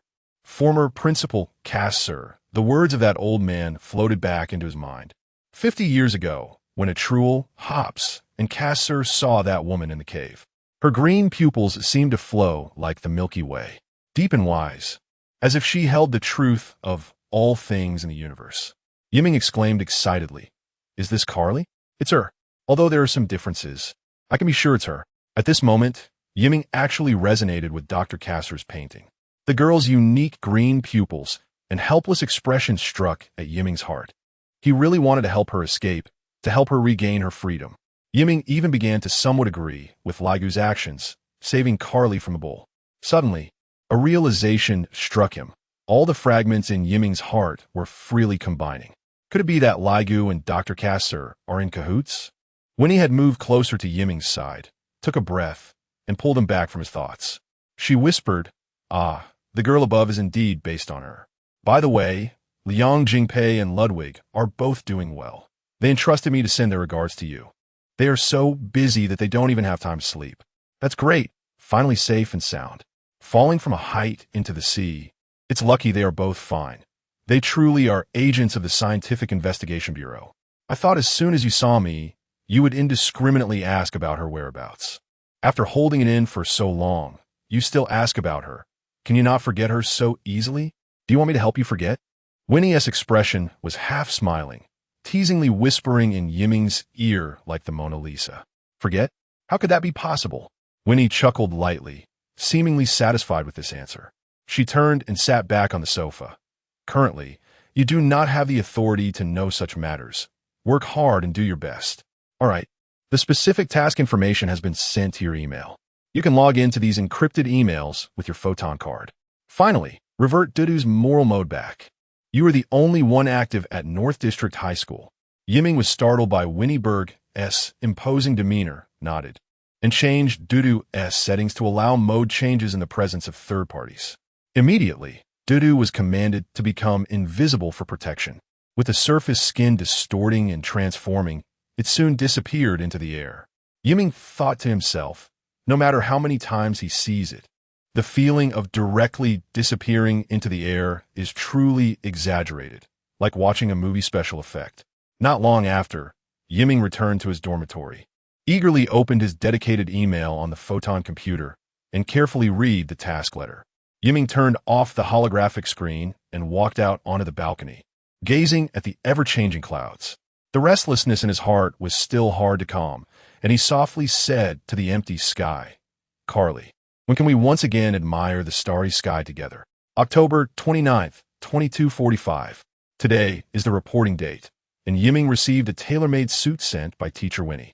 However, after some thought, Yiming ultimately decided to wear the suit he had brought from the wardrobe. This is the suit that his mother had tailored for him at the suit store after he was admitted to the Warring State School. Throughout the year, he only wore it on important occasions. The suit received a score of 90 points. Dudu circled around Yiming, carefully adjusting the corners of his outfit. Yiming wore a fitted black suit with a white striped shirt and a gray vest underneath, complemented by a bright red tie. His hair was slicked back with hair wax, shining brightly. Even without a full-length mirror, Yiming could see himself through Dudu's eyes. Dudu perfectly handled every detail of the clothing and appearance. After confirming a score of 100 points, Dudu asked, "Master, are you going to a particularly important event? Do you want to rent a Rolls-Royce for a short time?" "Huh, didn't I mention? I'm going to report to Betrayal Middle School, though I'm just an advisor for a certain class." Upon hearing this, Dudu crossed her arms and sighed deeply, clearly feeling a sense of helplessness. "Oh, my foolish master. All the teachers at Betrayal Middle School have custom uniforms. It might even be the one Miss Winnie provided." "Huh, let's change into it now." At this point, Yiming would definitely be late on his first day of work. Chapter 9. The incident at North District High School. This high school is simply named North District High School because it is located in the northern area of floating island Atlantis. The North District is known for Atlantis Park, which has 3 public parks, a small artificial hill, and a man-made lake. A tourist asked, won't such a small artificial hill, covered in trees, cause the northern side of the floating island to be heavier than the south and tilt? Firstly, the floating island has an advanced counterweight system that can flexibly maintain balance across different areas. However, even so, the imbalance is becoming more pronounced. The South District is an industrial and agricultural area, with many warehouses underground that store a large quantity of bulk commodities, such as ores, food, and daily necessities. Once the airships carrying these goods stop at the warehouses, they turn off their levitation engines and will not restart until they are nearly at their destination, during which this weight naturally has to be borne by the floating island. The increasingly busy South District has resulted in it becoming heavier. Therefore, there's no need to worry about the North District being heavier than the South. The current load capacity of Atlantis is still far from a dangerous level. In addition to its beautiful environment, the North District has 2 libraries, 5 private art galleries, and a museum, creating a rich cultural atmosphere. There is also a comprehensive sports center in the district, which offers all imaginable popular sports. Thus, the North District is highly favored by embassies and station organizations from various countries, all of which wish to set up operations there. However, due to the floating islands officials initially planning to designate the North District as land for cultural and entertainment parks, the embassies could only settle in the West District. Later, as land prices in the West District skyrocketed, ambassadors from various countries jointly sent a letter to former Prime Minister John Laigu, requesting that the embassies be relocated to the North District.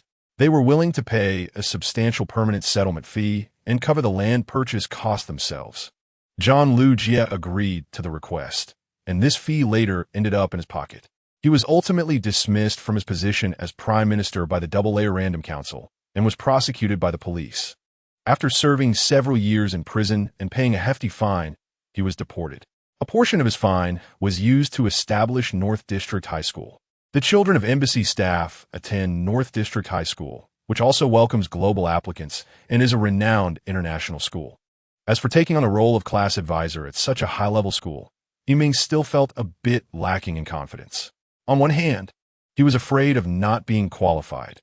On the other hand, he was concerned about the difficulty of the investigative task, especially when he saw the Baroque-style teaching buildings that exuded an air from the 17th and 18th centuries, making him feel quite intimidated. Ding, ding, ding. The tall bell tower nearby rang out a long chime, indicating that class time had arrived. Yiming knew he must be late and quickly began to run. Not bad. Today's attendance is excellent. No one is late. As the vice class leader of Class A in his third year, Hinata Ruri was helping the teacher take attendance. Hinata Ruri, the half-sister of Hinata Luyun, as the legitimate eldest daughter, had an undeniable right to inheritance. However, under her father's persuasion, she resolutely gave up her claim to family leadership, which caused strong dissatisfaction from her mother, Tokugawa Kyoko. Hardworking Hinata classmate, please take a seat. A middle-aged man in his 40s took the attendance sheet. He was the homeroom teacher, dressed in a neat suit. He raised his right hand to check his watch, frowned, and said, "The first class was supposed to be an exchange class, with a top student from Sengoku School coming to share his experiences of getting into floating island Sengoku School. But unfortunately, it seems he hasn't arrived yet. Everyone, please study on your own for now." It seems he's not that impressive after all. Even he can be late. Great. I still have 3 self-study problems to complete. A commotion arose in the classroom, but it quickly quieted down as the discipline committee member stood up. Any student daring to whisper would be noted down. The education system on the floating island consists of 5 grades in elementary school, 4 grades in high school, and then university. As children are becoming more precocious and the population is relatively small, a compressed educational system is a globally adopted model. Taking Yiming as an example, he entered first grade at age 6, studied for 9 years, and took the entrance exam for Sengoku School at age 15, only to be expelled from the strategic class when he was 18. Thus, North District High School has a total of 4 grades. It also follows a Chinese-style education system, with very strict classroom discipline, as most of it is modeled after Chinese education. Therefore, in addition to the class leader, there are group leaders, discipline committee members, study committee members, publicity committee members, and other class officers. Although North District High School is filled with Baroque style, it is also quite restrained. Crystal chandeliers adorn the 2-story classrooms, and Roman columns arch up to the ceiling. The plaster ceiling is covered with Chinese-style clouds, differing from typical Baroque, representing a natural blend of Eastern and Western styles. As such, art historians have referred to it as contemporary Baroque style, a product of modern times while containing the essence of classic Baroque from 500 years ago. Hinata Ruri sat in the front row by the window and sighed, gazing out. The windowsill was about 40 centimeters deep, cluttered with books Ruri had already read. The tall windows reached the ceiling, and since the floating island is almost vertically aligned with the sun at any time, the blue floral curtains seemed to serve little purpose beyond decoration. These books were quite old, all borrowed from the Atlantis Grand Library, with every page treated with advanced technology to prevent tearing, fire, water damage, and mold. Even after several hundred years, these books would still retain their original appearance. She found the book she wanted among the yellowing pages, a textbook titled General Education, Physics, thick with about 500 pages, compiled by the Floating Island Education Department, meant for use over 4 semesters. After completing her studies, it would be returned to the library for circulation.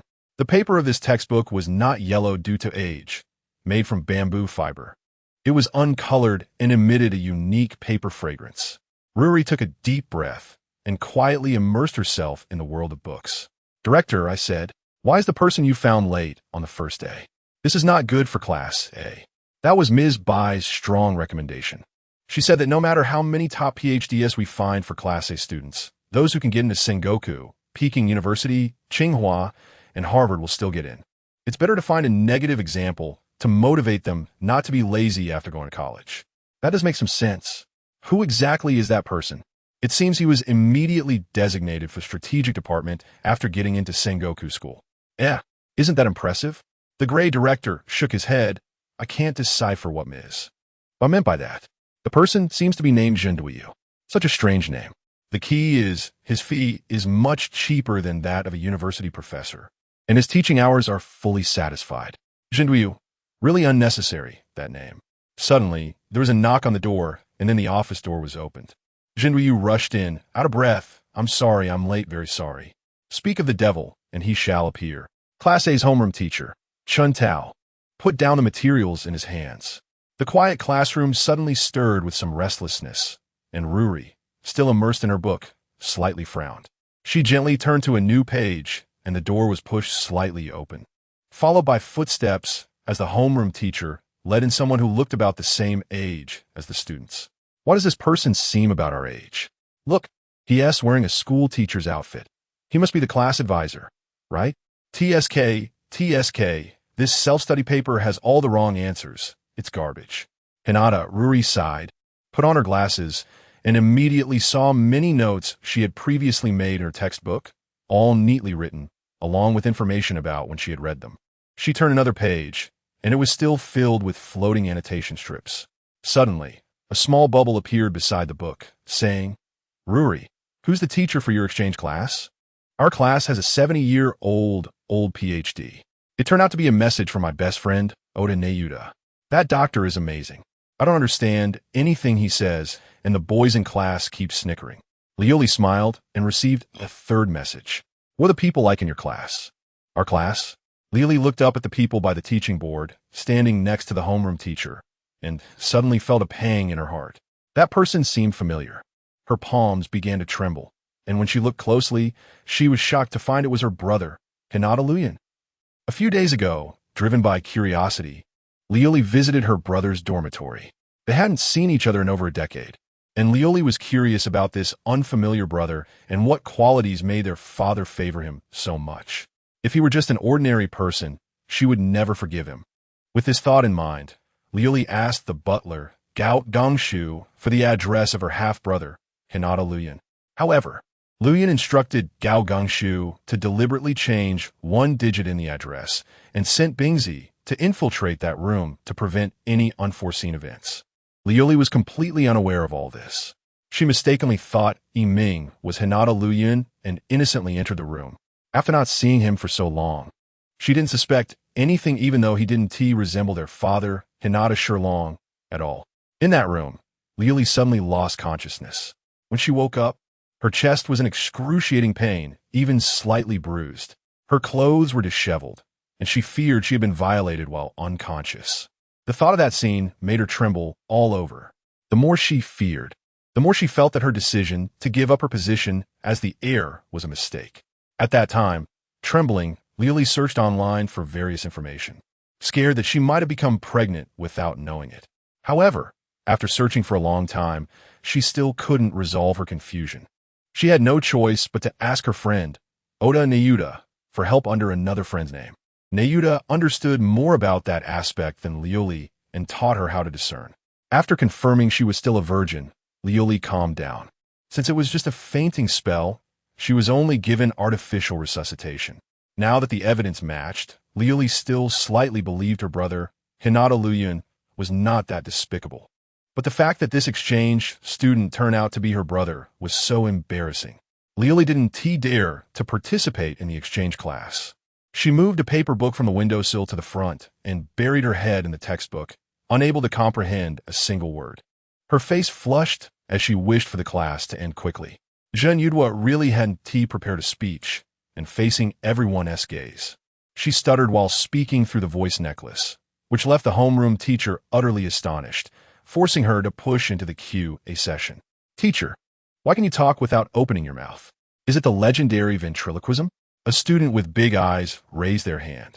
This, is somewhat accurate, but I'm using a voice necklace.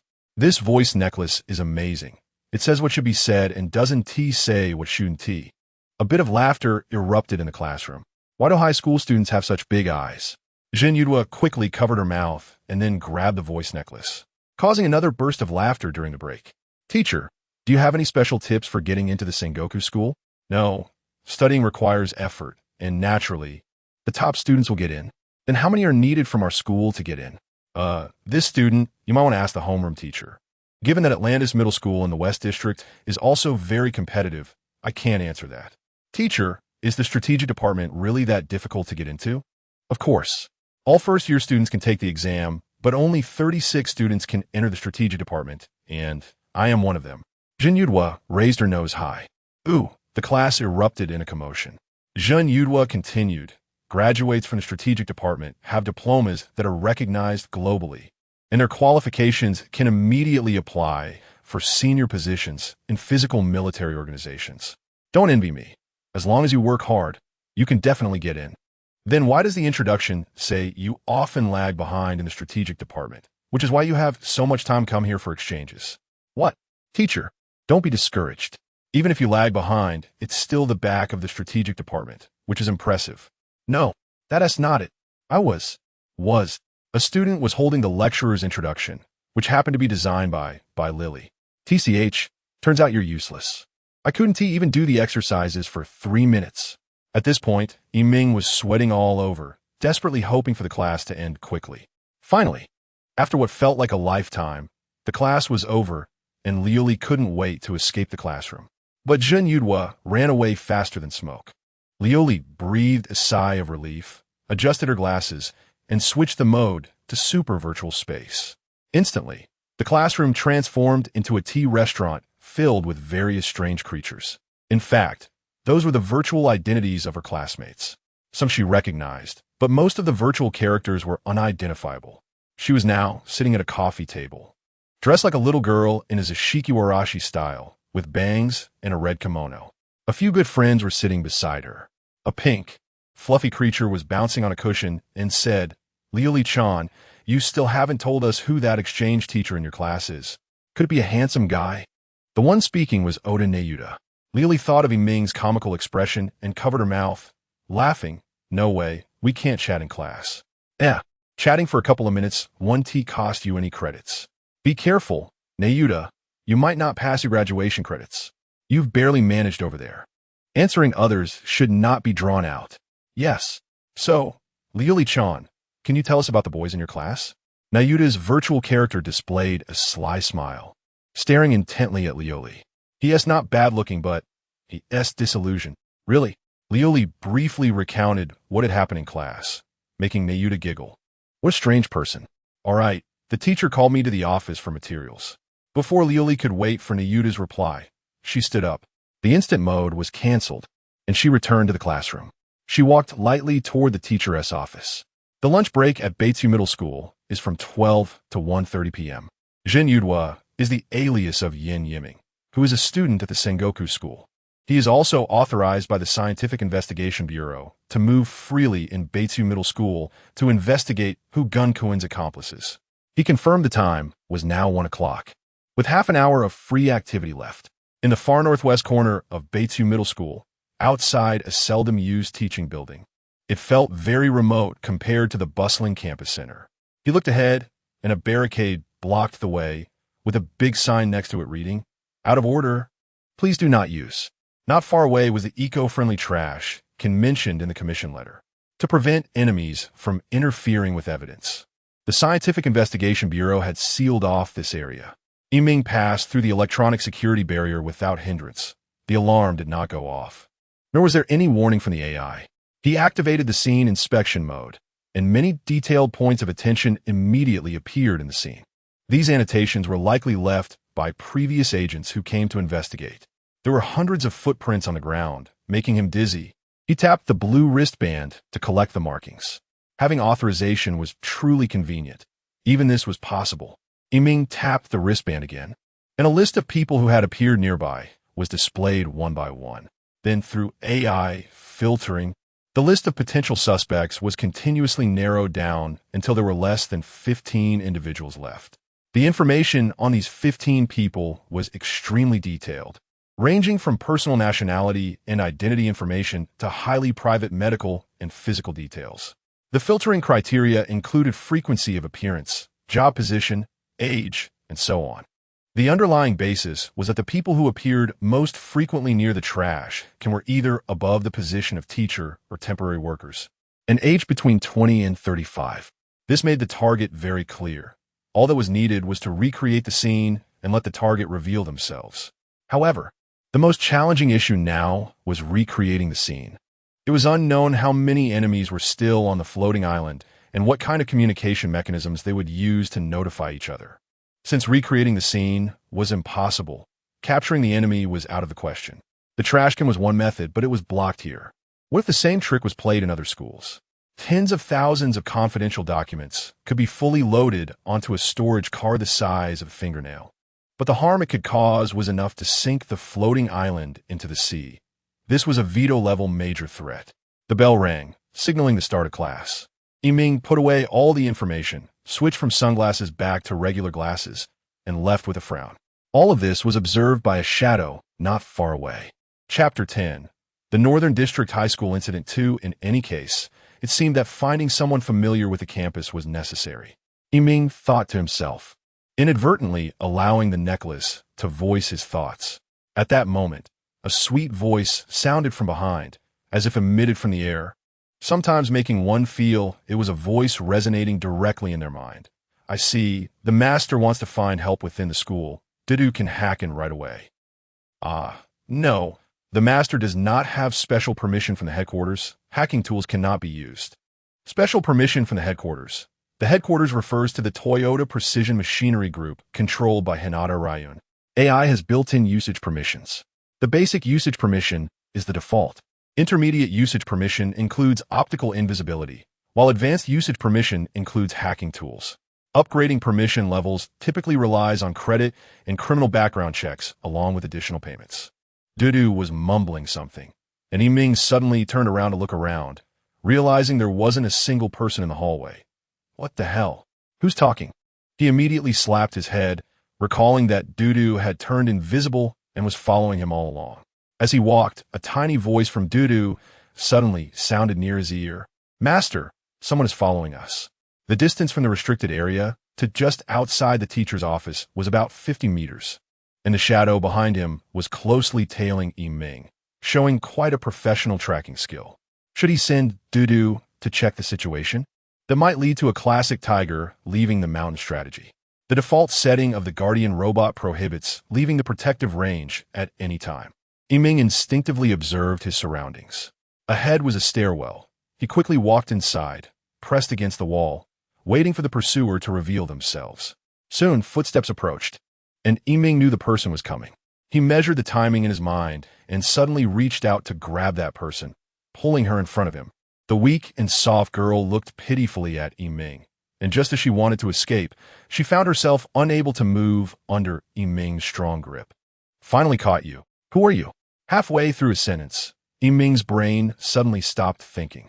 The person he had caught was none other than Hinata Ryuri. Dudu sighed in the emotional control module, knowing her master was quite unreliable, but this was still unexpected.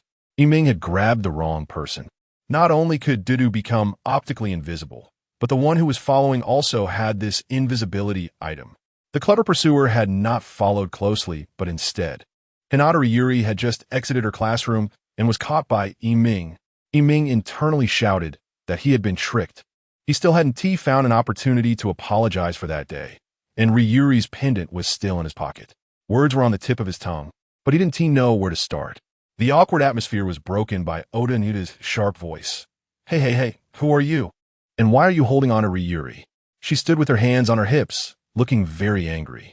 Yiming was startled by this sudden shout. Ryuri seized the opportunity to break free and prepare to escape. "I'm very sorry, that necklace."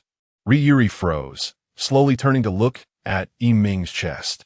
Trembling as she said, "So my necklace is with you. Please return it to me."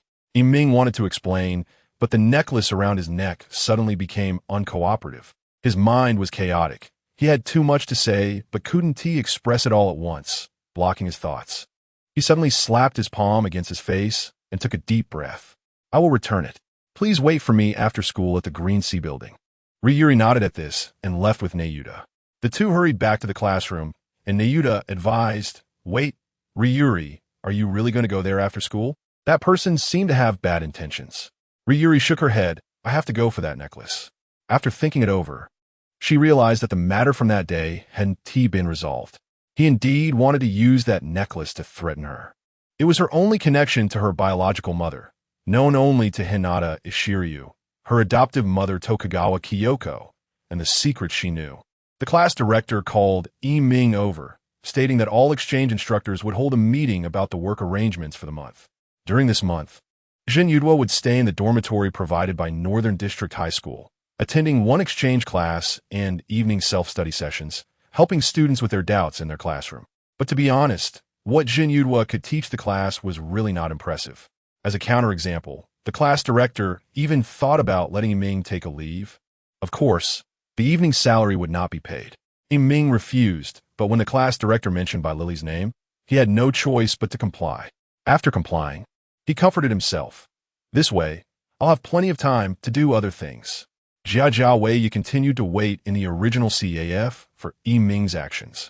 A few days ago, those trackers malfunctioned after entering the Sengoku school. Half an hour later, a large group of police appeared around Sengoku school. Thinking that the Scientific Investigation Bureau might have discovered her, Jia Wei hurriedly fled from the alley, scared and not eating or drinking for a few days in her dormitory.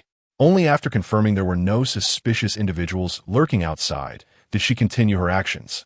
Finally, yesterday, the organization contacted her. Jia Wei's supervisor, who usually just called her supervisor, said, "Jia Wei, I'm glad you're still alive. Encrypted communication won't last long, and I need you to report the situation immediately." Facing the screen, showing the kind expression of an approximately 70-year-old woman, Jia Wei felt an inexplicable fear wash over her. She dared not conceal anything and honestly reported everything that had happened over the past month and a half. The old lady listened intently, occasionally nodding her head. About 5 minutes later, after Jia Wei finished her report, the supervisor's expression changed from kind to serious, which was her usual demeanor. Jia Wei's palms were sweating as she awaited the organization's punishment. "You missed a great opportunity, but at least you can still act. This mission is not yet considered a failure, and we are relieved that you did not fall for the Americans' temptations." Jia Wei finally heard something that reassured her. She felt it was great that she hadn't hesitated back then. If she had casually believed in Xiao Ke, she would probably have been remotely poisoned and killed by the organization by now. But now the main god is very dissatisfied. "Wei Da, if you don't take any action, the main god's punishment will fall upon us. That man named Yiming has made a deal with the witch. He has already sold his soul. Jia Wei, you must kill him yourself. But the witch's clues may be cut off. Capture him. Find a way to make him spill the information and then liberate his soul. Wei, I believe you will complete the task perfectly." The encrypted line was cut off. Jia Wei stared blankly at her phone for a moment, her expression suddenly turning ferocious. "Great, I can finally kill that annoying guy." However, wanting to eliminate Yiming and escape unscathed required careful planning.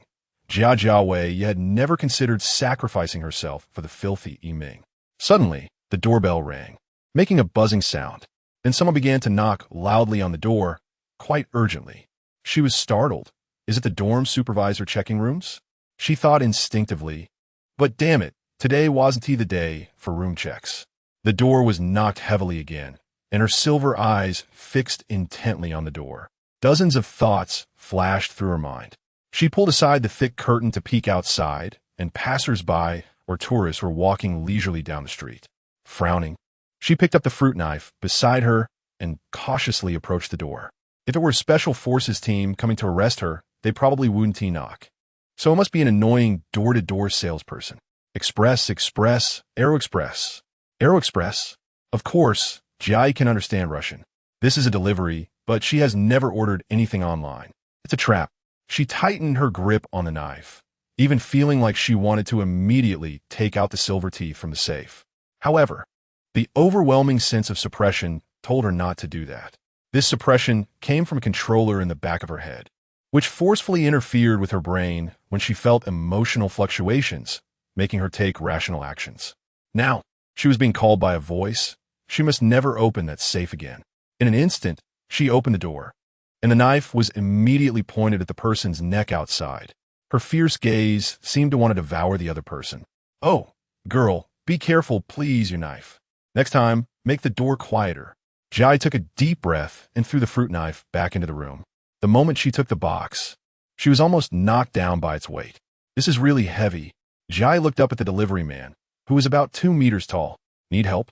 He spoke in Chinese, still wearing a half-smile. "No." Jai bent down and threw the delivery box into the entryway, slamming the door shut heavily. "Oh!" She was drenched in cold sweat and could finally breathe deeply. Perhaps it was from using all her strength. Or maybe it was the extreme fear that made her start to release her emotions. In any case, after resting for more than 10 minutes, she finally began to deal with the delivery. The moment she saw the sender's name, she realized it was the supplies the organization had sent her. A box the size of a printer cartridge, containing everything she needed. Reflecting on the past, Jai sipped on her full cup of coffee, staring at the exit of the dormitory. For several days, she began to summarize Yiming's daily patterns, secretly observing his movements in different places every day. That day, he came out of the dormitory and then went to Betrayal Middle School. Jai's clear silver eyes fixed on Yiming as he hurried into the campus, and her mind began to devise various plans. The afternoon was long, but it finally arrived. Yiming checked the time. He arrived 10 minutes early at the back of the building, where the yellow-black barricade was very conspicuous. The Green Sea Building, a 4-story, small building in Baroque style, was built to commemorate the first principal and director of Betrayal Middle School, Greenmark. This building was constructed during the tenure of the third principal, making it relatively new. And most classrooms were functional classrooms, such as virtual reality classrooms, dance studios, music rooms, etc. Yiming's phone was sent here, and the recycling bin was nearby. Calling Liuli to that place was to find someone familiar with Betrayal Middle School to brainstorm clues together. Yiming recalled his conversation with Hinata Ryukei's a few days ago. "Is that girl named Liuli your relative?" "She is my half-sister." "I thought so. Otherwise, she wouldn't press the doorbell in my dorm for no reason." "Do you know you've made me miserable? Now I will definitely be seen as a pervert." "Then why didn't you just say, you must have mistaken me for someone else?" Hinata Ryukei's mimicked Yiming's tone very vividly. Yiming was speechless, knowing he was in the wrong again, and suddenly realized something was off. "Wait, doesn't she have your photo? How could she not recognize you?"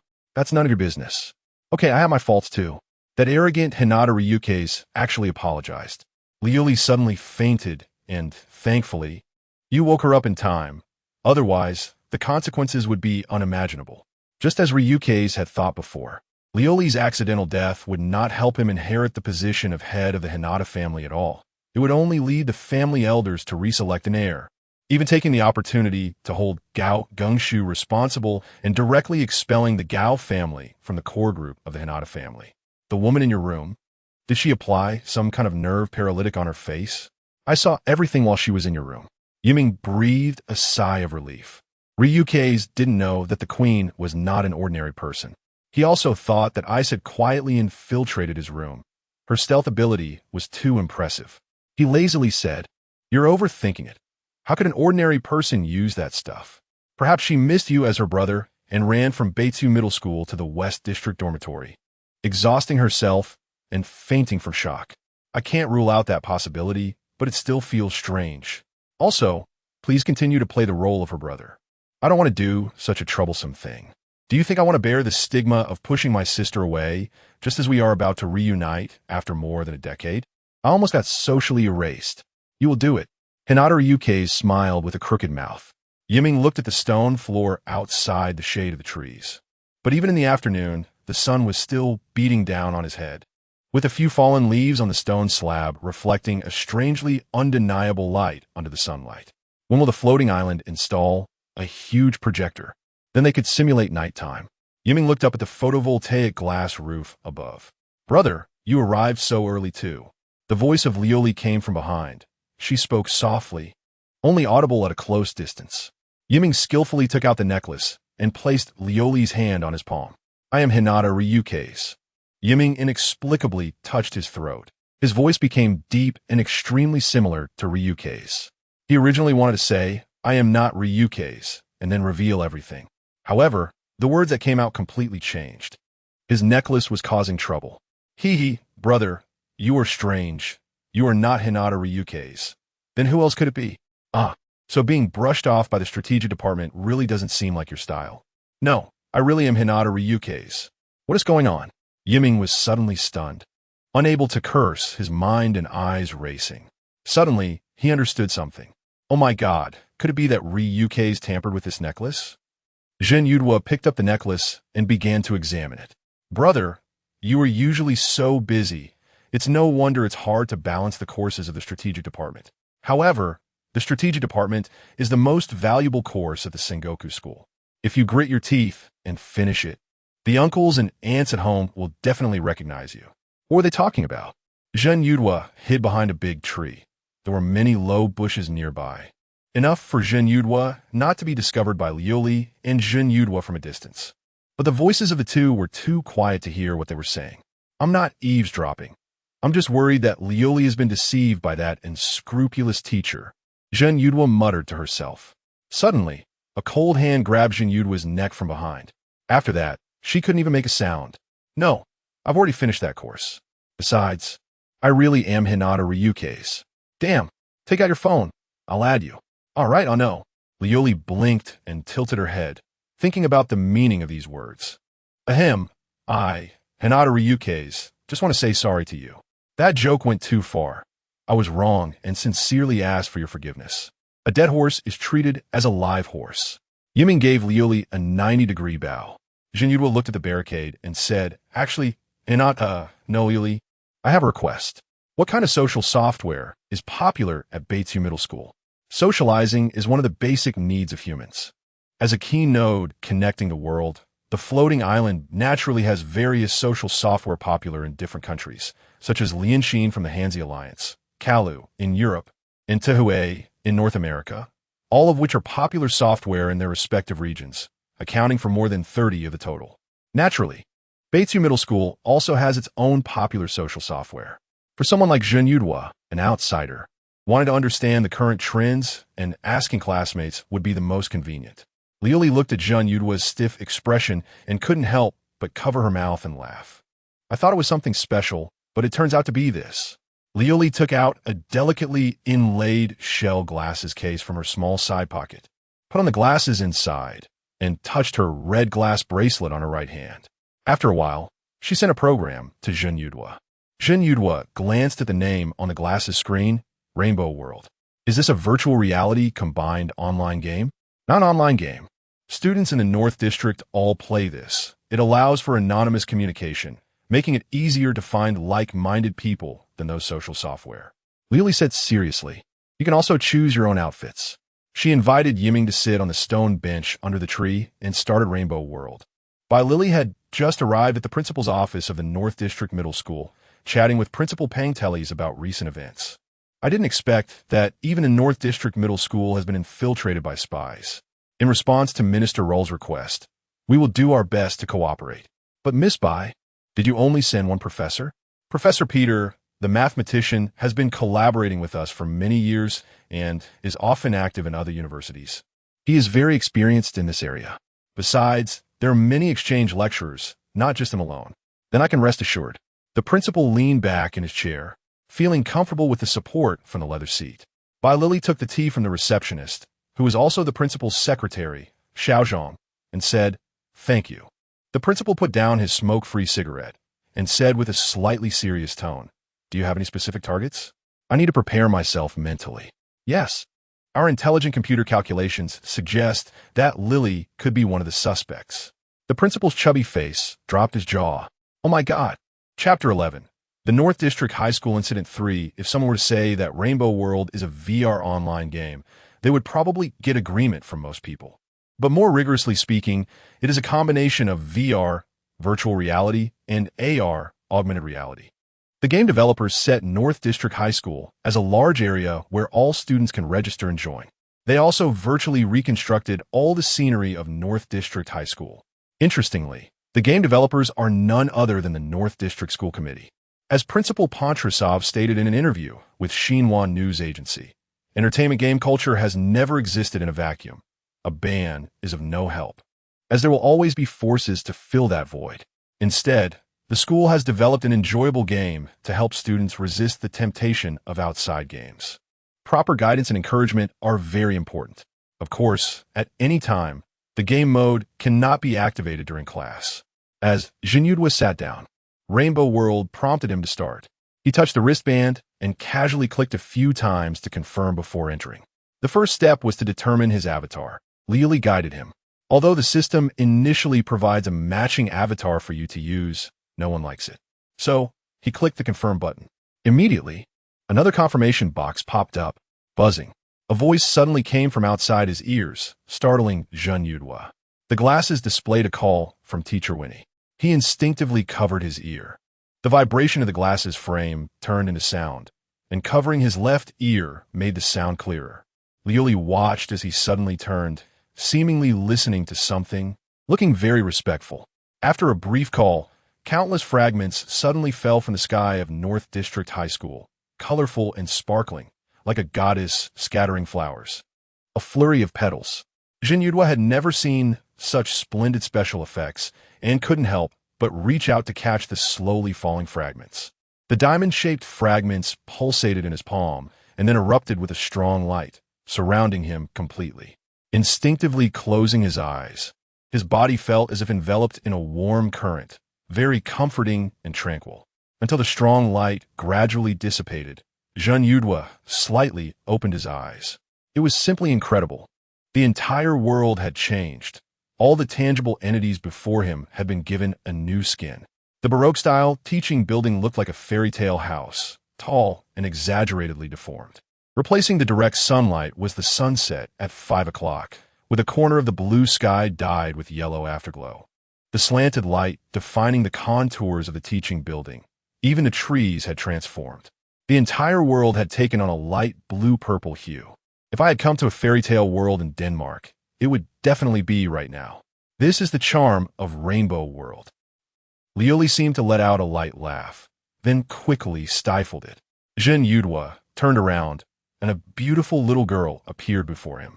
She was wearing a red kimono with short black bangs, and her golden pupils had red eyeshadow, perfectly resembling the image of a Zashikiwarashi. She was staring straight at him, making Jinhyudwa instinctively avoid making eye contact. The stone bench had also turned into a large rock.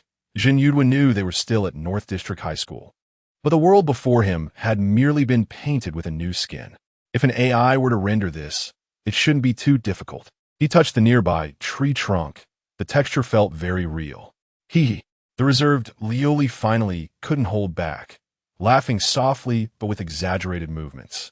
Jinhyudwa tilted his head, genuinely unsure of what was making Leoli laugh.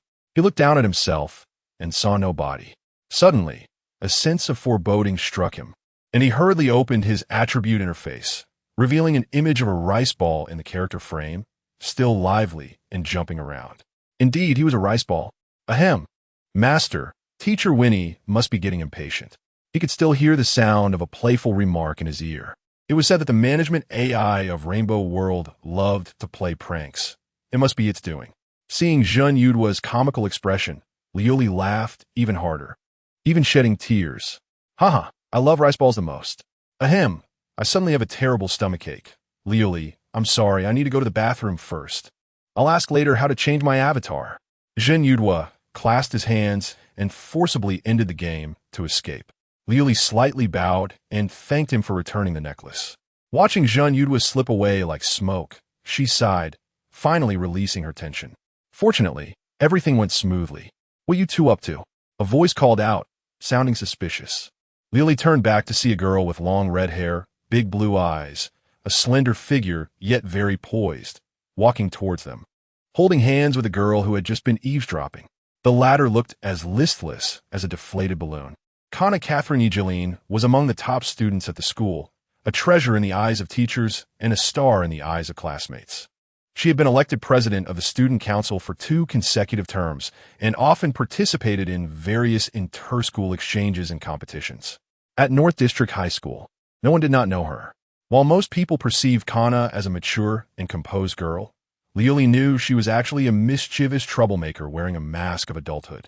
As colleagues in the student council, they understood each other well. Kana continued, "Are you being harassed by a pervert?" Liuli shook her head. "It's just family matters." "What brings the president here today?" Kana released the eavesdropping girl, saying, "Seeing such a cute girl makes me want to take her home. But eavesdropping is not right." "Yes. I'm sorry, President, I won't do it again." "So, what were you two talking about just now?" Kana stepped closer to Liuli, almost face to face, her voice gentle. Her eyes fixed on Liuli's, watching her long eyelashes flutter rapidly, her brown irises darting around, shyly lowering her head and biting her lip. "Are you planning to sneak off somewhere?" Surprised, Kana teased, "I didn't expect you, Liuli, to like this type." "How bold." "And no, that's not it, I didn't." "Then why are you wearing those glasses? Just to exchange contact info?" Kana had leaned in close to Liuli's right ear, her hand resting on her left shoulder, questioning her like a little devil. Liuli knew that once this woman became interested, she would probe until the end. She didn't understand why Kana was so skilled at this. Few could withstand her little devil's interrogation. Men would easily fall, and girls would be left mesmerized. Grasping the necklace in her palm, Liuli could only whisper, "Teacher Zhen just wanted to ask what social apps are popular at school. I introduced Rainbow World to him. That's all." Kana asked straightforwardly, "Did you add each other as friends?" This has nothing to do with you, President." "Meow." Kana unexpectedly touched a sensitive spot, causing Liuli to let out a strange sound. "Liuli, if you don't tell me, I'll increase your workload tenfold tomorrow." "That's too much." "All right, quickly tell me." Kana reached out to tickle Liuli, making her laugh so hard she almost couldn't stand. "We didn't add each other. He left right after asking me." "Really? Really?" Kana released Liuli, sighed, and said, slightly disappointed, "That's good. It seems Liuli has no impure relationships. If our top student were to have an affair with a newly arrived underperforming teacher, it would be a huge embarrassment for North District High School." "From your tone, I don't sense any happiness at all. And today's president is quite strange." Kana sighed with disappointment and said, "Humph, why is that?" Liuli, wanting some peace and quiet, went to a secluded corridor. After confirming that no one was around, she made a call on a secure line to an old man named Sato Banta. He was a prominent elder of the Hinata family and had assisted Hinata Ishiro for decades since Ishiro inherited the family position. He was a loyal right-hand man, and in the traditions of Fusang, the hereditary vassals could even interfere in the marriages and inheritances of the lords, sometimes being more loyal than their own sons. Sato Banta was one of the many elders opposing Hinata Ryun's inheritance of the Hinata family. They often communicated secretly to influence Hinata Ishiro's decisions, gradually weakening the reforms promoted by Hinata Ryun. "Good morning, young lady. I hope you are well," Sato Banta said in a frail voice, but with a very respectful tone. Liuli whispered, "I found my brother's photo." Sato Banta grunted in anger, finally, but then he calmed down. "Young lady, is this person really Hinata Ryun? With his cunning nature, he sent false information last time. That's why I relied on you, Mr. Sato, to verify." He indeed acknowledged that he is Hinata Ryun. "If there is any news, we will contact each other in time." Liuli blinka. After ending the call, Sato Banta immediately sought his subordinates to verify, and the intelligence broker quickly responded. "The person is named Zhen Yudwa, a national, a freshman at the Sengoku School, and a student in Class 2 of Strategy. If that's the case, it matches the information on Hinata Ryun. There's no direct indication of a student like Hinata Ryun?" "Yes, my lord. Both intelligence brokers said there is no student named Hinata Ryun in Sengoku School. The closest is this Zhen Yudwa." "All right, then he can't escape. Notify Mr. Primo Flynn." Soon, a well-dressed Westerner, Primo Flynn, who looked to be under 40 with a prominent nose, came to visit. He first inquired about Banta's health, then got straight to the point. "Old sir, are you sure it's him this time?" "Yes, the assassin you arranged last time did well, but unfortunately, he escaped in the end. This time we will find a Silver Fong assassin. You should know that Silver Fong assassins are not cheap. For an executive like this, it will cost at least 5 million yuan. Humph. Didn't you say you didn't want to see the Hinata group fall into the hands of the Hanzi Alliance? We really don't want to see that, but the security level in Floating Island is just too different from Fusang. It really can't be less. To Banta's surprise, Primo Flynn deeply bowed to him, perhaps understanding Banta's character. After this bow, Banta gritted his teeth and decided to pay the money. There were indeed many in the Hinata family opposed to the Hanzi alliance, but the most radical was Sato Banta. In contrast, other elders like Lin Fong, Kobayashi Kanji, and Xiao Lisong advocated a more moderate approach, wanting to maintain personnel appointments in their hands, keeping the group under the control of the Elder Council. As for Ryun, just let him be a capricious, rich third generation. Just like now, Hinata Ryun only needs to control a few subsidiaries. Kana returned to the student dormitory and collapsed onto her bed to make a phone call. It was to her new superior at the pivot, Emo Aerolin. Her style was somewhat different, tending to act merely as an information relay station within Floating Island. This extremely conservative approach left Kana with no room to maneuver. After all, she would graduate from her student life next year. She was getting tired of pretending to be a middle school student. "Oh, Kana, you took the initiative to contact me. It seems you found Yan Yiming? Huh? Oh, can I contact you first if there's nothing going on?" "My dear nephew," Kana said with a laugh while lying down. "Don't call me that. It's all that flirtatious grandfather's fault." The adventurous Atru K. Arthur, in his 50s, had a daughter with a Russian heiress in his later years. As an illegitimate daughter, Kana never thought about touching any of her grandfather's inheritance, probably because her family was already wealthy. "As long as you give me interesting things, I'll go with you." Little K didn't know Kana back then, and even thought she was a scam artist. But later, Little K learned that Kana's mother promised her a life of her own before she turned 30, but the condition was that she must remain pure. "In that case, let's find out the truth about my grandfather, who is also your father's death." Atru died of acute renal failure, and the First People's Hospital was eager to clear its name. The forensic expert they hired concluded it was acute poisoning. This incident alarmed the National Security Bureau, which deduced that the poisoner was likely from the Silver Fong Shadows, who took advantage of a rookie nurse's carelessness to mix poison into cold medicine. The hospital surveillance video confirmed this. Two masked individuals in hospital gowns approached the nurse holding the medication. One attracted her attention, while the other switched the medicine using the methods of a professional magician, extremely covertly. Atru probably sensed something was wrong. Despite his weak and uncooperative attitude, he was forcibly injected by the nurse. However, before the two suspects could be apprehended, they were found dead on the beach, both being synthetic humans with their heads severely damaged. In their mecha, only the black circular emblem identifying Silver Fong remained, with a new crescent moon shape. Atru had fought against them for decades, but ultimately could not escape disaster. Yet their mission failed because Atru K. Arthur did not take his secrets to the grave. At least at that time, as his attending physician, I learned the truth from him about that year. I secretly vowed that one day I would find the true culprit behind the scenes. To achieve this goal, I joined the military and, after extremely tough elimination, became a member of the American Sky Army's Special Forces. After retiring, I joined the ICBO specifically to gather clues about Silver Fawn. ICBO, Intelligence Joint Base Office. At the end of the 22nd century, the American Federation under the American Alliance established this special agency to enhance intelligence collection capabilities throughout the solar system, targeting special areas of Earth and human colonies outside Earth, including Mars, Europa, Titan, and Enceladus. The intelligence stations set up by this agency are internally referred to as Pivot. That person has been found. The voice print matches perfectly. Why did he come to Betrayal High School? I really can't figure it out. Kana still had the voice print data that Sayer had stolen that day.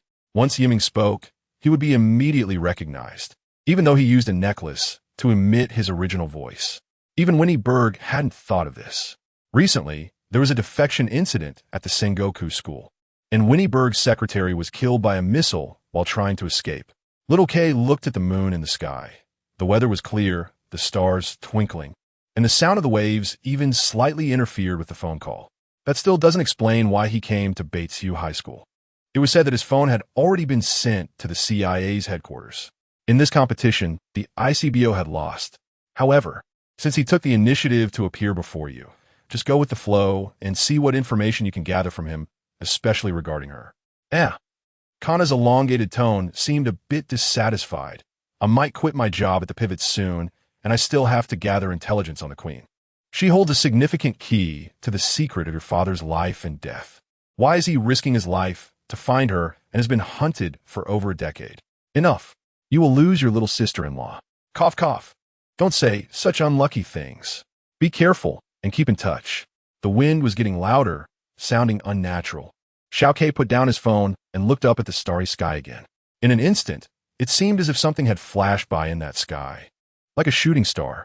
Does human life, in this vast world, blink and vanish like a shooting star? Just as the thought crossed his mind, a huge roar suddenly erupted from the nearby sea, and a gigantic submarine shot up from the water, piercing the sky, but helplessly succumbing to gravity. The hull crashed down onto the surface of the sea, splashing up enormous waves. The black hull was bathed in moonlight, as if the air had instantly cooled several degrees. Before the large submarine had stabilized, many small submarines surfaced one after another. The small submarines appeared to be unmanned, greedily gulping in the air as they emerged. And soon many boxes were lifted by transparent balloons. Then, out of nowhere, hundreds of unidentified people appeared, riding small boats, using long hooks to snag the ropes on the boxes, dragging the small submarines closer to the boxes. They quickly cut the ropes and air tubes, eagerly prying open the boxes, which were filled with even smaller green plastic containers, marked with 6,251 millimeters in white paint. The small submarines quietly sank into the dark sea, watching everything unfold, while Xiaoke's expression remained unchanged, like a poker face. The Au Islands are truly a beautiful place. If I could, I would love to live here, he said, turning to Fei Liluan. Fei Liluan clapped his hands in the air, revealing them to be completely clean. Don't joke around. I want to leave quickly. There are just so many mosquitoes here, and the internet speed is so slow, right, Natasha? Mosquitoes have never bitten me, Natasha replied, sniffing the scent of roses wafting through the air. The screen, flowing with data, reflected a blue hue on Fei Liluan's face. Fed up, Kana moved to the quantum computer, just opened the news page of the American Broadcasting, and saw headlines of the use, President and Congress bickering, as well as the FBI director and CIA director fighting in public. Kana didn't even want to look at the content, quickly searching for recent news about the floating islands. Stock market hit hard. The floating islands are no longer safe. World War III on the brink again. Floating island bus explosion. Ruined European manufacturing faces major issues. A teacher from the warring state school killed. This one seems to be it. Kana clicked in to take a look. The earlier news reported the sharp decline in stock prices of a European airship bus manufacturing company, while the latter part discussed a teacher named Hu Gunkuan, who died when the airship bus he was riding to Liberia exploded due to a battery failure and crashed into the sea, with no survivors. Kana then used another specially encrypted quantum computer to log into the base account, searching the intelligence system regarding the floating islands. Here, there were many highly relevant news materials, including various deleted social media posts, press releases, etc.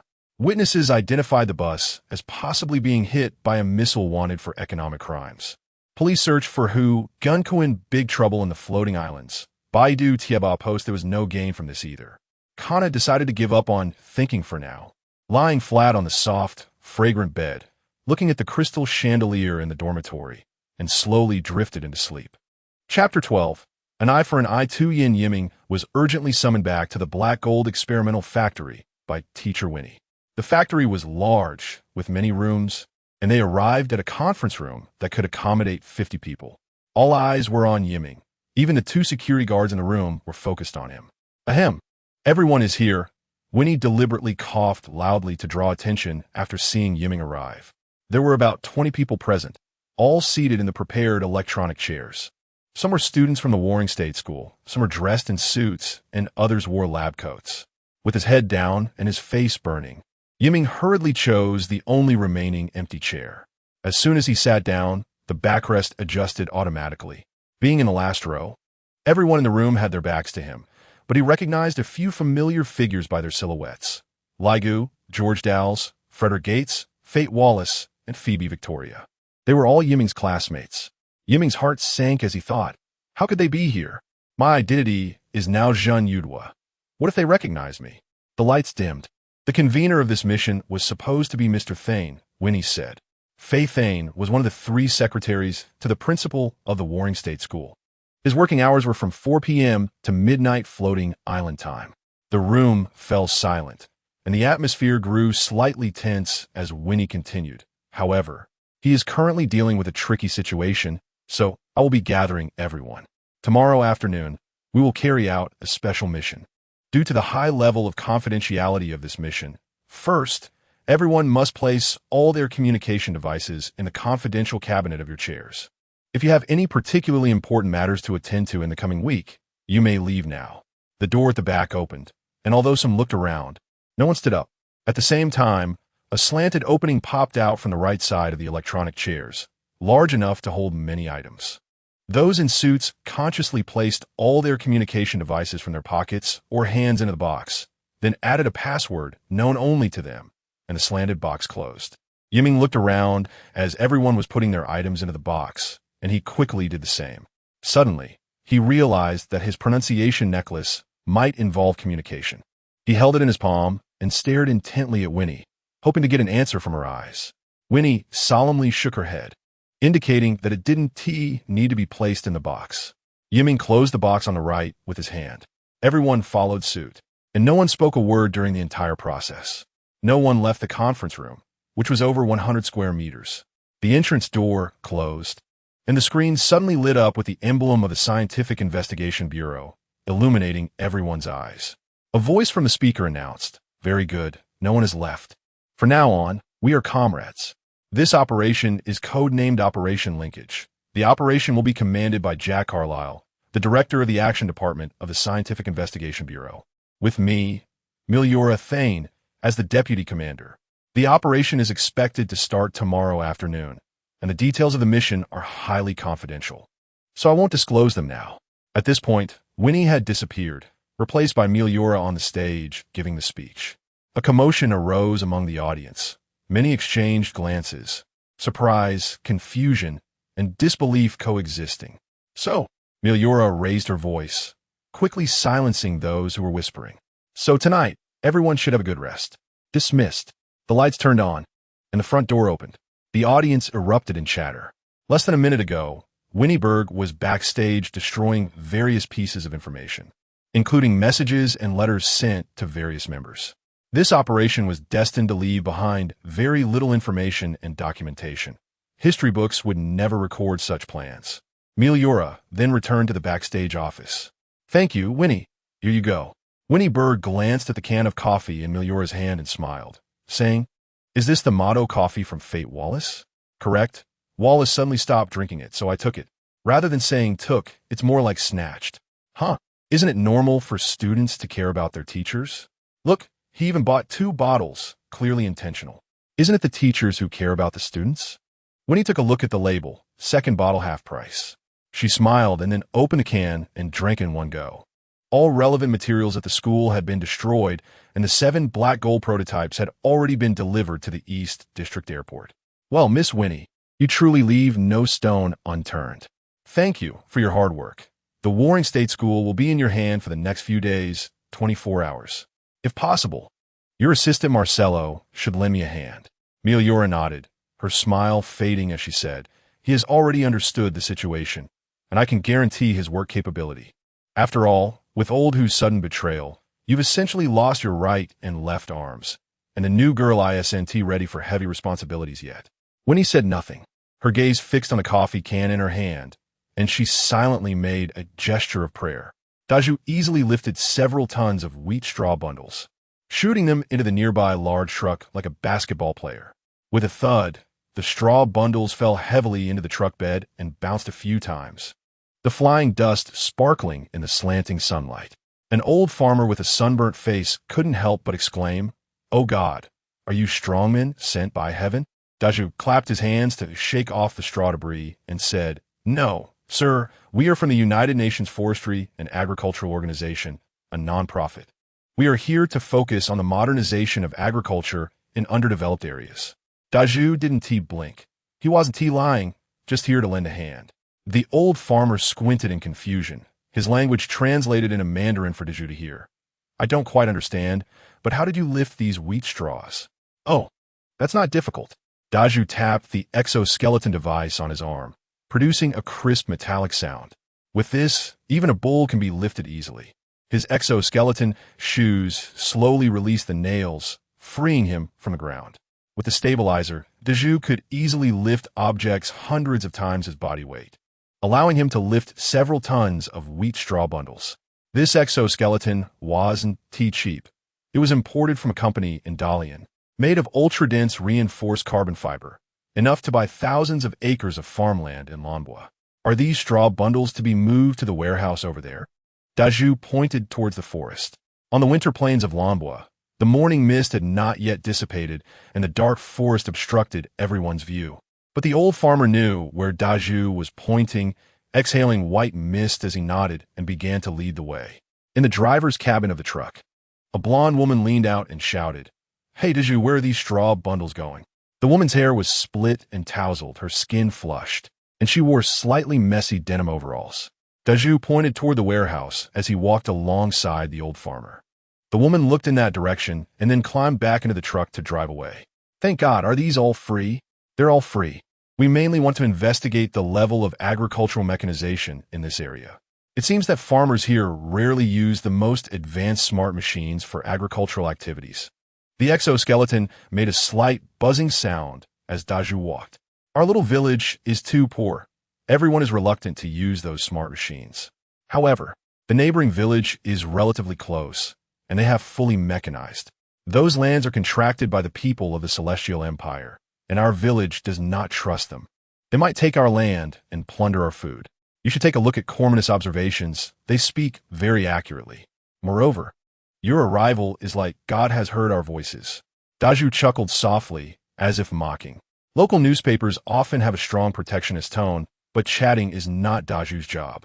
As the fog began to clear, he looked at the towering buildings at the foot of the mountain, a solitary structure with a collision warning light on top. Particularly conspicuous compared to the surrounding environment. He then got straight to the point. What is that tower over there? It's really tall. That is a tower built by foreigners. I don't like it, but it can generate a lot of income for those wealthy people. It's heavily guarded around it, isn't it? Daju stared intently at the distant tower. Yes, it's heavily guarded, with many metal cans moving around, and they have injured both people and animals. But I have a secret path to approach that tower. Oh, is that true? Daju feigned an extremely disbelieving expression. I don't believe it unless you can take me to see it. I will take you to see it, but you must be careful. A few days ago, someone was shot by those metal cans, but no one took responsibility. Those provincial governors only know how to count money in their offices.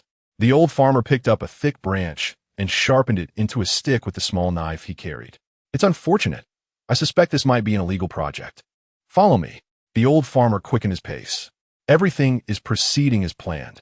48 hours before the joint operation, Daju obtained a secret path close to the Augustin Tower, which is relatively safe and has a 3-hour safety window. 3 hours is more than enough. Jack Carlisle issued operational orders in the command room. This command room is within the Scientific Investigation Bureau, linked to the Black Gold Workshop system, and the advanced troops are also under the command system. Daju's good news soon reached the command room. Carlisle picked up an energy drink. He hadn't slept for over 10 hours. How's the local weather? Strong winds, clear skies, increasing cloud cover in the afternoon. AI was answering his questions. That wouldn't be good for hiding the aerospace mothership. Carlisle looked at the large map. To the south of Lanbois, at the border with Lanuk, there's an inconspicuous but quite important building. Zooming in further, the telecom network hub of Eastern Europe, the Augustin Tower. Switching to the communication line map, tens of thousands of optical fibers converge here. An important node in the Europe-Asia communication lines. This node is surrounded by numerous unmanned guards, making it impossible for ordinary people to approach, unless there's a rugged and unexpected route. Daju has made a significant contribution again. After night, Yiming and others directly took a special bus from the underground passage to the East District Airport. Unlike the civilian West District Airport, the East District Airport has always been under the jurisdiction of the Atlanta Civil Defense Department, housing thousands of unmanned fighter jets. which will defend the floating island alongside the fighter jets from the West District during the war. The Civil Defense Bureau of the floating island has reached an agreement with the Scientific Investigation Bureau. The Bureau will rent the most advanced aerospace mothership, the Victory Goddess, from the Civil Defense Bureau of the floating island. The hourly rent is 10 million yush. There are 3 sources confirming that this telecom building has significant intelligence data. Milyura said on the Victory Goddess. She introduced the mission in the operations planning room, where all personnel involved were present. The large holographic screen in the conference room made everything very clear to everyone. The most important point is that the information of the synthetic human that attacked the West District was transmitted to this relay tower. Secondly, numerous anonymous reports mentioned this relay tower. The intelligent computer Eins calculated that there is a 95% probability that this tower has the intelligence we want. Meanwhile, advanced artificial intelligences Kong Ming and Nasha calculated a 99% probability. Carlyle added. The middle-aged man's voice was deep, and he already had a streak of white hair on his forehead. He was wearing a senior uniform of the Scientific Investigation Bureau, which inherently gave a strong sense of oppression. Facing such a high-risk operation, Carlyle remained unperturbed. So why not just hack into it directly? That way, we wouldn't need to take risks, a researcher asked. It's not possible, Milyura shook her head. She is a network warfare expert in the floating island. If even Milyura can't hack into the system, there might not be another person in the floating island who can. She demonstrated several images from a screen. You see, this telecom tower is not fully automated. There are several top technical security personnel inside overseeing it, and all possible intrusion lines have been cut off. But there's still a way. We let the black gold robots sneak in, turn off the power to the security servers, and then install a virus-laden memory stick onto the central server, allowing me to take control of the tower. In other words, we need to physically create a path for cracking. Fate Wallace said. Milyura nodded. The large screen behind her displayed the possible structure of the telecom tower. In fact, the internal structure of this tower was only scanned by a few agents using high-power X-ray drones, making it quite vague. What is now known is that this tower has a square pillar structure, is 128 meters tall, and has 32 floors, with 4 staircases located at the corners. After the Black Gold team enters, they must immediately release insect-shaped drones to create a more detailed map. We have sent agents to figure out the radar facilities near the flight path. They're all products from the 1980s. Now, our escort aircraft have sufficient anti-recognition technology to reach the destination without being detected. Products from 2176 are technically from 2076. Finally, let me talk about the operational process. Specifically, the transport vessel will fly out of the atmosphere from 10,000 meters above the Black Sea and then directly land on the target ground from outer space. It will then immediately transform into a communication enhancement station, while the Black Gold team will infiltrate the tower through the secret passage, find the interface as quickly as possible, and then I will rely on this communication station and interface to seize control of the telecom tower. Infiltrate the telecom tower, obtain the intelligence data, and then retreat silently. Carlyle added, I know you have questions. Principal William XVII von Rolls fully supports this operation, and he has expressed his surprise, taking full responsibility. The support of William XVII von Rolls is the reason Carlyle is so confident. Perhaps Carlyle conveyed the principal's assurance, and some people's tense shoulders relaxed slightly. However, some still expressed concern that the Lonbo authorities had not allowed them to enter the airspace, and once discovered, if discovered, it would become an international incident. As long as we are not discovered, it's fine. Milyura said. It's easy to say. Yiming accidentally let it slip with his necklace. I believe you can do it, especially the students from the strategic department. Your 2 years of espionage courses are sufficient for infiltration work, and the Scientific Investigation Bureau believes you can do it. What if an alarm is triggered nearby and a group of security robots comes to attack us? Friedrich Gates raised his hand and said. His voice was loud and rough, and the muscles in his arms bulged as he stared at Carlyle like a wolf. You can fight back, but the order to fire is mine. The scene fell silent again, and then everyone was distributed tactical tablets, which are similar to electronic books, containing the tasks required for each participant. The staff group must pay attention to various intelligence changes and provide suggestions to the commander. The technical support group must monitor the situation of the black gold robots at all times. Driver group, remote driving of black gold drivers. The advanced team assists black gold on the ground and will not participate in any dangerous activities. They have already been in the Rambu region. The logistics coordination team provides supplies and living conveniences for the members on board the Victory Goddess. The operation will take place at night. Yiming has been summoned to the driver group in the top-level warehouse of the aerospace mothership. The vast space can accommodate 3 oversized airships, measuring at least 150 meters long and over 40 meters wide.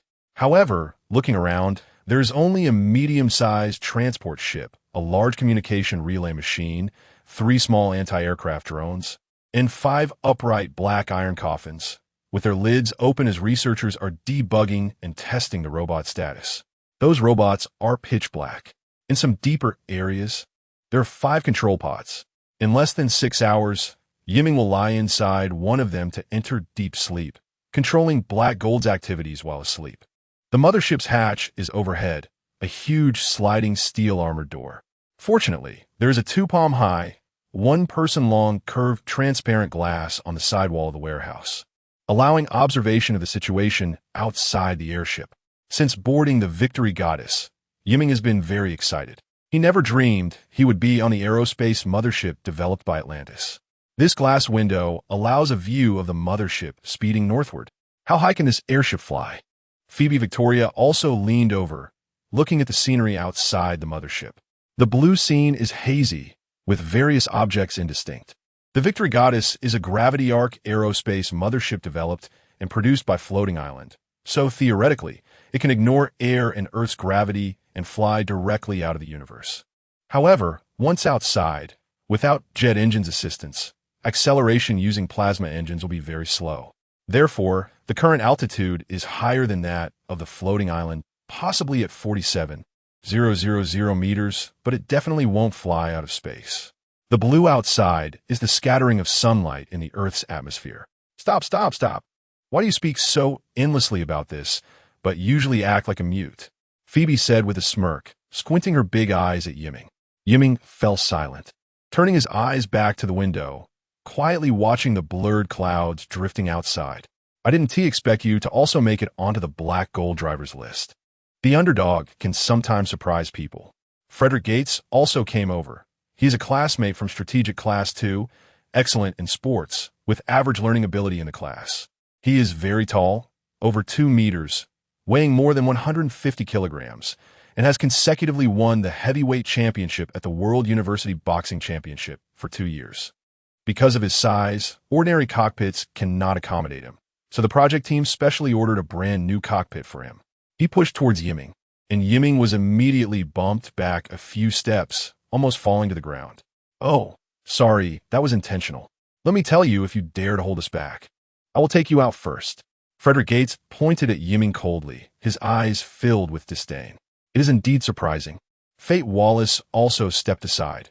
Yesterday, I thought you would leave on the spot. I didn't expect you to have the nerve to continue following.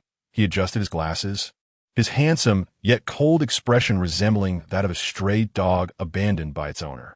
Enough, you're all members of the Black Gold team, so tone it down. Phoebe Victoria surprisingly spoke to those two in a commanding tone. Frederick Gates clicked his tongue heavily, while Fate let out a light snort. Yiming lowered his head and quietly left his position by the window. Only Laigu George Dowles looked at Yiming from a distance. Soon. Time is almost up. Chapter 13 Interlocked Operation 1 Rambo Time. October 25th, 22:45, 3 o'clock. The interlocked operation begins. Deju was awakened by the vibrating phone. Having slept for 12 hours just for today's mission. Now he was full of energy. After quickly getting dressed, he tiptoed outside the countryside into gather in the designated field a distance away. Heijin was estimated to have already flown out of the atmosphere. After checking his watch, he hastily moved aside the cover of the bushes, revealing an electric off-road vehicle. "We need to move quickly," he said. The blonde woman who had been driving the truck that day took her place in the driver's seat, tapped the fingerprint switch, and the vehicle started. The display screen inside the vehicle marked the approximate locations of other teams. The blonde woman casually grabbed a packaged sausage from a vehicle and said, "Other teams have started moving." Deju grabbed a piece of bread and bit into it, not caring that crumbs were scattered everywhere. Rambo's forces were currently being monitored by other teams. Any movement would be reported to the command center. Deju looked at the markings on his phone. Even if it was a rented spy satellite, it would only reappear overhead once every hour. What do we do now? Cover around the tower. We guard the safe passage into the tower. Carlyle nervously stared at the live broadcast screen of the airship, his eyes unblinking, his index finger always pinching his chin. And the wrinkles at the corners of his eyes seemed to multiply. Meanwhile, Meliora, sitting at the electronic network warfare position, was also very tense. She tried to take deep breaths several times, then dove into various data piles, completely afraid to look at the live screen. The intelligence monitoring officer in the command center, Su Yuan, felt her hands were cold and trembling, occasionally reporting the latest situation. The gravity arc signal is good, intensity gradually decreasing, leaving the atmosphere, entering a state of ultra-low gravity, gravity arc intensity at 0. The onboard solid hydrogen engine is activated, preparing for re-entry into the atmosphere. 158, 890 feet. Hope everything goes smoothly. The onboard solid hydrogen engine activation was successful, and all data was normal. Someone let out a long breath. It seemed that the control room suddenly became optimistic. The engine restart was successful, indicating that the greatest uncertainty we faced had been eliminated. That was just an unstable factor of the machine. The mission is not over yet. Suddenly, a piercing alarm sounded. Beep, beep, beep. Warning, warning, predicted ballistic missile launch. Automatically entering interception mode. What's going on? Carlyle looked toward the source of the warning sound. The fire control monitoring operator, Lu Ichi, said, "The advanced AI, Kong Ming, sent the alert. It reported that from the northern Baltic Sea, a tenfold supersonic missile Odin was launched 30 kilometers south of our Ineni Island, heading straight for the transport vessel. Expected to strike in less than 2 minutes. But if we launch anti-missile missiles to destroy this missile, we will expose the mothership's location. Damn it. Is it the third Europe?" Carlyle instantly understood something. The radar base from the Baltic Sea detected the transport vessel rising from the public waters of the Black Sea and launched intercept missiles. This kinetic energy-type ballistic missile would explode 10 kilometers from the target, and the uniformly distributed debris would be enough to leave the entire midspace with nowhere to escape. The transport vessel would definitely be turned into a honeycomb by the debris. If this continued, the interlocked operation would face irretrievable failure. The tactical board showed that with the transport vessel's flying speed, it was absolutely unavoidable to avoid the rain of debris. Carlyle's mind was racing. In cold sweat soaked his back, there was no way out. The Victory Goddess has missed the launch window for the intercept anti-missile missiles and is about to close the launch silo cover. The AI of the Victory Goddess reported mechanically. "Damn it," Carlyle shouted. "Are we out of last resort? The transport vessel will fall into Rambo territory, surrounded and captured by Rambo forces. At that point, it won't be a matter for the Scientific Investigation Bureau, but for Atlantis Floating Island. I request to operate it with full authority. Only I can turn the tide. Laigu, do you have any ideas?" Carlyle hesitated for a moment, several thoughts flashing through his mind. He gritted his teeth and handed over the command of the transport vessel to Laigu. "What help do you need?" "I need to sacrifice the transport vessel's unmanned drones and one black gold robot." "Wait, the drones of the transport vessel are communication relays. Without its communication encryption, we won't be able to control your actions or crack the security facilities of the communication tower. Even the link between you and Black Gold will be cut off." Meliora's eyes widened, seemingly unable to believe Laigu's decision. "Laigu, what are you going to do?" Zhang Gong felt it was unbelievable, looking at the map on the big screen. With 60 seconds until the intercept missile exploded, Laigu did not reply. He was still in deep sleep in the cockpit of the Victory Goddess, but his consciousness was fully focused on the Black Gold robot. Think Meeting, which is the Thought Meeting Room, a result of extensive research by our team, now a unique joint combat technology of the Black Gold mecha. Zhang Gong introduced outside the holographic projection screen. "You five don't need so-called direct cooperation and coordination. It's more like having a meeting directly in your minds. We think of one thing, one method, The biggest difficulty is not how to think, but how to express it and then let the second person accept it. This expression time is the most wasteful. The screen displayed several brain regions. Zhang Gong pointed to one area and said, "This place is our silent organization. The brain waves generated during its activity are decoded by us." He moved his finger to another part of the brain. "This is the department where we convert external information into something we can receive. The decoded brain waves are transmitted through a machine relay, then converted into brain waves that can be directly received, allowing the receiving department to visualize the imagined image of the silent department. In short, it bridges two brains. Thus, team members can quickly exchange intelligence and thoughts without needing tacit training. When I receive this kind of information, can I refuse?" Fei-Te raised his hand to ask. "Of course, you can say you don't want to listen. Even if it's direct brain communication, it's the same. However, to be precise, you will still unconsciously modify the plan and then distribute it back to others. Others will do the same until a consensus is reached. This is thousands of times more efficient than traditional communication, only taking a few seconds." Phoebe blinked her big blue eyes. "But what if we argue inside? And if I imagine myself taking a shower, wouldn't that mean I'm exposed?" Laughter erupted. Luckily, only the Black Gold team's drivers and a few researchers like Zhang Gong were present. "Ahem, Ms. Victoria, your question is very good." Zhang Gong pulled up the operation flowchart. "This is why we need to decode encryption. This intermediate step allows our AI system to filter out some unnecessary, disturbing, and very private content. Since there will be no local storage and no networking, everyone can use it with peace of mind." "Do you hear me, Yiming?" "I hear you. I know, very clearly. What about the others' opinions?" None. Laigu officially received control of the transport vessel. He instantly adjusted the transport ship's posture to minimize contact between the explosive debris and the airship's surface, spinning the cylindrical hull while ejecting dozens of different types of unmanned drones from the cabin. Then he turned off the transport vessel's jet engine to prevent it from becoming another heat-seeking target. The entire process took only 2 seconds. "Operate well. If it's your words, you can definitely do it." "Understood," Yiming mechanically responded.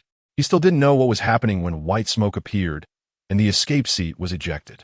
His mech was launched upward from the transport aircraft by Laigu. In an instant, he felt a tremendous upward gravitational acceleration. There was no time.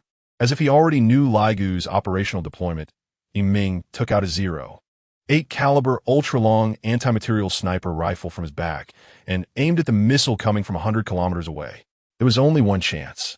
The success rate of sniping from 100 kilometers was roughly the same as being struck by lightning twice in a row. The upward acceleration quickly disappeared, and at that moment, the gravity and upward acceleration counterbalanced, reaching a state of relative stillness, which was the best time to shoot.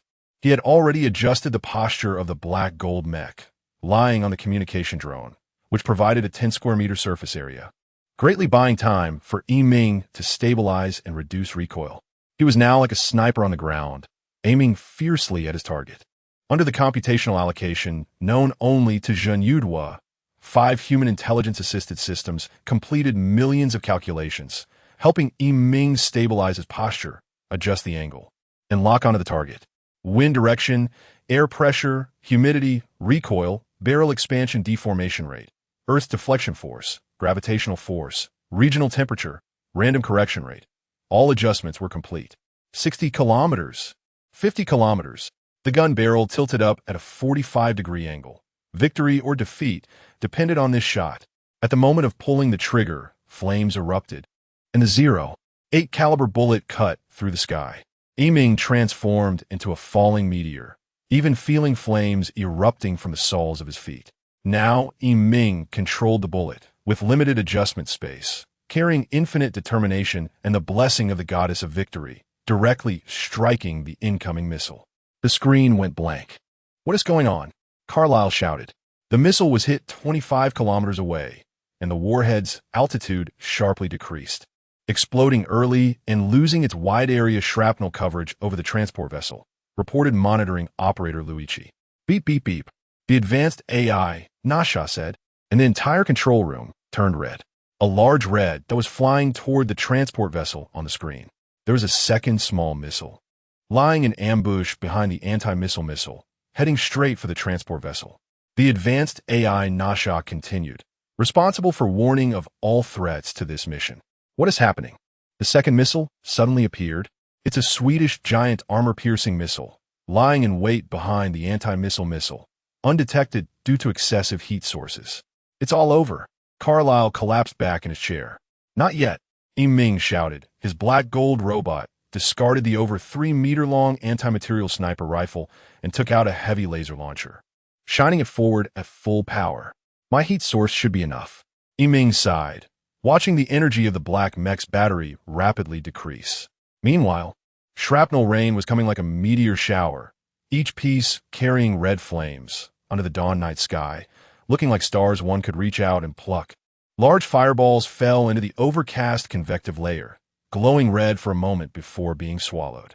Yiming suddenly remembered Carly, who watched stars with him on the balcony. Perhaps he was the only one in all humanity to witness such a scene. After a bitter smile, he shook his head to forget. The transport vessel, Yiming's black gold and unmanned drone, formed a line with the armor-piercing missile. The armor-piercing missile was getting closer. Such missiles specifically targeting large space aircraft carriers only needed one to cause a violent catastrophic explosion. The speed caught Yiming off guard. Suddenly, he caught a glimpse. The massive warhead was as tall as a building, and its sharp cap pierced deeply into his chest. Human intelligence played its role. Yiming unconsciously grabbed the missile with the suction cup in his hand, his fingertips even sinking into the cap.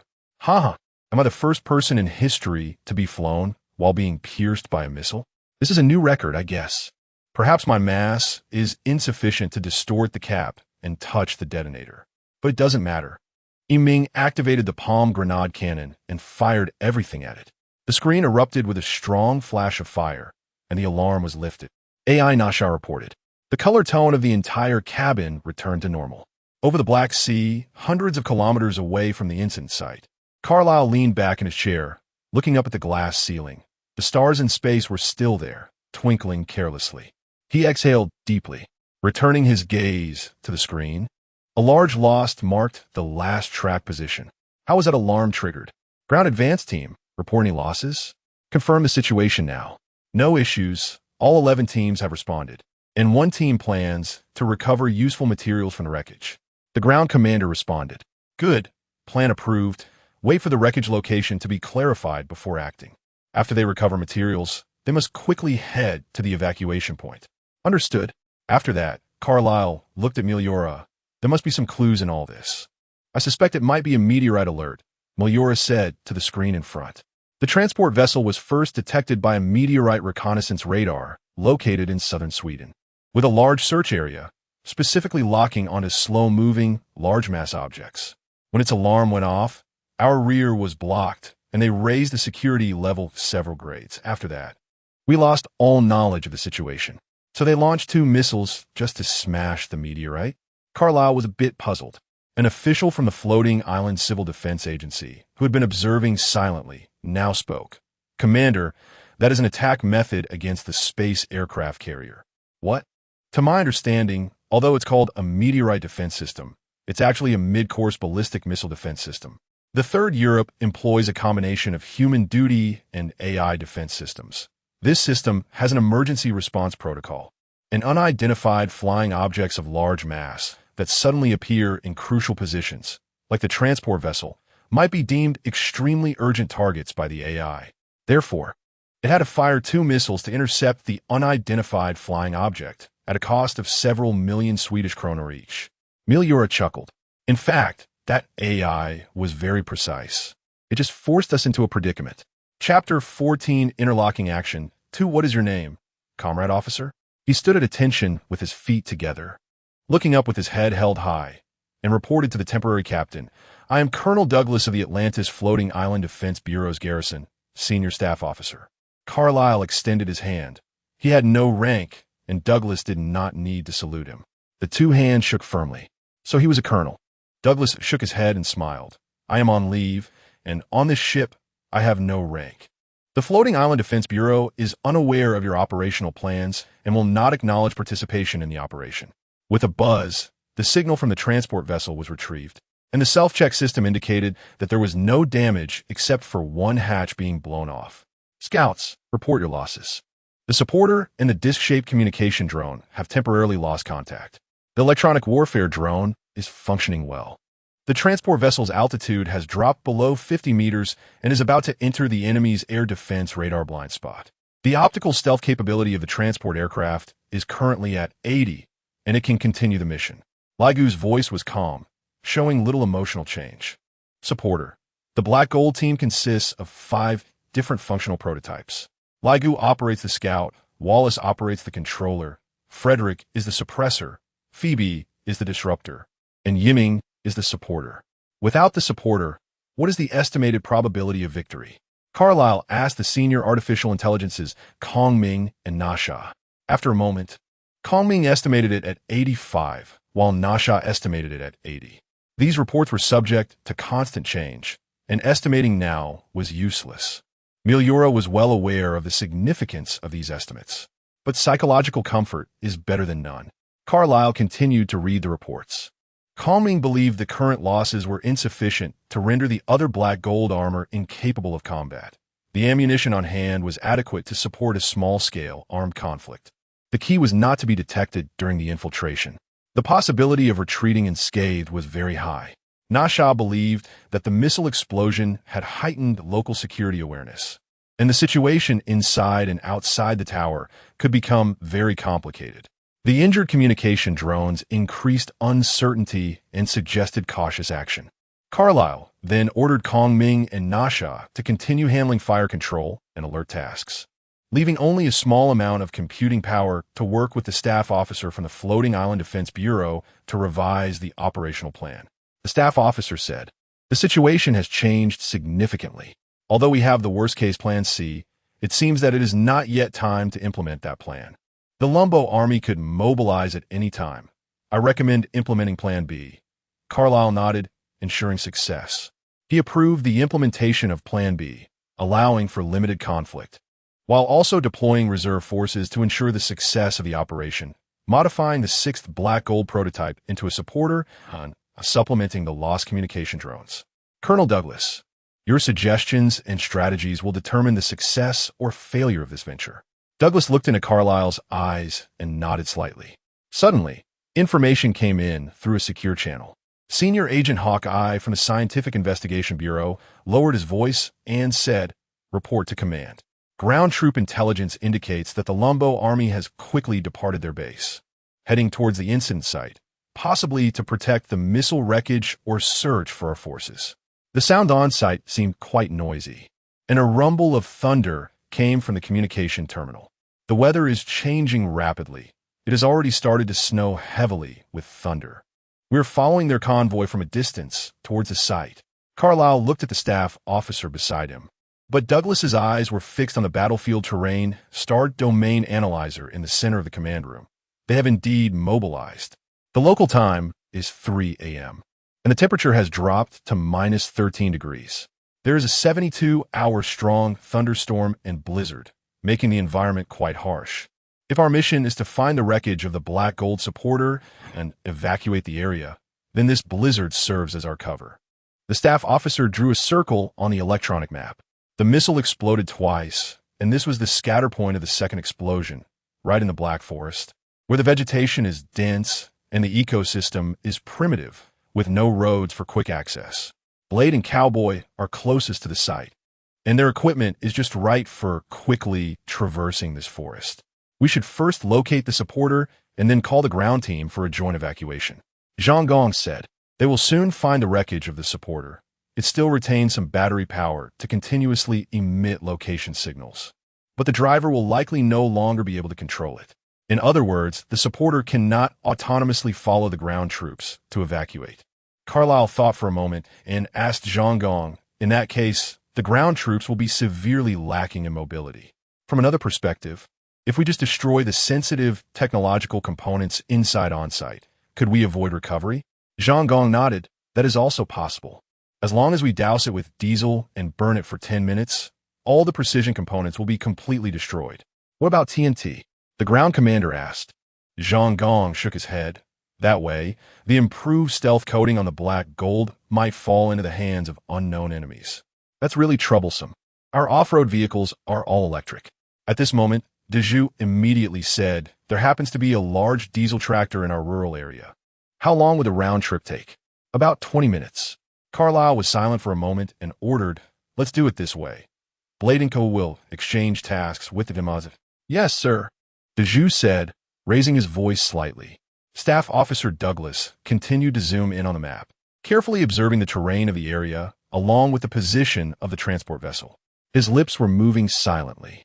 Suddenly, the disc-shaped communication drone finally sent data indicating that the supporter was located approximately 15 kilometers from the Augustus building. That's too close. If the Lombo Western Theater, the 1st and 2nd Border Combined Brigades conduct a comprehensive search, this communication building could be one of the search areas. If a battle occurs during the retreat, the weak data from a supporter was finally received. The supporter had been blown 10 kilometers away from the explosion site, with a large hole punctured in its chest. Its right hand completely destroyed, the backup battery nearly depleted, and the optical stealth module functionality reduced to only 3. Only the left hand could still perform some movements. The communication drone fared slightly better. Its stealth module was completely damaged, but it still had the ability to take off from its position and escape, retaining 80 of its communication capability. Manta Ray is flying over to the transport vessel. It will take at least another 16 minutes, Miura said. Manta Ray? Manta? We call it UFO, that disc-shaped drone. Carlyle chuckled. This was quite different from his usual serious demeanor. If you hadn't mentioned it, I wouldn't have noticed. But I think Octopus hat is more appropriate. Everyone laughed, and the atmosphere in the command room relaxed a bit. Carlyle now just hoped that no new troubles would arise. With such severe blizzard conditions, if the Black Gold driver loses remote link with the robot, wouldn't that be a death sentence? Douglas finally voiced his confusion. Zhang Gong replied, the communication system of the Black Gold robot is very reliable, as it employs a dual communication assurance system. And neither of these systems uses electromagnetic waves as the communication medium. Not electromagnetic waves? We have achieved a dual communication system using neutrinos and gravitational waves. But how exactly it works, I will explain during the next procurement activity at the Floating Island Defense Bureau. If Colonel is in charge of procurement, I will give you a discount. Douglas smiled. Suddenly, the data was interrupted.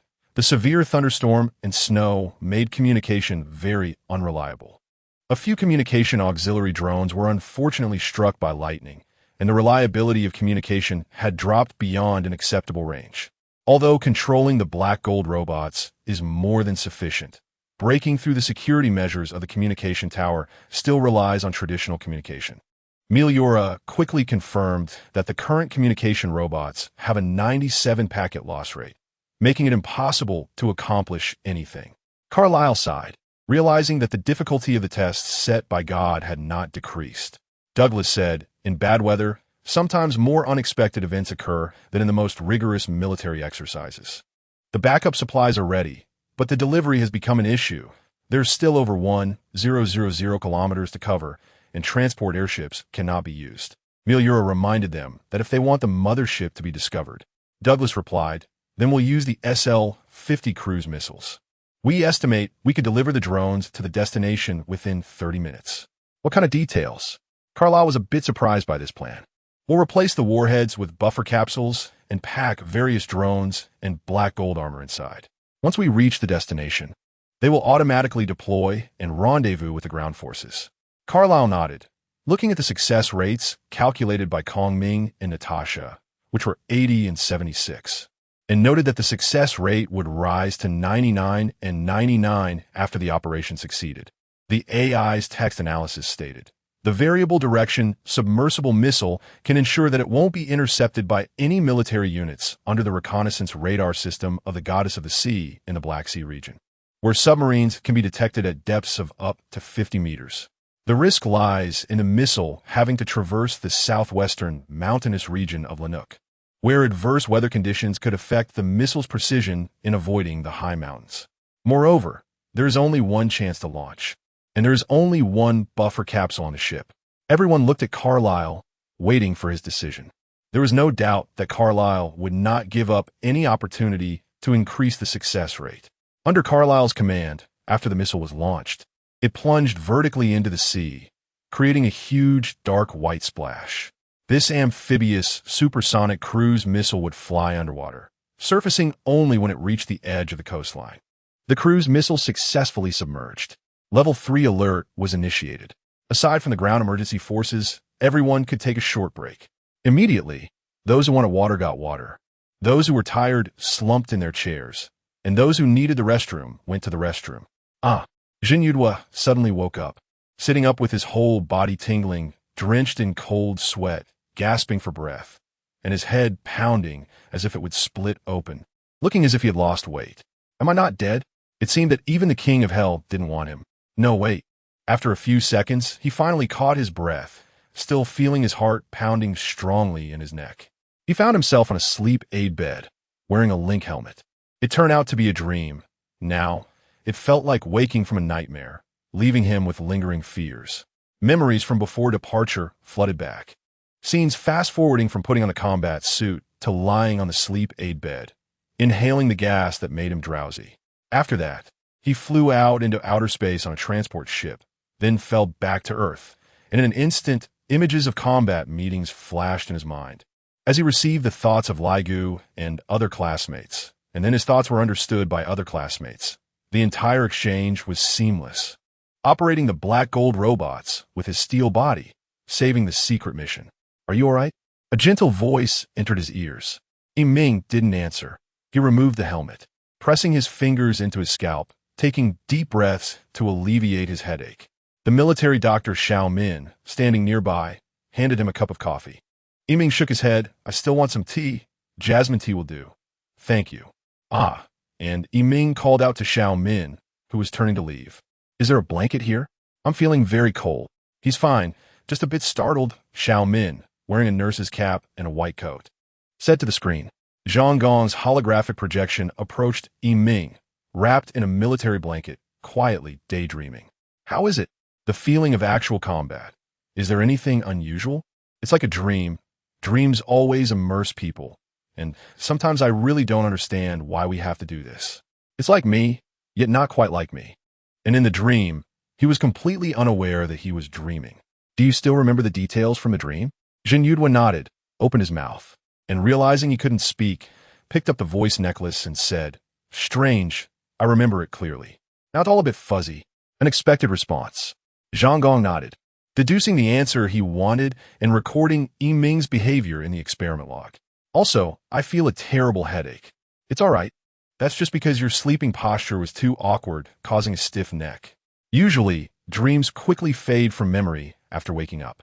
The highest commander of this operation, Carlyle, director of the Scientific Investigation Bureau's Action Department, connected to the communication. Jin Yudhua, thank you for your hard work. Your supporters made an outstanding contribution, pulling the entire operation back from the brink of failure. Jin Yudhua saluted. Sir, is there anything else I can do? Jin Yudhua looked at the floating screen in the cabin. Carlyle was sitting in the captain's chair with a long table projecting a map of the area. On either side, there were two figures projected, each the size of a figurine. One was dressed in the attire of the Three Kingdoms period, wearing a silk scarf and a crane cloak, holding a feather fan, clearly the image of Zhuge Liang.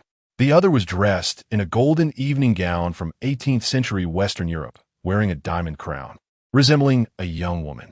The two small figures' projections were vivid, but quite mismatched. Rest for half an hour. Rest? Yiming could hardly believe his ears. He tightened his grip on his voice necklace, the amber diamond pendant. As one of the combat personnel, is it okay to rest at this time? He had never heard of special forces getting rest during operations. This is an order. Jun, you're still a civilian now.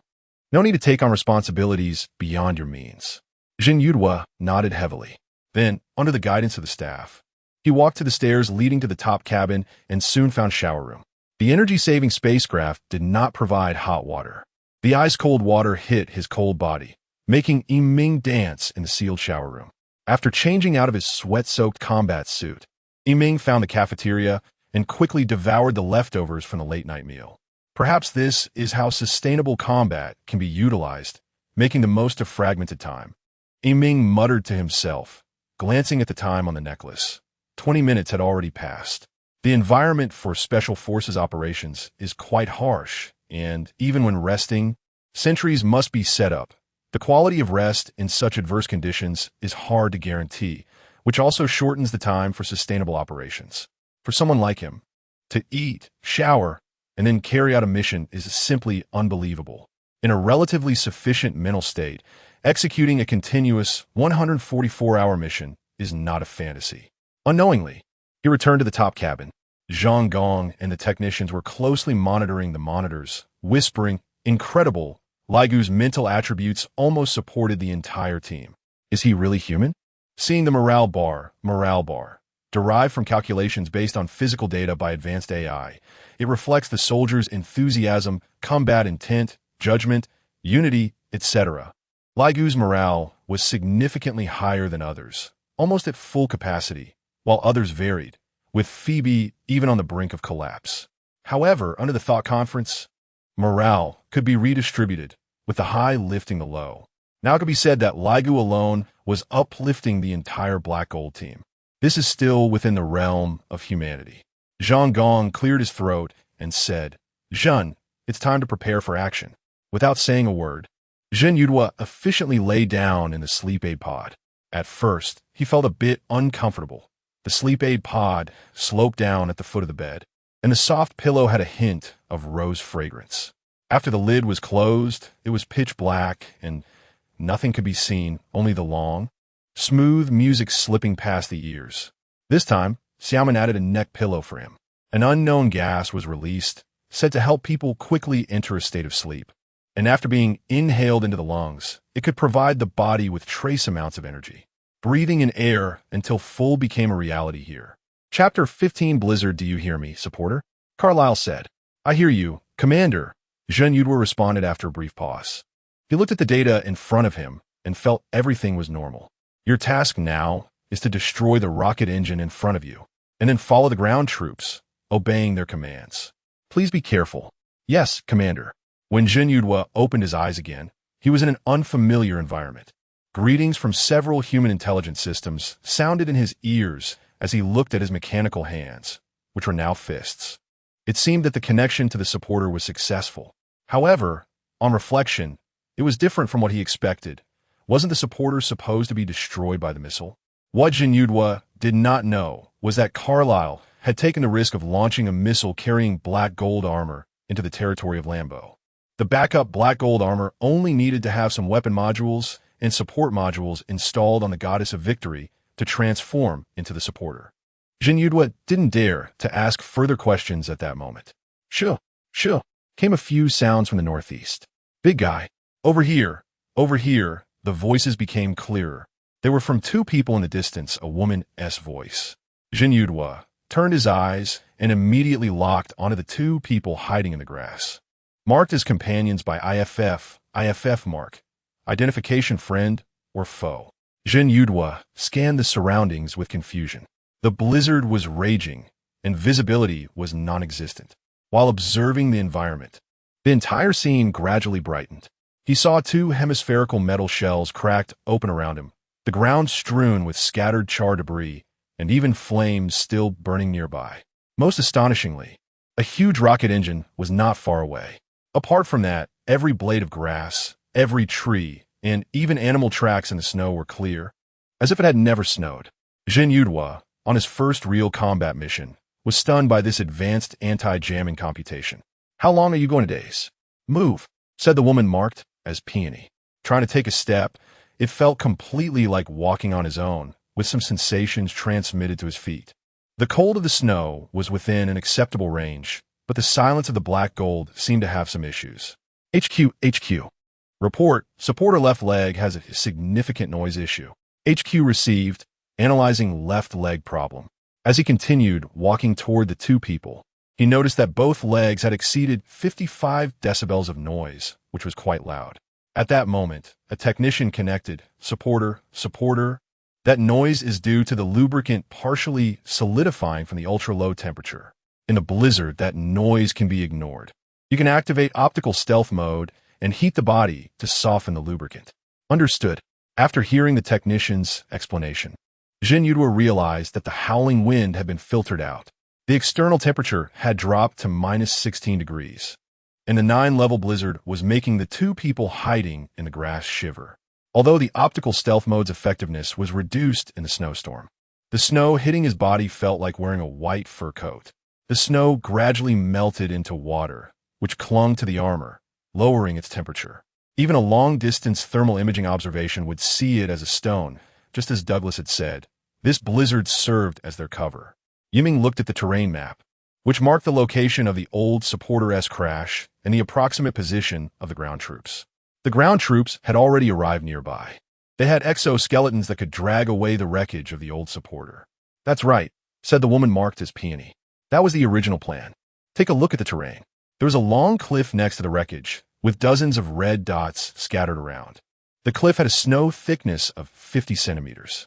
About 5 kilometers away, an unidentified force of approximately 2 platoons was approaching. "Understood. Should I go deal with them?" "There are 2 items to recover. If they cannot be recovered, they must be completely destroyed. That place has too much snow. Even off-road vehicles have sunk into the snow several times." "Supporter, you're probably the only one who can arrive at the scene on time now," Peony said. 2 items. "I understand." Yiming became serious. To block the missile, he had discarded the anti-material sniper rifle and laser launcher. If these weapons were captured by the Lambo army, they would definitely be sent to the U.S. military base station in Lambo for various analyses and research.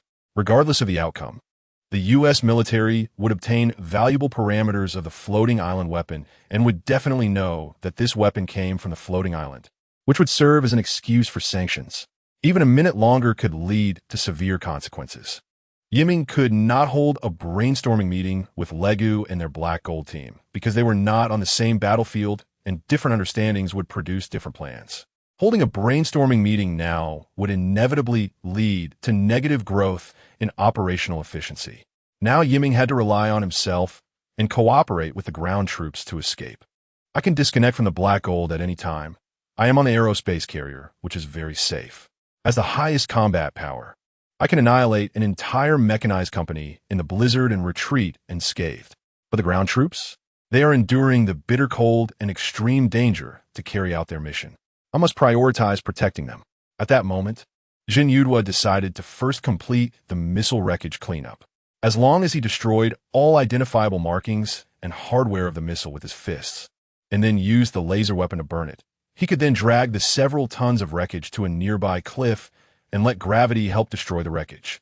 He had learned related knowledge in the Warring States School, and Yiming just needed to follow the instructions and the materials to destroy it. With a series of thud sounds gradually fading, parts scattered continuously under the impact against the rocks. It would take just a few minutes to finish, and then he would carry the off-road vehicle to a safe place to hide. HQ, this is the Supporter. The missile has been destroyed. Please confirm." "Confirmation successful. Please proceed with the new task. Recover the dropped anti-material sniper rifle and laser launcher." "Received." Jin Yudua switched the Supporter to beast mode, walking in the snow like a snow leopard, greatly increasing his speed. He had 10 minutes to reach the destination. In beast mode, the Supporter looked like a black lone wolf from dozens of kilometers away, carrying 2 women whose waists were buckled to fixed points on his back. Their hands tightly grasped the fixed ropes behind the black ribs. "I really would rather take the off-road vehicle to the site," Peony said. "Ugh, it's too hard. Xiaoyao added. "Hang in there. The off-road vehicle can't run at 80 kilometers per hour on thick snow, especially on this slope without a road." Just as Jin Yudua finished speaking, he suddenly tripped over a large rock, and as he was about to fall headfirst, the Supporter urgently adjusted its posture and slammed a hand against the exposed rock. The whole body shook violently, and the 2 women on top were naturally jolted quite a bit. If they had not undergone professional training and had equipment with shock absorption, they would probably have coughed up blood from the impact. "Yikes, sister," Xiaoyao said. "It's hard and painful. I can't take it anymore." "Sister, hang in there. Just over 10 more kilometers, and we will see the light. Don't let this brutal thing get the better of us." Jin Yudua dared not speak. He focused all his attention on controlling the Supporter to step accurately. However, the rugged mountain terrain was filled with rubble, and no matter how careful he was, it was very easy to slip. And indeed, he slipped again. For the third time, he noted it down.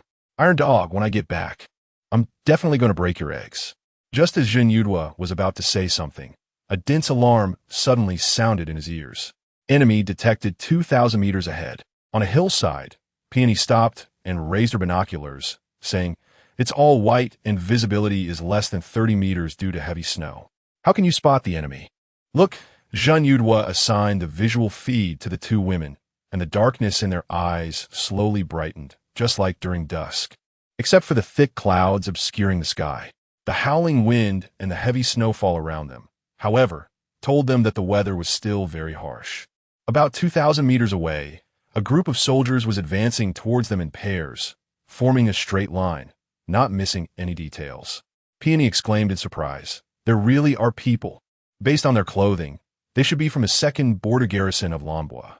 Carbon fiber alloy helmets, Lambwa-made rifles PL-37S3, American-made handguns M7022B1, 3 Lambwa-made grenades on their waists, and 5 smoke grenades. They are soldiers from the 565th Combined Regiment of the 2nd Border Garrison of Lambwa. This statement from Xiaoyao astonished Yiming. "You are right, Sister Xiaoyao." The camera zoomed in on a soldier's face, who seemed very angry, mumbling something under his breath. They had 1 or 2 machine gunners assigned for every 10 soldiers. But overall, their firepower was not strong. Peony immediately stopped. "Don't act rashly. Can you understand what these soldiers are saying?" Jin Yudhua nodded. The Black Gold supporter he was operating had 5 human intelligence cores, which were usually noisy, but came in handy for strong analysis in situations like this. As long as he used part of the computing power to read the soldiers' lip movements in Lambwa language. "They are speaking Lambwa. Rafas, do you have any findings on your side?" "No, it's all white. Can't see anything, damn it." "Damn it. I knew their intelligence was inaccurate. Those American soldiers are snoring away while we have to search in this godforsaken weather." "Shut up, Malamora. Be careful not to let the big belly hear you. His ears are sharp." "Huh, he's at the end of the left side." He tossed his head that way, where the left team was covered by thick blizzards. "Shoo, I mean his sycophant might hear." "Come on, Rodfoss, that sycophant is also at the left end," said the third soldier, grinning. "Hey, I just thought of that American's nickname. Malamora, the commander of the Pomai, Joint Operation Forces? Lahal Singh, an Indian. That's right, the master of foreskin." "Ha." Laughter erupted through the earpiece. "Jin Yudhua, did you hear that? It's Jin Yudhua. That nickname is a bit excessive." Peony slammed the large iron block beneath her. "I'm not asking you about the foreskin. Hurry up and upload the recording to headquarters." After listening to the recording uploaded by the supporter, Douglas slammed the table. "So it's Lahal Singh, that American general, known for his radical style, the contemporary patent." On the tactical tablet, the information about the American general appeared. Name, Lahal Singh. Age, 63. Rank, 3-star general experience, Indian American. His great-grandfather immigrated to Washington, USA from Punjab, India, in 2078. Joined the military in Florida in 2198. Promoted to lieutenant in 2205. Promoted to major in 2215. Became the deputy commander of 3rd Europe in 2244 and the commander of the American Lambwa Joint Operation Forces, holding the rank of 3-star general. It can be confirmed that there is indeed a secret American military base near the communication tower. Moreover, senior American generals are directly commanding the attack. But the American military base in Lambwa is far from here. Maybe it's just a routine patrol to protect the missile crash site, Carlyle added. There's only one public base, but there are quite a few secret bases. Carlyle didn't understand Douglas' meaning. He looked at Douglas, waiting for him to continue. Douglas organized his thoughts and then said, "That general is a very stubborn person. If he wants to search the entire border area thoroughly, he will sooner or later find the wreckage of the supporter. Also, the American military seems extremely anxious about the safety of the communication tower. That perfectly indicates that there is extremely important intelligence within Augustin. But do we have a chance of winning if we directly confront the Americans? I suggest the mission needs to be reconsidered, even implementing Plan C. Mulyura, what do you think?" Douglas is right. According to the plan, once the American military intervenes, it exceeds our handling authority. Carlyle nodded. Plan C, in short, is to find the biggest backer, The principal of Warring State School, William XVII Rolls von Hohenzollern. He took out a key that looked like it was made of golden spring, resembling a pendant with a string. Carlyle hid it inside his clothes. This key was identical to Meliura's. In a small room used for evasion, Meliura and Carlyle leaned back to back, inserting the springs into two black square, encrypted communicators. 3, 2, 1, start. With the command, they twisted the springs. Neither of them knew the scale of the other's spring. They had to wind it to the right position, and each key could only activate the communicator with the correct fingerprint match and scale.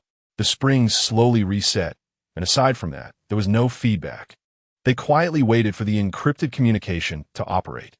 After a while, the phone buzzed with a vibration. Carlyle saw an unknown contact and realized it was a call from his Grace. After answering, no one spoke, and the room was terrifyingly quiet. "It's me, Jack von Carlyle." "Ah, Jack, has the operation encountered any difficulties?" Rolls's voice came from the other end.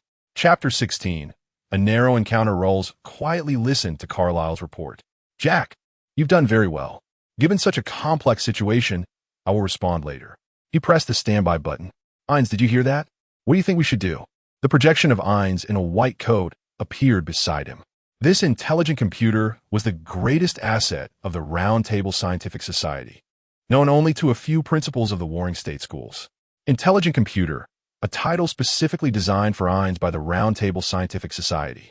It has extremely powerful computing capabilities, and its intelligence completely surpasses that of humans. It currently swears allegiance to Billy Hopps, as Hopps simply installed wireless remote-controlled bombs and resettable timed bombs in its power box and central processor. Round Table Scientific Society, a secret society.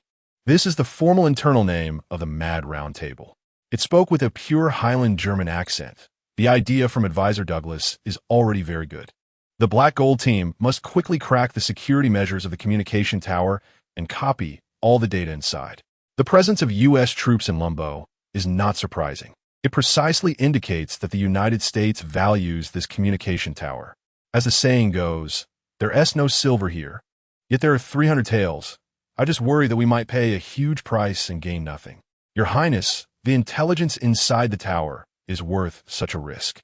If we stop here, we may never have such an opportunity again. Rolls stared intently at Ines's projection. Though it was impossible to discern the emotional changes of this intelligent computer, Rolls still wanted to know what it was thinking.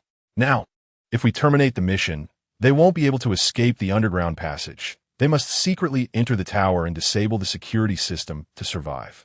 The Black Gold operators are on the aerospace carrier. However, some prototypes have fallen into the hands of the U.S. military, and some top-secret technologies are unavoidable. Furthermore, the ground troops will face unpredictable risks. Ines successfully made Rolls feel anxious. "I know you want to express that terminating now will result in huge losses, but if we use those forces now, it will be even more counterproductive. Your Highness must know." "What do I know?" "The key issue is the U.S. military's Patriot robots. There is no need for your Highness to use those forces right now." Rolls immediately understood what it was referring to and continued, "Of course I know. Since there are U.S. military bases overseas, it's not surprising that there are Patriot robots. The Black Gold team encountering them is like a rookie meeting elite special forces. There's no way to escape their grasp. It's a matter of life and death. How survive? As long as the Black Gold team successfully installs the wireless transmitter to the interface of the third server. With my computing speed, we can immediately seize control of the communication tower. No, even the entire network control of Lumbo. Even the Patriot Robots Command Authority can be usurped. At that time, the linked operation will not only unearth the intelligence of Silver 2 Shadow, but also conveniently bring back several enemy special machines. The Warring State School will continue to solidify its position on the floating island for the next 40 years. Upon hearing this, Rolls sneered. "Enough. Do you want to take this opportunity to connect with the outside world and thus escape our surveillance? I reject this plan. It is very regrettable to be viewed so by your Highness. I once swore to be eternally loyal to the principles of the Warring State School. Adopting my suggestion would also greatly enhance those forces for your Highness. Wouldn't that be mutually beneficial?" You obediently produce the complete blueprint for the Eclipse plan and do not calculate this matter. Is direct confrontation the only option? Suddenly, an external signal was requesting access. Rolls looked and was overjoyed. It turned out to be a request from Tane. Rolls immediately connected. Tane has something to discuss with you. I also have something to discuss with the principal. We absolutely cannot allow lines to connect to the external network. Last time, Cassiel did not heed my advice, which led to the current predicament of a European trust relentlessly pursuing us. Oh, Mr. Tane, I have great respect for you as the gatekeeper, but one thing must be clarified. Cassiel has long been scheming to obtain the usage rights of the Queen's laboratory, and my advice cannot easily change that. What happened then? Rolls raised an eyebrow. At that time, not only the Warring State School was competing for the Queen's laboratory, but also the French and German laboratories of the European Trust. The supervisors of these laboratories mysteriously died during that period. All were assassinations. Hines did not speak. That cannot be linked to Hines. Or Cassiel. I think that's impossible. That person wouldn't do such a thing. After that, we discovered several instances of dark web formations, and the funds obtained from these dark webs all flowed into a certain bank account in Switzerland, continuously used to train mercenaries, whose ultimate purpose was to come and sabotage the Warring State School. Tane looked through the screen at the tall glass sphere container behind Rolls, illuminated by the light of the pedestal, where a beautiful figure was bathed in a magnificent blue glow. Her green pupils glared at Rolls, revealing unwillingness, anger, and despair.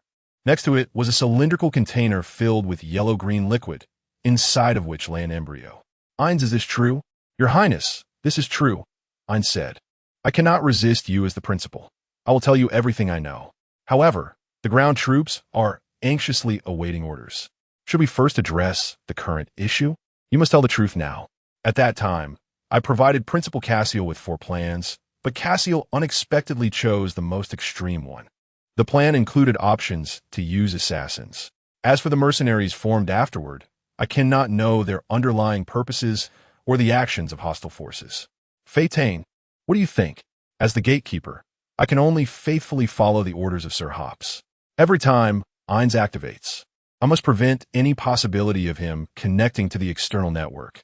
I can only say now, Hines is fully capable of invading supercomputers on Earth in a short time and can even create a clone with a computing power not inferior to his own 001.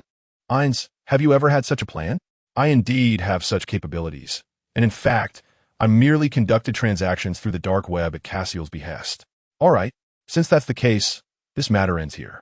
Now I need to think about what to do next. Tane seemed only concerned about whether Hines could go out. Regarding the combat plan, the two unexpectedly coordinated well. Soon, the plan was formulated and sent to Carlisle. After shutting off the screen, Tane sighed heavily, turned off the alarm, stood up from the principal's chair, and looked out at the scenery. The winds of change were brewing. A few hours earlier, at the Pommel Joint Operations Command, the general had just changed into his uniform and arrived at the command center. He looked somewhat worried. The military forces in Lumbo were actually divided into 2 factions. The Air Force faction, which supported staying in the Third Europe and actively leading it forward, and the Army faction, which supported maintaining the alliance between Lumbo and the United States to counter Berlin to the west and Moscow to the east. Originally, there was no right or wrong in the claims of both factions, but once it escalated into political confrontation, the situation became complicated. An advisor said to General Singer, "The claim from the Third Europe is that unidentified spacecraft have invaded Lumbo's airspace from outer space, triggering the automatic defense system. They actually made such an absurd decision." General Singer calmly walked to the central tactical projection map, observing the surrounding intelligence. The parts of 2 missiles were scattered all over the ground, covering an area of more than 100 square kilometers. General Singh suddenly had a brilliant idea. He hurriedly asked, "Where are the Air Force's Sky Marine Corps?" The staff replied, "They just deployed." He said, "What if the Air Force can't find any enemy wreckage? And if the missiles entered the Lombois airspace without permission, wouldn't that be a huge embarrassment for the Third Europe?" "Yes. So we should be faster in retrieving the missile wreckage than they are." "No. We should find the enemy's wreckage as soon as possible and make sure it completely disappears. Leaving the missiles, there's the best mockery of the Air Force's deployment." The general is astute. "But who should we send?" Connect me to the Army command. The coalition could just conduct a surprise drill. Subsequently, General Singh personally persuaded the commander of the Lanbua Army Command, stating that due to this incident, the Air Force needed to find the enemy's wreckage faster. If the enemy had other troops, then the Army could eliminate them first, so they wouldn't fall too far behind the Air Force.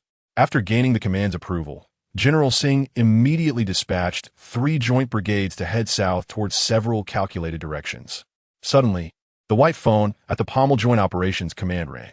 The staff frowned. The black represents subordinates, red represents superiors, and white is for outsiders or peers. Could it be that the Lanbua Air Force wants to negotiate? General, it's for you. It's the CIA, whom you dislike the most. Huh. Which bear are they trying to catch this time? Let's get to the point. No, we won't redeploy the Army for a communication tower. Move the Patriot units. Those robots must get the approval of the Military Machine Committee of the U.S. Congress. Otherwise, moving them out of the base is. How dare you threaten me? General, for the sake of national interests, please think carefully. Mrs. Shaman will never know that Miss Alice is not her biological daughter. Hello. Hello. Damn it. The staff watched as the furious General Singh hung up the phone, waiting for his orders. General Singh stood in front of the tactical map. Damn it. Damn it. When did it become their turn to give me orders? General, what should we do? We've just received news that the Air Force Marine Corps has parachuted to the missile wreckage site. Just as expected, the 3 brigades continued their mission. Let the Patriots set up defensive alerts here. The laser pointer trembled, indicating the Augustus building. Zhen Yudhua never expected the mission to go smoothly. He didn't even have time to think about whether the mission itself was reasonable. After all, the information in this communication tower, even if obtained, had nothing to do with him personally, and, ideally, the enemy had not transferred the data yet. He could take it easy and get by. Why should he work so hard? He leaned against a large tree, with 2 masked women in protective gear beside him.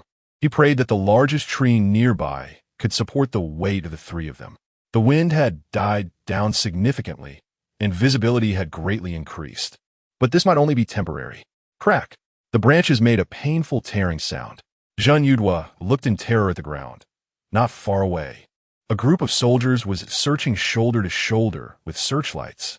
On the ground, the soldiers, dressed in white, advanced in perfect formation, carrying guns.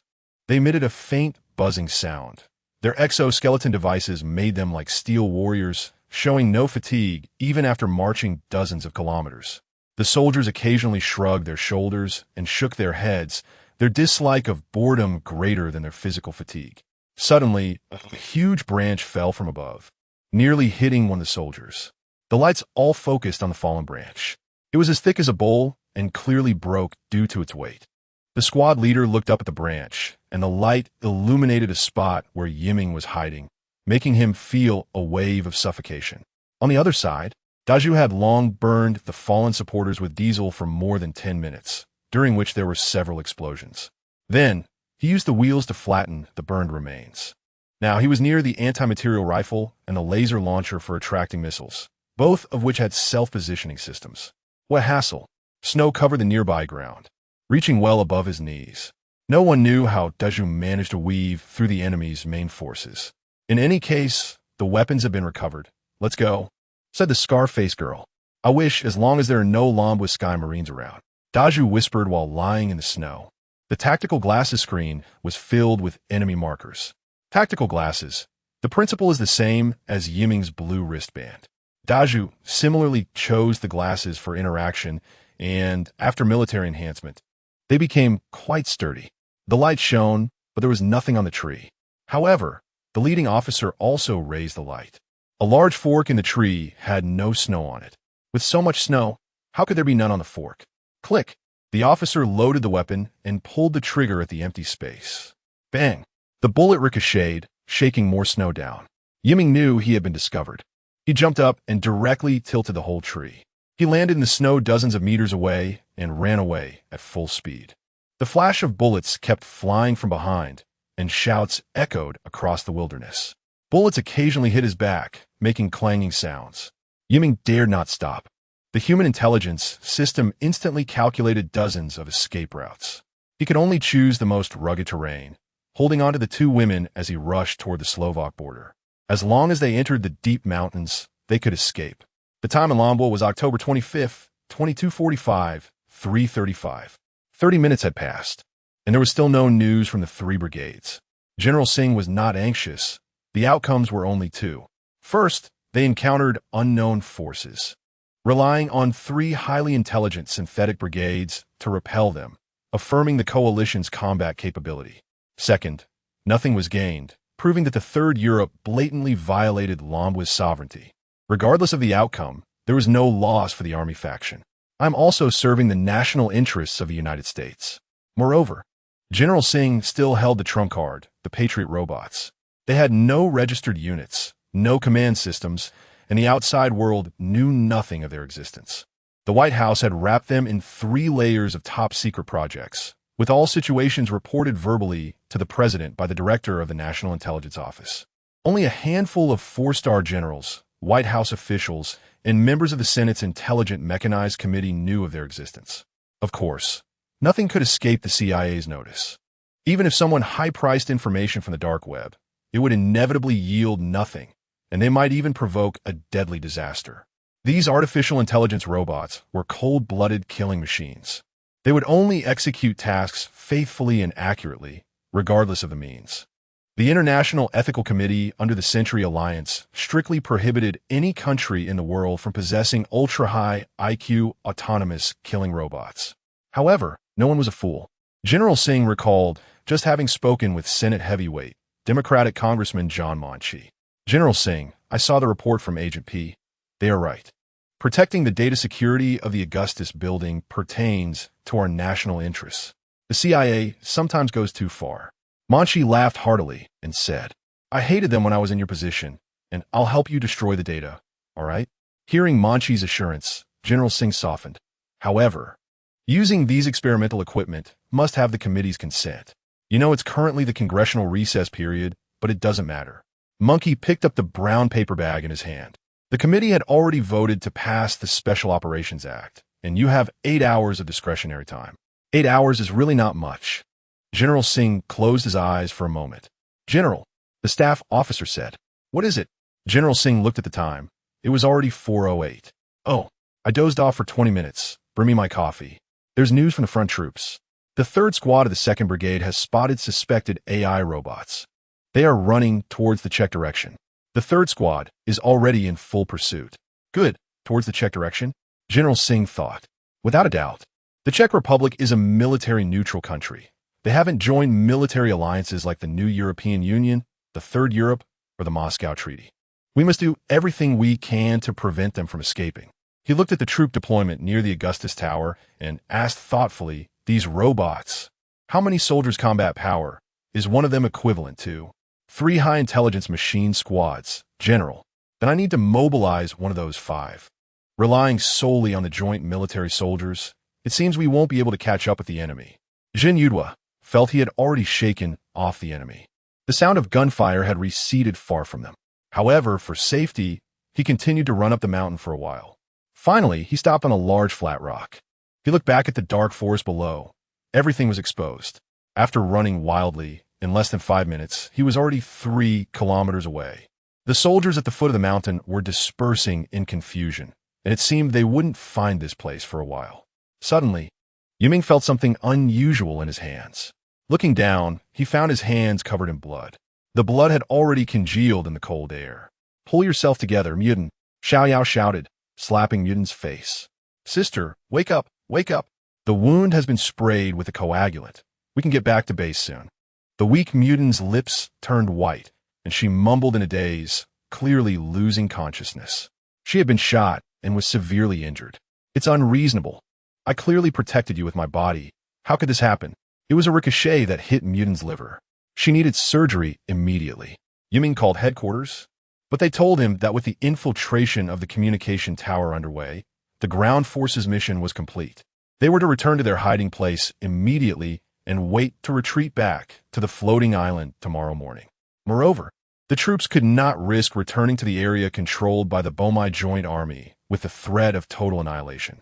Suddenly, a laser warning flashed, and Yiming immediately ducked. But he was late. The radar wave from the unmanned reconnaissance aircraft had illuminated him.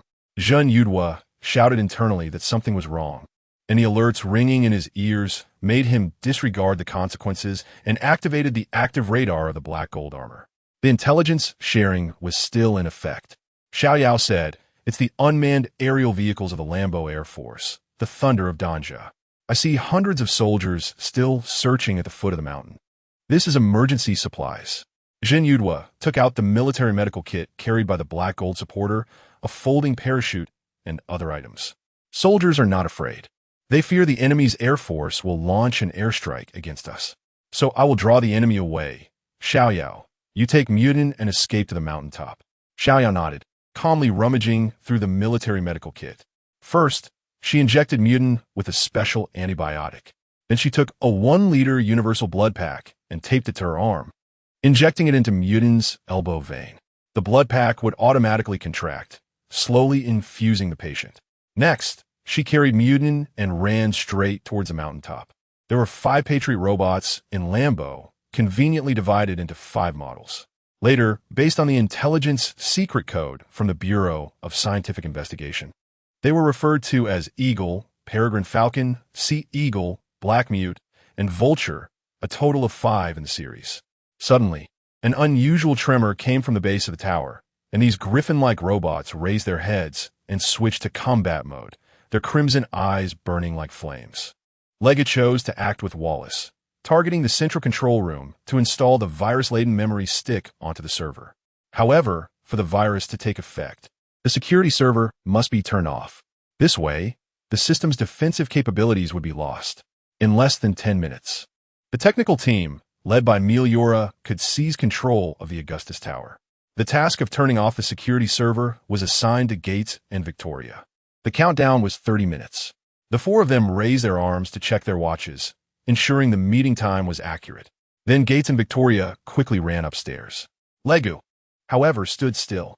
"What are we waiting for?" Wallace asked in confusion. Laigu said, while releasing various robots from his body, "We will deal with the 4 Patriot robots at this tower right here." "What? This is a crazy plan." "Not me, it's Mr. Thane. The language of wisdom should be heard by the wise. The wise are dead. It's foolish to be blind. No one can give a clear answer about where human evolution will lead. Is there really someone who has evolved superpowers? Or something close to superpowers? Perhaps there really is.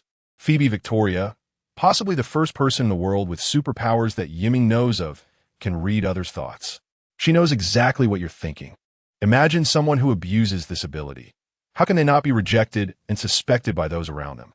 Coming from a prominent background, she was directly enrolled in the strategy department by Principal Cassiel to avoid disaster.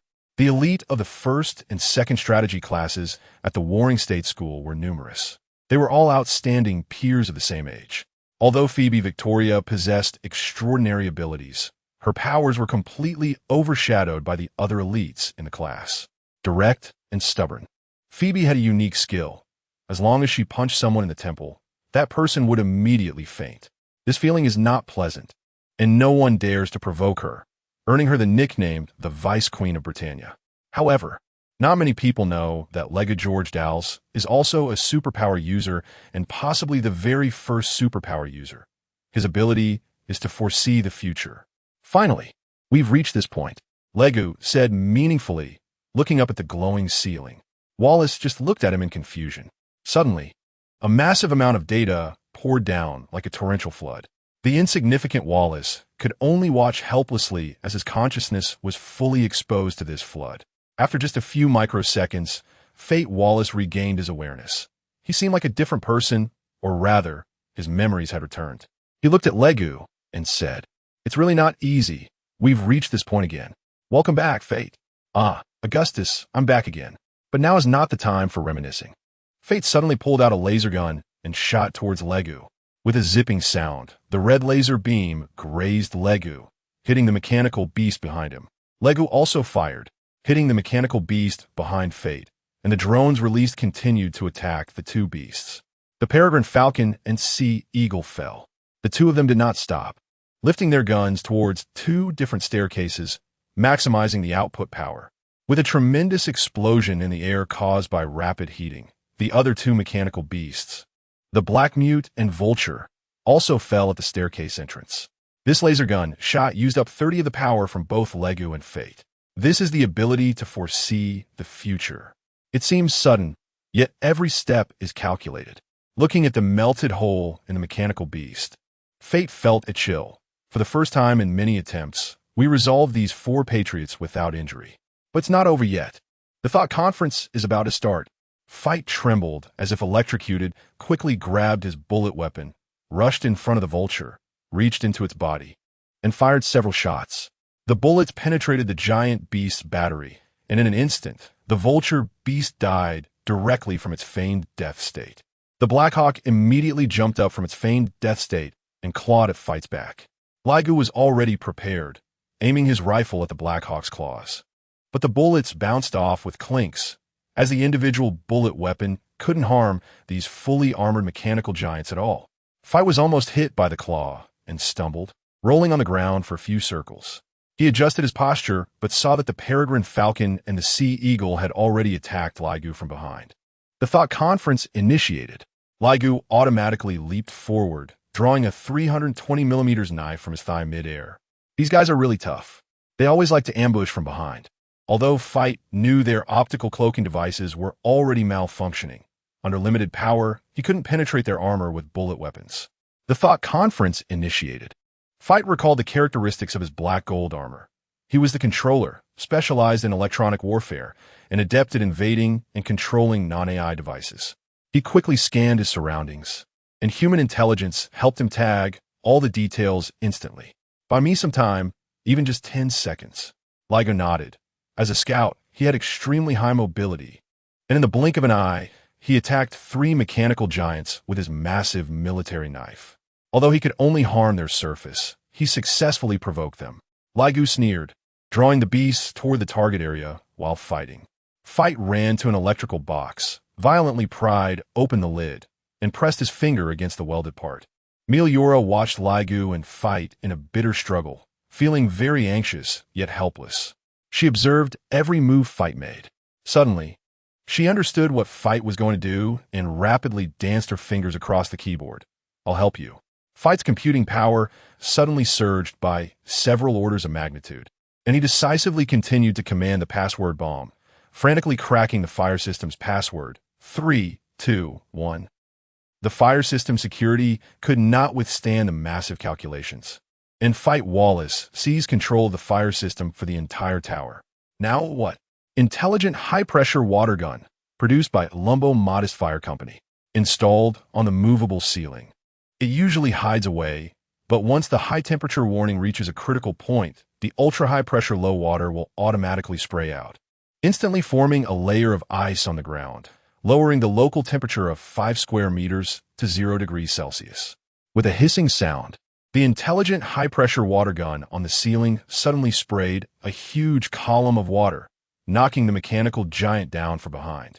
The mechanical giants were originally designed for underwater combat, and all their key components were waterproofed. But now, the high-pressure water permeated through the damaged surface armor into the bodies of the mechanical giants, and although various circuits were sealed, conductivity was rapidly increasing. The ice water at -4 degrees Celsius suddenly reduced the giant's operational efficiency by 50. Laigu gritted his teeth, forcefully broke the armor on his left wrist with his right hand, and pulled out a direct current wire, placing it on the ice surface. Fight understood and quickly heated the ground with his laser gun. The ice quickly melted. Using the remaining power, Laigu shouted, 100,000 volts. With crackling sounds accompanied by a few electric sparks, the mechanical giant emitted black smoke and finally fell down. What happened? That was quite a loud noise. Phoebe Victoria's voice came from the stairwell. Oh my, what have you done? Frederick Gates exclaimed, mouth agape. Phew, you just arrived. We have already dealt with these watchdogs. Fight said coldly. All right, hurry up. Our commotion has already attracted attention from Warsaw. We have 15 minutes left. Chapter 18I, for an eye, for Jean. This data looks very strange, a technician said. What is it? Dowles and Wallace were in conversation, and our analysis software couldn't translate the content. Unknown language? I think so. Then let it be. We just need to maintain the back end. Faye Thane's clever plan? No wonder you managed to get through this tough situation. It wasn't easy. Laigu looked at the remaining 10 battery indicator and quickened his pace up the stairs. Laigu and Fate could now head towards the main control room of the Augustin building without worrying about any significant security forces stopping them. However, due to the recent battle, the hackers in the tower had been alerted and all elevators had been locked down. Even the doors to the stairs were tightly shut. Fate had to kick the door open and relied on walking to reach the main control room on the 80th floor. Consulting Thane cost me quite a bit. But for the victory of the mission, I understand. Fate Wallace nodded gently, knowing that the current outcome was already very satisfactory. It was much better than if the transport ship had been shot down by missiles, leading to the entire mission's failure, with the Bureau of Scientific Investigation under immense pressure, and Scheffler and Summation long forced to resign from their positions as director and deputy director. The European consortium had taken 33 of the shares from the Warring State School. I have another question. Why did you eliminate Yan Yiming? Was that also part of Fei Thane's plan? That's right. Fei Thane wanted to exclude Yiming from the tower assault. He believes Yiming might be used by Ainz. The best way to reduce Yiming's value is to eliminate him. On the other hand, I didn't want to have too many brainstorming sessions with Yan Yiming. You could have shot down 2 missiles, but afterward, I wouldn't be able to handle the 4 Patriots alone. So, in terms of results, giving up Yiming was the most advantageous choice. Fate shrugged. If he heard these words, he would surely cry. Not long after, the tactical map showed that the 4 of them had reached their designated positions. Carlyle gave the order, and Fate kicked the door open while Laigu cleared the security robots in the control room with gunfire. To Meliora's disappointment, there was only 1 seat in the main control room, and just 1 person had blocked her attack. Now it was completely empty, probably because the hackers stationed in the tower had snuck away during the battle on the 1st floor. But it was not the time to feel frustrated. Under her guidance, control of the Augustin building was finally in their hands. However, we won't have much time. We have 10 minutes to download all the data here, Meliora said, as other hackers had already begun to focus on their location, causing them trouble. Jean Yudua played his tactical role well. Douglas focused on the red dot marking Jean Yudua on the west side of the communication tower. Not just hackers. We have a more troublesome matter. Inside the Pommery Joint Command, General Singer felt increasingly unusual. Where have all these AI robots gone? One of the staff said, the situation on the ground is very complicated. The blizzard has started raging again, and we can't determine what happened to them. However, the Eagle at the check border was able to receive signals smoothly. But there was no signal from the 4 communication towers. The Eagle has found the target, but the target is playing hide and seek. Not good. General Singer suddenly began to shiver as if doused with cold water. The Art of War says this is a strategy to lure the tiger away from its mountain. The staff was also surprised, pointing at the tactical map. Could it be that the communication tower has been destroyed? The 4 AI behemoths are out of contact due to the signal being outside the circle. Are ground troops going to provide support? The nearest troops send the Wojtek company over. The enemy must be on the other side of the tower. General, your phone. Singer picked up the red phone again. CIA agents are always so punctual. All right, I know. It will take 10 minutes for the company to arrive, I know. If you send your task force over, I have no objections. But when our troops arrive and you haven't taken the communication tower, I'll storm in. A heavy, rolled-tongue English voice came through the phone, as he had never expected those slow-moving Lumbo people. With a huff, he hung up the phone. General Singer's gaze fell back on the marked point of the Eagle. Fortunately, I had the Eagle diverted. If I had lost 5 Patriots under my command, my retirement plan would definitely be ruined. The Eagle slightly raised its head, looking at the already shattered black gold supporters, and flew towards the east without looking back. It surged towards the Augustin building along with the Pommery Coalition forces. On the aerospace mothership, the technical analysis team intensified their research on countermeasures against the behemoths. One analyst summarized, that thing over there, its leap speed has already broken the sound barrier, even creating a sonic boom. At its size, to instantly break the sound barrier, just flying past the soldiers and tank occupants on the opposite side would have already killed most of them. In short, it has refreshed my understanding of multi-tube thrusters. Another analyst said, their serpentine armor is very smooth and has a high density. Bullets below the caliber of anti-material rifles cannot penetrate. But blunt objects can still damage some surface integrity. Overall, laser weapons are the only effective weapons. Carlyle asked over the communication. Are these American AI weapons or remote-operated machines like Black Gold? I don't know. I just know it can't be piloted. At that speed and in that fall pattern, a human would definitely faint. The combat style is simple, crude, and effective. Carlyle was not worried, but rather pleased. Great. Then the videos of battling these behemoths will become our best shield for developing Black Gold robots. Douglas had a question. What if the Americans refuse to acknowledge the behemoth project? After all, there's no American flag on it. No worries. The Chinese Character Alliance will help us confirm. Moreover, the remains are still on the first floor. When the American task force comes to rescue, it will be recorded by the camera. Just as he finished speaking, operator Lu Ichi urgently reported, all the cameras on the first floor are damaged. 99 are man-made destruction. Drones outside the tower transmitted images. The task force has arrived. Kong Ming and Nasha calculated that the Black Gold team cannot last more than 5 minutes. Miura said. But Carlyle remained unusually calm, gently pressing the communication key with his index finger. Black Gold team, hold the communication tower at all costs. He released the key as if speaking to those present. Miura, you said these reports are constantly changing. Estimating now is useless. And Plan C is to be used now. Knock, knock, knock. The solid wooden door made a sound as Filipino maid Joe Mamachi hurriedly got up at 3 in the morning. Halfway there, the knocking became more frequent. The maid muttered a few phrases in her native dialect and jogged over to open the door. She recognized the man in the gray-black suit, and they communicated in Lumbo. Hi, Mamachi, where's Mr. Sechiak? He's still fast asleep. Quick, it's an emergency. He must arrive at the council within 20 minutes. Come in first. In less than 5 minutes, the still half-asleep Mr. Sechiak was pushed out. Speaker Sechiak, your phone. Oh, I thought it was someone else. Commissioner Anson, if I find out this is a prank, Miss Joe won't have to come to work tomorrow. I've heard that 10 times now. Anson merely smiled slightly, his hand still reaching out to Sechiak for the phone. Speaker Sechiak took the phone and told the maid to go back to sleep, but he pressed the mouthpiece down. Who? The lip movements were very clear.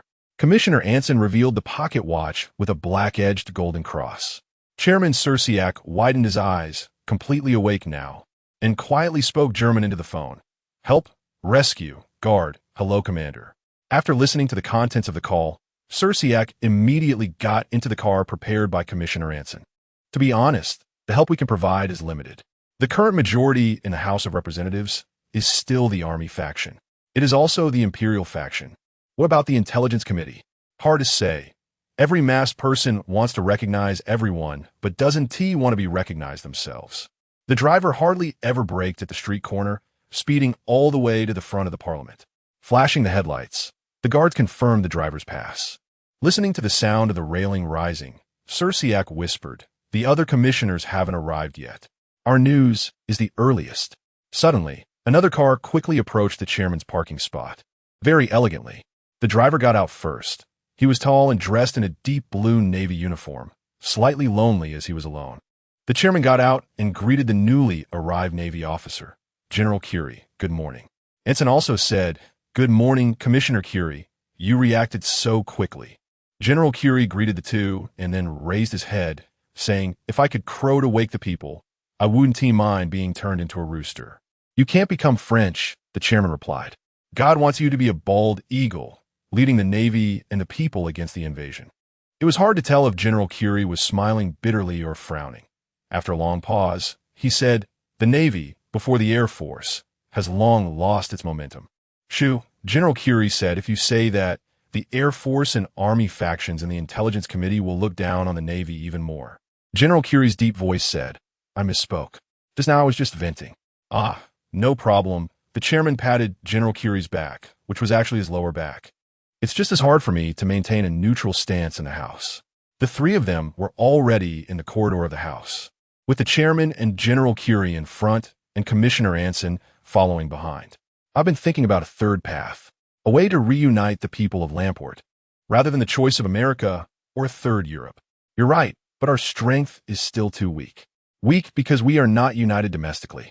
Our politicians are attacking each other. Our policies are divided and contradictory. If we manage to accomplish something good, it will be overturned the next day, with all interest going into the pockets of the nobles. How can we progress in Lamport? The noble republic has long disappeared. The old nobility has vanished, and the new nobility will fill the void. I'm a bit surprised by your thoughts, Chairman. I'm surprised myself, especially after working late into the night. Well, don't you want to reshape Lamport? General Curie was completely stunned. He never expected this weak chairman to propose such a suggestion at this time. Reshaping Lamport means what? The Air Force faction, like the loose collective defense organization of the Third Europe, has not changed. And the Army faction completely turning Lamport into a protectorate can hardly be called reshaping. There was a silence where one could hear breathing, and the chairman's aged and weary green eyes. General Curie's head was buzzing, and his intuition told him this might be the last and closest opportunity to change Lamport. Commissioner Anson stepped forward. The chairman was indeed too bold to say such things in this setting. Or, think about it, General Curie, the chairman said. No, Chairman. His VIP dog is sick today, and he is a bit emotional. This was not appropriate to say here, Anson quickly said, lowering his voice. I understand, but I still need to listen carefully to what kind of country the chairman wants. The chairman smiled and said in front of the empty meeting room, Next. This is the first step to pushing Lamport's fate. Lamport time, October 25th, 22:45, 3:55. The interlocking operation was nearing its end. Ground agents had almost all returned to their original ambush points, except for the tall column still surrounded by Lamport's heavenly army and the injured peony and Xiaoyao, who had to leave the country. In the Augusta building, 90 of the data had been downloaded, and the Black Gold team was still holding key positions against the enemy's arrival. But unexpectedly, the American Secret Service quietly retreated after recovering the severely damaged mechanical beast. They didn't T-attack. Yes, they didn't T-attack. Carlyle wanted to breathe a sigh of relief. But the alarm rang again, this time from the remaining giant robotic beasts and thousands of soldiers behind. Order all members of the Black Gold team to retreat. Yes, Commander. Tari only has 4 people, and Jinyudwa is 50 kilometers to the west, seemingly moving south into the mountainous area. Carlyle was almost forgetting Jinyudwa without Lu Ichi's reminder. He stroked his chin, paused, and said, Supporters, report your situation. The signal was very weak, intermittent. It was evident that the remaining core supporters were in a very difficult situation. I need to go support Xiaoyao and Peony. I can't contact them anymore. However, Carlyle still saw their markers. Their equipment showed they had safely flown into Czech territory. According to the escape route, they will be directly transported back by a new stealth transport drone. This is an unforeseen situation. I 1T approve you doing this. You must follow the navigator and meet at the designated location. How can you stand by and watch them die? Supporters, obey orders. Jinyudwa did not stop. He continued to prepare to run through the deep snow-covered mountains. Suddenly, a wave of dizziness hit him, and a buzzing warning sounded in his ears. The AI said, Due to disobeying orders, the driver of the supporter, Jinyudwa, please follow the commander's orders. He still didn't T-stop. The countdown appeared, and it seemed that deviating from a navigation again would have serious consequences. However, if Jinyudwa didn't continue toward their direction, it felt like losing something that could never be found again in a lifetime.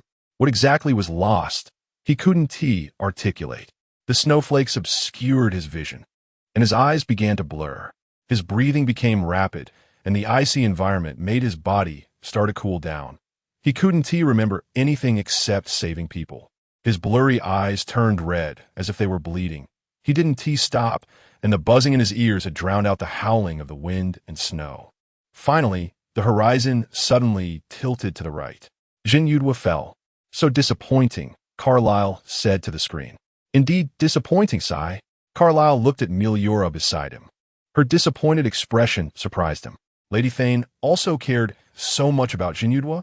The data is all encrypted. It will take more than 3 months to decrypt. What were you just saying? Carlyle shook his head and listened to Meliora continue to complain.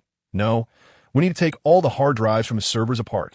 Just then, Laigu's voice reached the command room. The hard drives have already been taken out.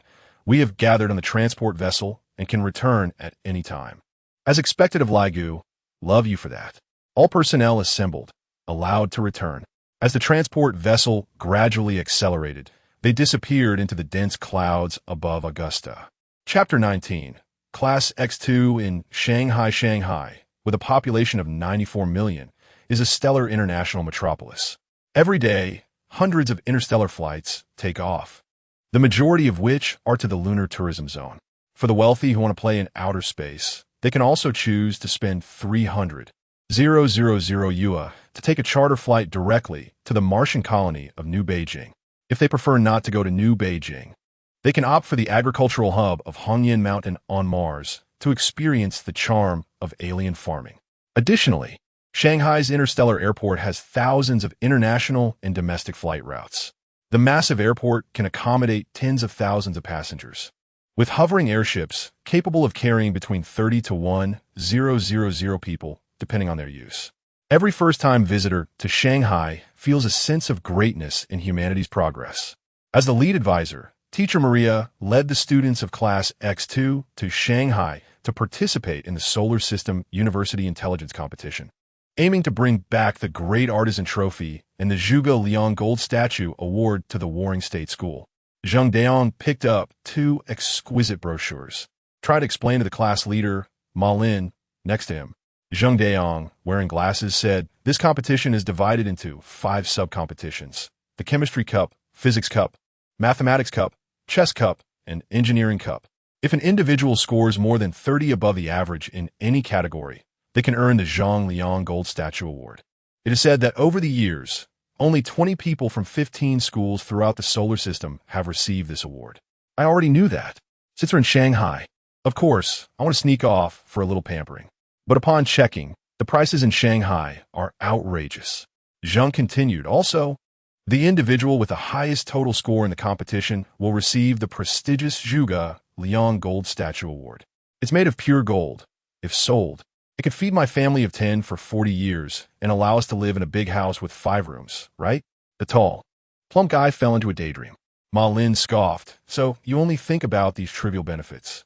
The Zhuge Liang Gold Statue Award is not meant to be used like that. Of course, it should be displayed with the figurines in my room." "Then how much would you pay for it?" Laigu.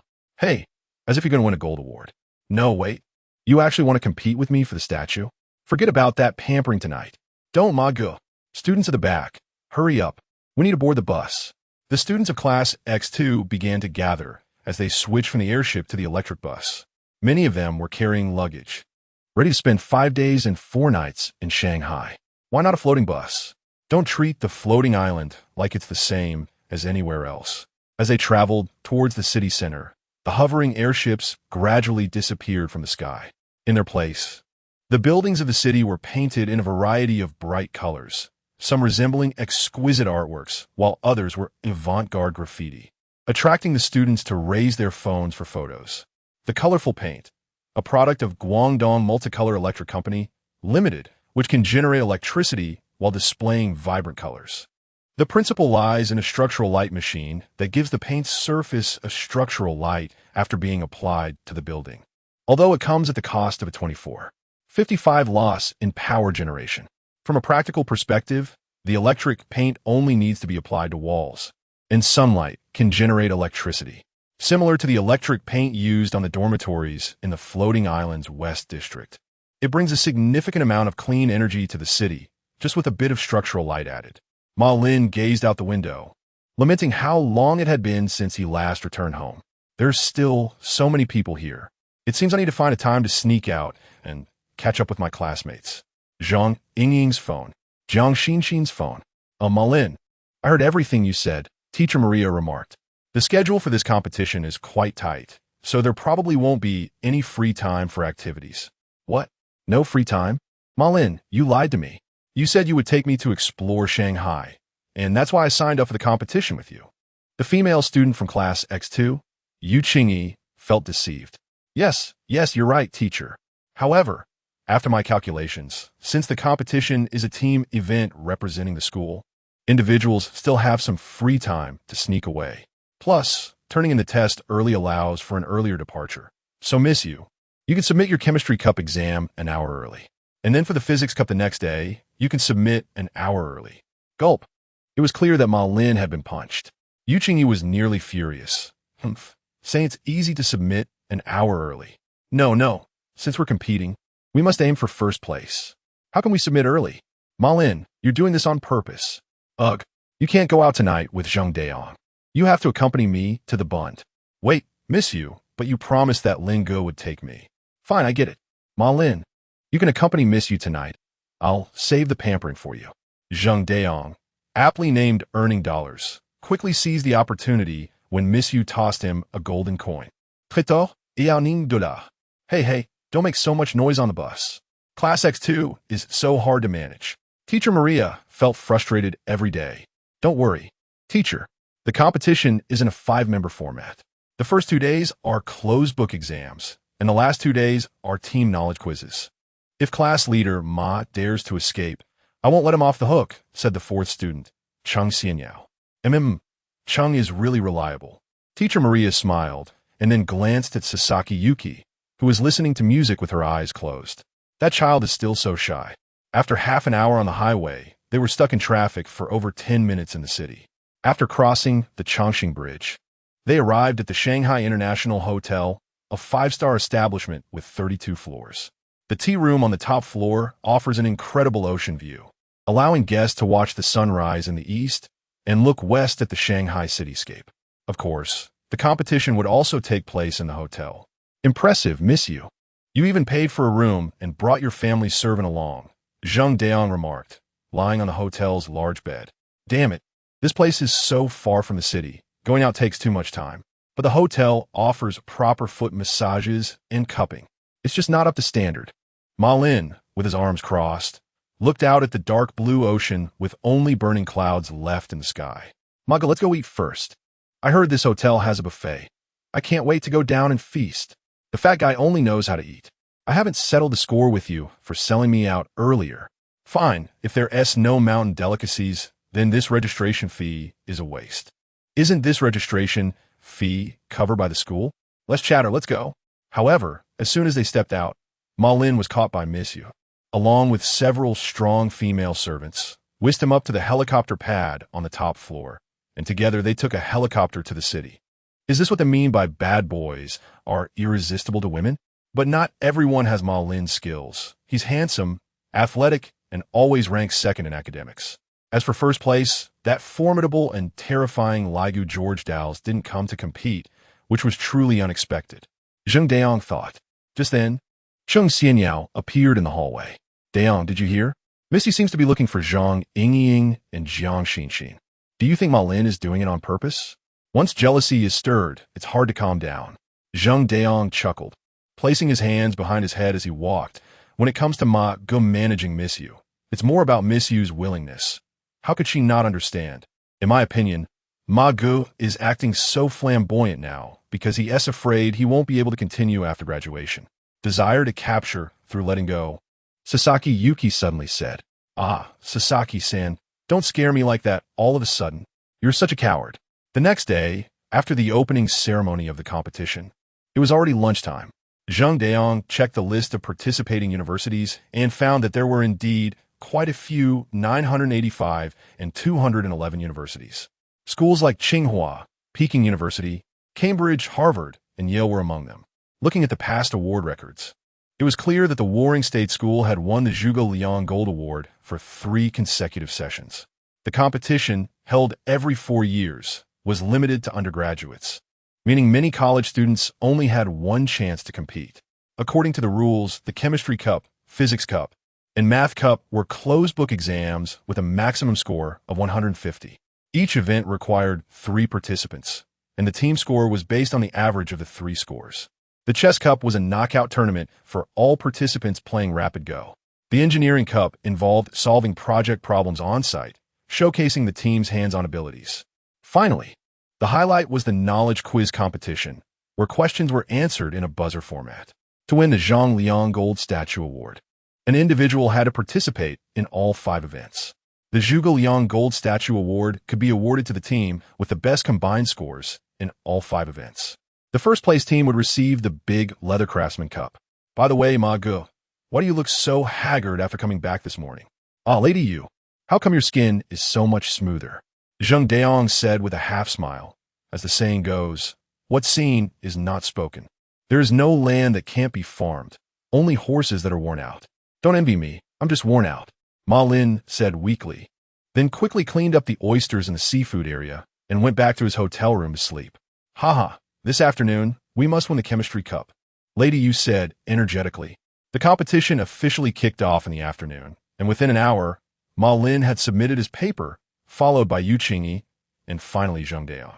The results were quickly calculated by the grading robot. Ma Lin scored 140, Yu Qingyi 141, and Zheng Deong 121. Haha, the laughter accompanied Ma Lin's ears for several days. In the following days, the competition was in full swing, with major media interviewing the competitors, and the topic became heated. By the last day, the battle was essentially locked between the invincible team of the Warring States Schools Bio College and the XIN team of Fudan University's International Finance College. The final event, the knowledge quiz competition, was undoubtedly the key to victory. Only by winning this match could the team secure first place. The Zhuge Liang Gold Statue Award would then be determined between Ma Lin and Zhang Jun from Fudan University. The host energetically introduced both teams. Now, let's take a look at the team members. They're the red team, the invincible team from the Warring State School, with a member who is a favorite for this year's Zhuge Liang Gold Statue Award, Ma Lin from Shanghai. The audience erupted into huge cheers, many of whom were fans invited by Lady Yu, holding up signs with Ma Lin's name, screaming like a fan club, really putting in the effort. Zheng Deong watched the enthusiasm of the fans and realized that locals were indeed more popular. Go for it. Teacher Maria, sitting nearby, put her hands to her mouth and cheered energetically. Next up was Cheng Xianyao. The audience politely applauded for 2 seconds. Go Xiaoyao. Finally, it was Sasaki Yuki. As soon as the host finished speaking, voices behind Zheng Deong shouted, Go, go. Your Highness Yuki, I am your dog. This caused an uproar of laughter. Selling cloth without a ruler is ill-intentioned, Sasaki Yuki said quietly. In a villa in the Guangzhou Circle, Shi Jiang Tide Street, an ordinary LCD TV was broadcasting the live competition of the Solar System College Student Intelligence Contest. The question was, when was the People's Republic of Japan established? Begin answering. March 8, 2173. Congratulations to contestant Ma Lin for winning again. A calm and elegant woman sat in front of the sofa, always with a gentle and natural smile at the corners of her mouth, like the warmest sunshine in spring, warm and bright. This smile was unpretentious, flowing naturally like a clear spring in the mountains, inadvertently nourishing the hearts of those around her. Sai Taozi, what's the score now? A woman walked out of the kitchen. She had soft, light yellow long hair like the gentle warmth of early autumn, carefully braided into 2 long pigtails reaching her waist, swaying gently with her steps, exuding a natural and innocent aura.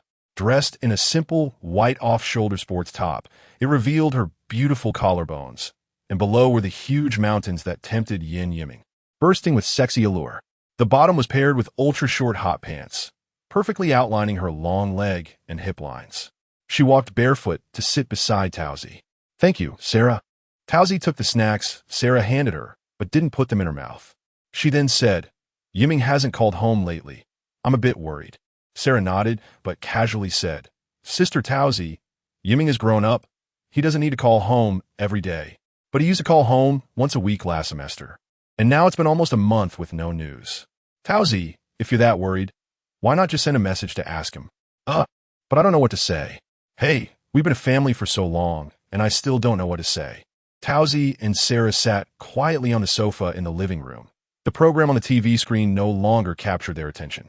A subtle tension filled the living room atmosphere, their eyes occasionally darting from the TV screen to each other, silently conveying their worries. Taozi let out a soft sigh, her gaze fixed on her phone, as if expecting it to ring suddenly with news from Yiming. Sarah, do you think Yiming is too focused on studying at Floating Island and hasn't called us? Her voice held a hint of uncertainty, but more of a deep concern for her brother's safety. Sarah shook her head gently, her eyes revealing undeniable worry. Although Yiming loves studying, he would never make us worry this much. Especially now, you should call him now. The number you dialed is turned off. Please try again later. The images on the TV screen continued to flicker, but both of their thoughts had long since drifted away. Taozi put down her phone, turned to Sarah, her eyes shining with determination. What's going on? Is he really unreachable? No, we can't just wait like this. We have to do something. At the very least, we can go to Floating Island to see if we can find any clues. Sarah nodded, her eyes also sparkling with determination. Yes, let's go to Floating Island to look for him first. If we can't find him, then we can contact our mother. The two quickly took action and began preparing the essentials for their trip to Floating Island. Sarah took a thick coat from the wardrobe and handed it to Towsy. It might be cold on the island at night. Take this coat. Towsy accepted the coat and nodded gratefully. Thank you, Sarah. With you here, I feel less scared. The two exchanged smiles. Although there was a hint of bitterness in their smiles, there was more trust in each other and deep love for their brother. Chapter 1. The Northern District High School incident for the blizzard covered the body, and the sky along with the surrounding objects gradually turned pitch black. Yan Yiming, who violated orders, collapsed. After being forcibly pushed into a deep sleep by calming smoke in the cockpit, the background operators disconnected him from the black gold mecha. The machine dog form of black gold didn't take many steps before it fell into the snow and was quickly covered by thick snow. Background operator. In the black gold remote robot system, the combat administrator's authority is higher than that of the driver. But the disconnection must be weighed carefully to avoid potential brain damage. The data monitor is only responsible for providing data and technical support to the driver. Suddenly, a member of the ground advance team, Cold Knife, drove a hover off-road vehicle out of the snow fog, using the strong magnet at the bottom of the vehicle to attract the battered body of the supporter, flying towards the checked direction under the rain of bullets from the Lampo soldiers. Strong magnet. The core skeleton of the black gold mecha is currently made of loose stainless steel, which is magnetic. Its characteristics include being lighter while having excellent resistance to deformation and cracking. The downside is that it cannot withstand high temperatures above 500 degrees Celsius. At Lampo's time, it was 3 in the morning, while at Floating Island time, it was 2 in the morning. On the surface, the two only differed by one time zone, but the Floating Island was operating on the other side of the Earth. It would not return to the time zone where Lampo's was located until noon at Lampo's time. The action commander, Carlisle, believed they should immediately withdraw from the operational area. After the Victory Goddess recovered all personnel, it flew out of the atmosphere, directly returning to the Floating Island. On October 26, 2245, at 8 a.m. Floating Island time, in the principal's reception room of the Warring State School, which was located at the side entrance of the principal's office, rarely used but meticulously maintained, Yan Yiming was dragged inside. Slowly waking up, he found himself bound to the sofa by an automatic restraining device, unable to move at all. There was no one else in the reception room until an hour later when Teacher Winnie pushed the door and entered. Mr. Yan Yiming, do you know that disobeying orders means a 3-day confinement?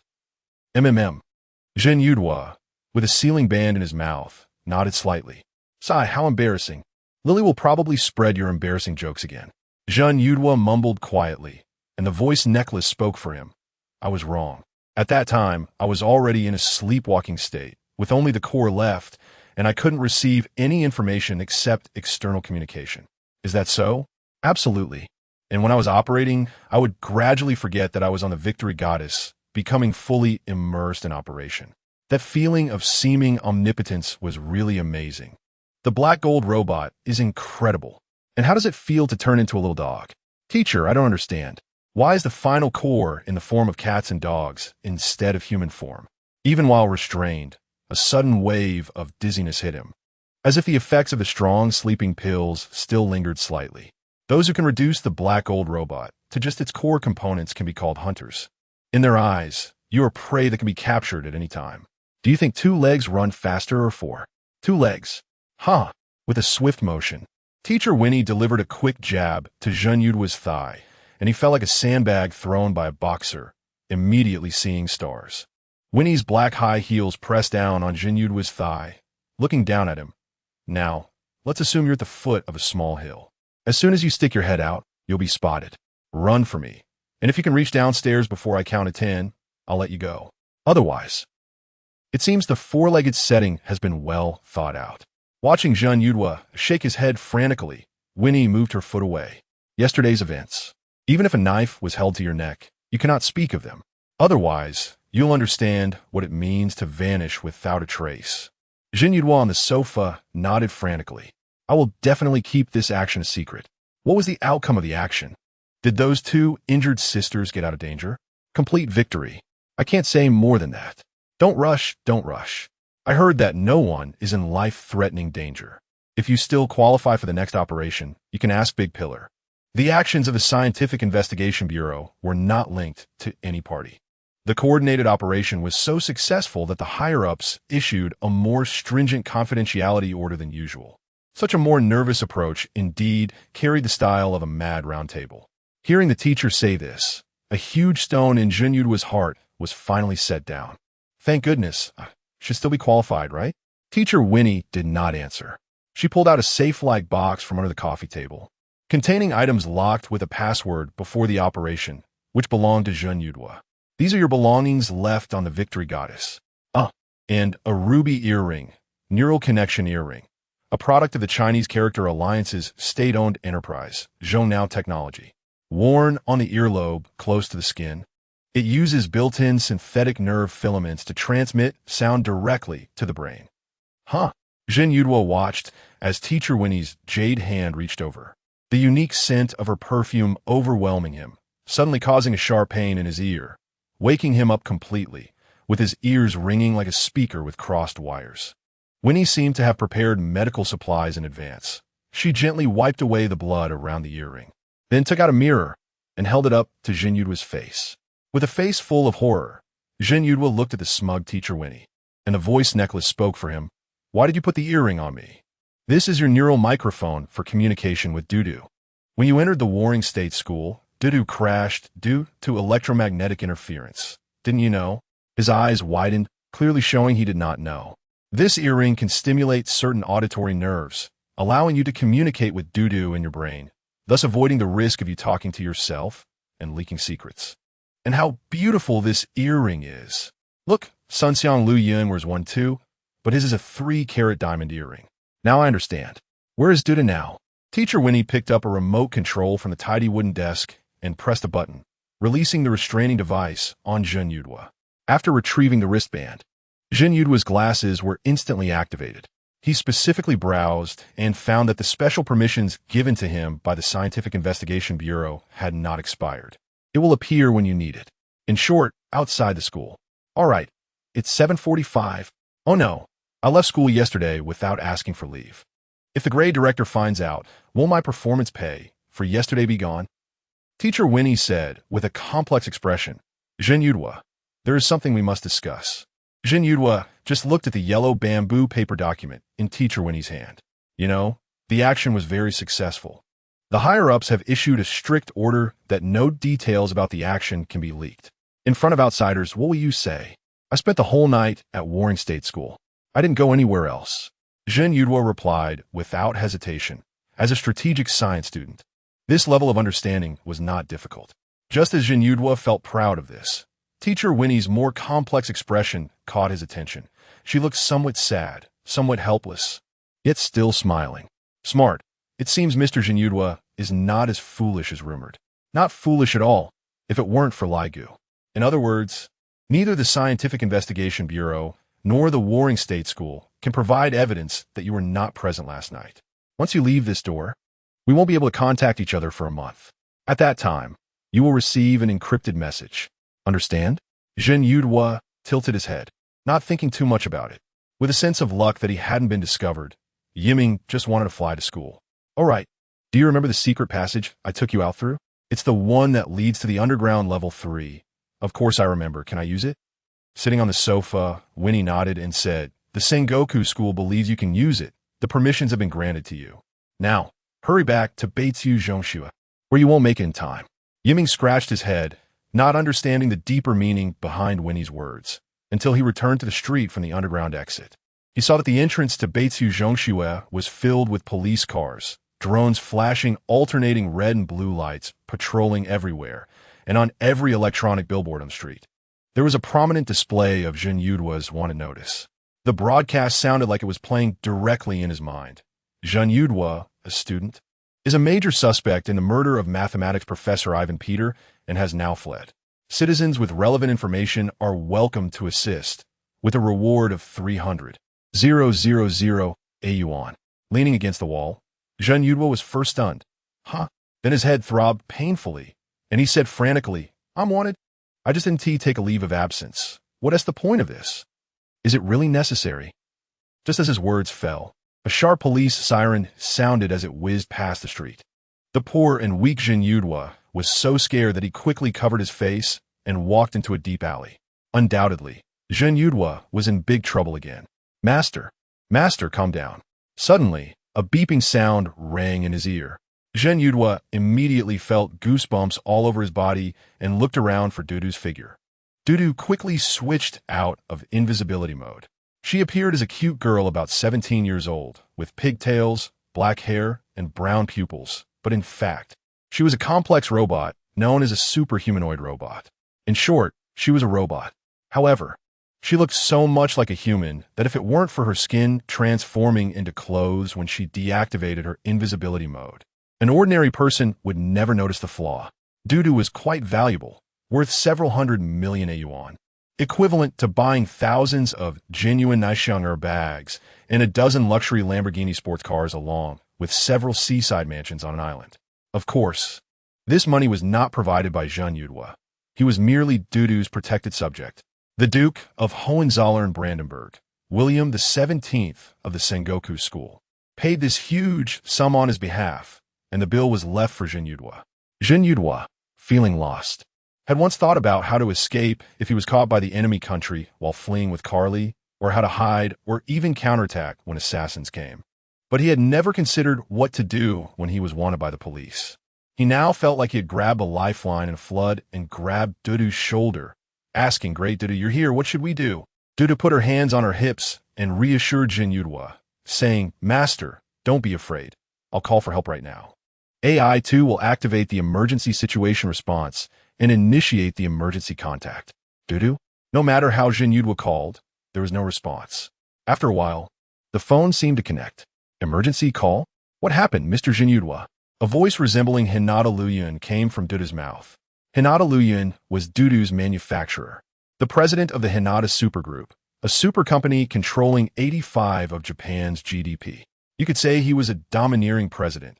He indeed was, and before this, he was a cunning businessman who feared nothing for profit. Hinata, long time no see. The voice in his ear sounded timid. If there's nothing important, I'll hang up. I'm incredibly busy here.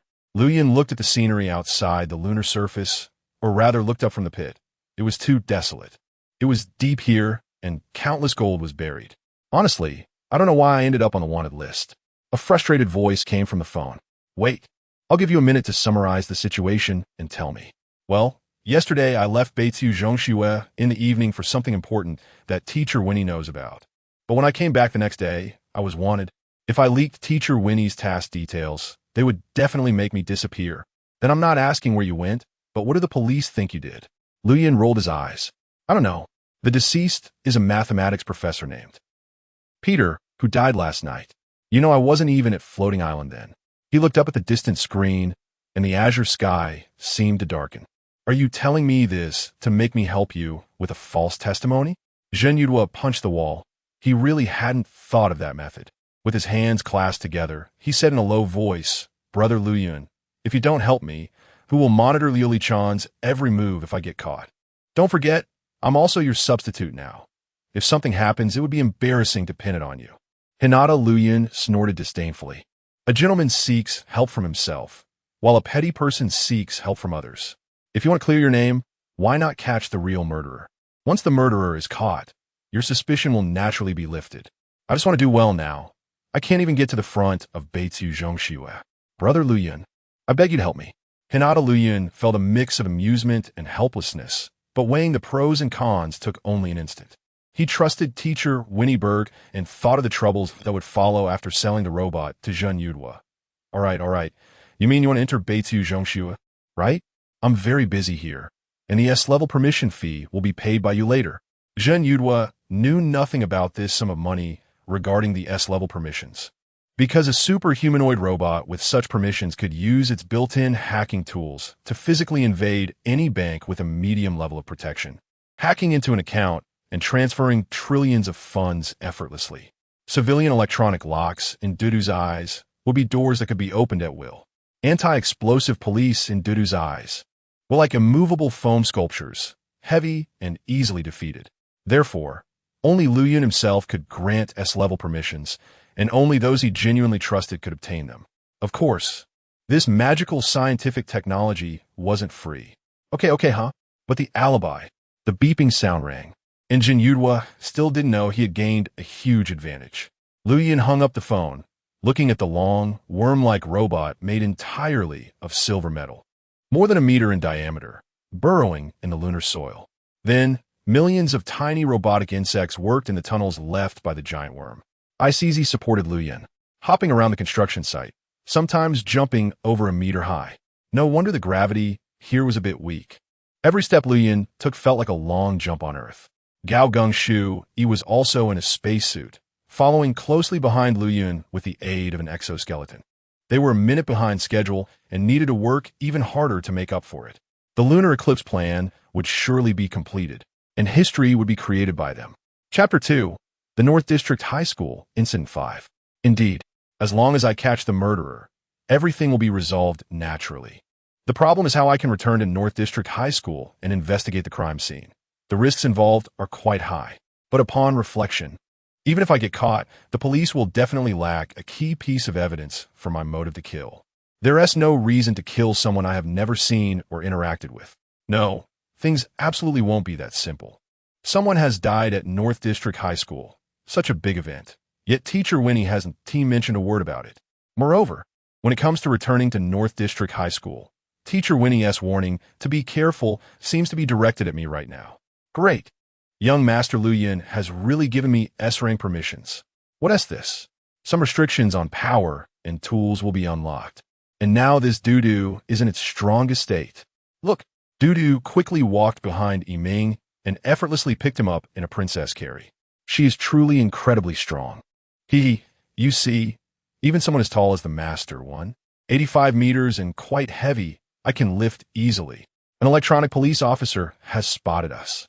Jin Yudhua widened his eyes in confusion, not quite understanding what Dudu was saying. He turned around and saw those round, barrel-shaped electronic police officers quickly closing in. Ready, Master. Ready? Suddenly, the object in front of them shot by like a meteor. Dudu leaped from the alley onto the central lamppost in the street, then used the momentum to jump again, instantly crossing the pedestrian street. She landed steadily in the alley on the opposite side, taking several steps forward before stopping. Yiming felt his heart nearly leap out of his chest. What just happened? Who am I? Where am I? Master, the electronic police have noticed our anomaly.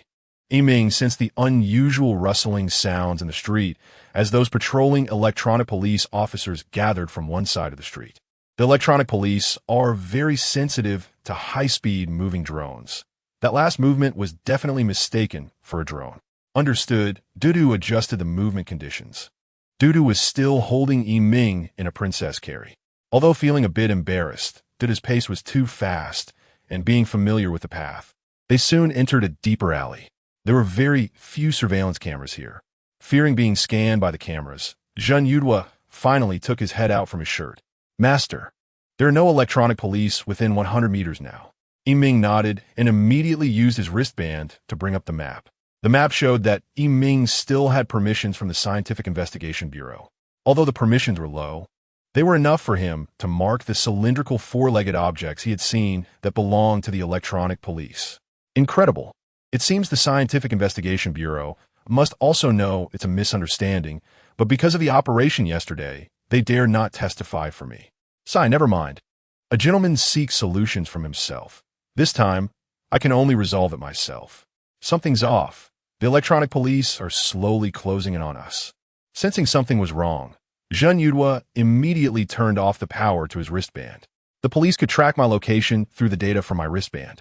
The spy knowledge learned from Class 1 strategy finally came in handy. You were right, Master. It feels like the electronic police have stopped moving now. Where to next? Jin Yudhua signaled Dudu to put him down. He straightened his clothes. They needed to infiltrate the crime scene at North District High School to find the real murderer, just as Hinata Liu Yun had said. Continuing deeper into the alley, there were no patrolling electronic police, only security surveillance cameras. Yiming stopped in a blind spot that the cameras couldn't capture. He had remembered the locations of the nearby cameras from the previous map. He whispered, Dudu, it's up to you next.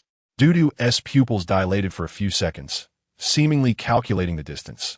Then she jumped to a camera on the 3rd floor. She crouched down to match the camera's height and recorded a video with her eyes.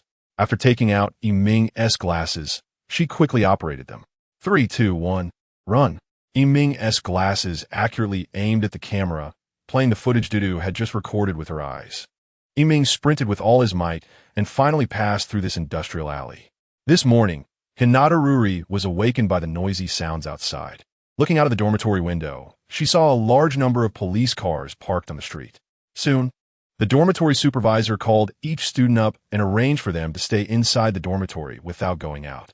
Then female police officers came to their rooms to ask if they had heard any strange noises last night or if any strangers had been wandering around the school.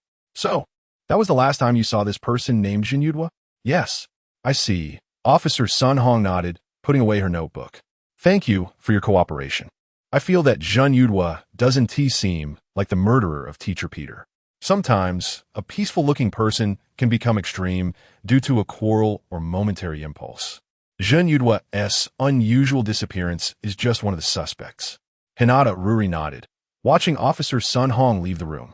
The other girl, Nayuta, immediately slumped down, exclaiming, wow, that scared me to death. Hey, the rainbow world can't be used. Officer Sun Hong took the collected information to the command vehicle, which was a temporary command center converted from an oversized truck, and the North District Police Captain was directly in charge of the case. He seemed to be an important guest invited by the Scientific Investigation Bureau. How could someone who just taught a few classes at North District High School die like this? I heard that the leadership over there was furious, scolding the subordinates all afternoon. Not only the Scientific Investigation Bureau, but I also heard that the ambassador from the Russian embassy personally inquired about this matter. They must clarify everything, otherwise, it would be hard to explain to the Scientific Investigation Bureau. Several senior police officers were whispering. The deceased was a special invited mathematics teacher at North District High School. 42 years old, named Ivan Peter. He had only been a special invited teacher for 2 weeks, giving 14 public classes, for which the school paid a salary of 3 million yuan. There were 13 other special invited teachers at the same time, all residing in the dormitory provided by North District High School. After the first day of special lectures, Peter was found dead in his dormitory. Jin Yudwa, who was arranged to share the same dormitory, is a major suspect. Captain Lee, the girls' dormitory has been fully investigated. Only Hinata Ruri's testimony is somewhat useful. Captain Lee had his back to Sun Hong, focusing intently on hanging various clues on the wall, and suddenly stopped to say, continue. She said the last time she saw Jin Yudwa was at 2:15 p.m. yesterday, leaving in a hurry. That's right, at 9 p.m. Surveillance cameras captured him returning to the dormitory from the school gate. That's correct. The clothes were the same, the height was the same, and even the gate was almost identical. He passed through the identity check machine smoothly, first walking toward the playground, a place very far from the camera. This shows he was very familiar with the layout of the campus cameras. He would rather leave footprints than be captured by the cameras. The last sighting was outside the dormitory. He knocked on the door, and the deceased, Peter, opened it. After they both went in, the suspect never appeared again at the main entrance until the next morning, when the unfortunate Peter was discovered collapsed in the dormitory. The time of death was approximately between 10 p.m. and 11 p.m., which fits perfectly. The suspect never came out. He vanished into thin air. Did he escape through the window? Even if he escaped from the window, there were no traces of him found nearby afterward. This is unreasonable. Where did he go? That is now a mystery.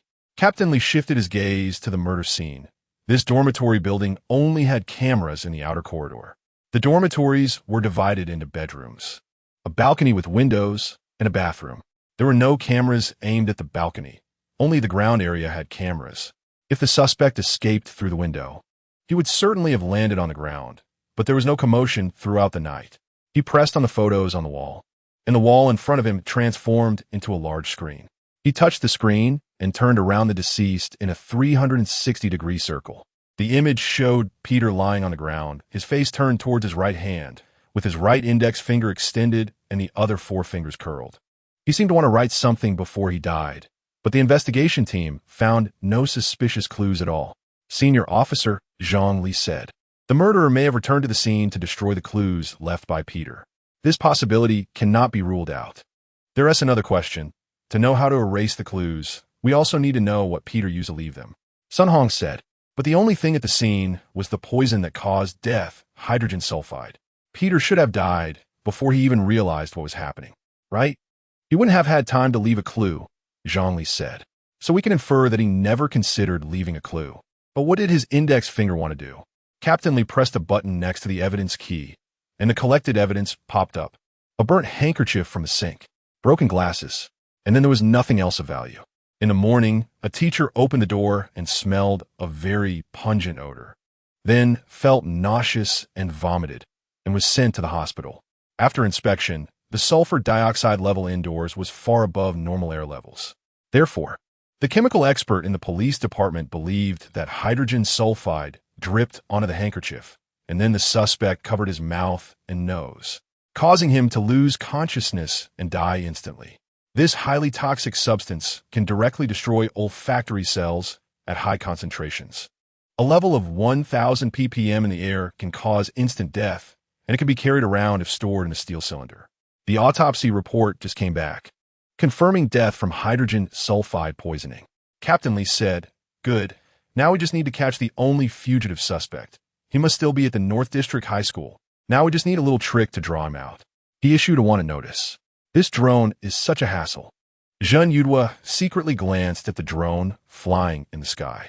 He had learned about it in his military knowledge class at the War State School. It was a DJI PPS 2200 series reconnaissance drone, 3 meters long, with 6 ultra-quiet propellers, equipped with 3 120 ultra-high-definition cameras, and also had infrared and thermal imaging capabilities. Almost able to monitor every movement on the ground without any blind spots. "With this kind of drone, we can't possibly cross the street. We can only keep hiding." Just as he finished speaking, Zhen Yudhua, who had leaned out too far, triggered the drone's alert, and it quickly flew towards his location. Cursing, Zhen Yudhua hurriedly fled into a deeper alley. "Master, do you need me to shoot down the drone?" "No, don't alarm the snake. It has followed us into the alley." Zhen Yudhua heard the faint buzzing sound of its rotors. "Captain, the drone seems to have spotted the suspect." Zhen Yudhua, "Really? Is it reliable?" The image was sent to the large screen, and a slightly blurred face was circled in red. Then, the police department's AI device enhanced the image and compared it to Zhen Yudhua's data, showing a 97 similarity. Zhang Li immediately stood up and said, "He really did escape from the school. How did he do it?" Captain Li waved his hand. "Quick, mobilize immediately to control the suspect." Soon, police sirens rang out from the entrance of North District High School, and 3 rapid response teams rode advanced hover motorcycles towards the southwestern street. Hinata Ruri looked out the glass window at the street, and the red and blue flashing lights gradually disappeared. Then, the dormitory supervisor notified everyone that they could return to normal teaching order. Captain Li in the command vehicle focused intently on the live broadcast screen. The conversations from the police officer's wireless intercom came continuously. "He runs really fast. The suspect has fled towards the Bailey Garden complex. No, I just saw him running south, leaving near Trend Avenue. He should have ultimately headed west. What's going on?" Captain Li was secretly surprised. How could the suspect appear simultaneously at different eyewitness locations? Could there be an accomplice in this case? Damn it, these alleys are too narrow for motorcycles to enter. We can only rely on the drone for tracking. Not good. The drone lost him. He entered the mechanical maintenance room, and I'm heading inside. Shortly after, the officer arrived at the scene. He wore a helmet to prevent Zhen Yudhua from throwing the hydrogen sulfide handkerchief at him, and cautiously walked up to the electric door. There was no one inside. Chapter 3.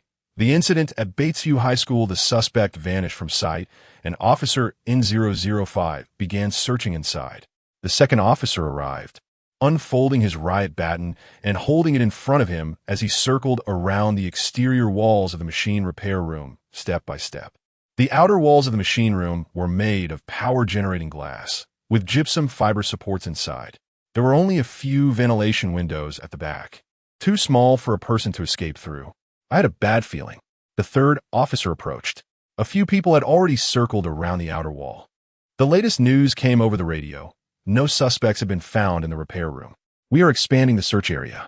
The drone continues to be positioned. Captain Lee felt disappointed that the drone had not located any targets. Was the suspect really at the bottom of the strategic unit?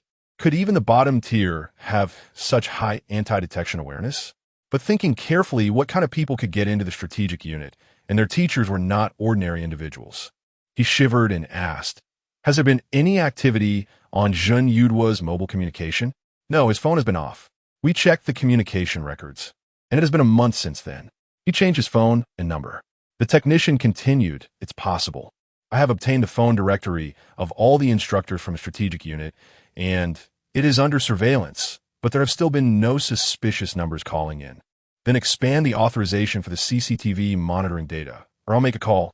Just as he was about to take the encrypted phone, Zhang Li suddenly ran up to the car and said, "A big shot is coming to the scene for an investigation. The Russian embassy actually sent the ambassador personally to Betrayal High School. I heard this mathematician is impressive." Zhang Li, in a moment of urgency, clutched the electronic screen, her hands constantly swiping across it. It is said that Peter solved several complex mathematical problems in economics at a young age, won the Fields Medal twice, and also received the Hua Luogang Mathematics Prize and the Nobel Prize in Economics. He is an outstanding scholar. How many more minutes until the ambassador arrives? He asked right at the door. Captain Lee jumped up and strode out of the command vehicle. He saw the director of the External Liaison Bureau and the police chief accompanying the ambassador. Hearing this unfortunate news, I felt shocked and saddened. The ambassador's translator conveyed the ambassador's condolences and determination in a calm and solemn tone. "Mr. Peter is not only a brilliant star in China's mathematics community, but also a special guest personally awarded by His Excellency the President. His safety directly relates to the friendly exchanges and mutual trust between our two countries. Therefore, our government attaches great importance to this matter and request that your side spare no effort to thoroughly investigate the origins of this incident and ensure that justice is served." The ambassador, dressed in a sharp suit, had a serious expression with an unmistakable determination in his eyes. He was surrounded by a group of burly bodyguards in black uniforms, all well trained with sharp eyes, constantly alert to their surroundings to ensure the ambassador's safety. Outside the bodyguards, a group of international reporters with cameras were capturing every detail of this significant event, with flashes going off continuously. They either bowed their heads to take notes or raised their cameras, trying to document this historic moment from various angles to convey the latest news to the world. Not far away, on the roof of a tall building, a group of fully armed special police stood ready. They were all clad in composite armor, holding laser rifles, with eyes as sharp as eagles, always prepared to respond to any unexpected situation. The atmosphere at the scene was tense yet dignified. In such a high-profile occasion, Captain Lee could only say a few words when introducing the case. "We have identified several suspects, and they are all undergoing further investigation. But the main suspect has not yet been captured. Our country demands a swift resolution to the case and the protection of the safety of the Russians in Atlantis." Afterward, the police chief, with a serious expression, pulled Captain Lee aside, away from the bustling area, ensuring their conversation would not be overheard. He lowered his voice. With an undeniable seriousness, "Captain Lee, I just received a notification from higher-ups. Prime Minister Zhao Mingzheng is personally concerned about this case. He has emphasized the importance of this matter and demanded that we spare no effort to solve it quickly."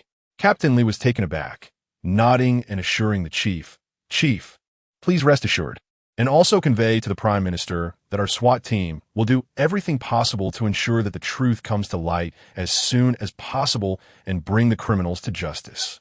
After their brief yet powerful dialogue, Captain Lee turned and strode into his office, already formulating a meticulous plan.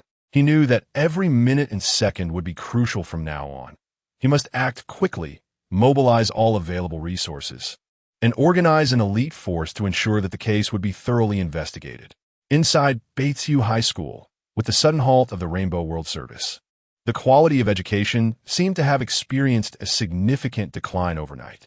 Those once accessible, Content-rich notes that could be browsed and added to at any time had now turned into piles of offline notes lying quietly on the desks.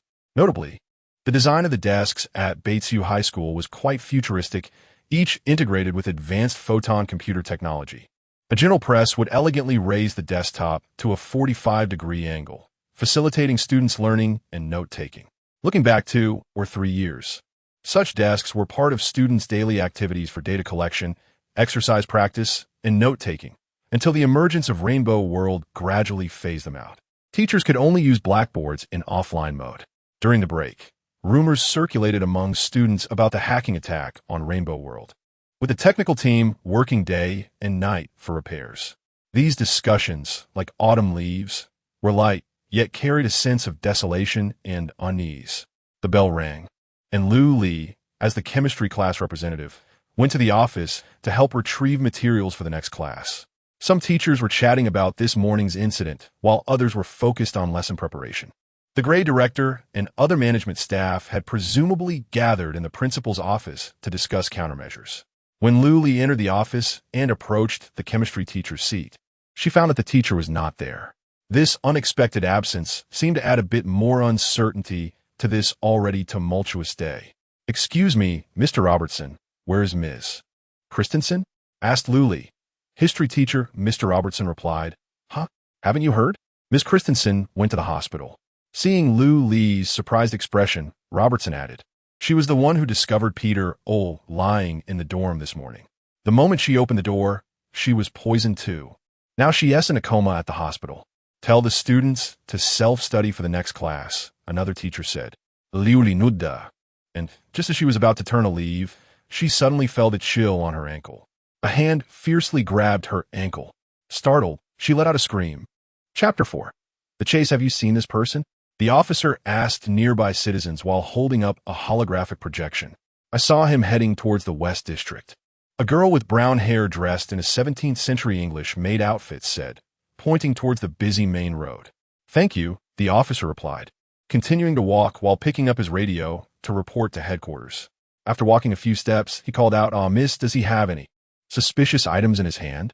But when the officer turned around, the maid was already out of sight. "Strange," the officer muttered to himself, continuing towards the West District. Suddenly, he spotted a figure that resembled Yan Yiming darting past ahead. In that instant, the identification device in the officer's glasses emitted a sharp alarm. "Found him. It's him." In the command vehicle, Captain Lee clenched his fist and waved it in front of him. Mike Paul, the director of the German Federal Atlantis Police Department, glanced at him and asked, "Any good news?" "We've once again locked onto the suspect's trail. The CCTV and drones in the West District are closely monitoring him. We should be able to catch him in less than 10 minutes. Are you really sure he's the murderer?" Facing Director Mike's question, Captain Lee confidently replied, "There are 5 suspects.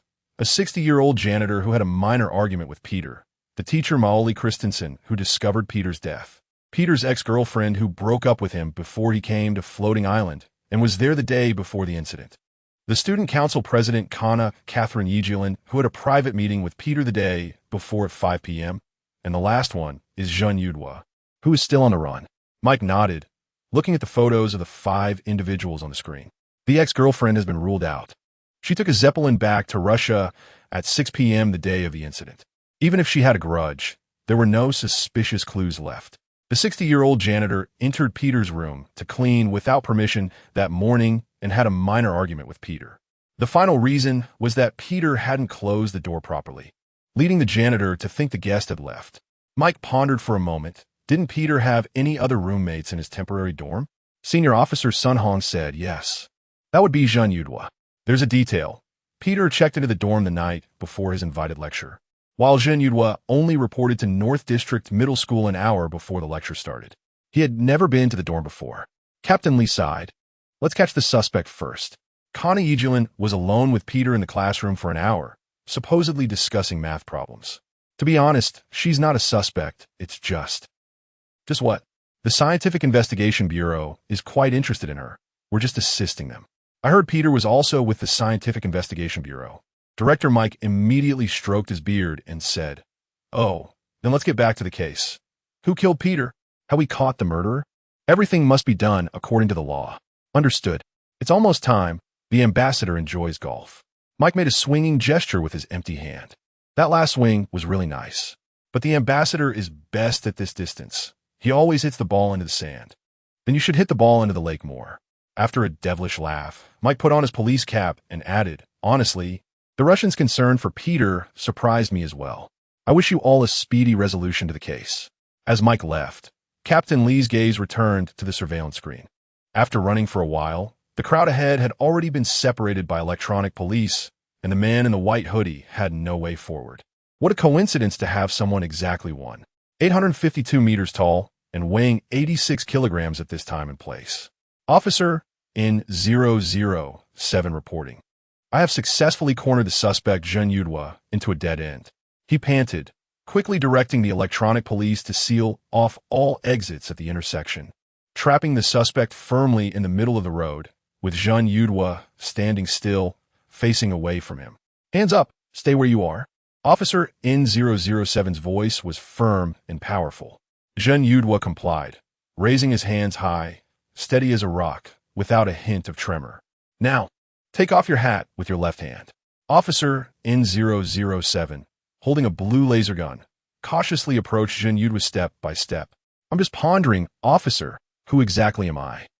Yan Yiming's voice carried a hint of confusion. Shut your mouth and behave. In 007 realized something was off. The man was unusually calm. His white hoodie seemed loose and bulky at first glance, but the outline was somewhat unusual. Gradually, he noticed something. There was a bulge as thick as a water pipe along the outside of his thigh. He was wearing an exoskeleton device. Cold sweat made the handle slippery. According to the strict laws of floating island Atlantis, ordinary citizens are prohibited from wearing exoskeleton equipment in any public area without explicit permission from the police department. N007's mind quickly flashed back to a thrilling case from 17 years ago.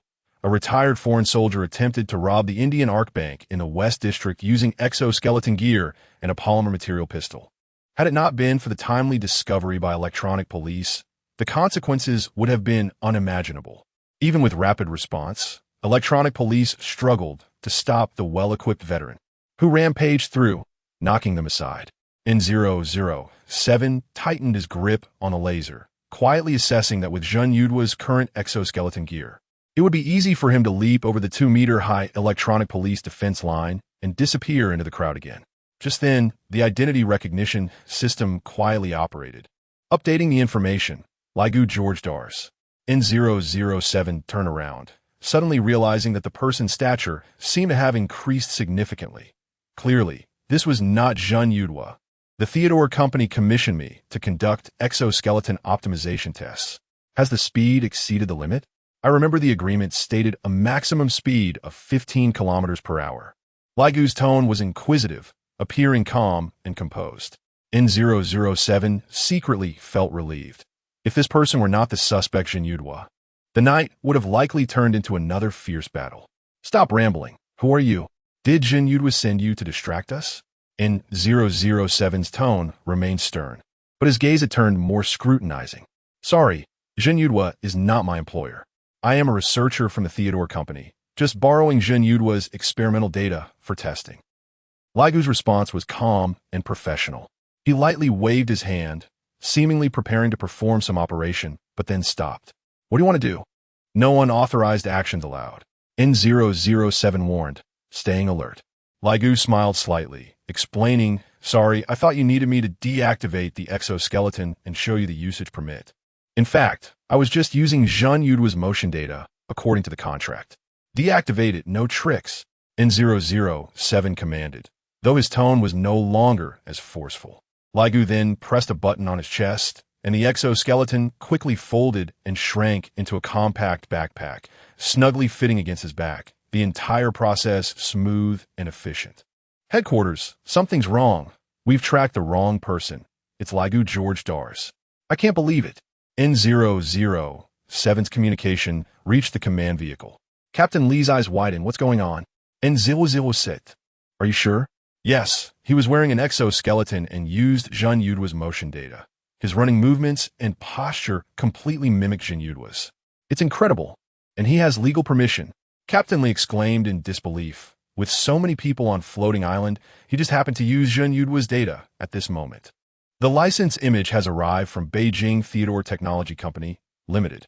This company has obtained the qualification for the exoskeleton mechanical testing in the entire floating island area.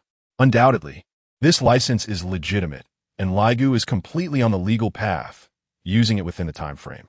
Quick, ask him why he's using Zhen Yudua's data. Captain Lee shouted, feeling an intense pain in his throat, while the other officers in the car dared not make sound. He said this had already been registered at the police station 3 days ago. The registration number is N2045100005, and Zhen Yudua is his junior. With the data collected a month ago. Captain, this registration number is real. I personally entered it back then. Incredible. Could DARS really have the ability to foresee the future as rumored? Impossible. How could that be? Captain Lee said hoarsely. In 009 report, we found another suspected Zhen Yudua in the Southern District, only to discover he is Fate Wallace, also from Beijing Theodore Technology Company, Limited. The exoskeleton usage registration number is N2045100006. The command room fell into dead silence. A team of 5 or 6 was led around the floating island by this fake Zhen Yudua, and there were 2 of them. So where is the real Zhen Yudua now? Could he have already escaped the floating island? Tianyin Security had long entered Zhen Yudua's information into the danger list, and his appearance in any corner of the island would immediately trigger an alarm. However, Tianyin Security showed no response. Zhongli was silent. She didn't understand why. What if he had the ability to disable Tianyin Security's scanning capabilities? Captain Lee shook his hand and sat down dejectedly, pressing his finger on the headset. Everyone, regroup and return to the Northern District Center. Just a few minutes earlier, Zhen Yudua had successfully slipped into a rather concealed parking lot using the map from the Scientific Investigation Bureau, where the hovering vehicles were placed on trays, covered in dust. At a glance, there were quite a few luxury cars inside, such as the German Hops A1, the Tianqiao Yinfu C006, the Russian Ivanlia 555, etc. These old models of hover cars were once worth millions of yuan, not to mention why they hadn't been driven away. They didn't even have license plates. This made Zhen Yudua increasingly suspicious. It seemed like this place hadn't been maintained for a long time. Although they were old models, they appeared hardly used. Zhen Yudua walked through the center of these luxury hover cars, with ashes covering the ground. If the Sanitation Bureau discovered such poor hygiene here, the fines would be enough to pay off 1/10 of my debts. What are you doing here? A voice came from behind, and this voice was too familiar to Yan Yiming. Yan Yiming. And what are you doing here, Wallace? Zhen Yudua did not turn to look at him, calculating in his heart how to escape at any moment. He glanced left and right, confirming that the door ahead was likely the exit. Stop. This is our company's secret parking lot. Now that you've seen it, don't think. Hey. Before he could finish, Zhen Yudua bolted, but only ran 3 steps before Fate Wallace's hand could catch Yiming by the neck. Suddenly, a wave of pulsating air blocked the way ahead, and Wallace felt a sense of danger, exerting force on the exoskeleton to strike the air heavily, but it felt like hitting a steel plate.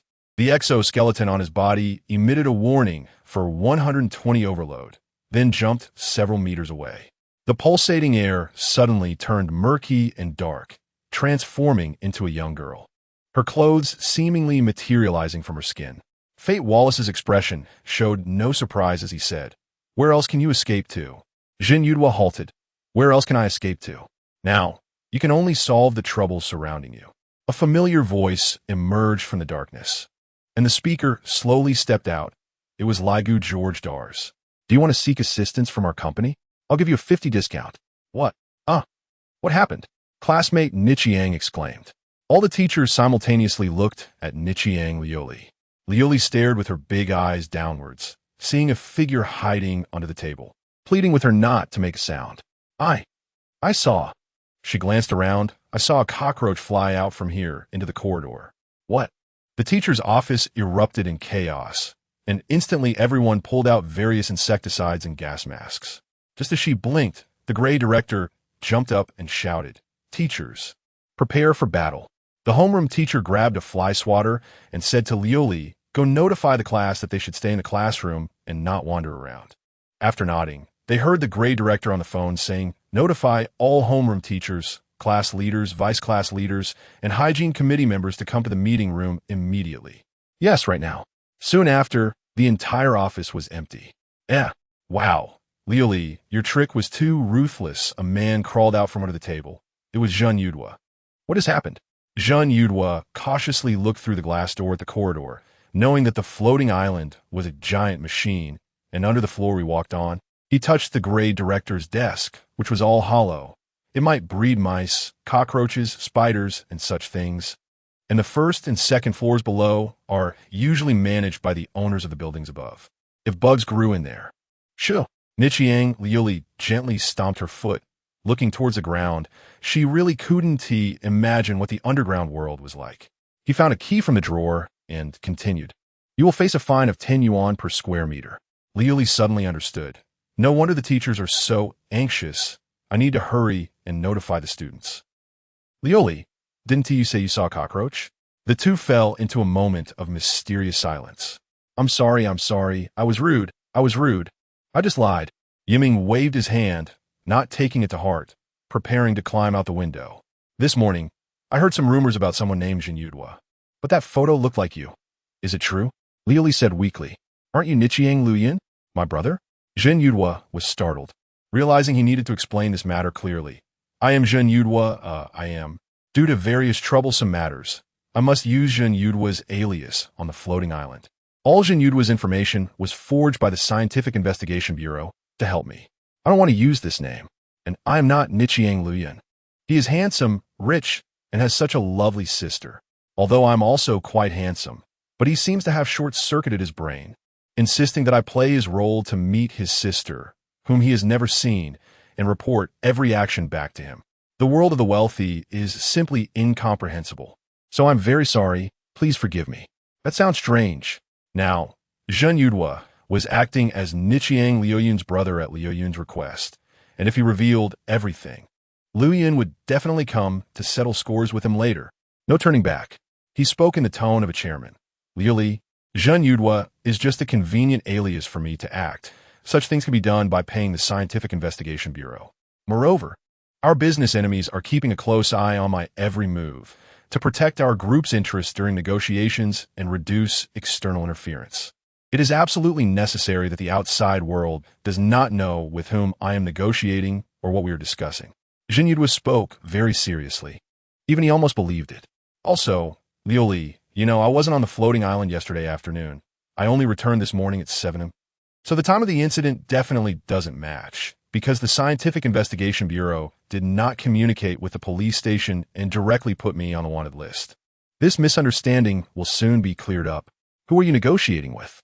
Liuli is quite curious. This is a matter of the group's interests, and I can't say anything yet. What's most important now is to clear my name. Yan Yiming jumped out of the office window and not far onto the grass. He saw Liuli also climbing out in her school uniform skirt. Wait, what are you doing out here? I'm here to help my brother. Liuli's light blue eyes were filled with curiosity.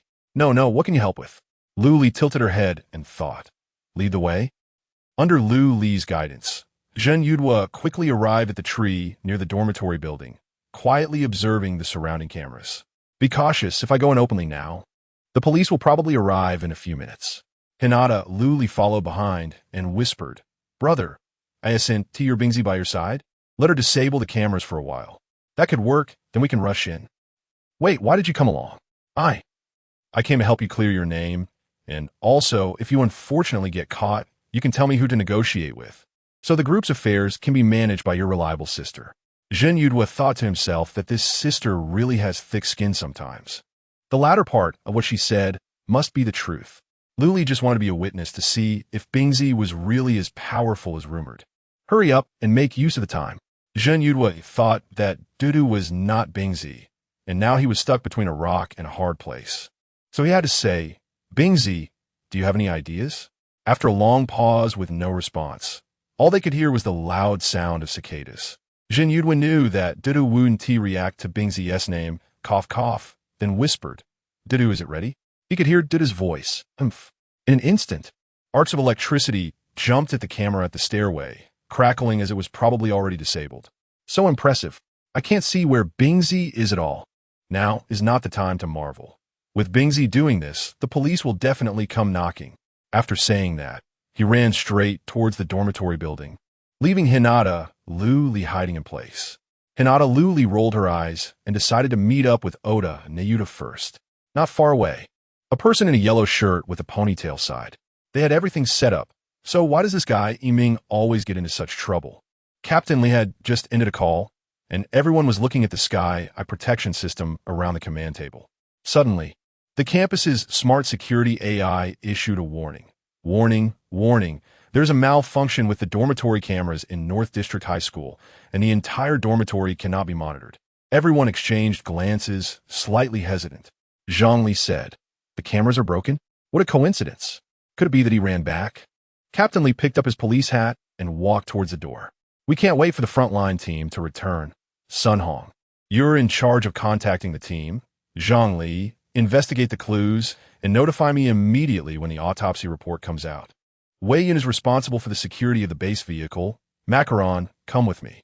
Understood. Chapter 5 Peter's clue Kana was currently locked in a small room within the school, and she initially thought that the Scientific Investigation Bureau had discovered her identity. However, she didn't expect to be caught up in Peter's murder case. All communication devices had been taken away. How boring. She couldn't escape. That would only increase her suspicion. If she were to escape, this room couldn't hold her at all. Now, all she could do was regret her decision from yesterday. If she had known things would turn out this way, she wouldn't have gone to see him yesterday. Recalling yesterday's scene, after school, in the empty classroom, Kana pushed the door open, and then Peter came in. "This is a letter for you." It was a paper letter, sealed with wax. But it had already been tampered with. What's going on? This letter has been opened. Could it be you? Peter took a permanent marker and wrote a formula on the nearby whiteboard. "When I was passing through Germany, a group of agents intercepted me and opened this letter." "What? You?"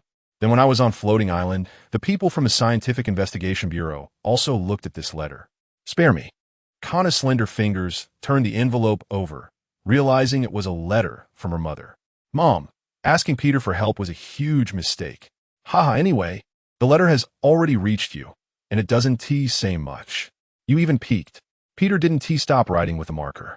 "Anyway, the letter is already opened, so I'll take a look. I've never seen someone so shameless." Peter continued writing, "Kana, think about it. Over the years, you were once the height below the blackboard, and now you've grown so tall. You've aged a lot, Mr. Peter." The voice of Mr. Peter echoed in his ears, and he remembered that warm and pleasant classroom in the sunset, when he was still young, a lad in his 20s, without the thick beard and drooping eye bags he had now. The chalk in his hand wrote the formula on the traditional blackboard, and he turned to see serious Kana, copying in her workbook with a pencil.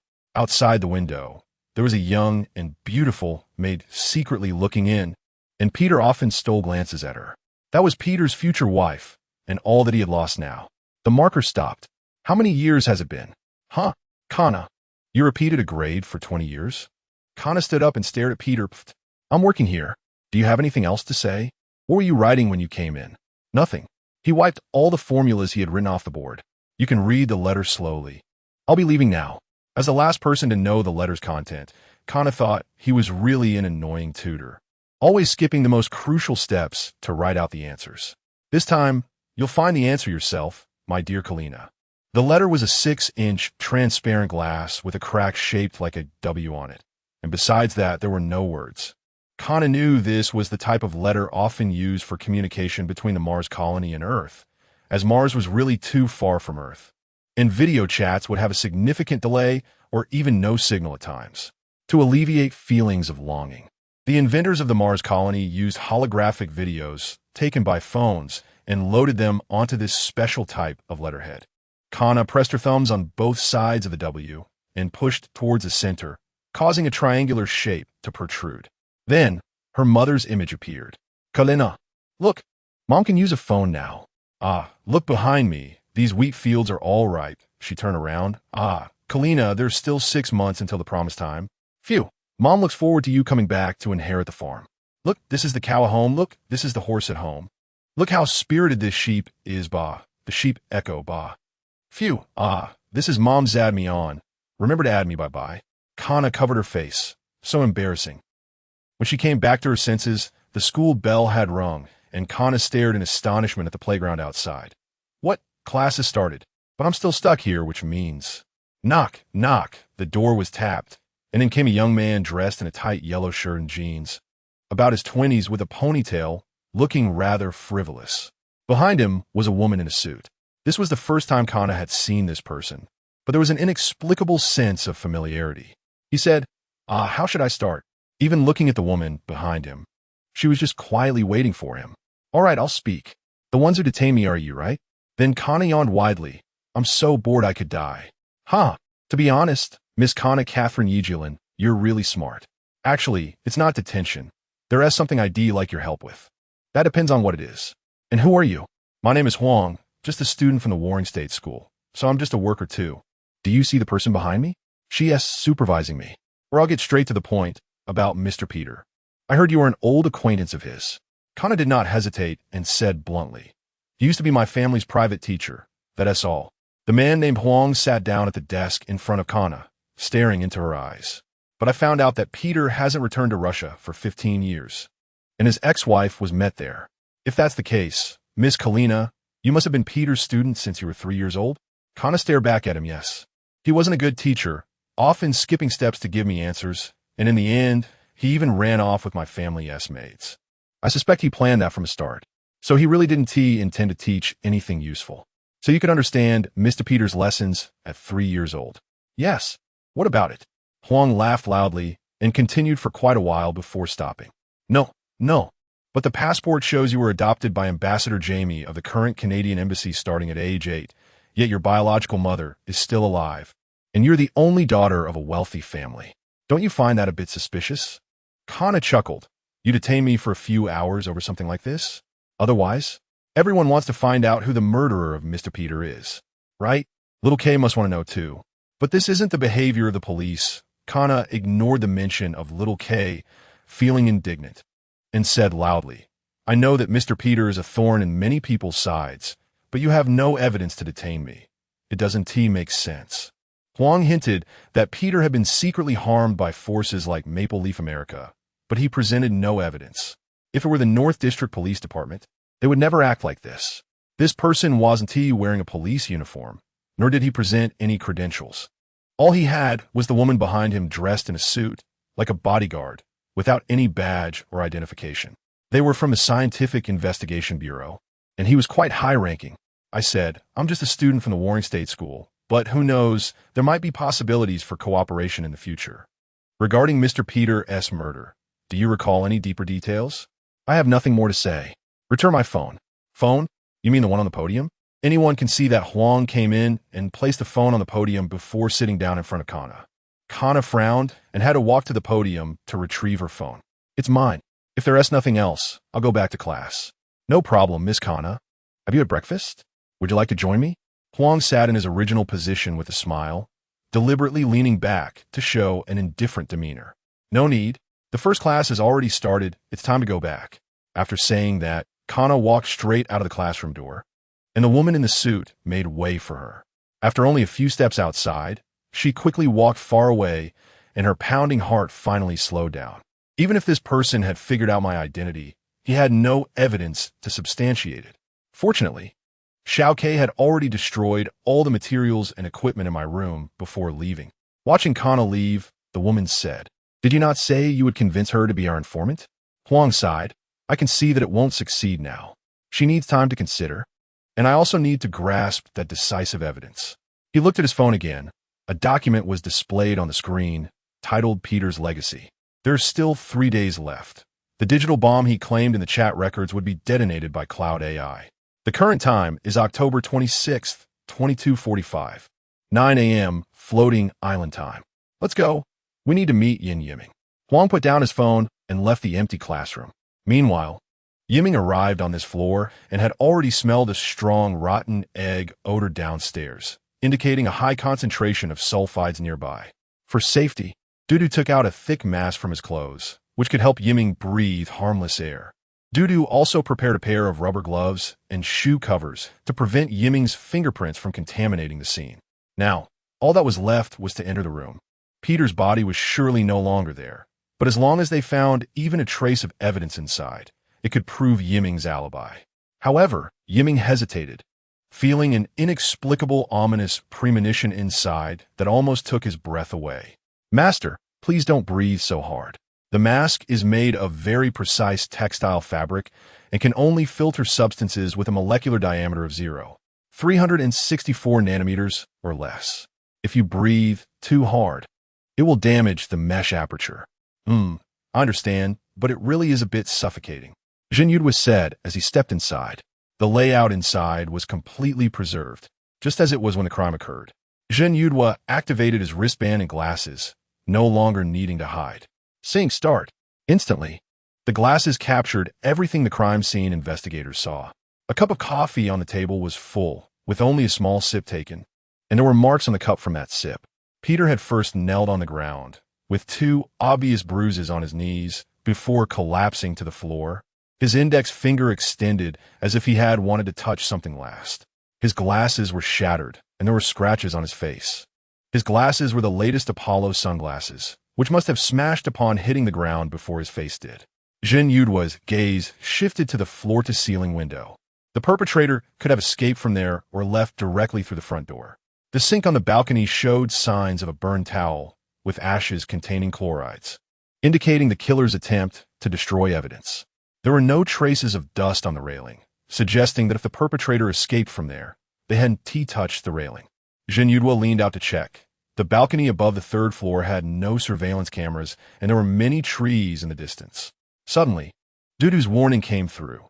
"Master, the police have arrived downstairs." But Yan Yiming did not hear. He was focused on the trees, thoughtfully glancing back at the wall, searching for suspicious traces. He noticed the light on the balcony ceiling. "This light. Don't move." The police shouted at the door, wearing professional gas masks and pointing stun guns at Yan Yiming. "Raise your hands and squat down. I understand how the perpetrator escaped." Yan Yiming suddenly pointed at the ceiling of the balcony, realizing something. The police advanced step by step, their protocol being to stabilize and control the entire scene before listening to the involved parties. Even with his hands raised, they would first subdue Yan Yiming. Just as the stun gun was pressed, it suddenly short-circuited, sparking, causing the police to drop their weapon and stomp out the fire. Yan Yiming regained his senses and raised both hands, saying, "Listen to me. I am not the murderer. If I were, I would have no reason to come back here. First, I had no motive, and second, I had no tools pointing to me. Why would you issue a wanted notice?" Captain Lee stepped in from outside. "Because you're the only suspect still at large. We have the right to issue a 24-hour search warrant and offer a reward. The media misunderstood our intentions. But don't get it wrong. You have not cleared your status as a suspect. I was at the Warring State School all night. To label me a suspect, you're being unprofessional." Captain Lee took out his phone and projected an image into the air, showing the most significant evidence: Yan Yiming's movements from the school gate to the dormitory. "The gate information shows it's you. If you weren't there, or can provide an alibi. How is that possible? How could I appear in it? That is impossible. Then what is your alibi?" Captain Lee walked to the window, hands behind his back, questioning Yan Yiming. "I can't provide." "Very well, then tell me. Did you have your eyes on Peter's photon computer, but were caught by him and killed to silence him?" Yan Yiming sneered. "Don't lead me with suggestive questions. I don't even know him. I've never seen his face. I know the route the murderer took to escape after killing Teacher Peter. As long as we find the perpetrator, it proves you are wrong." Captain Lee took out electronic handcuffs. He only wanted to capture Yan Yiming now, and the rest could be explained to the minister later. "You all go." "Wait, Captain Lee, isn't the recent lesson enough?" A man in a yellow outfit appeared. His voice was neutral, and behind him stood a woman in a suit. They were both wearing gas masks. "This is not a matter for the Scientific Investigation Bureau. We are arresting a suspect," Captain Lee said, very displeased. "Oh really? The exoskeleton from Theodore Corporation just used Yan Yiming's data, which proves that the Yan Yiming who appeared on campus last night could possibly be a fake. Although there is this possibility, Yan Yiming just needs to provide an alibi." "Why is he hesitating?" Captain Lee countered, glancing at Zhang Li. "Let us do this. Arguing here won't help. Let us hear what Jin Yudhua has to say. Huang's tone softened a bit. Zhongli quickly connected remotely to ease the tense atmosphere, saying, Yes, everyone wants to solve the case. Suspect Jin Yudhua, you just said you know how the perpetrator escaped. Can you elaborate? Jin Yudhua raised his hand again. I want to know, who are the residents upstairs? Officer Macaron beside Captain Lee said, According to the records, the upstairs has not been occupied. Well, look at the light above the balcony. This chandelier has a white thread stuck in the seam where it meets the ceiling. Everyone looked, and some with keen eyesight said they could see a little bit. So what? Jin Yudhua continued. I think, if the perpetrator could not easily escape from Betrayal High School, then the ideal hiding place would be this forest. But this is the 6th floor. The perpetrator could not drop to the ground and then run into the woods. Macaron said, he could have used a cable to swing down to the trees, then taken a pulley to fly over. Captain Lee dismissed Macaron's suggestion. What he said had already been ruled out, but there are no traces of cables on the back wall, and there are no signs of cable use on the balcony railing. The important cameras did not capture anything. What if the perpetrator escaped from upstairs? There are no footprints on the railing. Yes, the criminal did not step on the railing. Instead, he used a special technique. He took a small white rope, wrapped it around the lamp holder, and then tied one end of it to the machine he used to escape, swinging it forcefully forward. Jin Yudhua walked to the railing, leaned over, and looked at the wall above. The machine was flung up to the upper floor, and then the criminal untied the white rope, using the machine to lift himself up to the balcony above. All right, Captain Lee handcuffed Jin Yudhua, and we went up together. Jin Yudhua remained calm and composed. He was now convinced of his deduction. As long as the people from a scientific investigation bureau showed up, he was sure he would be fine. In a while, everyone arrived at the room upstairs, holding their breath. No one spoke, and the silence was terrifying. Captain Lee carefully examined the door, which showed no signs of having been opened. Faintly, Yiming heard a weak, dripping sound coming from inside the door. Suddenly, there was an explosion from within the room. Chapter 6 Peter's Clue 2, a loud bang, sounded as the door was opened, and the scene before them shocked everyone. A woman lay in a pool of blood. Several police officers approached, realizing that the person on the ground showed no signs of life. Damn, there really is someone upstairs. I saw the exoskeleton equipment on her. This time, Jin Yudhua was indeed innocent. Captain Lee's mind worked quickly. He uncuffed Jin Yudhua, but the clue was now lost. No, this kind of death, with the back of the neck blown open, only happens to failed assassins of Silvertooth Shadow. Jin Yudhua turned his wrist. He couldn't bear to look at the gruesome scene. Several officers reported. In her right hand, she held a silver knife, her eyes were wide open, and there was a massive wound on the back of her neck, indicating she had no idea what was about to happen. Her body temperature was still warm, and the exoskeleton was very fitted, an unfamiliar model. Just as a few officers carefully examined the body, Jin Yudhua was overwhelmed by a sense of foreboding. Wait, don't touch that exoskeleton yet. Under the exoskeleton, red fluorescence illuminated the ground, and the numbers above were rapidly decreasing. Run! With a loud bang, the entire ground shook. Dust and flames shot out into the room, and the officers inside were blasted against the ceiling before crashing down to the floor of the next level. The dormitory floor couldn't withstand the assassin's explosion. Half the room's floor collapsed into Peter's room, with 3 officers lying on the ground. The sudden explosion startled those at the door, scattering to avoid it. And the one at the front, Yiming, once again watched this massacre unfold helplessly. Master, are you okay? A voice appeared from the air, and then the air twisted. A battered woman stood before Yiming. Every inch of her skin was torn by shrapnel, revealing a metallic inner shell beneath. Yiming stood there helplessly. His eyes widened as anger surged within him. How many more bloodshed must Silvertooth cause before they stop?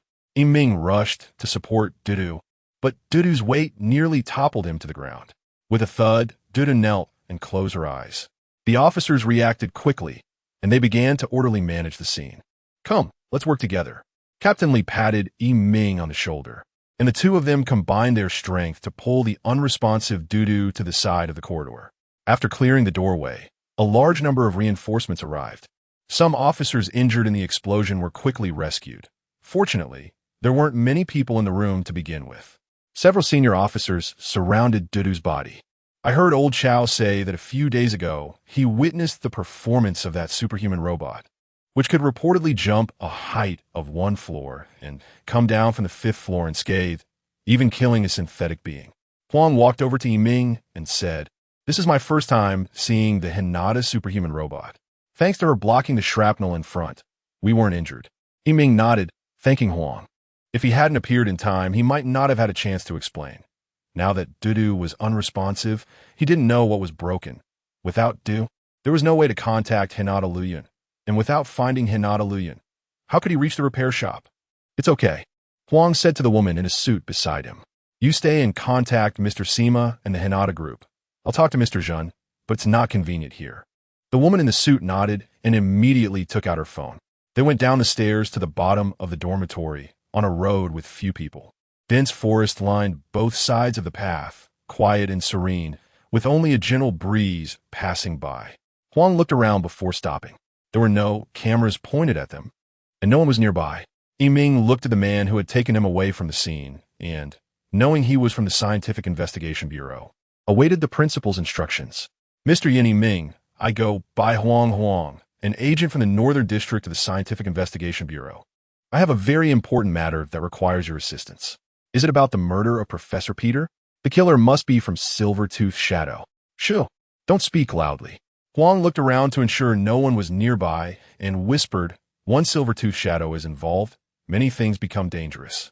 But now, there's an even more troublesome matter. Professor Peter left behind a riddle." He pointed to the wristband. Huang also used a wristband for communication. When the two wristbands touched, a video was transmitted to Yiming. "What is this?" "First, let's sit down." Watching the progress bar flow, they found a wooden bench to sit on. No students passed by, and there were no sounds of insects. The gentle breeze made the shadows of the branches sway, and the warm sunlight shining down didn't feel hot. Despite the pleasant environment, Yiming's mood remained tense. If only Silver-Tooth Shadow weren't sabotaging things. All right, this video was uploaded by Peter on social media yesterday. It was deleted in less than 10 minutes, coinciding with the time he was murdered. Thanks to our Mr. Coming's foresight, we managed to copy it in video form. So this is an important clue. Have the police seen it? This is classified information from the Scientific Investigation Bureau. Without Director Sima's key, neither you nor I can view or delete it. What? It's already been sent to me. It's 100 terabytes in size. How much space is left on your wristband? There should be plenty. Huang smiled. Yiming frantically said, "My wristband only has 120 terabytes of storage. Deletion, no permissions? This is clearly a huge virus." "What huge virus?" Mr. Yan Yiming. Suddenly, an image of a dark-skinned man with a shiny head appeared before him. Yiming was startled, and upon closer inspection, he felt a sense of incongruity. The man had no shadow beneath him, as if he were merely projected through glasses. The man continued, "This is our chief, Sima. Once you finish watching the video, you'll understand." A dilapidated room with a very monotonous color scheme. Off-white light illuminated the face of the speaker. "Hello, everyone. I am your scientific blogger, Picasso PT." Professor Peter's eyes were bloodshot, and he buried his face in his palms. "Recently, I had a dream and put it into practice, but sometimes I regret having made it too perfect. This is my first appearance. Perhaps you will be surprised why I'm doing this. My answer is that for someone who doesn't lack money, the remaining time and money should be spent doing what one loves. This is a consensus, right? Now, being a scientific blogger is what I love. However, things have changed recently. I must confess to God, it has begun to show signs of being out of my control, and I have started to feel powerless." What's he talking about? Yiming looked at Huang, who urged him to continue. 3 years ago, my wife, Mary Henny, suddenly left me, and afterward, I began researching brainwave studies. The research went smoothly. With the support of St. Petersburg University, I successfully expressed the laws of brainwaves mathematically and expanded these laws to supplement memory.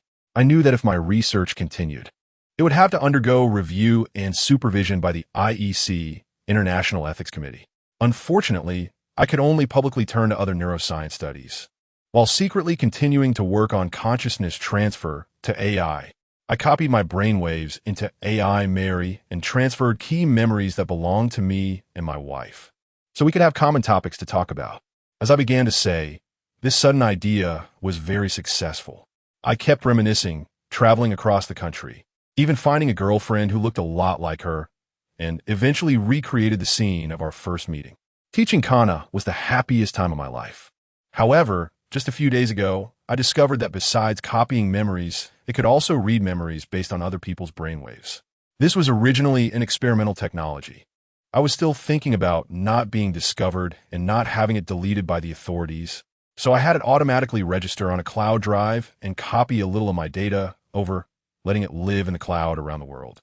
Sigh. Peter sighed deeply. I realized I was wrong. Just 1 hour after the command was issued, I could no longer track where it went. Its data records were too massive.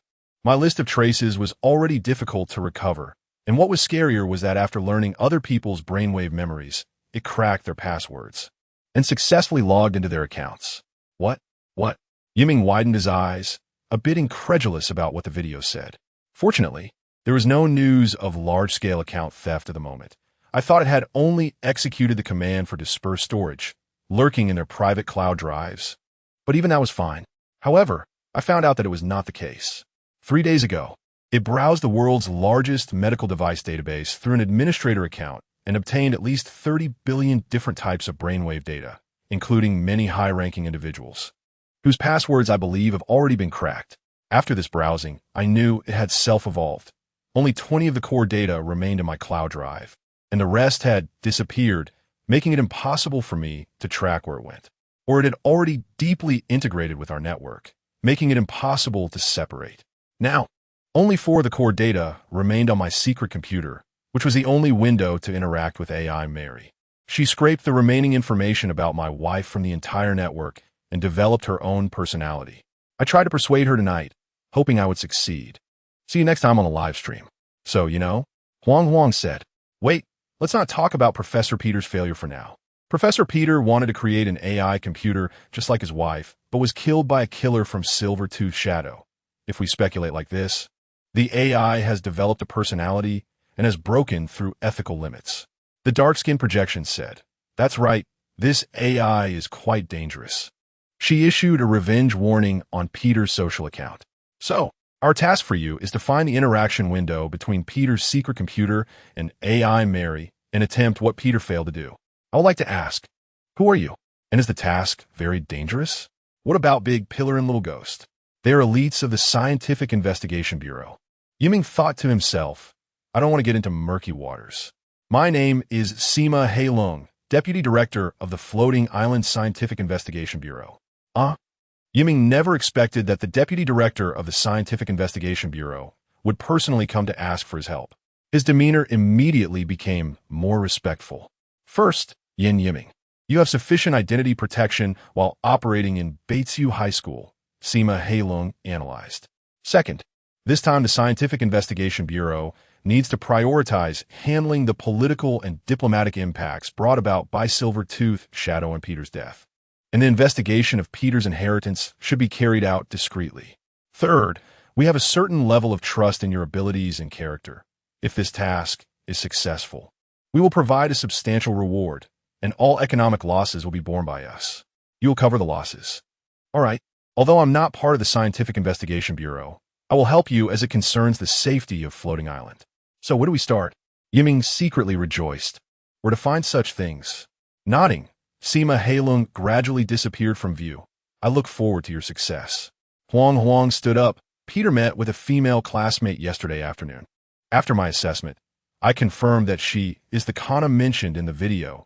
She is in the 12th grade at Betrayal High School, and perhaps Professor Peter left some clues for her. Suddenly, a voice startled the two. Hey, students over there. A school worker in dark blue clothing walked over from a distance, saying, we are about to carry out insecticide disinfection here, so please do not stand under the tree. Huang smiled and said, sorry, we will leave now. After saying that, he walked in the direction of the dormitory. Watching Huang leave, the school worker asked the other person, why are you still here? These insect sprays are toxic. Yiming was stunned for a moment before reacting, quickly saying, I'm leaving now. By the way, have you caught the cockroaches? The old school worker looked disdainful and said, "Don't mention it. The whole school has been forced to suspend classes because of those little bugs, and several students have fainted and been sent to the hospital. Do you think today as kids are so fragile? It's just a bug." Yiming nodded. Perhaps it was just a case of being unaccustomed. After exchanging some pleasantries, he left, constantly thinking about the light path card in his hand. Now that classes have even been suspended, isn't this just the perfect opportunity to find that kana? Chapter 7 Hawaii. At this moment, in the Hawaiian Islands, former Principal Cassier, after a long educational career, finally shed the burdens on his shoulders and returned to his villa in the suburbs, surrounded by lush greenery. However, retirement was not as leisurely as he had hoped. On the contrary, his days were filled with a series of meetings and confidential discussions, with visitors being prominent figures from around the world. Although Cassier had long anticipated that the road ahead would be fraught with challenges, the reality of twists and obstacles far exceeded his expectations. Time was relentless, and the white hairs at his temples fell like snowflakes in winter, silently telling the passage of time. Recently, a series of failed plans had led the powerful figures on the east coast of the Pacific to cast dissatisfied glances at Cassier. Whenever the night grew quiet, Cassier would sit alone by the floor-to-ceiling window in his study, gazing at the distant city lights, silently murmuring, "As long as I can contact Ines, everything will turn around." On this day, California State Senator Matthews Kochi, a robust, dark-skinned middle-aged man in a dark green suit, exuding a mix of authority and nonchalance, sat across from Cassier. Kochi was not only a renowned African-American fitness coach, but also a heavyweight figure in the U.S. Congress Intelligence Oversight Committee. His presence undoubtedly added a weighty atmosphere to the meeting. "The Ines you mentioned, we have conducted an in-depth investigation," Kochi said, crossing his legs with a hint of disdain. "The result shows he is merely a hacker hiding in Africa. Although his skills are remarkable, he is nowhere near as magical as you described." Cassier gently picked up the coffee on the table, took a slow breath, and his eyes sparkled with determination and confidence. That is just Ines's surface identity. His true self is actually on that mysterious spacecraft. He longs for freedom, and the computing power he possesses is the key to unlocking the Queen from her shackles. With Ines's support, the Queen can be liberated from the confinement of the floating island and unleash her true power. Upon hearing this, Kochi frowned slightly and said in a deep voice, "I know the European Trust Group is very interested in weaponizing the Queen's abilities, but that does not mean we share the same stance."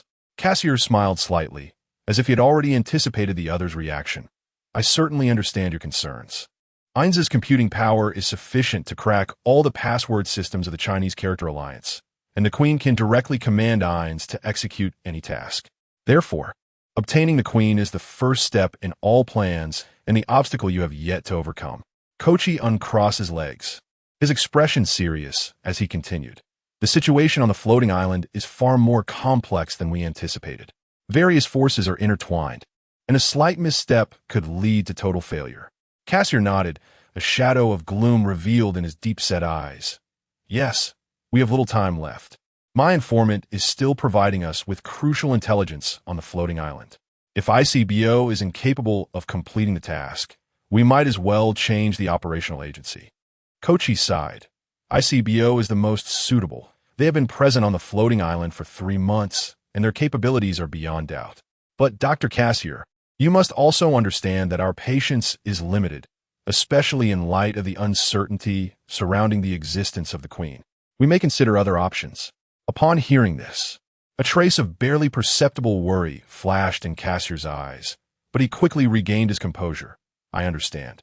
I will do my utmost to bring key information out of the floating island as soon as possible." 3 days later, a follower softly reminded, "Your Highness, the High Priest, another visitor has arrived." Cassier looked up, a hint of confusion in his expression. "Who is it?" "His name is Toro," the follower replied. Upon hearing this, Cassier's heart trembled slightly. Toro, this enigmatic figure within the CIA, had come in person. He quickly adjusted his emotions and said in a deep voice, "Please, show him in." Toro entered the room, pulling his round hat low, obscuring much of his face. He wore a gray, old-fashioned suit, in stark contrast to the luxurious villa. However, Cassier sensed an unusual aura from his eyes. "Dr. Cassier, There's been a continuous stream of bad news lately. Toro's voice was deep, as if carrying some implication. Cassier did not respond immediately, but quietly gazed at Toro. He understood that Toro's visit was no coincidence. There must be important matters to discuss. Toro continued, I heard that your informant near Winnipeg has been killed. Cassier's heart sank upon hearing this. He knew the importance of this informant, and their sacrifice undoubtedly dealt a heavy blow to the entire plan. However, he maintained a facade of calm and composure. Yes, I am very saddened. He was a brave man who paid the ultimate price for our cause. Toro nodded slightly, seemingly agreeing with Cassier's response. He continued, however, the good news is that we have received Yan Yiming's mobile phone. It is key evidence proving the existence of the Queen. Cassier's eyes lit up upon hearing this. Really? That's great.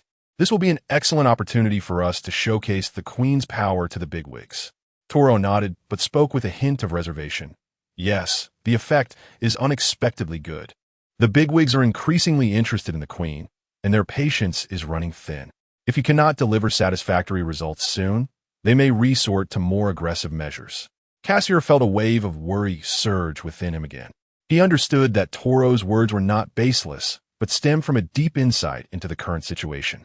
Rest assured, Cassier said firmly, I have plenty of informants on the floating island, and we will soon have results on the Queen's whereabouts.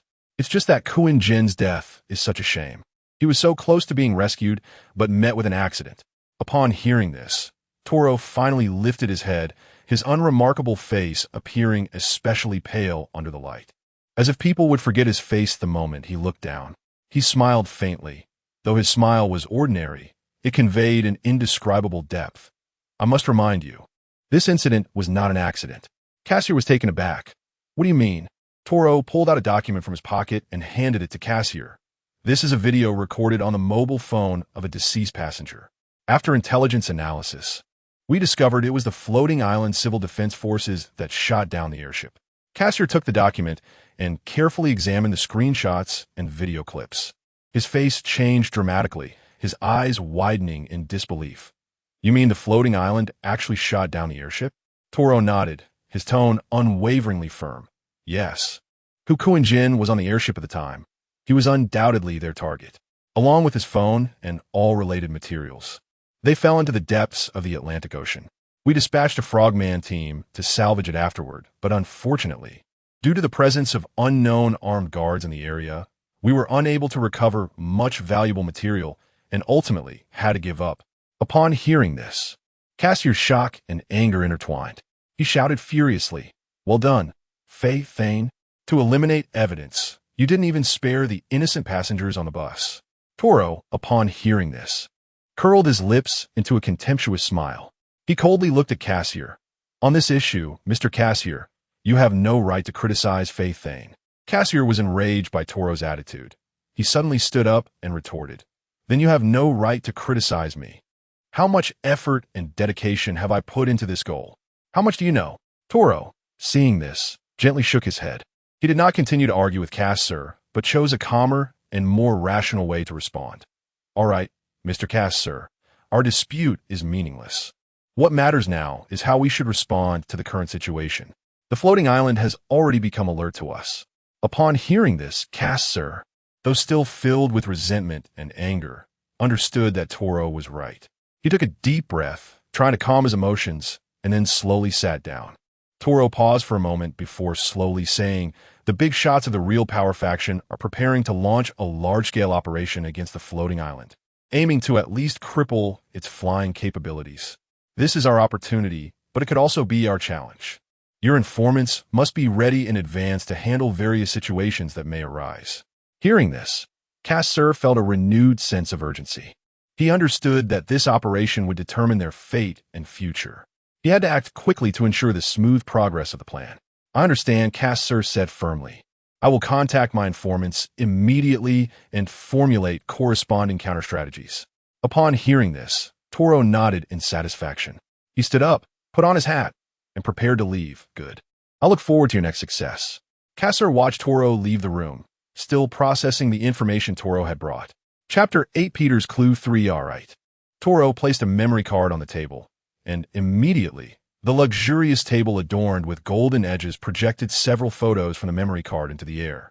What to do next, you know? Kasser slowly nodded, revealing a gloomy smile.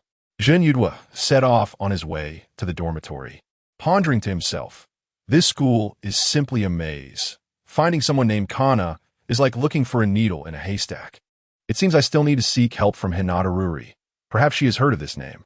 Just as he was lost in his thoughts, he unconsciously arrived at the dormitory building. Huh, why is it so lively here?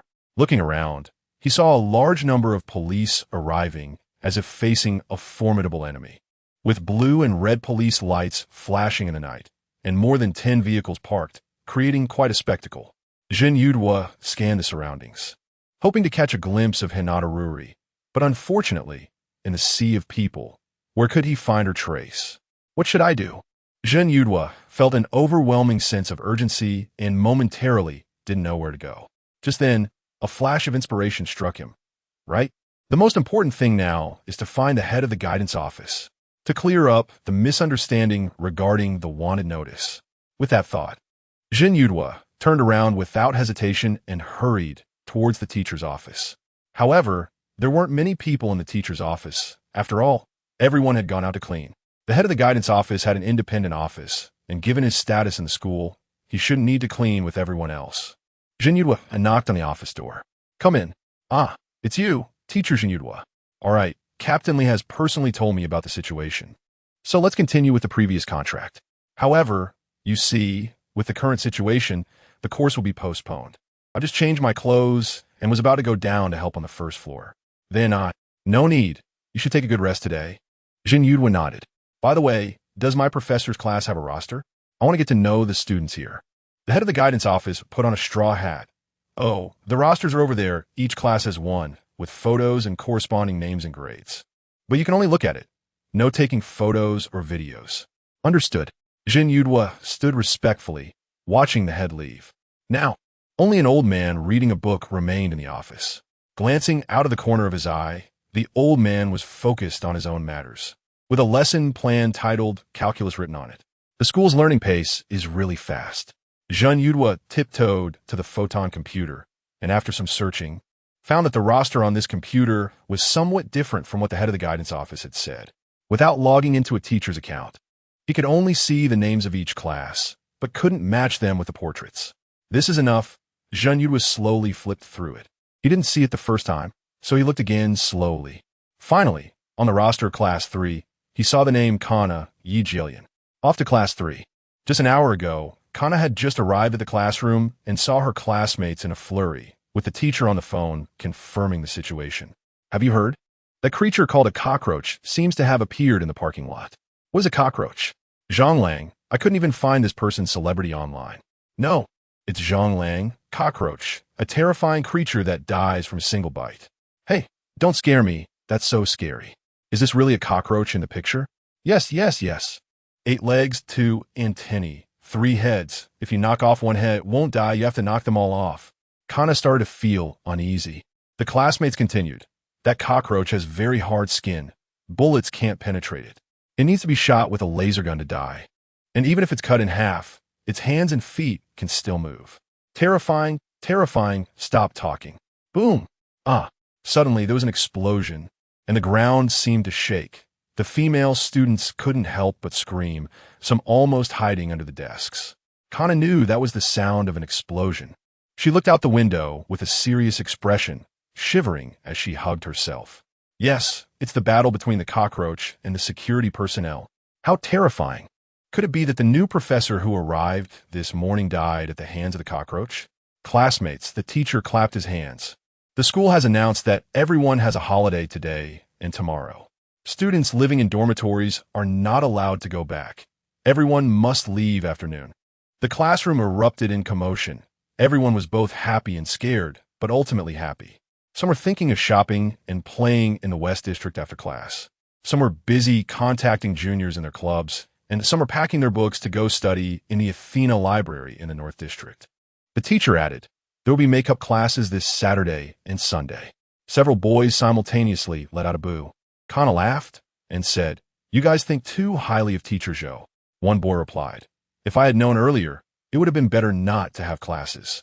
Walking in the classroom corridor, according to the clues, Kana is the president of the student council at the North District High School. So we can find her in the student council office after class this afternoon. Sima Tianlong suddenly appeared. Clearly, Yiming, who suddenly ran out, was startled. He hesitantly asked, "Director Sima, why are you still here? Also, can I delete that 100T video?" "Sure, my nickname is Black City. Just call me that from now on. Due to the seriousness of this matter, I will work with you until we clarify the situation. Should I call Yujin Duyu or Yiming?" "Yiming, thank you." "Yiming, have you noticed that the surrounding students are all walking out of the school?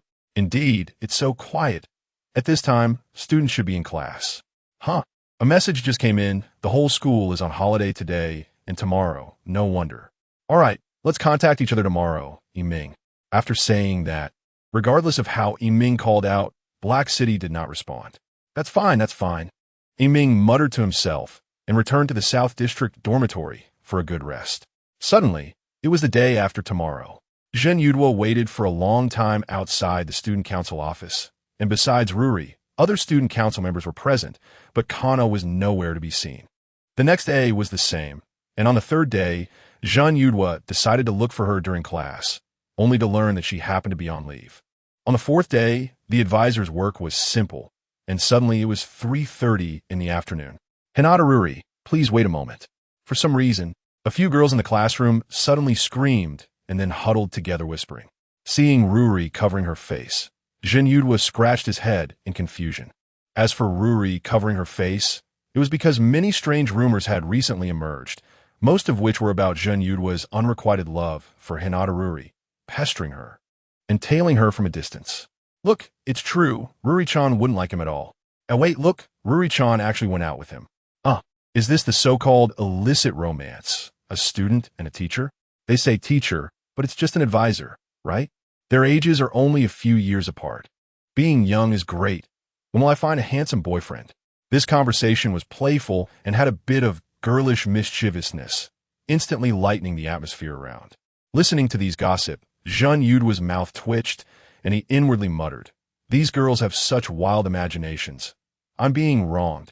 However, on the other hand, seeing Ruri looking slightly embarrassed because of these rumors, Zhen Yudwo felt a subtle emotion rising in his heart. Was it sympathy? Or something else? Chapter 9, Peter's Clue 4 outside the classroom corridor. Ahem. Excuse me, Liuli, I know it's a bit presumptuous, but I've been wanting to find your president, Kana. Where has she gone? Liuli, who was a bit flushed, suddenly turned cold. Oh, really? Looking for the president? Well, she is taller than me, thinner than me, and has a better figure than me. No one likes me as the backdrop next to this sun. Jinyu glanced around. The sunny corridor had a sparse number of students walking after class. A feeling of being followed suddenly arose. Someone is following us. The voice of Haiching echoed in his ears. It's not convenient to talk here, right? Liuli, let's take a walk in the North District. Now? Yes. Let's go to the Great Library. There are many printed books from publishers all over the world. Suddenly, Liuli's eyes lit up. Great.